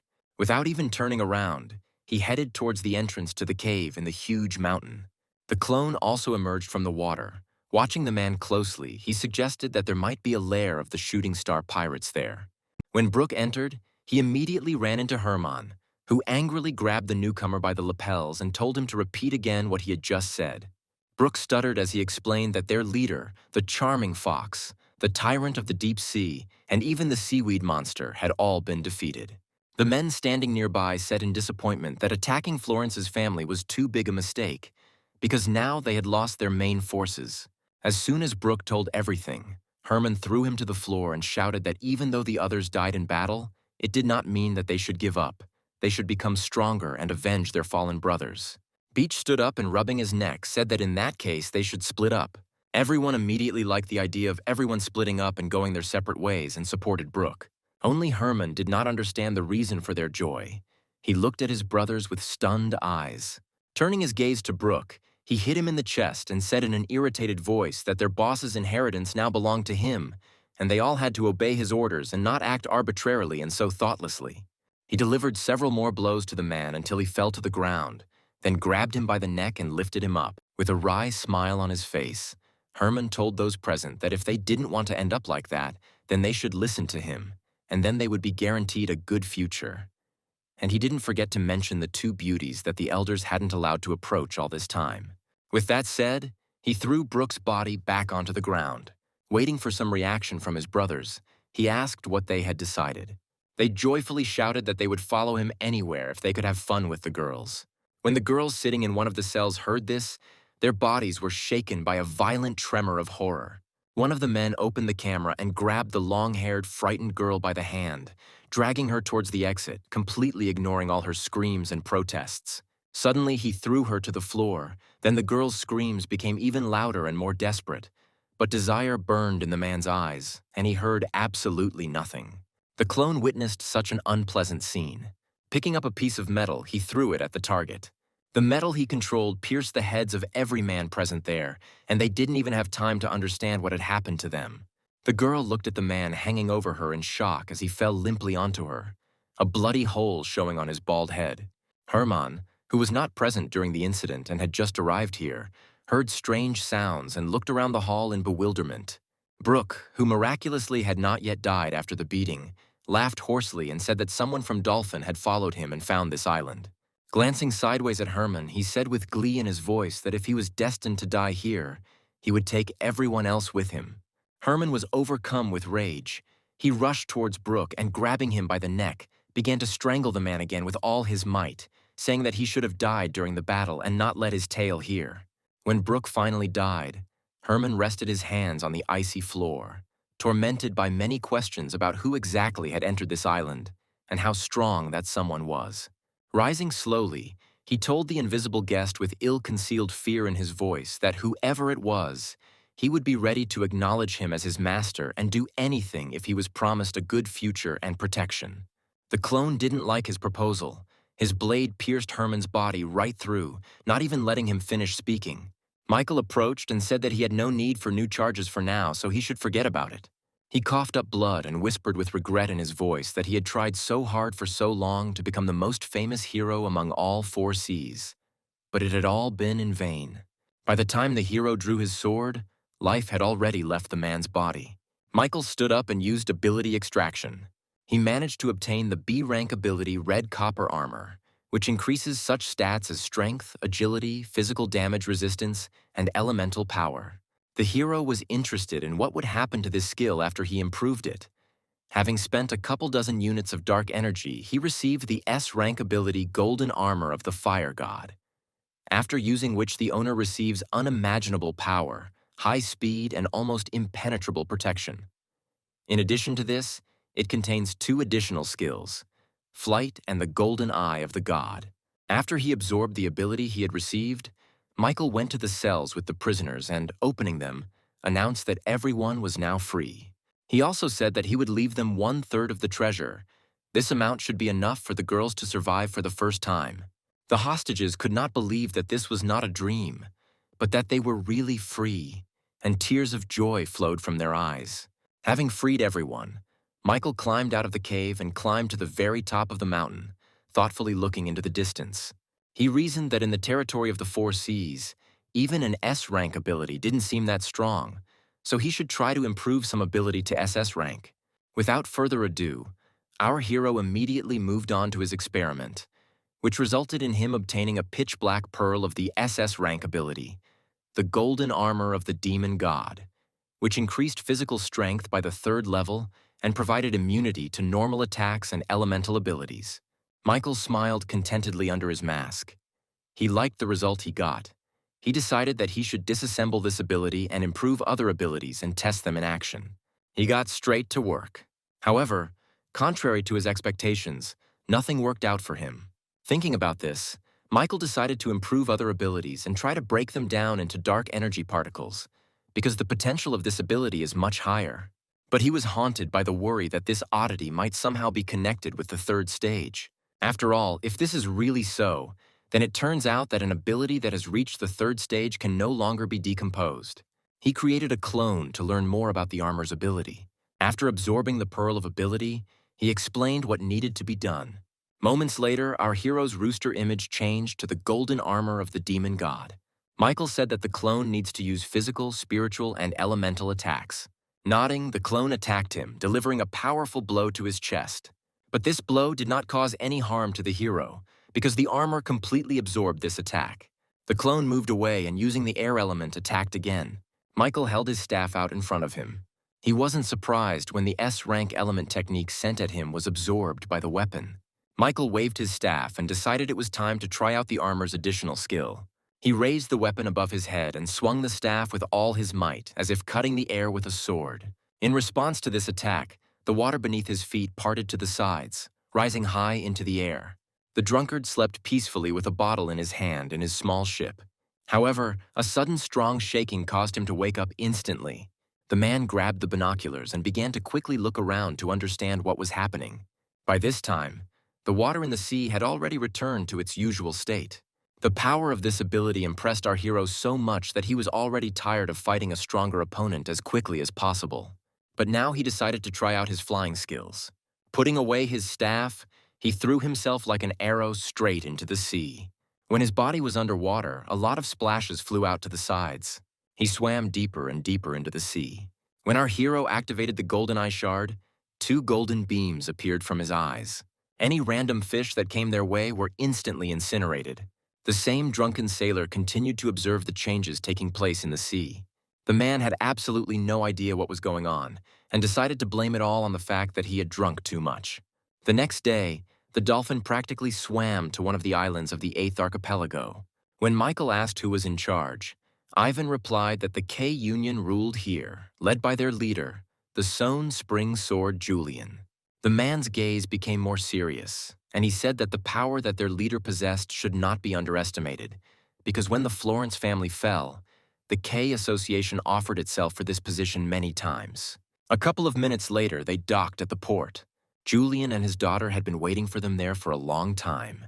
The man shook Ivan's outstretched hand and said that it was an honor for them to meet members of Florence's family. Michael noticed the intent gaze of the girl standing next to him. When he looked at her, she immediately blushed. The hero did not understand at all the reason why she was staring at him like that. But his attention quickly turned to Julian, who also turned his attention to him and asked Ivan to introduce his companion. He replied that he was his very gifted student. Julian took a few steps towards Michael and said that he seemed very strong to him and that he would most likely be able to take his own place in the territory of the 4 Seas in the near future. Afterwards, he said that the girl behind him was called Vivian, who was a 43rd rank 4th C, so he thought that these young people should get to know each other. Julian took their hands and joined them, which greatly embarrassed the couple. He also added that the K Association had prepared a banquet and a comfortable hotel for them, where they would now be taken. The man let go of the young people's hands and headed in the right direction. Some time later, Michael was enjoying himself with everyone at a banquet arranged for them. There they offered him drinks almost continuously, even though the hero constantly refused. A couple of hours later, he returned to his room, so drunk that he could barely stand on his feet and immediately collapsed on the bed. Not even a few minutes had passed when someone knocked on his door. When he opened it, he saw Vivian standing there, who, without raising her eyes to him, said that there was one very beautiful place on this island and asked if Michael would like to go there with her. The hero asked in surprise if it was really just the 2 of them going, to which the girl replied that there would be no one else. Michael smiled and apologized, saying that he was too tired and suggested that they go there some other time. Immediately after these words, he slammed the door right in front of Vivian's nose despite all her protests. Meanwhile, a very tense conversation was taking place in Julian's office. His sister was extremely unhappy with what was happening now. But Julian sternly said that without sacrifices there would be no benefit, and if they did not use Vivian, then they had no other way to lure Michael into their nets. One man promised him to deprive Florence's family of the support of the judges and to make their Association K a full-fledged organization. That's why Julian was ready to sacrifice his daughter. Meanwhile, the girl still managed to get into our hero's room, who immediately laid her down on the bed, covering her with a blanket. He remembered very well that Vivian had not drunk enough to be in such a state, so he did not understand at all why she was so drunk now. Also, for some reason, with each passing moment he felt hotter and hotter, and his consciousness became clouded. The best solution to regain his sober mind was to take a cold shower, but when this did not help, disturbing suspicions crept into our hero's head.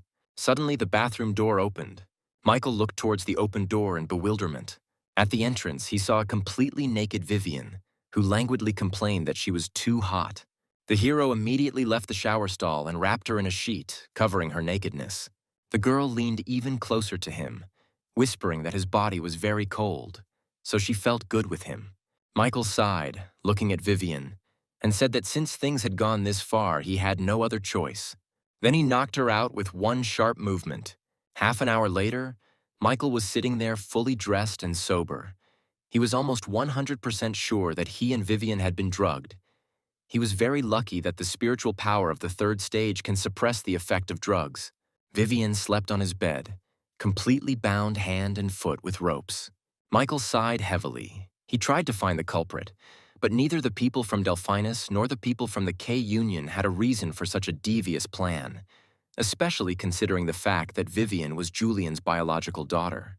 Suddenly, the door to his room swung open and the enraged head of the K family burst in, followed by his sister. However, the picture they saw was fundamentally different from what they expected, and anger was replaced by surprise and bewilderment.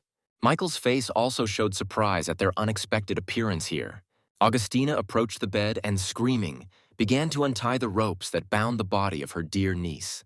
The hero's eyebrows involuntarily frowned when he realized that it was these two who were behind the fact that they were drugged and were waiting outside all this time. If the drug had not left his body, something irreparable could have happened. A few moments later, Augustine was finally able to shout to her niece, who slowly opened her sleepy eyes. Seeing her aunt's familiar face, the girl immediately hugged her tightly and, without holding back her sobs, admitted that she almost made a mistake. The girl's tears quickly dried up. Pulling away abruptly, she looked at her father in bewilderment and asked what he was doing there. The woman looked away, not knowing what to answer to this question. The silence was broken by Julian, who angrily shouted that he had taught his daughter to talk to her elders incorrectly. Vivienne, with no less anger in her voice, shouted that adults should not drug their children.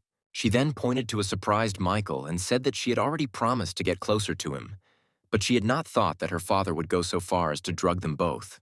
Without lowering his tone, Julian silenced his daughter. But Vivian wasn't about to just turn a blind eye to what had happened and, with tears in her eyes, asked what kind of father would ever decide to send his own daughter to bed with a stranger. Augustina hugged her niece, holding her tightly to herself, and looking at her brother, said that he should stop, that only both of them were to blame in this situation.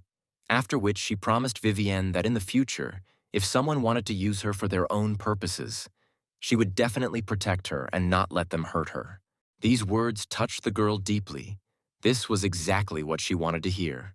Tears flowed from her eyes with renewed vigor, and Vivian herself pressed herself even tighter to the only person who was on her side.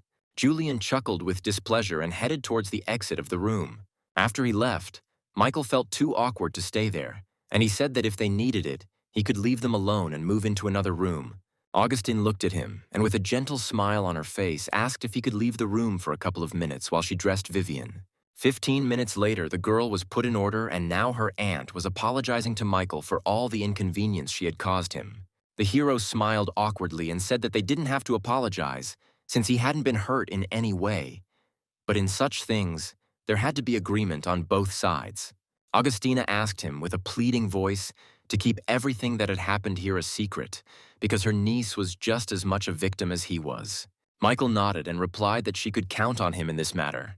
After hearing this, the woman's features softened considerably, and she expressed her hope that despite today's incident, in the future they would get to know each other well enough and would actively cooperate in the future.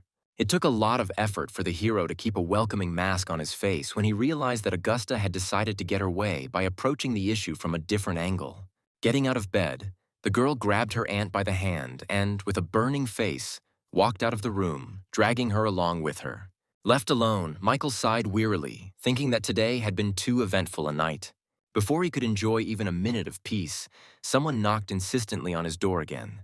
Holding back his irritation, he walked towards the door, simultaneously throwing out options of who could come to him to carry out their dirty plans. He carefully opened the door and looked out. Contrary to all his expectations, there stood Vivian, who immediately bowed low and thanked him for helping her. Having said this, she immediately ran back. A smile involuntarily appeared on Michael's face. This girl seemed quite cute to him. The next morning, everyone returned to the port again. Julian put his hand on our hero's shoulder and smilingly said that it was difficult for him to come to terms with the fact that his dear guests were leaving this island so quickly, and asked what Michael thought about staying here a little longer and becoming his son-in-law. The hero was sincerely amazed at how wonderful this man's acting was. He deserved an Oscar. The guy forced a smile and replied that the head of the K Association shouldn't joke like that, since Vivian didn't even come to see them off, and then he asked if the girl was feeling well. The hint about last night made Julian hesitate for a few moments. Looking away, he said that the time for departure had already come, and it was time for them to go. After saying goodbye, all the dolphin passengers began to slowly board the ship. Suddenly, an unfamiliar voice from above shouted the rooster's name. The man demanded that the hero come out to him if he had the slightest shred of conscience left. Julian looked down at them from the air with a menacing expression. The people at the port did not understand what had brought one of the Rose Warriors here and why they needed someone from the judges' organization. Some were whispering that a major scandal had occurred between them. Michael was truly perplexed, because he saw this man for the first time in his life. Ivan approached him and asked if Michael knew why the famous Warrior of Roses held a grudge against the rooster, to which the hero replied that he hadn't crossed paths with him for a long time, so he too wasn't aware of what was going on. The man turned his gaze to Julian and said thoughtfully that he was already somewhat familiar with the rooster and asked why the Knight of Roses needed him. He replied that he did not want to quarrel with the judges, but he was simply left with no choice, because his fiancée had cheated on him with the rooster, and today he had come here to restore justice. The people who heard this were shocked by such a statement, but it fully justified Julian's thirst for revenge. Michael frowned. He didn't understand at all why he was dragged into the mess that was happening in the Rook family, and even accused of something he didn't do.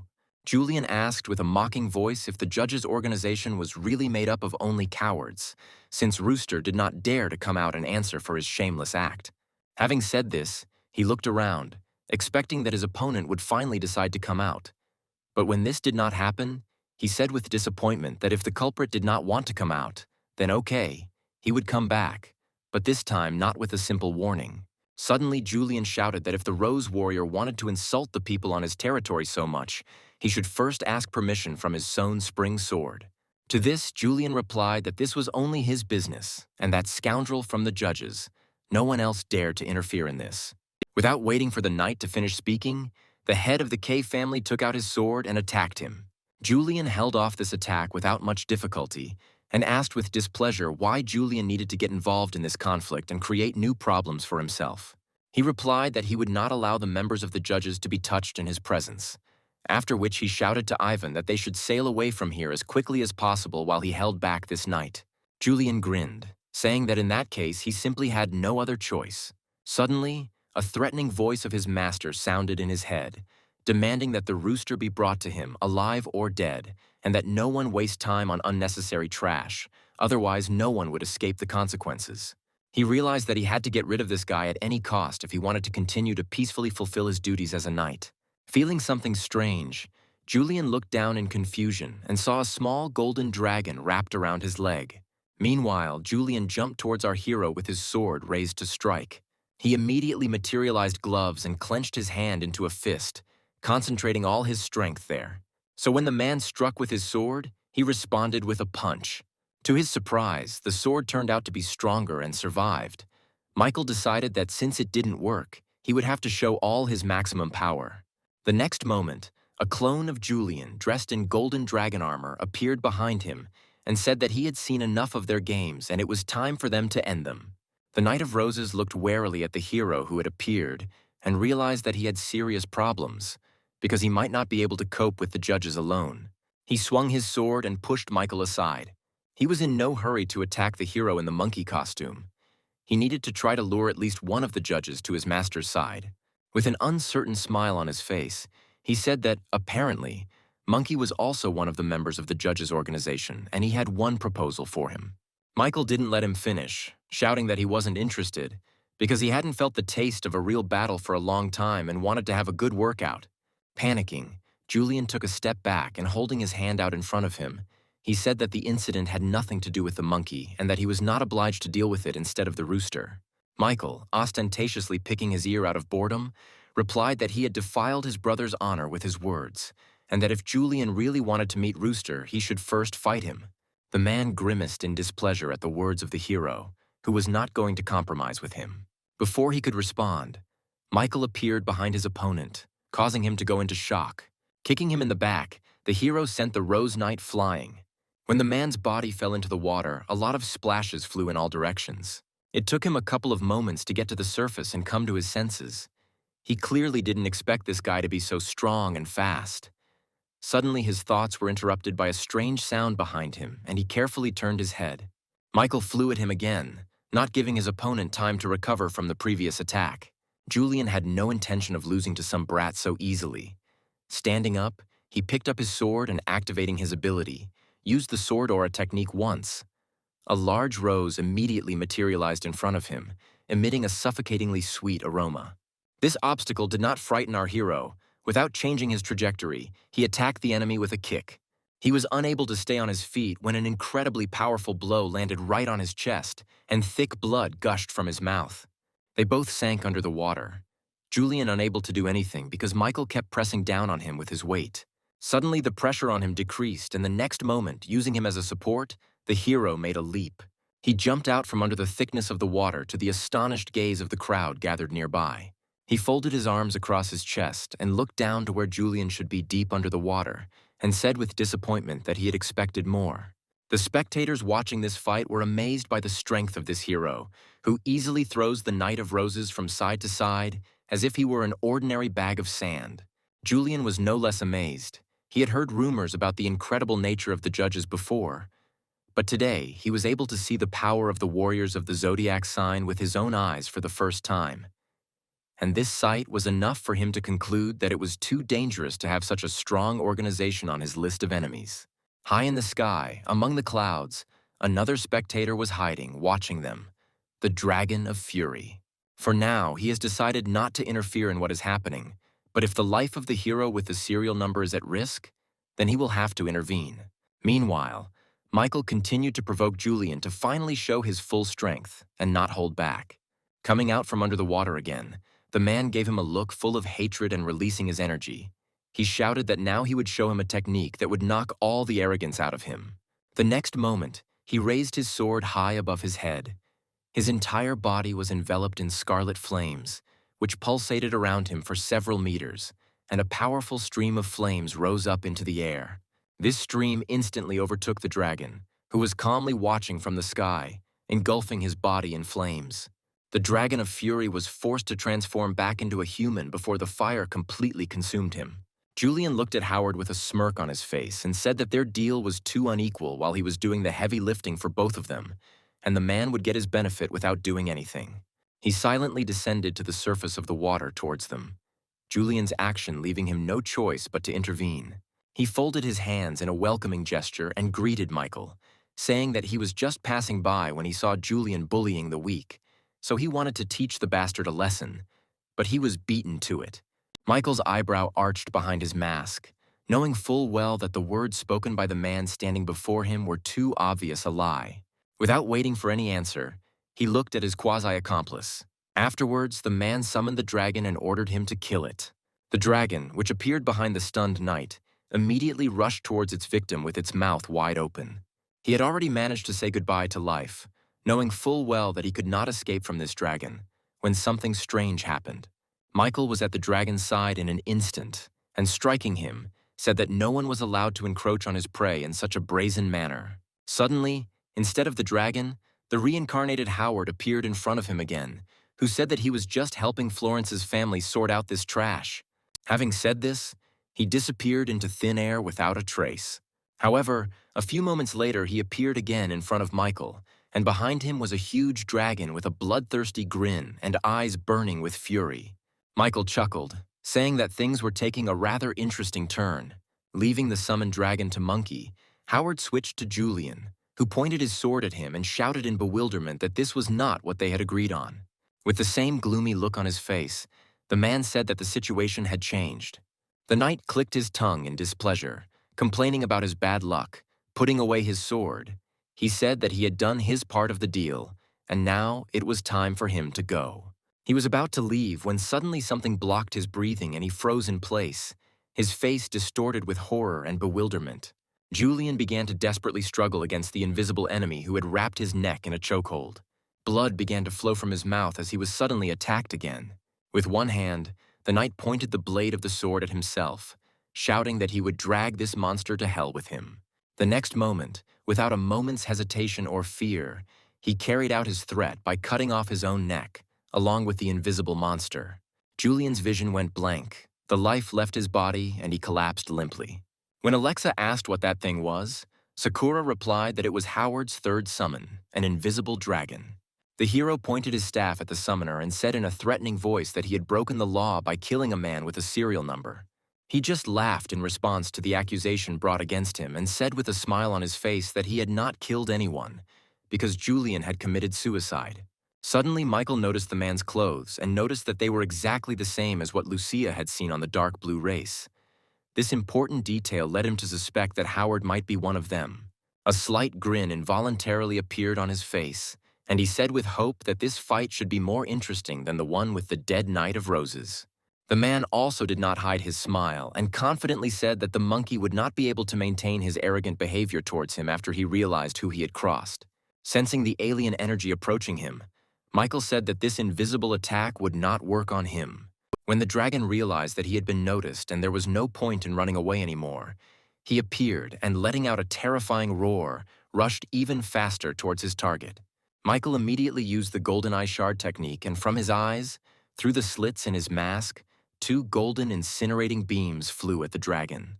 This attack dealt heavy damage to the monster and it disappeared. Having decreased in size, the dragon, breathing heavily, materialized next to its master, who looked at the beast and said that he would definitely take revenge for the suffering he had endured. A few moments later, the dragon had grown significantly in size again, standing behind Howard. He transferred part of the accumulated energy to the dragon. Afterwards, he disappeared, leaving Monkey alone with his dragon. Standing on the shore, Ivan looked at Michael uncertainly and asked if the monkey could handle it alone, since his opponent was ranked 25th in strength. Our hero smiled and answered with confidence that they had nothing to worry about, because the monkey had incredible instincts and would never lose due to carelessness. Meanwhile, his clone was already attacking the dragon in full force, circling at high speed near it and delivering blow after blow.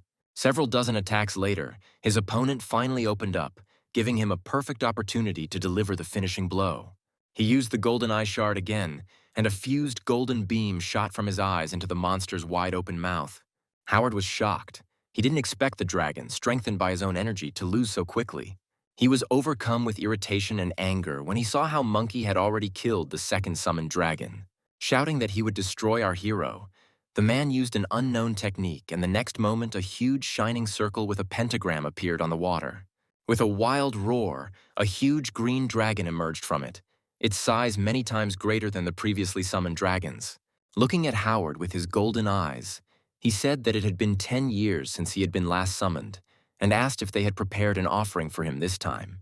The man's face showed confusion, and he asked with a pleading voice to give him 10 days, and then he would offer him 10% more loot. The dragon held out a paw with one bent finger in front of him, and said that he would give him 7 days and 20%. Howard had no choice but to agree to this condition. In exchange, he demanded that he kill the monkey. The summoned dragon nodded his head in agreement and rushed into the sky, finally exiting the portal.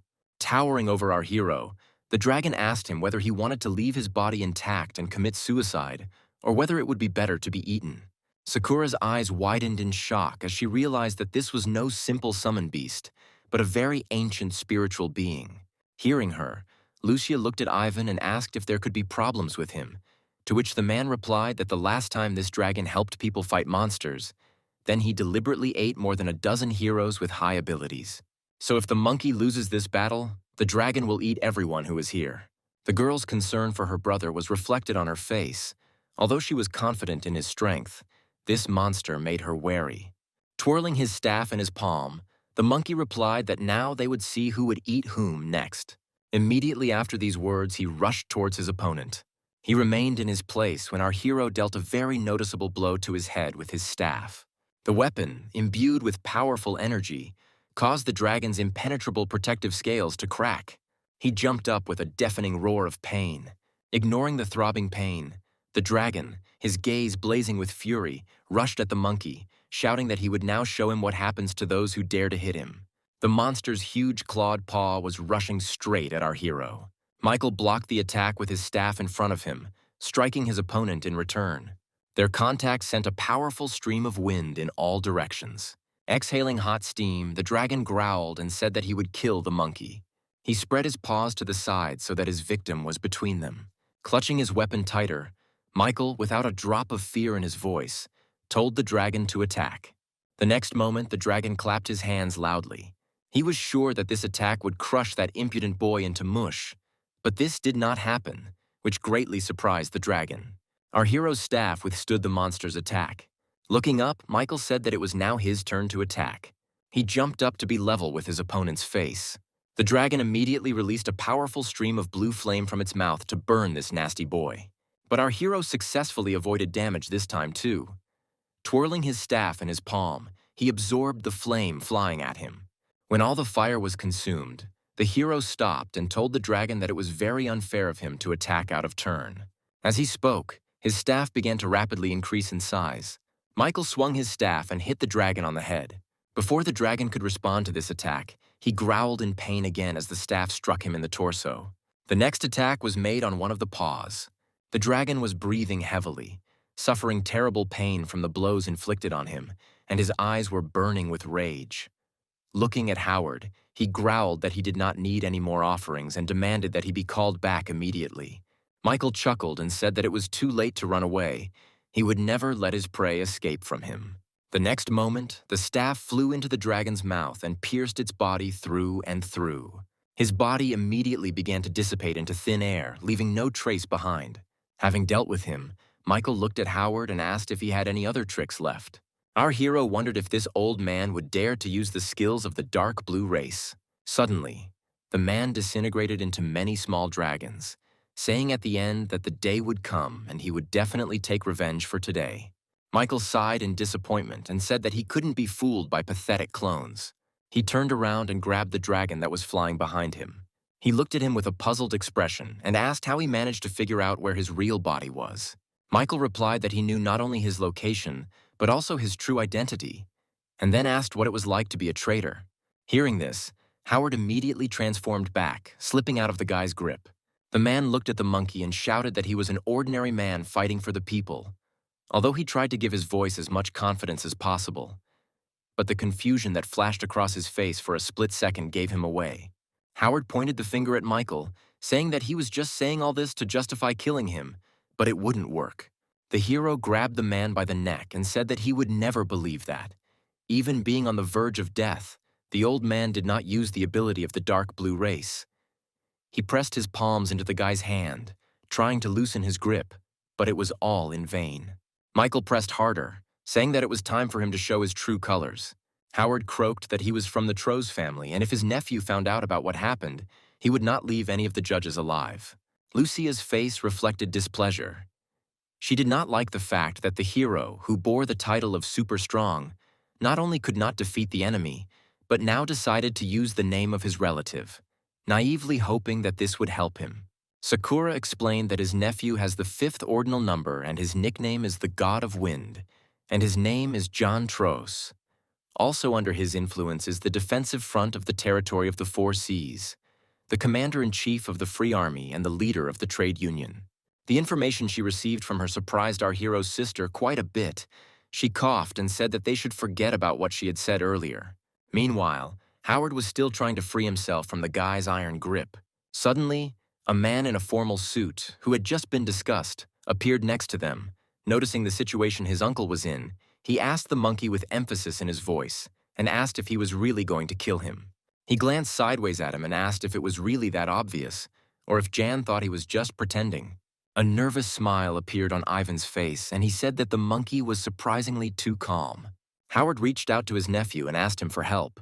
He reminded him with a grin on his face that when his uncle left the island, he claimed that he would never ask for help again. Afterwards, he asked if the dragon who needed offerings could withstand a fight with the top 20. Howard said that now was not the time for his jokes, especially since he had already summoned this dragon. But the monkey killed it. Hearing this, Jan lost interest in his uncle and turned his interested gaze to Michael and asked if he wanted to work for him. The hero responded to his proposal that he was not interested in it. When he became a member of the judges' organization, he swore to be faithful to his cause. He scratched his ear demonstratively, saying that if that was all, then he should step aside and not interfere with him. A smile played on Jan's lips again. Raising an eyebrow, he reminded Michael that if he killed an old man with a high serial number without a good reason, he would be breaking the law and would be caught immediately. He came close to our hero and with a challenging look in his eyes asked if he could defeat him. Looking him in the eye, Michael calmly replied that it was unlikely now, but in the future anything was possible. This answer made the man laugh. Folding his arms across his chest, he said that in that case he should let Howard go for now, and in the future, when the opportunity presented itself, then he would kill him.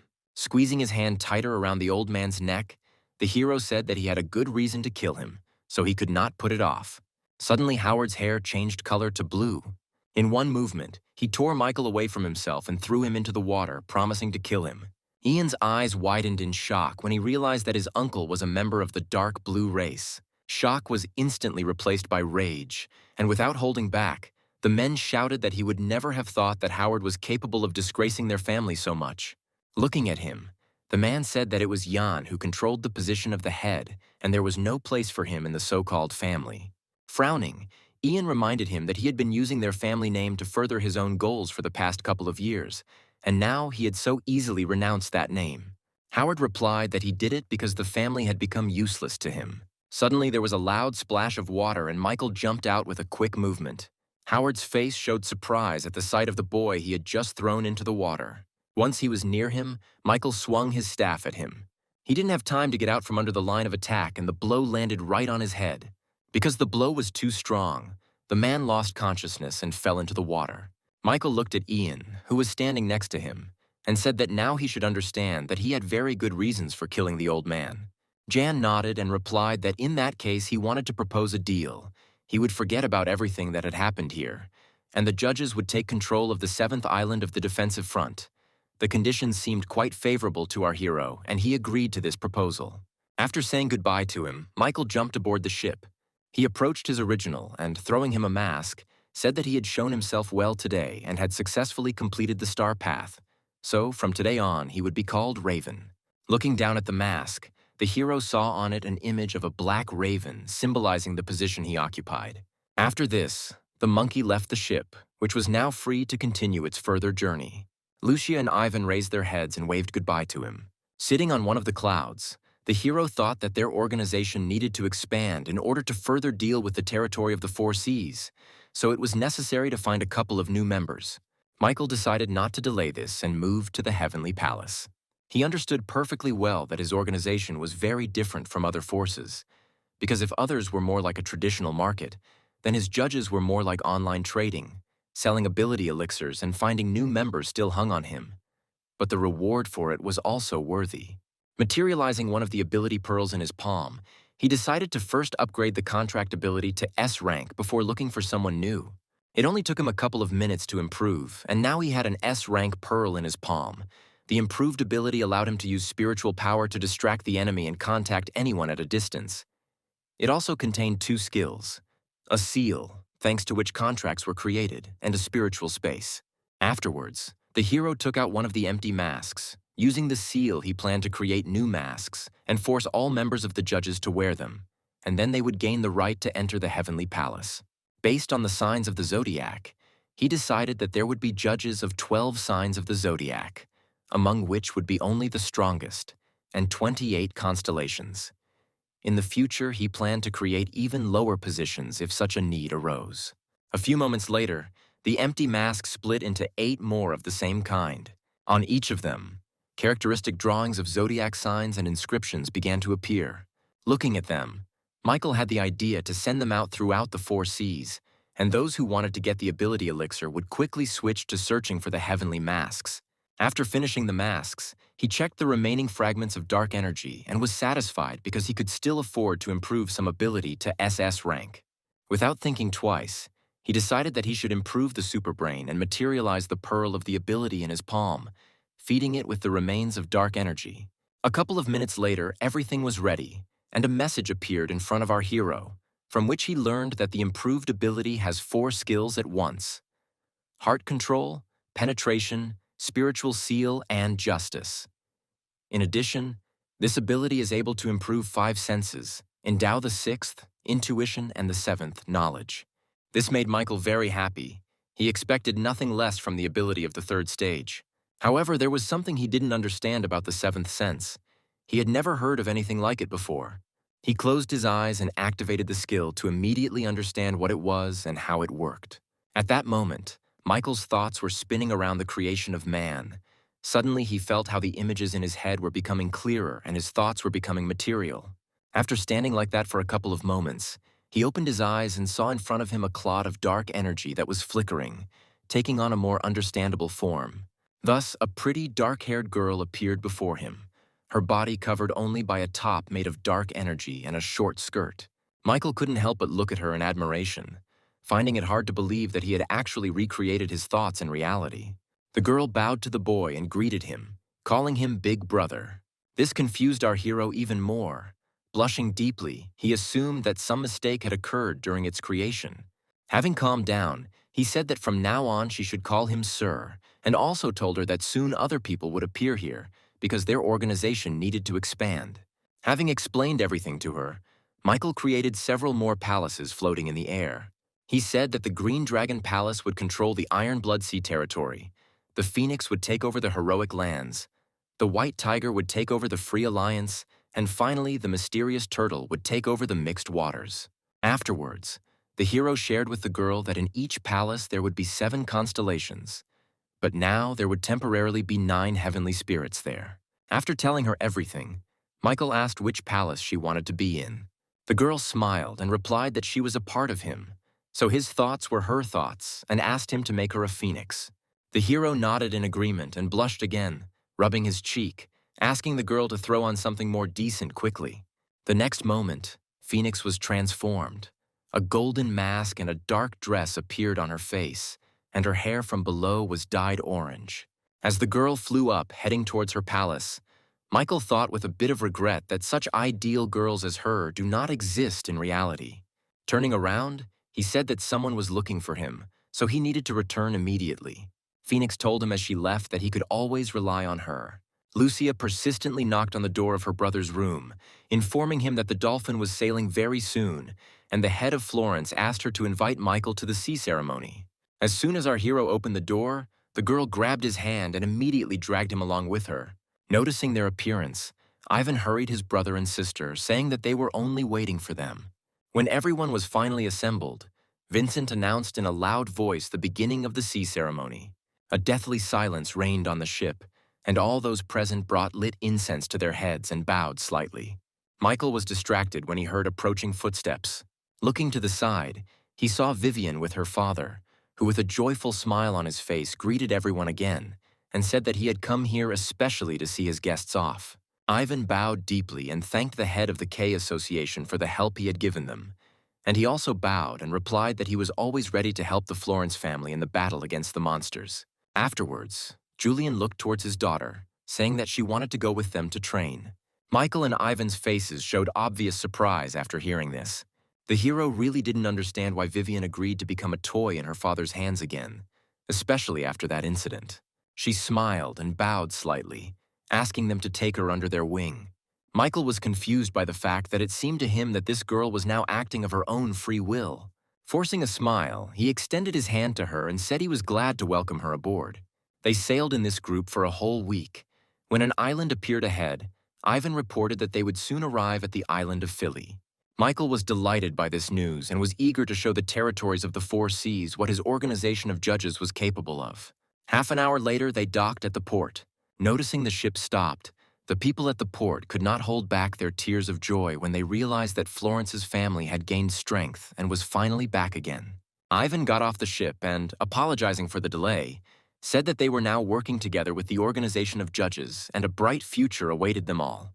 Tears of joy also welled up in Anna and Sakura's eyes. A little later, they moved to the Florence family estate. Ivan and Michael discussed that as soon as a person from the judges' organization arrived on this island, they would immediately begin the first stage of the plan. Holding a teapot in his hands, the man asked who exactly would be visiting them and whether Florence's family needed to prepare anything for the guests' visit. When Michael said that it would be Phoenix, who has a higher title than the signs of the zodiac and even the supreme judges, because all the elixirs of abilities are her inventions, Ivan's face reflected strong surprise. He also added that this time they needed Florence's seed to find a few journalists to make a small statement and give the people of the Four Seas a chance to become stronger. A sinister smile appeared on his lips, and he said that this would be the first step of their heavenly spirit's plan. The man nodded and handed his interlocutor a cup of tea, saying that they would prepare a wonderful press release today. A little later, our hero moved to the Heavenly Palace, where he visited Phoenix in her abode.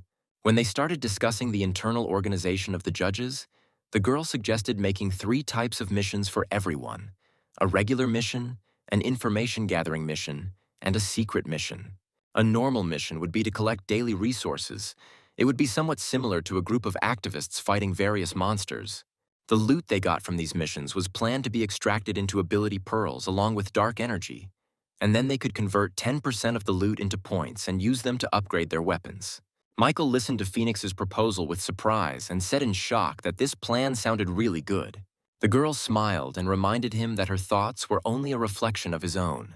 The guy became embarrassed again, coughed, and said that she needed to tell him about the 2 remaining types of tasks. Phoenix nodded, and walking forward a little, explained that intelligence-gathering missions involved exchanging collected information for points, while covert missions involved various assassinations, espionage, and other dirty work. She also added that this type of task requires a precise location and time.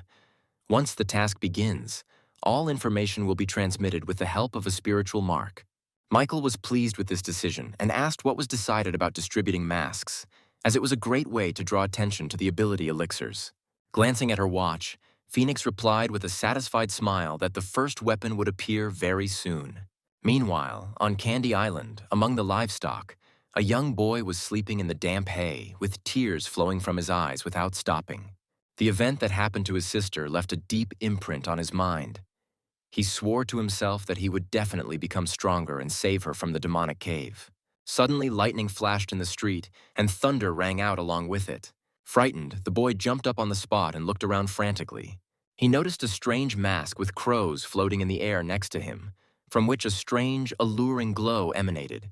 At some point, the glow surrounding her began to pulsate, increasing its radius, which quite frightened the boy who had absolutely no idea what was going on here. Suddenly, the space around him opened up and he found himself in some unfamiliar room, and in front of him was a huge brown door. Just when he thought he was dead, the door opened and a sleepy Michael wearing a snake mask came out. Approaching the boy, he ruffled his hair and said that he had now become a heavenly star. But if he continued to cry, he might die. Afterwards, the hero asked what his guest's name was, and after a brief silence, he hesitantly replied that his name was Eamon. Michael addressed the boy by name and told him to put on his heavenly mask and warned that the next time he was asked something, he should not answer. Having fulfilled his demand, Eamon thanked the hero, who said that it was too early to thank him and that he would now bring him up to date with everything that was happening. Half an hour later, Michael told the guy everything he needed to know.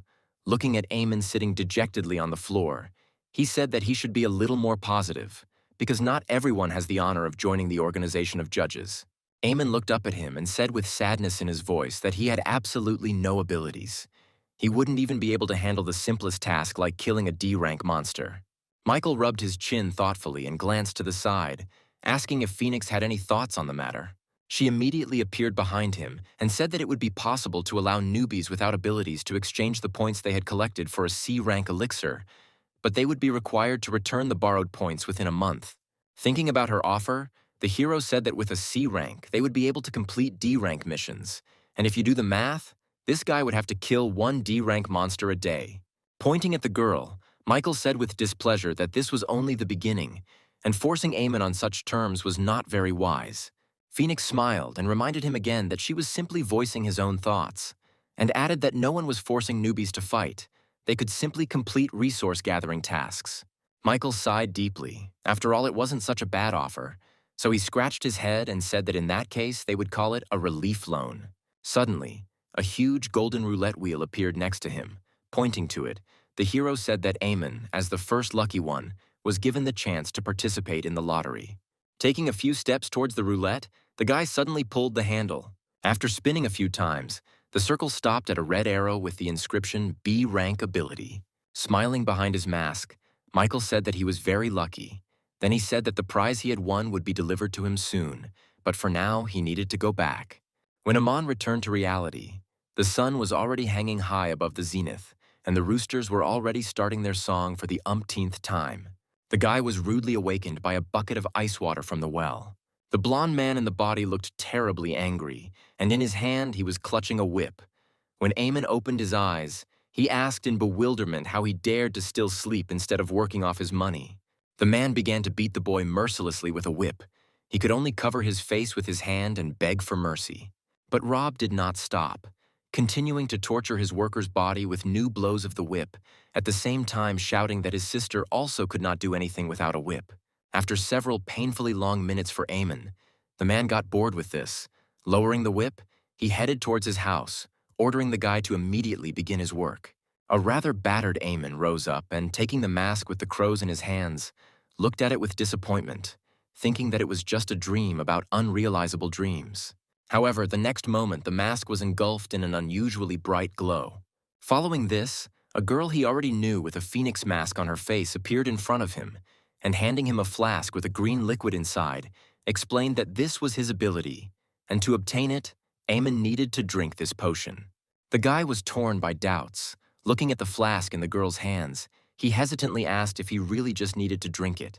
When he received her positive answer, Amon decided to throw all his doubts aside and took a risk by drinking the entire contents at once.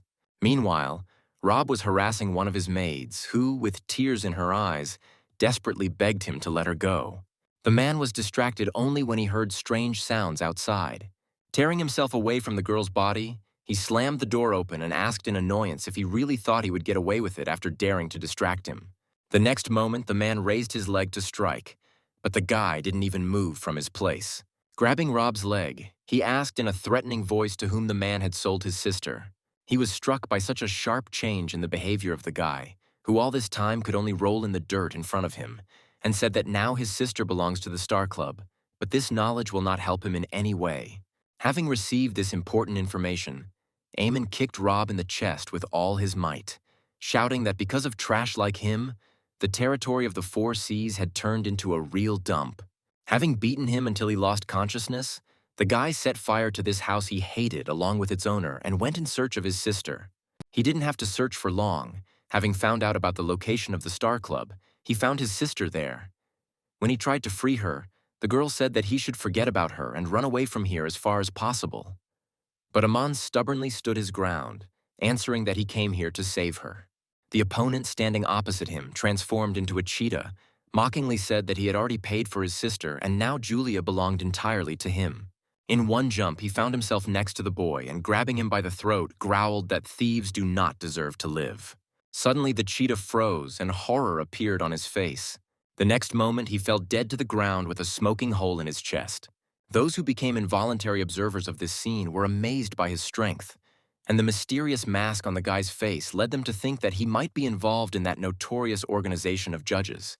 Michael was still in the heavenly palace, watching the events closely and smiling contentedly when the first stage of the commercial went off with a bang.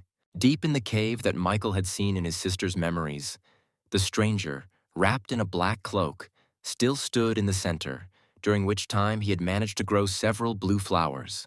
The man's red eyes burned with a furious fire. Not taking his eyes off one of the flowers, he said irritably that due to Howard's fault, the organization had to reconsider its plans for the territory of the Four Seas, and now the man was deeply disappointed in his subordinate. The flower stirred, and smiling, said that it was not his fault, because he had been identified by a man who should have been dead a long time ago. His words only made the man more angry, attacking him with a red laser from his eyes. He said that it was better for him not to argue with him. Casper sighed deeply, thinking that now he needed to find a new manager for Moonlight Island. And besides, it was time to show them the power of the sea territory. Still smiling, Howard said that so far their plan was going well, so there shouldn't be any problems with a little surprise. Casper nodded, saying that a press conference would be held soon, but for now they needed to continue to monitor the situation so that it didn't get out of control. Michael, meanwhile, enjoyed the peace and quiet in the Heavenly Palace, lying down and sipping a cool drink through a thin straw. While there was time, he decided that he should ask Arthur about the castle that his sister saw. Closing his eyes, he activated the ability to control a person. A fair-haired, middle-aged man, dressed in a gray formal suit, looked at his image in a large mirror with a satisfied smile on his face. Suddenly, he felt a strange intrusion into his consciousness, but he immediately understood who it was. Michael's voice sounded in his head and asked him to report on the current situation. Arthur said that he was now going to a family dinner.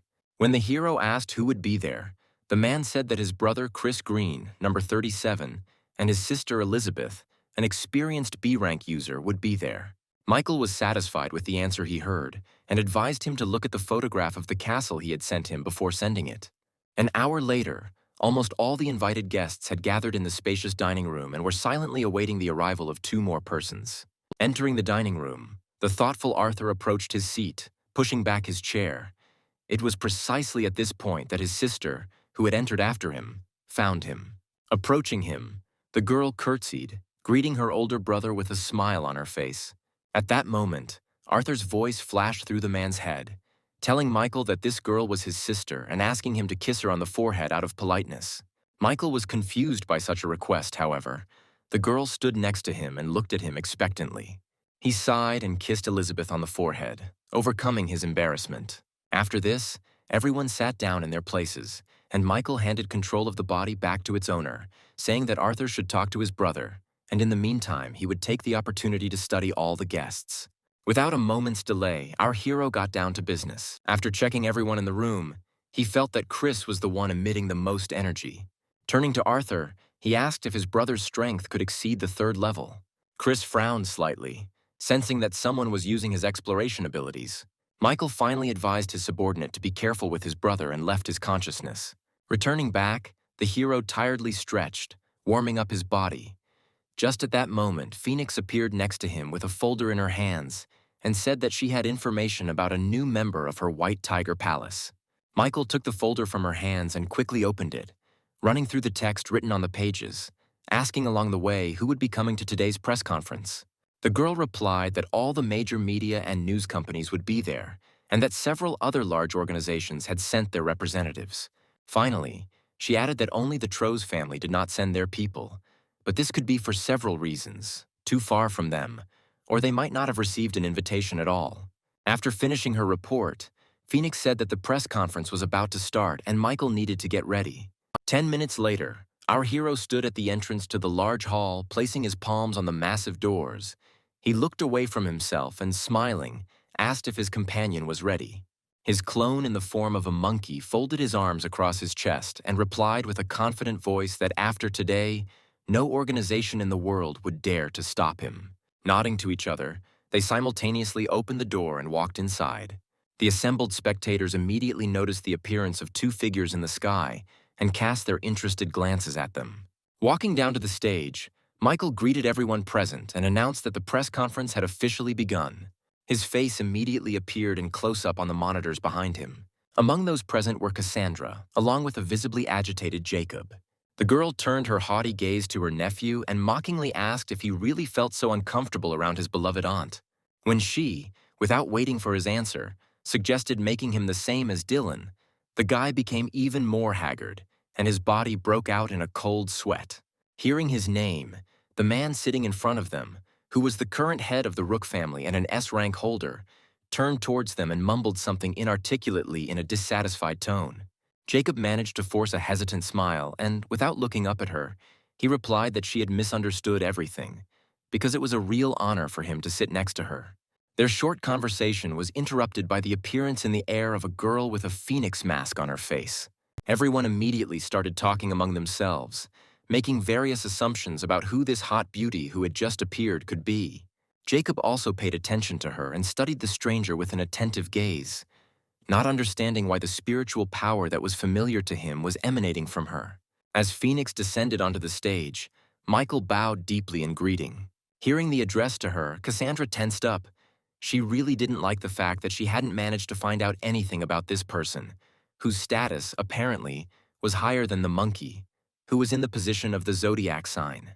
Without paying attention to anyone, Phoenix took out a flask with a green potion and, smiling, told Michael, addressing him as the Moon Raven, that he tried hard this time, so the organization has prepared a reward for him in the form of a rank increase. The hero took the potion handed to him with a satisfied smile, thinking that these elixirs of abilities are strikingly different from digital goods, and they do not need any information technology. They exist only physically, and now he will clearly demonstrate his goods to everyone. Michael pulled out the cork and drank the entire contents of the flask in one gulp. The spectators watched his actions attentively. Some were inspired and deeply interested in the elixir of abilities. They were eager to see what possibilities this miraculous remedy gives. Closing his eyes, our hero improved the ability of the plum-style marine combat suit inside himself, bringing it to S rank. It took him a little less than 2 minutes to do this. He took his eyes off the crowd and turned to the spectators present and said that the judges had heard that humanity was being attacked by monsters that were extremely dangerous. That is why they will present their heavenly spirits plan to everyone today. When he said that the organization would open 36 vacant positions for the owners of heavenly spirits, which were represented in the form of masks, everyone's eyes immediately lit up with the desire to get such a wonderful opportunity to join the ranks of judges. For 40 minutes, our hero told everyone the details of the plan. All this time, cameras were filming him and the broadcast was uploaded to the internet. Michael's speech delighted everyone, and the organization of judges rose even higher in the eyes of the public, because they were even ready to share such a valuable elixir of abilities. Having finished explaining all the main points, the hero decided to move on to the final part.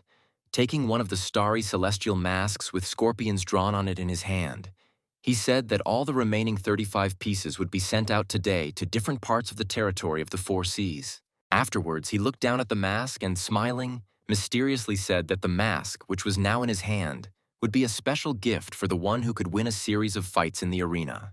Hearing this, one guy jumped up from his seat and shouted loudly that he was against it, because ordinary newbies would never be able to defeat professionals who had been hardened by numerous battles with monsters.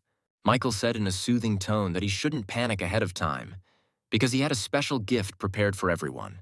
Afterwards, he took a step forward, his face became serious, and he said that the young people would be able to obtain B-rank abilities. Jacob stood next to the dark-haired girl and invited her to go first. She smiled and walked confidently onto the stage. Facing Michael, she summoned her sword and shouted the name of her technique, activating her ability. The next moment, the blade of the sword, engulfed in her energy, cloned itself, and, at the girl's mental command, all 6 blades rushed towards her opponent, and Agnes herself did not stay aside, rushing towards Michael after them. With his hands clasped behind his back, our hero deftly avoided the blades flying at him thanks to his misty gait, which allowed him to float unhindered in the air. He stopped one of the blades flying straight at his head with just 2 fingers, a couple of centimeters from his face, and moved it to the side. Everyone was amazed by the skills Michael demonstrated, as he fought bare-handed against a swordswoman who was ranked 5th in strength. Suddenly, a contented smile appeared on the girl's face, which did not bode well, and a blue haze began to emanate from her sword again. Michael's lips tightened slightly as the multitude of blades that formed in front of him began to sweat at him again. Letting go of Agnes's sword, he jumped to the side, getting out of the line of attack. As the blades flew past, dissolving into thin air, he glanced at his opponent. Instantly appearing next to her, Michael raised his leg to strike, which surprised the girl. Agnes was truly at a loss, even though the opponent in front of her was only top 30 in the rankings. After he drank the elixir, his strength had increased significantly. Holding her sword above her head, she decided that the best solution was to simply block the attack. The next moment, their collision caused a powerful shockwave that spread for a couple of kilometers around. All the guests covered their ears with their hands from the terribly loud sound and strong gust of wind. Michael, as if nothing had happened, stood with one foot on his opponent's sword. He bent down slightly, looked into her eyes, and thanked the stunned girl for the wonderful duel. As he jumped off the sword, landing back on the stage, the next opponent rose up to him with a confident smile on his face. The girl didn't say anything. She just looked with displeasure at the guy who came forward and returned to her place.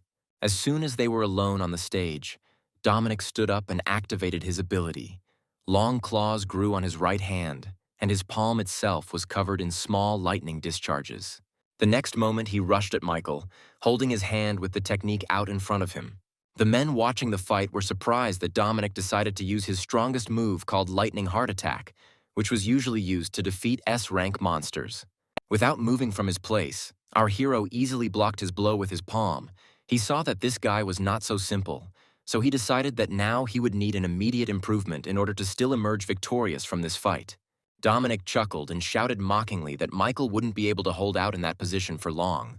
He explained that his body had an extremely high amount of energy, and it was enough to easily defeat even one of the judges.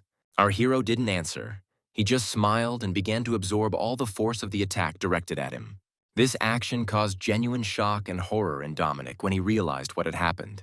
He suddenly fell to his knees, crying out loudly as Michael squeezed his wrist painfully, almost breaking it. Having dealt with him, he turned his gaze to Chris, who was sitting in the front row, and asked if he wanted to try it too. He replied that Elizabeth also wanted to experience what it was like to be able to fly freely, so he, as befits an older brother, would do everything for this. For a few moments, they stared at each other in silence. Michael felt that something was wrong with Chris because his spiritual power was much higher than the third stage, so he planned to drag him out to a duel in order to implant an ability pearl into his body and track his location. The man did not keep us waiting, and literally a few seconds later, having already transformed, he jumped onto the stage, fully prepared for the upcoming battle. A satisfied smile appeared on our hero's face, and he materialized the gloves of enhancement on his palms, knowing full well that his opponent's ability was the Bloody Viscount and that he was weak against Garlic and Holy Light. Holding the F-rank ability pearl, he attacked first, intending to stealthily place it into Chris's body. However, he managed to jump back in time, and our hero's attempt failed. He chased after his opponent relentlessly at a terrifyingly high speed, intending to strike. But the opponent was no match for him and avoided him just as quickly, so that only the glowing streaks from the remnants of their energy were visible from their movements. A couple of minutes later, Michael deactivated his gloves and returned back to the stage. He was very annoyed by the fact that Chris did nothing but run away, but did not even try to attack. Activating the Sea Blast ability, he raised his leg to strike above the enemy standing in front of him. By the time his foot had swiftly cut off the man's neck, he had already turned into one big lump of red slime. The residual wave from the attack continued on, stripping one unfortunate man of his gray hair and slamming into the wall with a loud bang. The slime that had spread across the floor began to turn into a red haze, slowly rising upward. A few moments later, Chris appeared before everyone again, completely unharmed. Taking advantage of the opportunity while he was transforming back, Michael approached him and delivered a weak blow to the surprised man's chest. Without wasting any time, he quickly transferred the Pearl of Ability to his body, which, unnoticed by anyone, even Chris himself, penetrated into his chest. Michael knew that this man was hiding his true power, but he had no intention of losing to anyone in the mastery of acting. He swung again, aiming for the still-stricken man's head, but he managed to come to his senses in time and put his hands out, blocking the blow. Suddenly, Michael flew back a few meters with a surprised expression on his face. Holding his chest, he cleared his throat and said in a feigned admiration voice that he expected nothing less from the strongest in their territory. Chris managed to convince him that he was much stronger than the two who volunteered for this duel. Taking a flask of elixir from his pocket, he said that he was giving him a reward he had earned in a fair fight. Chris looked at the elixir in his hands in bewilderment. He hesitated a little, then looked at his sister with a confused look and, calling her over, said that if she still wanted to, she could drink this potion. Michael looked at the two expectantly, crossing his arms over his chest, because this girl would be the first to drink the elixir of abilities without being one of the judges. Elizabeth pulled out the cork and drank the entire contents without a drop of fear. A few moments later, the happy girl was joyfully flying above the stage, not believing in the reality of what was happening. The other guests watched her in amazement, also finding it hard to believe that the girl had actually gained the ability to levitate. Addressing the guests, Michael said contentedly that they had just seen with their own eyes the effectiveness of the ability potion, and now they could move on to the next part. Pointing to someone, he invited Casper from the camping family onto the stage. The named one immediately rose from his seat and, soaring into the air, laughed joyfully, confidently declaring that he would become the owner of the mask. As he stepped down onto the stage, Another man jumped up from his seat and protested, saying that Dylan from the Chamber of Commerce should come over and meet him first. At this moment, everyone around began to whisper discontentedly. Michael turned his gaze to the man who had stood up, who seemed too strange to him. His eyes were empty and expressed almost nothing, and some kind of eerie aura emanated from him. Cassandra looked at him with displeasure, quietly saying that with such a stupid expression on his face, he looked like a puppet. But a moment later, all trace of her displeasure vanished as she explained that it didn't matter because he was about to die. Meanwhile, Casper, who had activated his ability, rushed towards Dylan, furiously shouting that in that case, he would show him his special move. His opponent didn't even take a step to the side before he was attacked. The attack was so strong that it sent him flying back limply several meters. Jacob froze in shock. It was hard for him to even imagine how strong this man was, who had thrown his opponent back with just one blow of his palm. Meanwhile, Casper, having dealt with the small obstacle in the form of Dylan, turned his attention back to Michael, bowing down in front of him. However, he was again interrupted by Dylan, who rose to his feet, holding two huge sledgehammers and saying that this was not all. The next moment, he reached Casper in one leap. He barely managed to dodge the spiked weapon in his opponent's hand. Jumping to the side, he wiped a thin stream of blood from his chin, oozing from a small scratch. But the next moment, he pulled himself together and rushed towards Dylan. He struck him with furious, non-stop punches. After some time, his series of attacks ended and Dylan fell limply to the floor. But he had no intention of giving up. Quickly rising to his feet, he screamed loudly in rage and pain. From the energy he released, the floor and the screens located near him quickly became covered with deep cracks, and fragments of stones rose into the air. Suddenly, his head began to be actively covered in dark blue slime, covering more and more of his body. He disappeared from his place so quickly that Casper didn't even have time to realize it, and a moment later he appeared right in front of him and delivered a very noticeable punch to the chest, forcing his opponent to cough up his own blood from his lungs. The man had absolutely no idea what was happening to Dylan or what that blue coating was on his body. The guests present suddenly jumped up from their seats and ran away, trying to save their lives. The blue slime noticed Phoenix in front of it and immediately rushed towards her. But the girl continued to stand motionless in the face of impending danger. When the blue monster was already a couple of steps away from her, Monkey suddenly appeared in front of Phoenix and held back the blow aimed at his partner. Then with one movement, he threw the slime away from himself. A golden staff immediately appeared in his palm. He threw it after the slime, putting as much force as possible into the throw. The weapon quickly found its target, pinning the slime to the ground.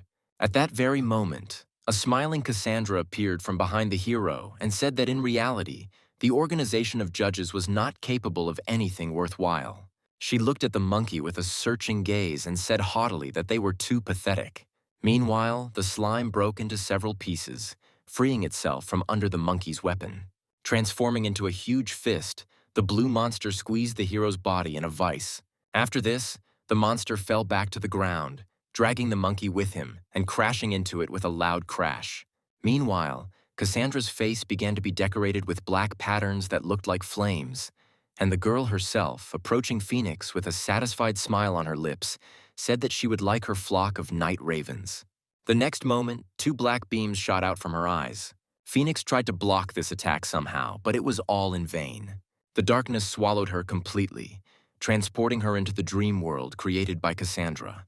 Suddenly, her body was surrounded by many small skulls, one of which bit her on a lock of hair.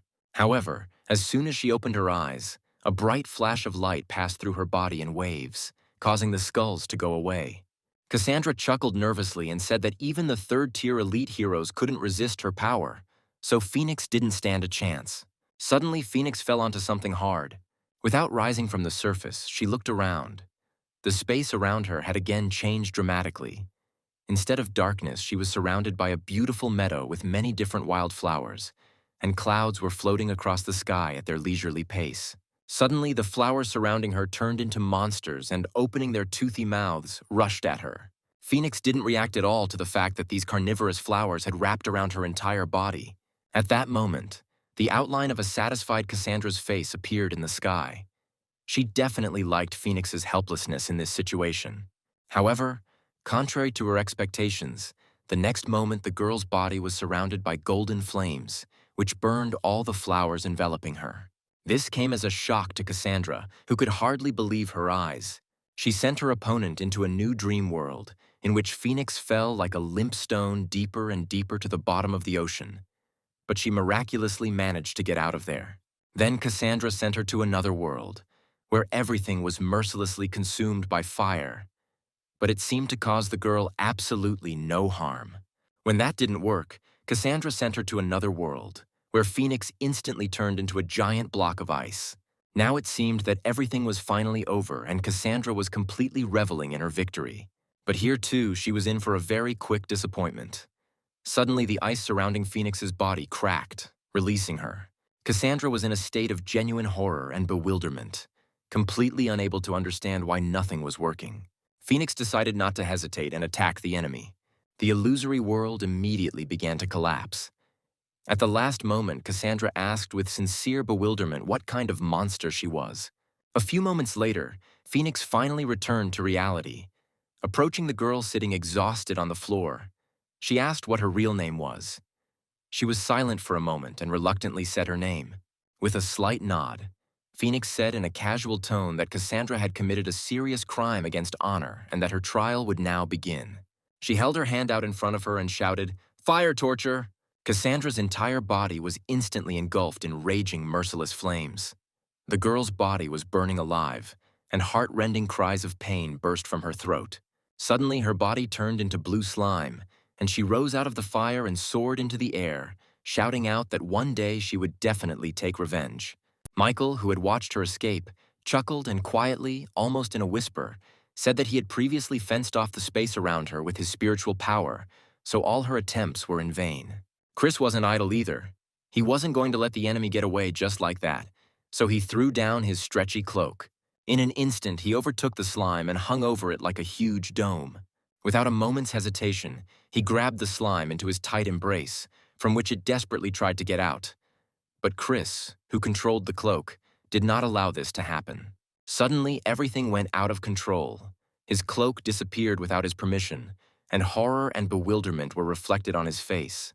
When Michael appeared in front of him holding the cloak with the slime inside, he sighed in relief, saying that the hero really was unimaginably strong. Cassandra changed her appearance again. The cramped space and complete lack of oxygen forced her into a deep sleep. Michael looked at the guy standing in front of him with suspicion. He did not understand why he did not use his vampire energy to kill, and this caused more and more questions in the head of our hero. Turning his gaze to the cloak with the hostage inside, he decided to check what would happen if he tried to take the ability from the dark blue race. Without wasting any time, Michael decided to put his experiment into practice by activating the ability extraction. A few moments later, a green pearl of the S-rank dark blue race's ability appeared in his palm, which possessed a huge array of attacks. Our hero smiled contentedly, delighted with his catch. The slowly fading Phoenix reported that the problem had been eliminated, and now that her task was complete, she must leave. The monkey also jumped out of the sticky mucus holding him and jumped out of the hole in the floor that had formed after the battle. Once on the surface, he looked with displeasure at his hand, which still had slimy marks on it that disgusted him. He decided to leave this problem for later and, throwing his arm over Michael's shoulder, cheerfully said that it was time for him to go, so he would leave everything else to him. Casper was unable to get to his feet, sitting on the floor and clutching his bruised chest. Suddenly, Michael came up to him and, holding out a mask with a scorpion design, said that this mask now belonged to him and he should use it for good purposes. The man took the mask offered to him with surprise and disbelief in his eyes. A little later, our hero returned back to the heavenly palace and, having met with Phoenix, asked how many people had already received masks, to which the girl replied that there were already 6 people in the Free Union, and only 3 in the Heroic Lands, and 2 each in the Sea Iron Blood and Mixed Territories. She also said that among the heroes of the 4 seas there is one of their old acquaintances, the Black Dragon. Michael looked at her in surprise and asked when this guy managed to move to the territory of the 4 seas. Hearing his question, Phoenix said that she could think of a quick way to get rid of him. The hero shook his head and replied that there was no need for that, because he could be useful to their organization, and they still had enough free space. Afterwards, he materialized an ability pearl and said that they had already collected many S-rank pearls, and now they could upgrade the parallel world cube to SS rank. The hero immediately moved on to improving this ability, and sometime later, The pearl in his palm rose to SS rank, which allowed him to store things and move them around the parallel world. When he read the details about this ability, he was confused by the information that living beings could not enter the parallel world. He did not quite understand whether this meant that living organisms would die after entering there or could not enter there at all. Having activated the skill of this ability, the Gate of Fortune, Michael decided to find out everything himself and took a live fish for the experiment. After thinking for a moment, he threw the fish inside. But not even a couple of seconds passed before the gate spat out the same fish, but already dead. Michael frowned, realizing that the parallel world was collecting life energy and therefore could not contain living beings.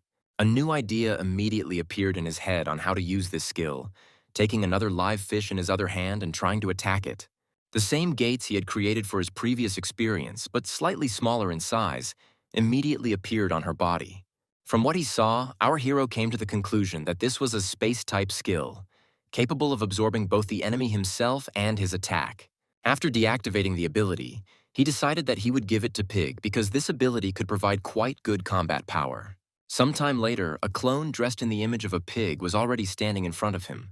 When Phoenix suddenly appeared behind him, he flinched in surprise. But the girl did not pay attention to this and reported that the Hero Association began to capture other worlds in order to obtain the status of a mediator. The pig turned his gaze to her and thoughtfully said that the dark blue race was also from another world, and they did not really need a mediator, and suggested that people from another world and the dark blue race could be on the same side. Michael stood to the side and thought carefully about this information. Meanwhile, Phoenix added that Alexa and Anna and some others had already arrived at the Turtle's palace.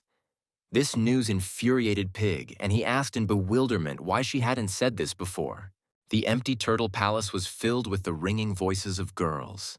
Alexa and Anna excitedly discussed the large number of missions to obtain ability elixirs. Turning to her sister, Anna said that according to the rules, she would have to kill about 18 monsters to get an S-rank elixir.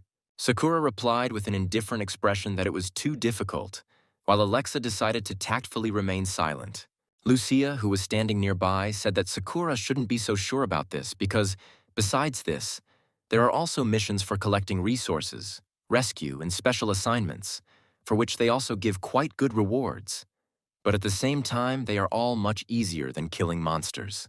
Their conversation was interrupted by a portal that suddenly appeared in front of them. Michael came out of it in a raven costume and said with emphasis that he had called them here to discuss the Zodiac sign plan, as well as the loan they would receive as startup capital. Anna and Sakura exchanged surprised glances with each other. Unable to contain herself, Sakura asked with excitement in her voice if this meant that they would be able to buy ability elixirs right now, to which Michael replied that this was indeed the case. The next moment, a huge table appeared next to him, on which a list of all the abilities was displayed. Pointing to it, he said that the girls should quickly choose one of these abilities. The hero did this because he understood that the stronger his key figures were, the faster they would be able to collect all the necessary information, and humanity would have a better chance of defeating civilizations from other worlds. A few days later, the dolphin docked at the port of Banana Island. Our hero went ashore with the Florence family's butler, who informed them that this was the last island where they could rest before reaching the 5th defensive front. Michael nodded and dropped to his knees, not taking his eyes off the picturesque river. Neil told him that this moon river is the largest water resource of this island. Some even say that if you drink this water, you can find eternal luck. Scooping up water in his palms, Michael asked with a grin on his lips if this river really had such a magical effect. When he wanted to try this water, he suddenly noticed some small particles in it. Suddenly, a memory of one of his sister's visions, in which someone was pouring a blue liquid into water, came to his mind. Michael had no idea why the dark blue race would pour this into the moon river. Rising to his feet, he looked at Neil and asked where the source of this river was. The man thought for a moment and replied that it was located somewhere in the middle part of Mount M on this island. Michael had no trouble finding the place indicated to him and climbing up to the source. Assessing the scale, he came to the conclusion that, given the concentration, an ordinary person would not be able to reincarnate or achieve mutation, even if he drank this water for a year. And this confused him even more. He folded his arms across his chest and decided that the best solution in this situation would be to create his own secret headquarters, because it would be much easier to track their actions. He created a clone of himself, who immediately transformed into the serpent, and ordered him to carefully observe this place, and if he noticed anything strange, then immediately report it. After that, he returned back to the ship, and just a couple of hours later, they reached the 7th island of the archipelago, where the 5th defensive front was located. As soon as they moored to the shore, workers immediately began to pull the cargo off the ship. A blue-haired man accompanied by 2 soldiers came out to meet our heroes and asked which warrior from the judges had arrived with the respected Florence family. Michael replied that the organization had sent him as one of the constellations to temporarily protect the 5th defensive front. The man's face reflected surprise at what he heard, and he asked again if they had really sent only him here and not a single zodiac sign. Michael smiled silently. He couldn't say that he was a monkey, a rooster, and even a rabbit at the same time. Taking a step to the side, he pointed at the girls standing behind him and said that besides him, there were 3 more strong heroines who were S-rank ability users. The confused man quickly got his emotions under control and sternly said that even if they were S-rank or higher, he couldn't take his word for it. The young warrior standing next to him chuckled and said that they would test their abilities in the upcoming trial, because they would have to fight shoulder to shoulder with each other on the battlefield, and it would be better for them to avoid misunderstandings. His partner looked at the girls with disdain and said that he would not fight them. Because of their excessive thinness and weakness, they would not be able to hold out for even a minute, breaking all their bones. Michael smiled and told the man that he could choose one of them for himself, and if he managed to win, he would immediately give him his gloves of light. After thinking for a moment, Raven pointed at Alexa and shouted that he would fight her. Activating his ability, the guy advised her to admit her defeat immediately, before it was too late. But when the girl stepped forward, he created a ring of ice needles. The next moment, they all flew into her. Alexa held her sword in front of her and said that if he knew what she had to go through, he would understand that his actions did not affect him in the least. Activating her ability, she rushed straight towards the danger flying towards her, cutting it with her blade. After that, she headed towards the shocked opponent. He held out a hastily created shield made of ice and multicolored stones in front of him. But less than a couple of seconds later, he collapsed. Alexa's sword blade stopped a few centimeters from his face. Russell approached Michael and, smiling, suggested that they finish the duel and look into the commander's house. Having received an approving nod from our hero, he stepped aside and waved his hand. Michael took a step forward, thoughts running through his mind about how one had to be strong to negotiate. Meanwhile, Edgar, who had received information that people from another dimension were hiding at the bottom of the sea, headed towards his goal, driven by the desire to earn as many points as possible. His informant was right, and at the bottom of this sea, there really was an alien creature. A girl with translucent wings behind her back was sitting inside a huge open shell, and with a mocking expression on her face, she was thinking that other creatures like her were too stupid. Even though they had large reserves of strength, they were always running around with pathetic little people. Looking at the shell, she said that if the authorities had not sent someone like them to train others, they would have been killed long ago by people with their own plans and fears. The shell replied that Daphne should think about the crystal cave and it would make her feel better. The girl nodded in agreement and replied that she only needed one very transparent crystal, and then she would finally be able to reach the 2nd rank, after which she would need to return the crystal cave back to the Oz plane and sell it. Then they would be able to earn simply untold wealth. Suddenly her face visibly tensed up, and she looked up to see a man approaching them. The shell immediately slammed shut and floated away from here. But the black dragon had no intention of letting its prey escape and released a stream of dark purple energy from its palm. The shell didn't have time to swim far when suddenly its body was enveloped in alien energy. Opening her mouth, she spat out Daphne, who, armed with a bow, created a magic arrow and aimed at the enemy. Edgar only needed to move slightly to the side to escape the attack. However, this was no ordinary arrow. Once it hit his back, it immediately turned around. Edgar didn't expect something like this, so he couldn't avoid the attack from behind. Daphne chuckled and said that no one had ever managed to escape from homing arrows. The next moment, suddenly the arrow that pierced Edgar began to turn into a tree that grew rapidly. The girl took advantage of this opportunity and jumped back into the shell and with contempt in her voice threw out at last that he was too stupid to decide to fight her, even without possessing a crumb of magic. After that, they quickly swam away. A little later, Phoenix gave the entire recording of what happened to our hero, saying that she received it from the Black Dragon. Michael frowned slightly, saying that if the humans wanted to take on the Ozplane people, they would first need to become much stronger. He knew that the people of the Ozplane were not only the best at using energy, but also at upgrading their abilities. Phoenix approached him and said that, fortunately for them, more and more new geniuses continued to appear among people as well. Turning his gaze to her, Michael asked how their heavenly spirits plan was going and if everyone had received the masks yet. To this, she replied that 3 sea otters had already found masks, and the scorpion mask had been stolen by people from the Tro's family. Meanwhile, Yang stood among the limbs of the slain monster scattered everywhere and holding a mask with a scorpion on it, told the girl standing next to him that he was leaving this mask for her and that she should not cross the boundaries of the judge's organization. Adele took the mask and, looking at it with a searching gaze, said hesitantly that if the judges had taken possession of the technology that allowed them to create ability elixirs, then they needed to conquer this organization so that they would not go to other families. Ian turned his back to her and said that they shouldn't rush for now.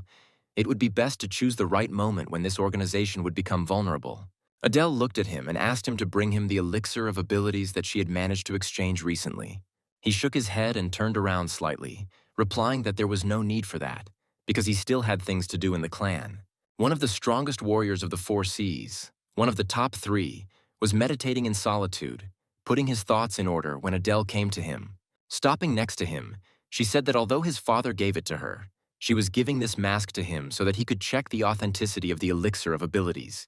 Adele placed the mask next to Stefan and added that he should not wear it, because he was the heir to the Tro's trading legacy and should not risk himself. At the headquarters of the Iron Blood Army, in the Commander-in-Chief's office, an equally important conversation was also taking place, concerning the organization of judges. When Ray, also a member of the 7 Tros, was tasked with dealing with the judges, he nodded weakly, accepting the order. The Hero Association was also on guard, sitting over a game of Go. The leaders discussed how the people from the other world were becoming increasingly powerful, while their heroes were becoming significantly weaker. If this continued, they would find themselves in a hopeless situation. Looking at his friend, Maurice assumed that most likely the man was right, and the method of meditation was the only way to save all of humanity. And he felt terribly sorry that, although they possessed this method, they could not teach it to others, unlike people from another world who somehow managed to do it. Mael, without taking his eyes off the board, said that the much-talked-about elixir of abilities could easily replace the meditation method. Maurice, who had been watching his friend's progress, thoughtfully replied that although he had heard of this elixir, they did not yet know whether it could create masters equal to them in strength. Laughing, Mael said that it would be even better if they could surpass them, because then they would have no reason to worry. Continuing their game, they decided not to interfere for now and leave the issue of organizing judges to Maurice's student. Michael received this video recording as well, and after watching it, he decided that they too needed to focus on learning more about how people from another world level up and borrow their methods.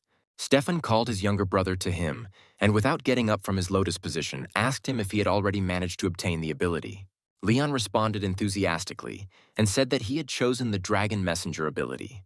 Afterwards, he scratched the back of his head and said gratefully that he would never have thought that thanks to Stefan he would have such a wonderful opportunity. Suddenly, Phoenix appeared in front of them. Stefan immediately tensed up. He was very worried that he hadn't even been able to sense her presence before. Without paying any attention to him, the girl turned to Leon and asked if he was ready to take his elixir of abilities. The surprised guy nodded slightly, and the next moment, a flask with a potion of abilities was already lying in his palm. He looked uncertainly at his brother and asked if he should do this now. Having received his approving answer, Leon drank the disgusting tasting potion in one gulp. Afterwards, he threw the empty flask aside and decided to immediately try out the acquired ability. Creating a circle on the floor, he tried to summon a dragon. When the summoning circle absorbed some of Leon's energy, a small dragon responded to his call and emerged from the portal. At the sight of him, tears of joy flowed from Leon's eyes from the fact that he was actually able to summon a real dragon. At that moment, Stefan called out to Phoenix and said that he had one question. Afterwards, he stood up from his seat and said that the task of the owners of heavenly spirits is to kill monsters, and he also knows that some of their corpses are ingredients for ability elixirs. Wanting to confirm his suspicions, he asked if this important element was the activator mentioned in alchemy. Phoenix replied that in their organization they don't call it an activator, but an ability gene. Hearing her answer, Stefan frowned slightly, deciding that he needed to know more about this. Michael noticed this young man, who seemed interesting enough to him and who would make a great subordinate. Meanwhile, Snake, who was carrying out his mission, was now busy reading a book in his secret base. Mike appeared next to him, smiled, and said that it was quite cozy here. Afterwards, he handed him an SS rank plasma ability pearl, which allowed him to control plasma to fight enemies and contained 3 skills: Plasma Storm, Plasma Worm, Plasma Apocalypse. Suddenly feeling something, he closed his eyes and said that the F-rank ability pearl had detected activity in Chris's body on Banana Island, and now he would need to check what had happened. By activating the human control ability, he was transferred into Arthur's body.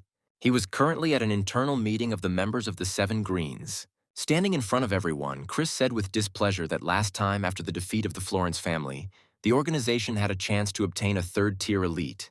Therefore, he expressed his hope that now his family members would be able to become worthy masters of the dark blue race. He explained this by saying that only by making a sacrifice could they save humanity. Michael listened carefully and tried to understand why Chris was trying to present the betrayal of humanity in such a noble light.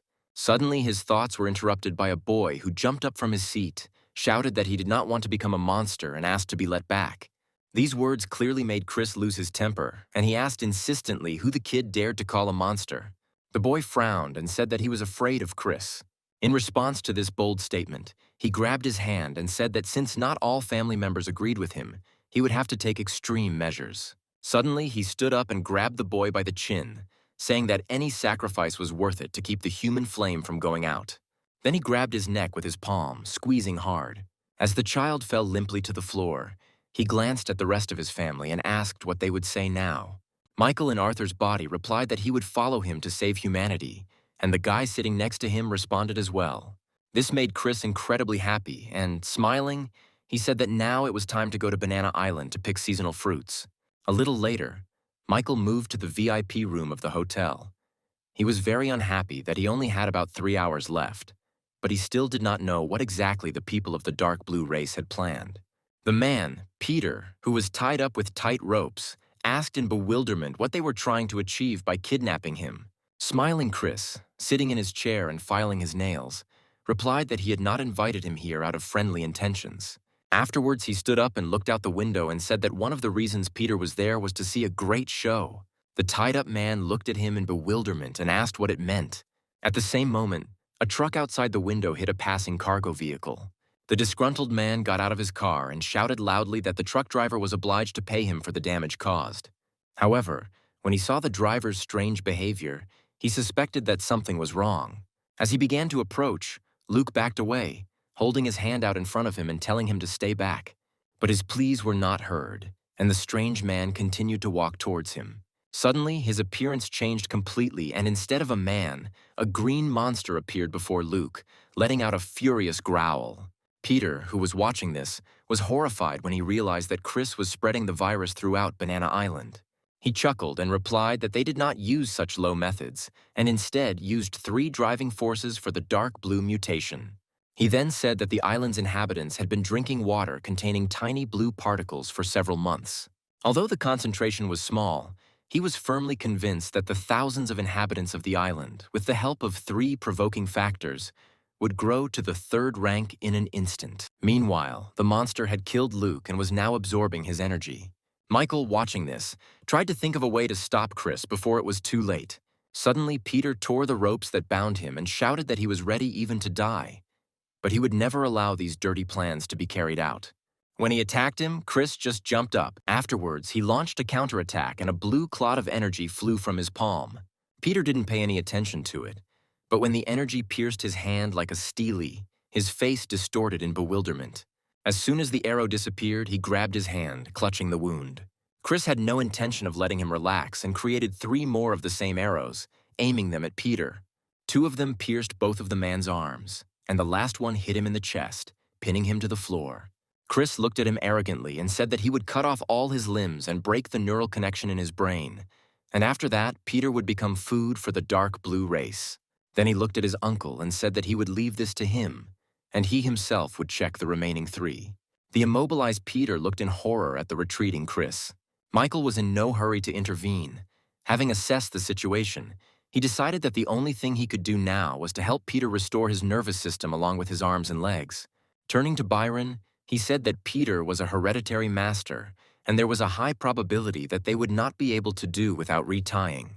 To this, Byron replied that everything would be fine because Chris had already wounded him, and only the spiritual power of the third stage could stabilize his condition. Arthur picked up the rope from the floor and, smiling, said that for the sake of safety he would still play it safe. Peter, looking at him angrily, asked how they could so calmly watch humanity being destroyed. Michael put as much displeasure and contempt into his voice as he could and said that food should remain food. Then he took his right hand. Without saying a word, he began to clean his hand of the blue particles. Feeling that he could move his hand again, Peter looked at Arthur in surprise, completely not understanding why he was doing this. A few moments later, Arthur stood up and announced that he was finished, and Peter decided to play along and pretended to pass out. Byron rose from his seat and, coming up to them, said contentedly that it had turned out quite well. As soon as Chris left the building, he froze in place, feeling that his uncle had died. He turned around, raising a puzzled gaze to the hotel building. Having transformed into a swarm of bats, he broke the necessary window and flew into it. There he again assumed his human form. Having found his uncle's body, he approached it and, having examined it carefully, realized that the wound on his body was inflicted by Peter. When something flew past him, Chris quickly reacted by ducking. He began to frantically look around, trying to figure out who else was there, and completely failed to notice the shadow that slipped behind him. Peter took advantage of the fact that he was not noticed and attacked from behind, but at that very moment his opponent scattered into many dark clots. At that moment, Michael moved away from the wall.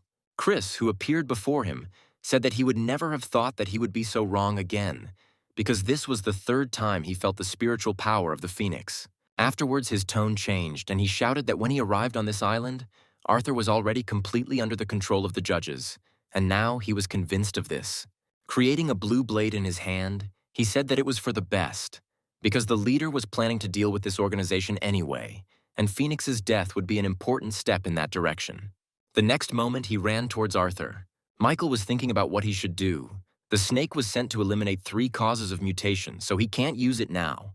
Having created a shadow clone, he switched places with him and, jumping aside, said that if Chris killed him, he would also kill his precious little brother, while Chris himself was stunned by what happened right before his eyes. But he quickly got his emotions under control, and dark stripes appeared on his face near his eyes.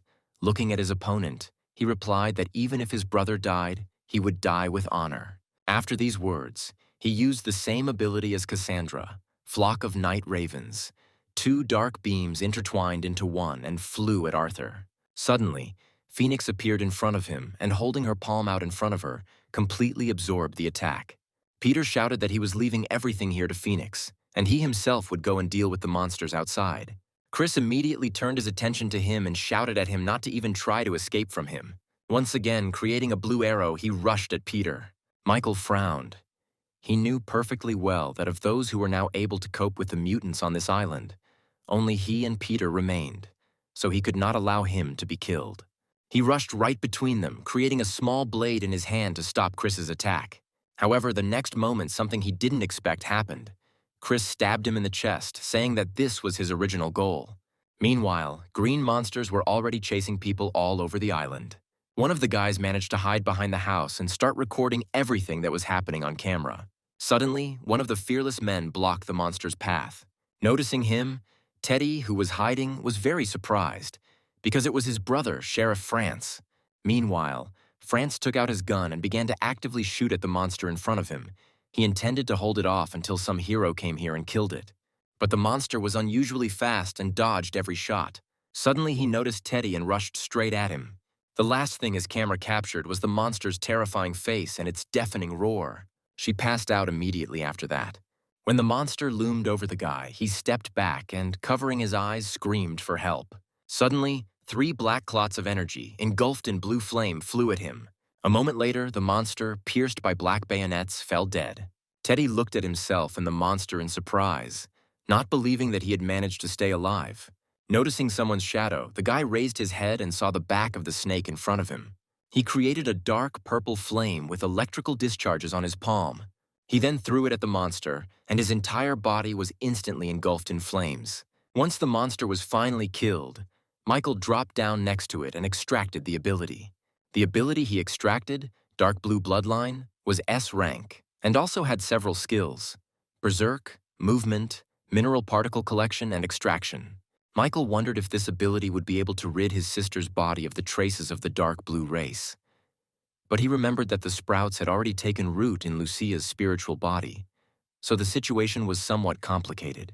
Remembering that the fighter from the Florence family who lost consciousness was in a similar situation, he could try this ability on him.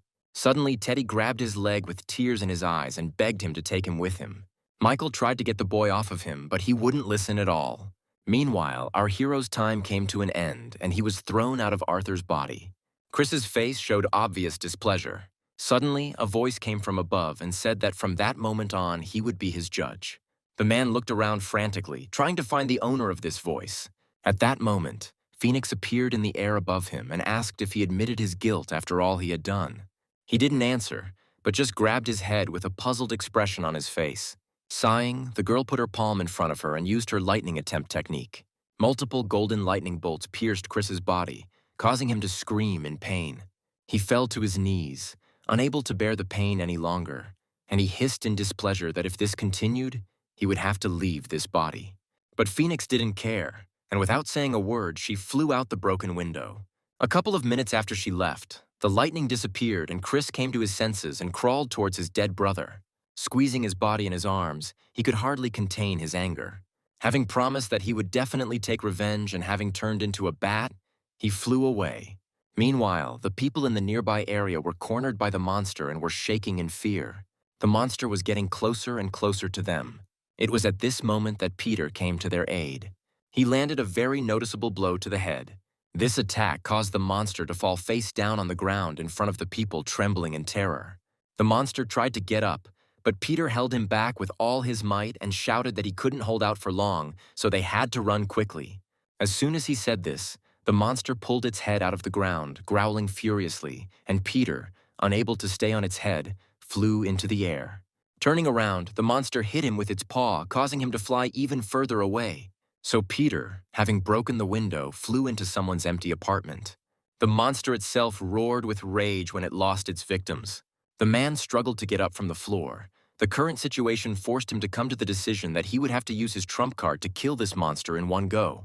He rose to his feet, and a few moments later, his entire body was engulfed in bright flames. His body was burning in the fire, and a furious scream was coming from his throat. Having become accustomed to the pain, he gathered all his flames into his fist and jumped straight at his enemy. He pierced the monster's chest with one blow.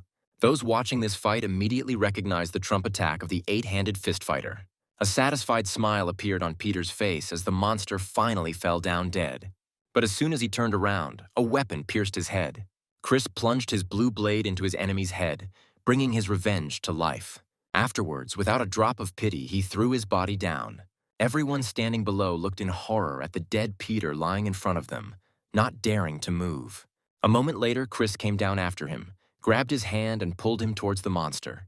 He opened his mouth and began to absorb the remaining life force from Peter's body. Chris watched this with a smile on his face, happy that very soon he would be able to absorb this monster and he didn't even need to waste his energy on healing it. The monster's wounds quickly healed, and rising to its feet, it opened its mouth and let out a terrifying roar. Suddenly, 3 glowing blue beams pierced his head. Using the blue tendrils from his fingers, Chris happily absorbed all of the monster's energy.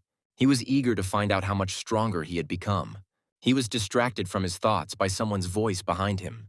Turning around, he saw a suspicious guy in a mask similar to one of the judges, and said that he arrived just in time to test his new power. But the snake did not react to these words.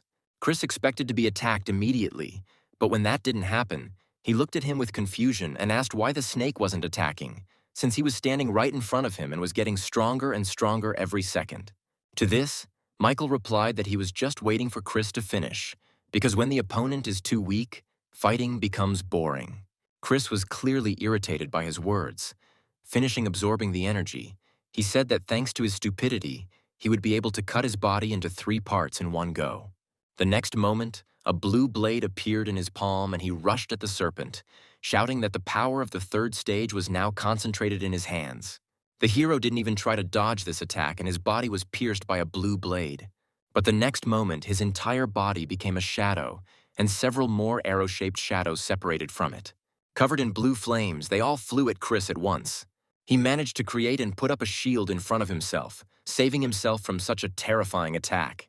Afterwards, he threw the shadows aside and ran at his opponent, but he easily dodged the blow. Suddenly, blue lightning bolts began to emanate from his body, and a lot of plasma balls flew at Chris.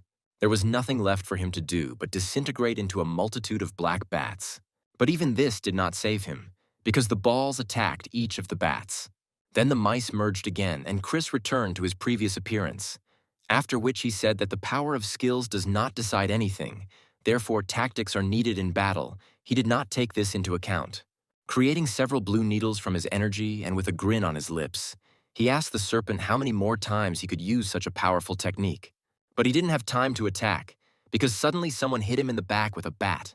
The last thing Chris saw was Monkey and Phoenix floating in the air. Afterwards, he fell to the ground, and the essence from the dark blue race left his body, realizing that fighting against so many strong enemies was simply pointless.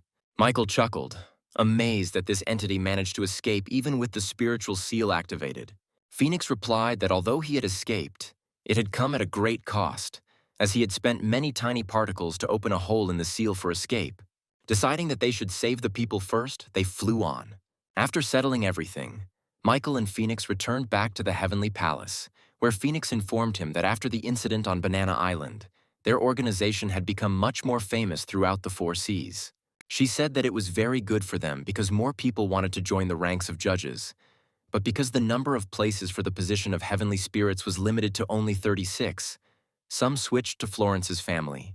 She was worried that interested parties could send their spies into Florence's family, taking advantage of this opportunity, to which Michael confidently replied that Ivan would be able to deal with this problem on his own. Afterwards, he turned towards the exit and said that it was time to go back to the city of El. Dressed in a rooster costume, he reached his hometown in just a couple of hours. Landing on the roof of one of the buildings, he spread his arms out to the sides and inhaled with pleasure the smell of the city, which he had missed so much all this time. After standing like this for a while, he decided to move on to more important matters, namely improving the metal control ability to SS rank. With each passing second, the pearl of the ability lost its emerald color, becoming gray. The improved ability could spread out to 30,000 meters and affect metal weighing up to 1 million tons, and also contain the skill Divine Metal, a highly compressed metal with incredible power. This skill seemed quite interesting to our hero. Suddenly, something else caught his attention.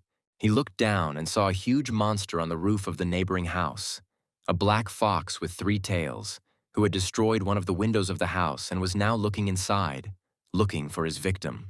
The girl inside trembled in horror as the fanged mouth of a huge monster appeared right in front of her.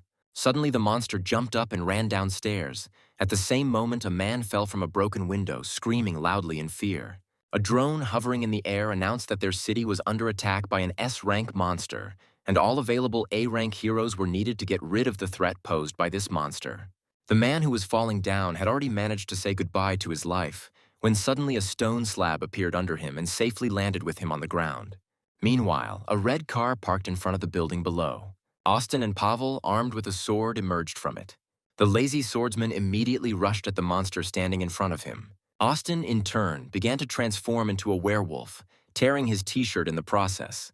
The TV presenter said that every time a monster of this level appears, their city suffers colossal destruction, and now they can only hope that these heroes can hold out until the arrival of the S-rank hero.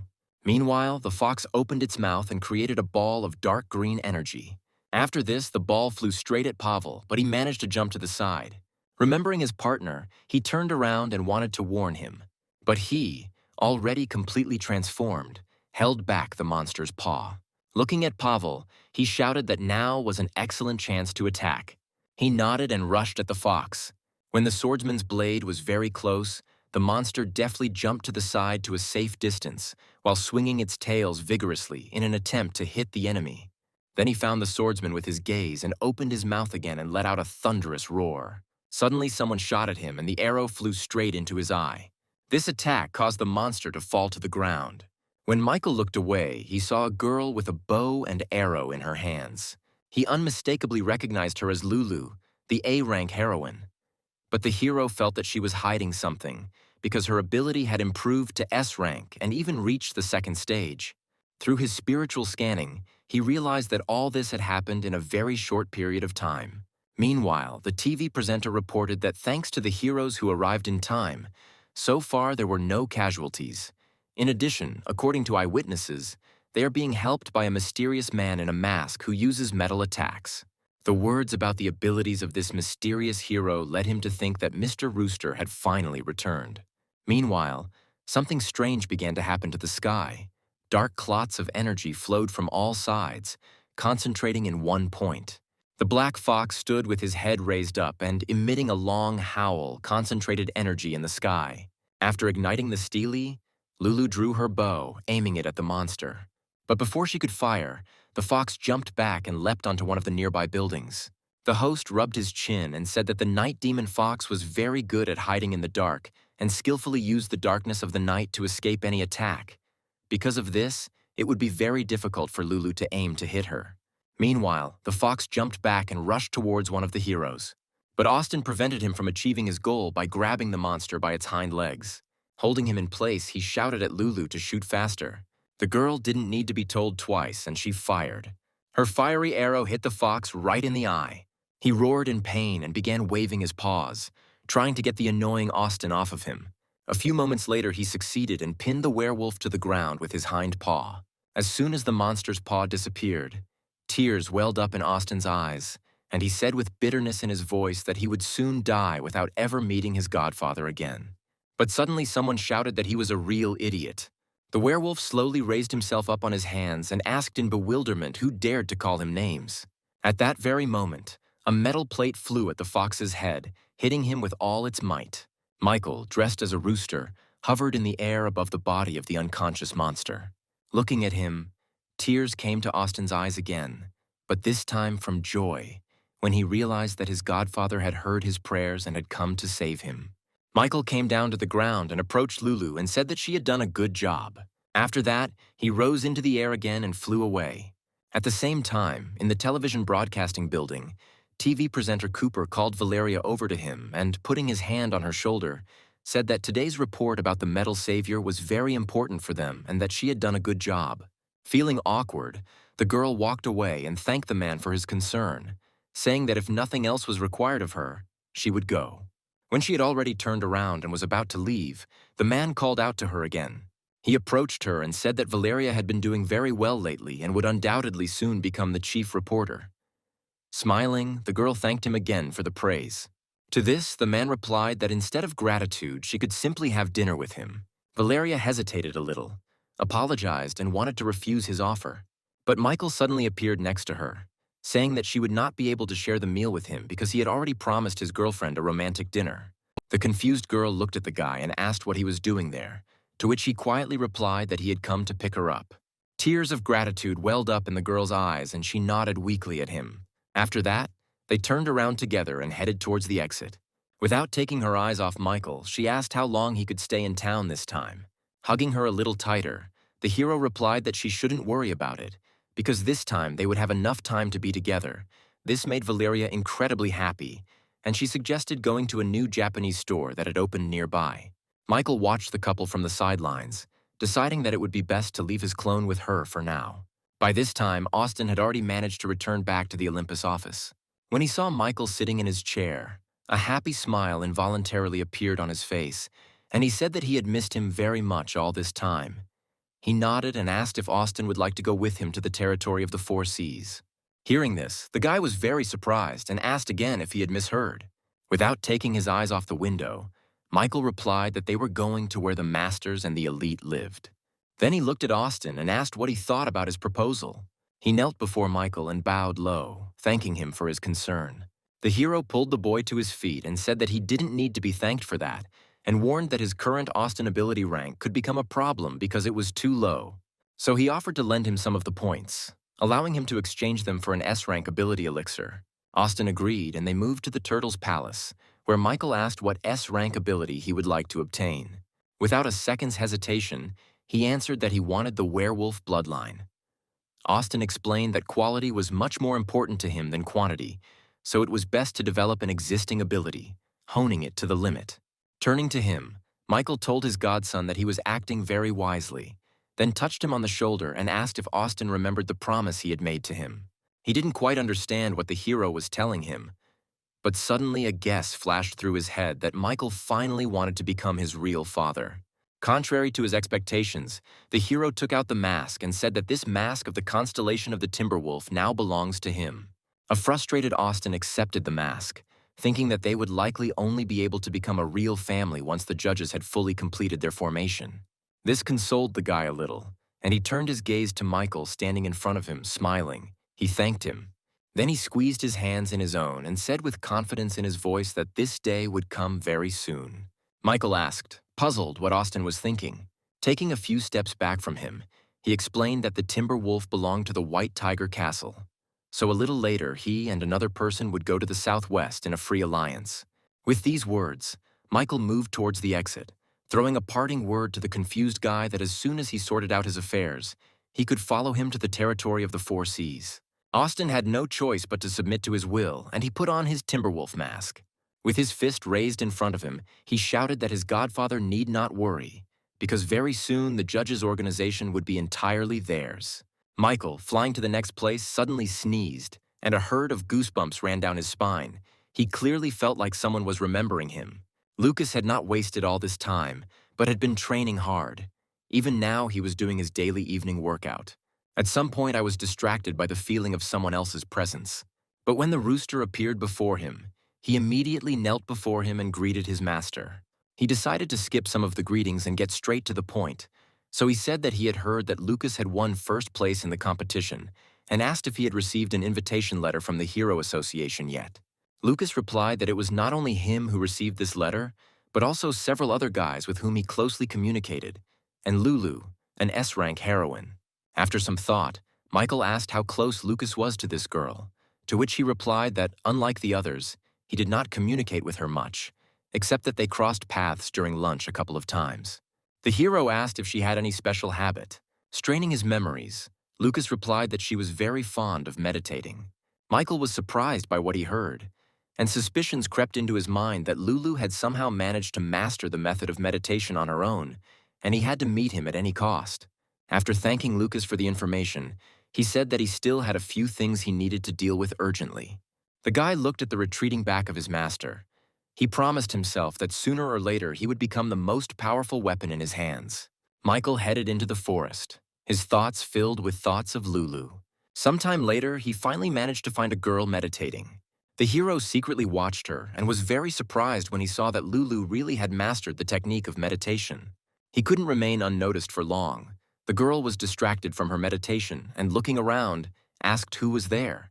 Rising to her feet, she immediately grabbed her bow and, aiming it at the tree behind which Michael was hiding, told him to come out. He raised his hands up and came out of his hiding place, saying that he came in peace. He just wanted to offer her a good deal. Lulu frowned and asked what deal they were talking about. The hero, with his hands down, was in no hurry to answer her, instead asking what her secret was for her rapid growth of skills. The girl was embarrassed by his question, realizing that she had been exposed. After a brief silence, Michael said that as part of the deal, he could make her an SS rank hero.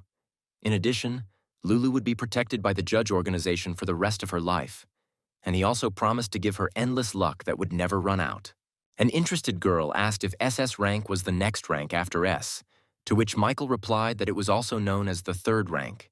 Lulu asked with some suspicion in her voice why the judge organization needed her secret since they already had a method to make people SS rank users. Mike stepped aside and explained that ability elixirs could only enhance a limited number of people, but their main purpose was to increase the overall combat readiness of humanity. Still plagued by doubts, Lulu asked if he was really telling her the truth. Receiving his nod, the girl clenched her fists and lowered her head, saying that she had completely accidentally discovered that her spiritual skill meditation could increase human strength in a very short time. She also added that her own hunting magic meditation is not universal and is only suitable for her abilities. Her words made our hero think and asked if this technique was capable of developing only Lulu's unique skills, to which the girl nodded weakly. Michael sighed and scratched the back of his head, saying that it wasn't a big problem for him. He had already hatched a plan in his head, in which, with the help of the hunting magic meditation and copies of Lulu's abilities, He could create a powerful army. The girl actively waved her hand in front of the guy's face, trying to get him out of the stream of his own thoughts, and when she noticed that she had succeeded, she said that if his offer was still valid, then she accepted it and chose lifelong protection from the judges. Michael nodded and materialized a mask, giving it to Lulu, explaining that it was the constellation of the Phoenix Castle, the lunar deer, and that in case of danger, Lady Phoenix would save her. The girl gratefully accepted the mask and explained once again that her method of meditation is not universal and works only for her. The hero said that she shouldn't worry about it. He just needed to take a sample of her ability gene, turn it into an elixir, then he would give her magic hunting bow skill to others, and the problem would be solved. Hearing his plan, the girl tensed up and, taking a few hesitant steps back, asked if it would somehow affect her body if he took a sample of her gene. Michael waved his hands and assured her that she would be fine and that nothing would change.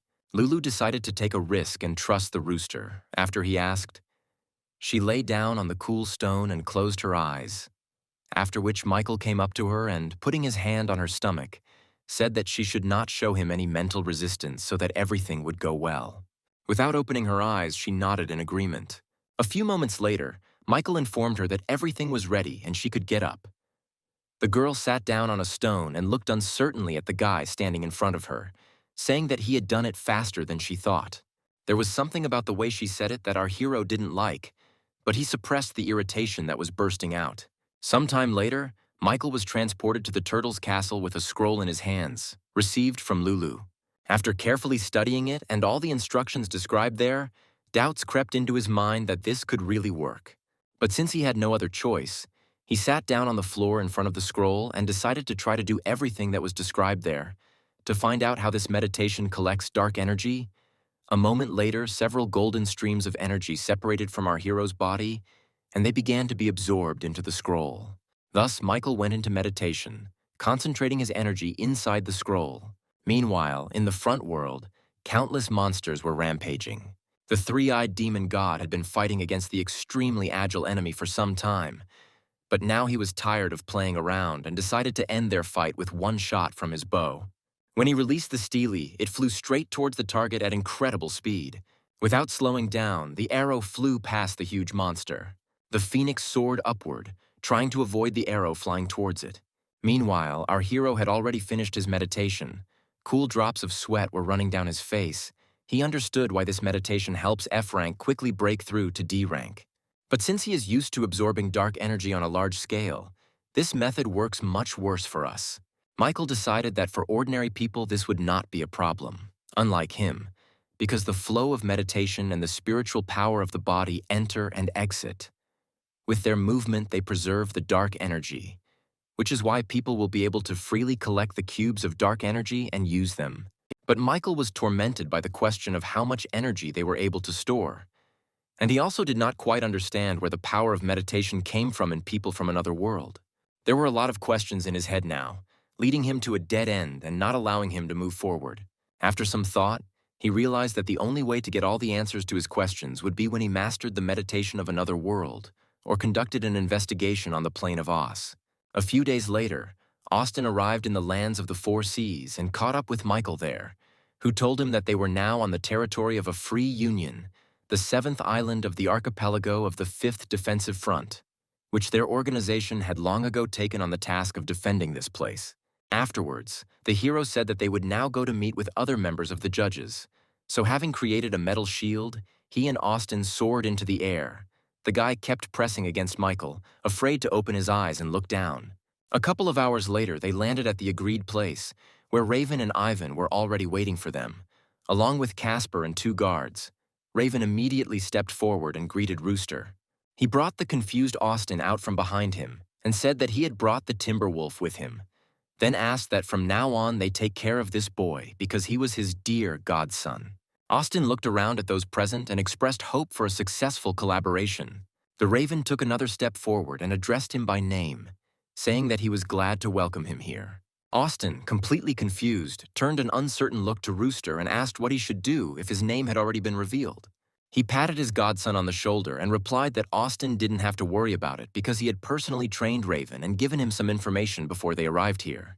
He also explained that Raven was responsible for the defense of the Fifth Front, And that was the reason the organization sent Austin here to learn from such an outstanding fighter. These words made the guy think that his godfather is not on the best terms with Raven, because he is too arrogant and therefore the rooster cannot control him. He also realized the real reason why he was sent here. Rooster is simply afraid that his pawn will get out of control.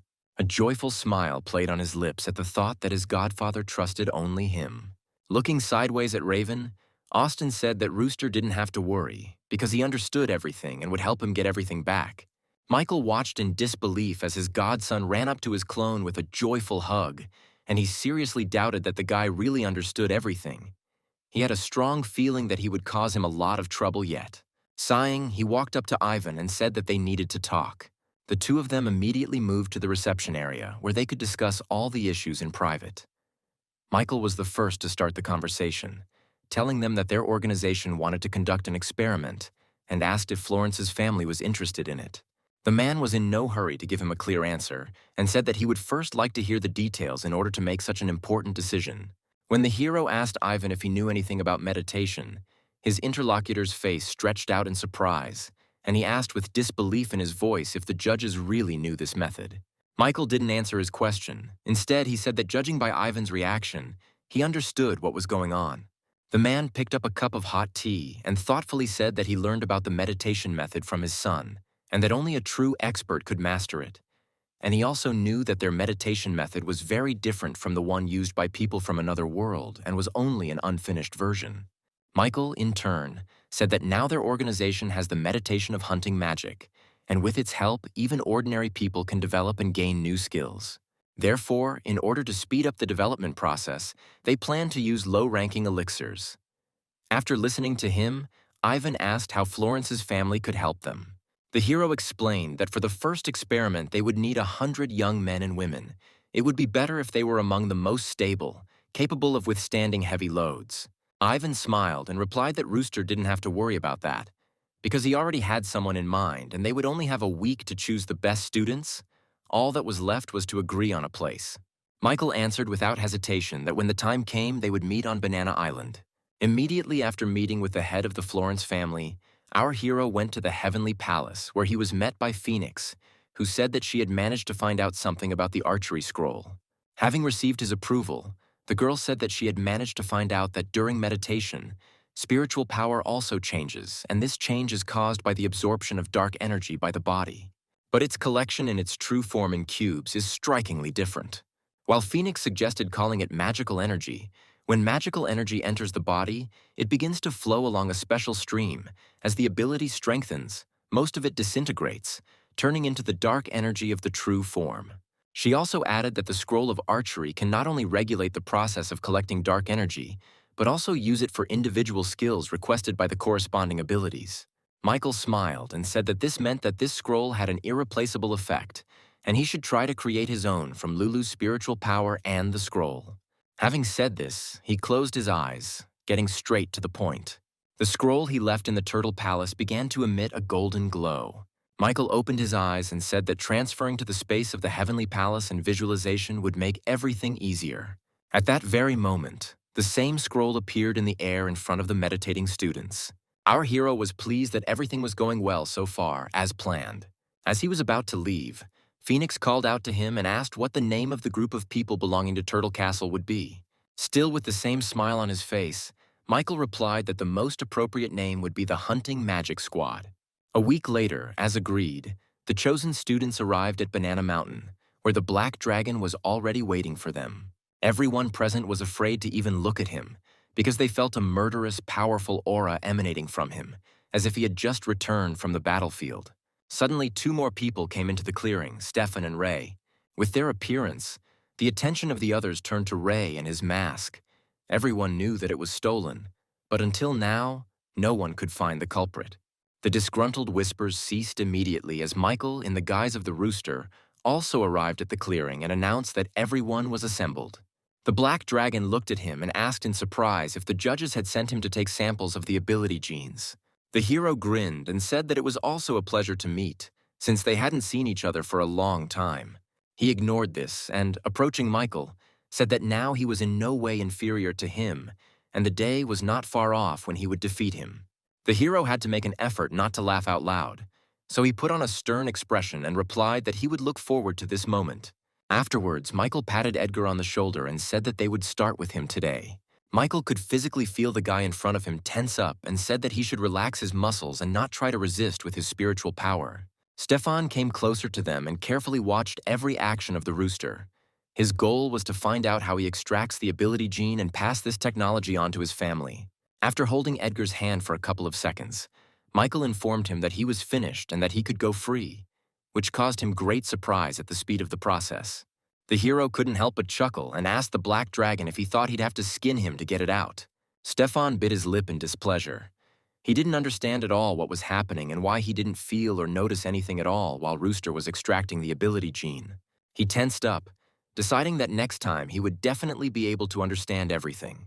However, he didn't succeed with the next person either. Thus, the gene extraction lasted until the evening. After finishing everything, Michael said that the organization would make them all elixirs with improvements and send him through a parallel world, then turned around and was about to leave the island.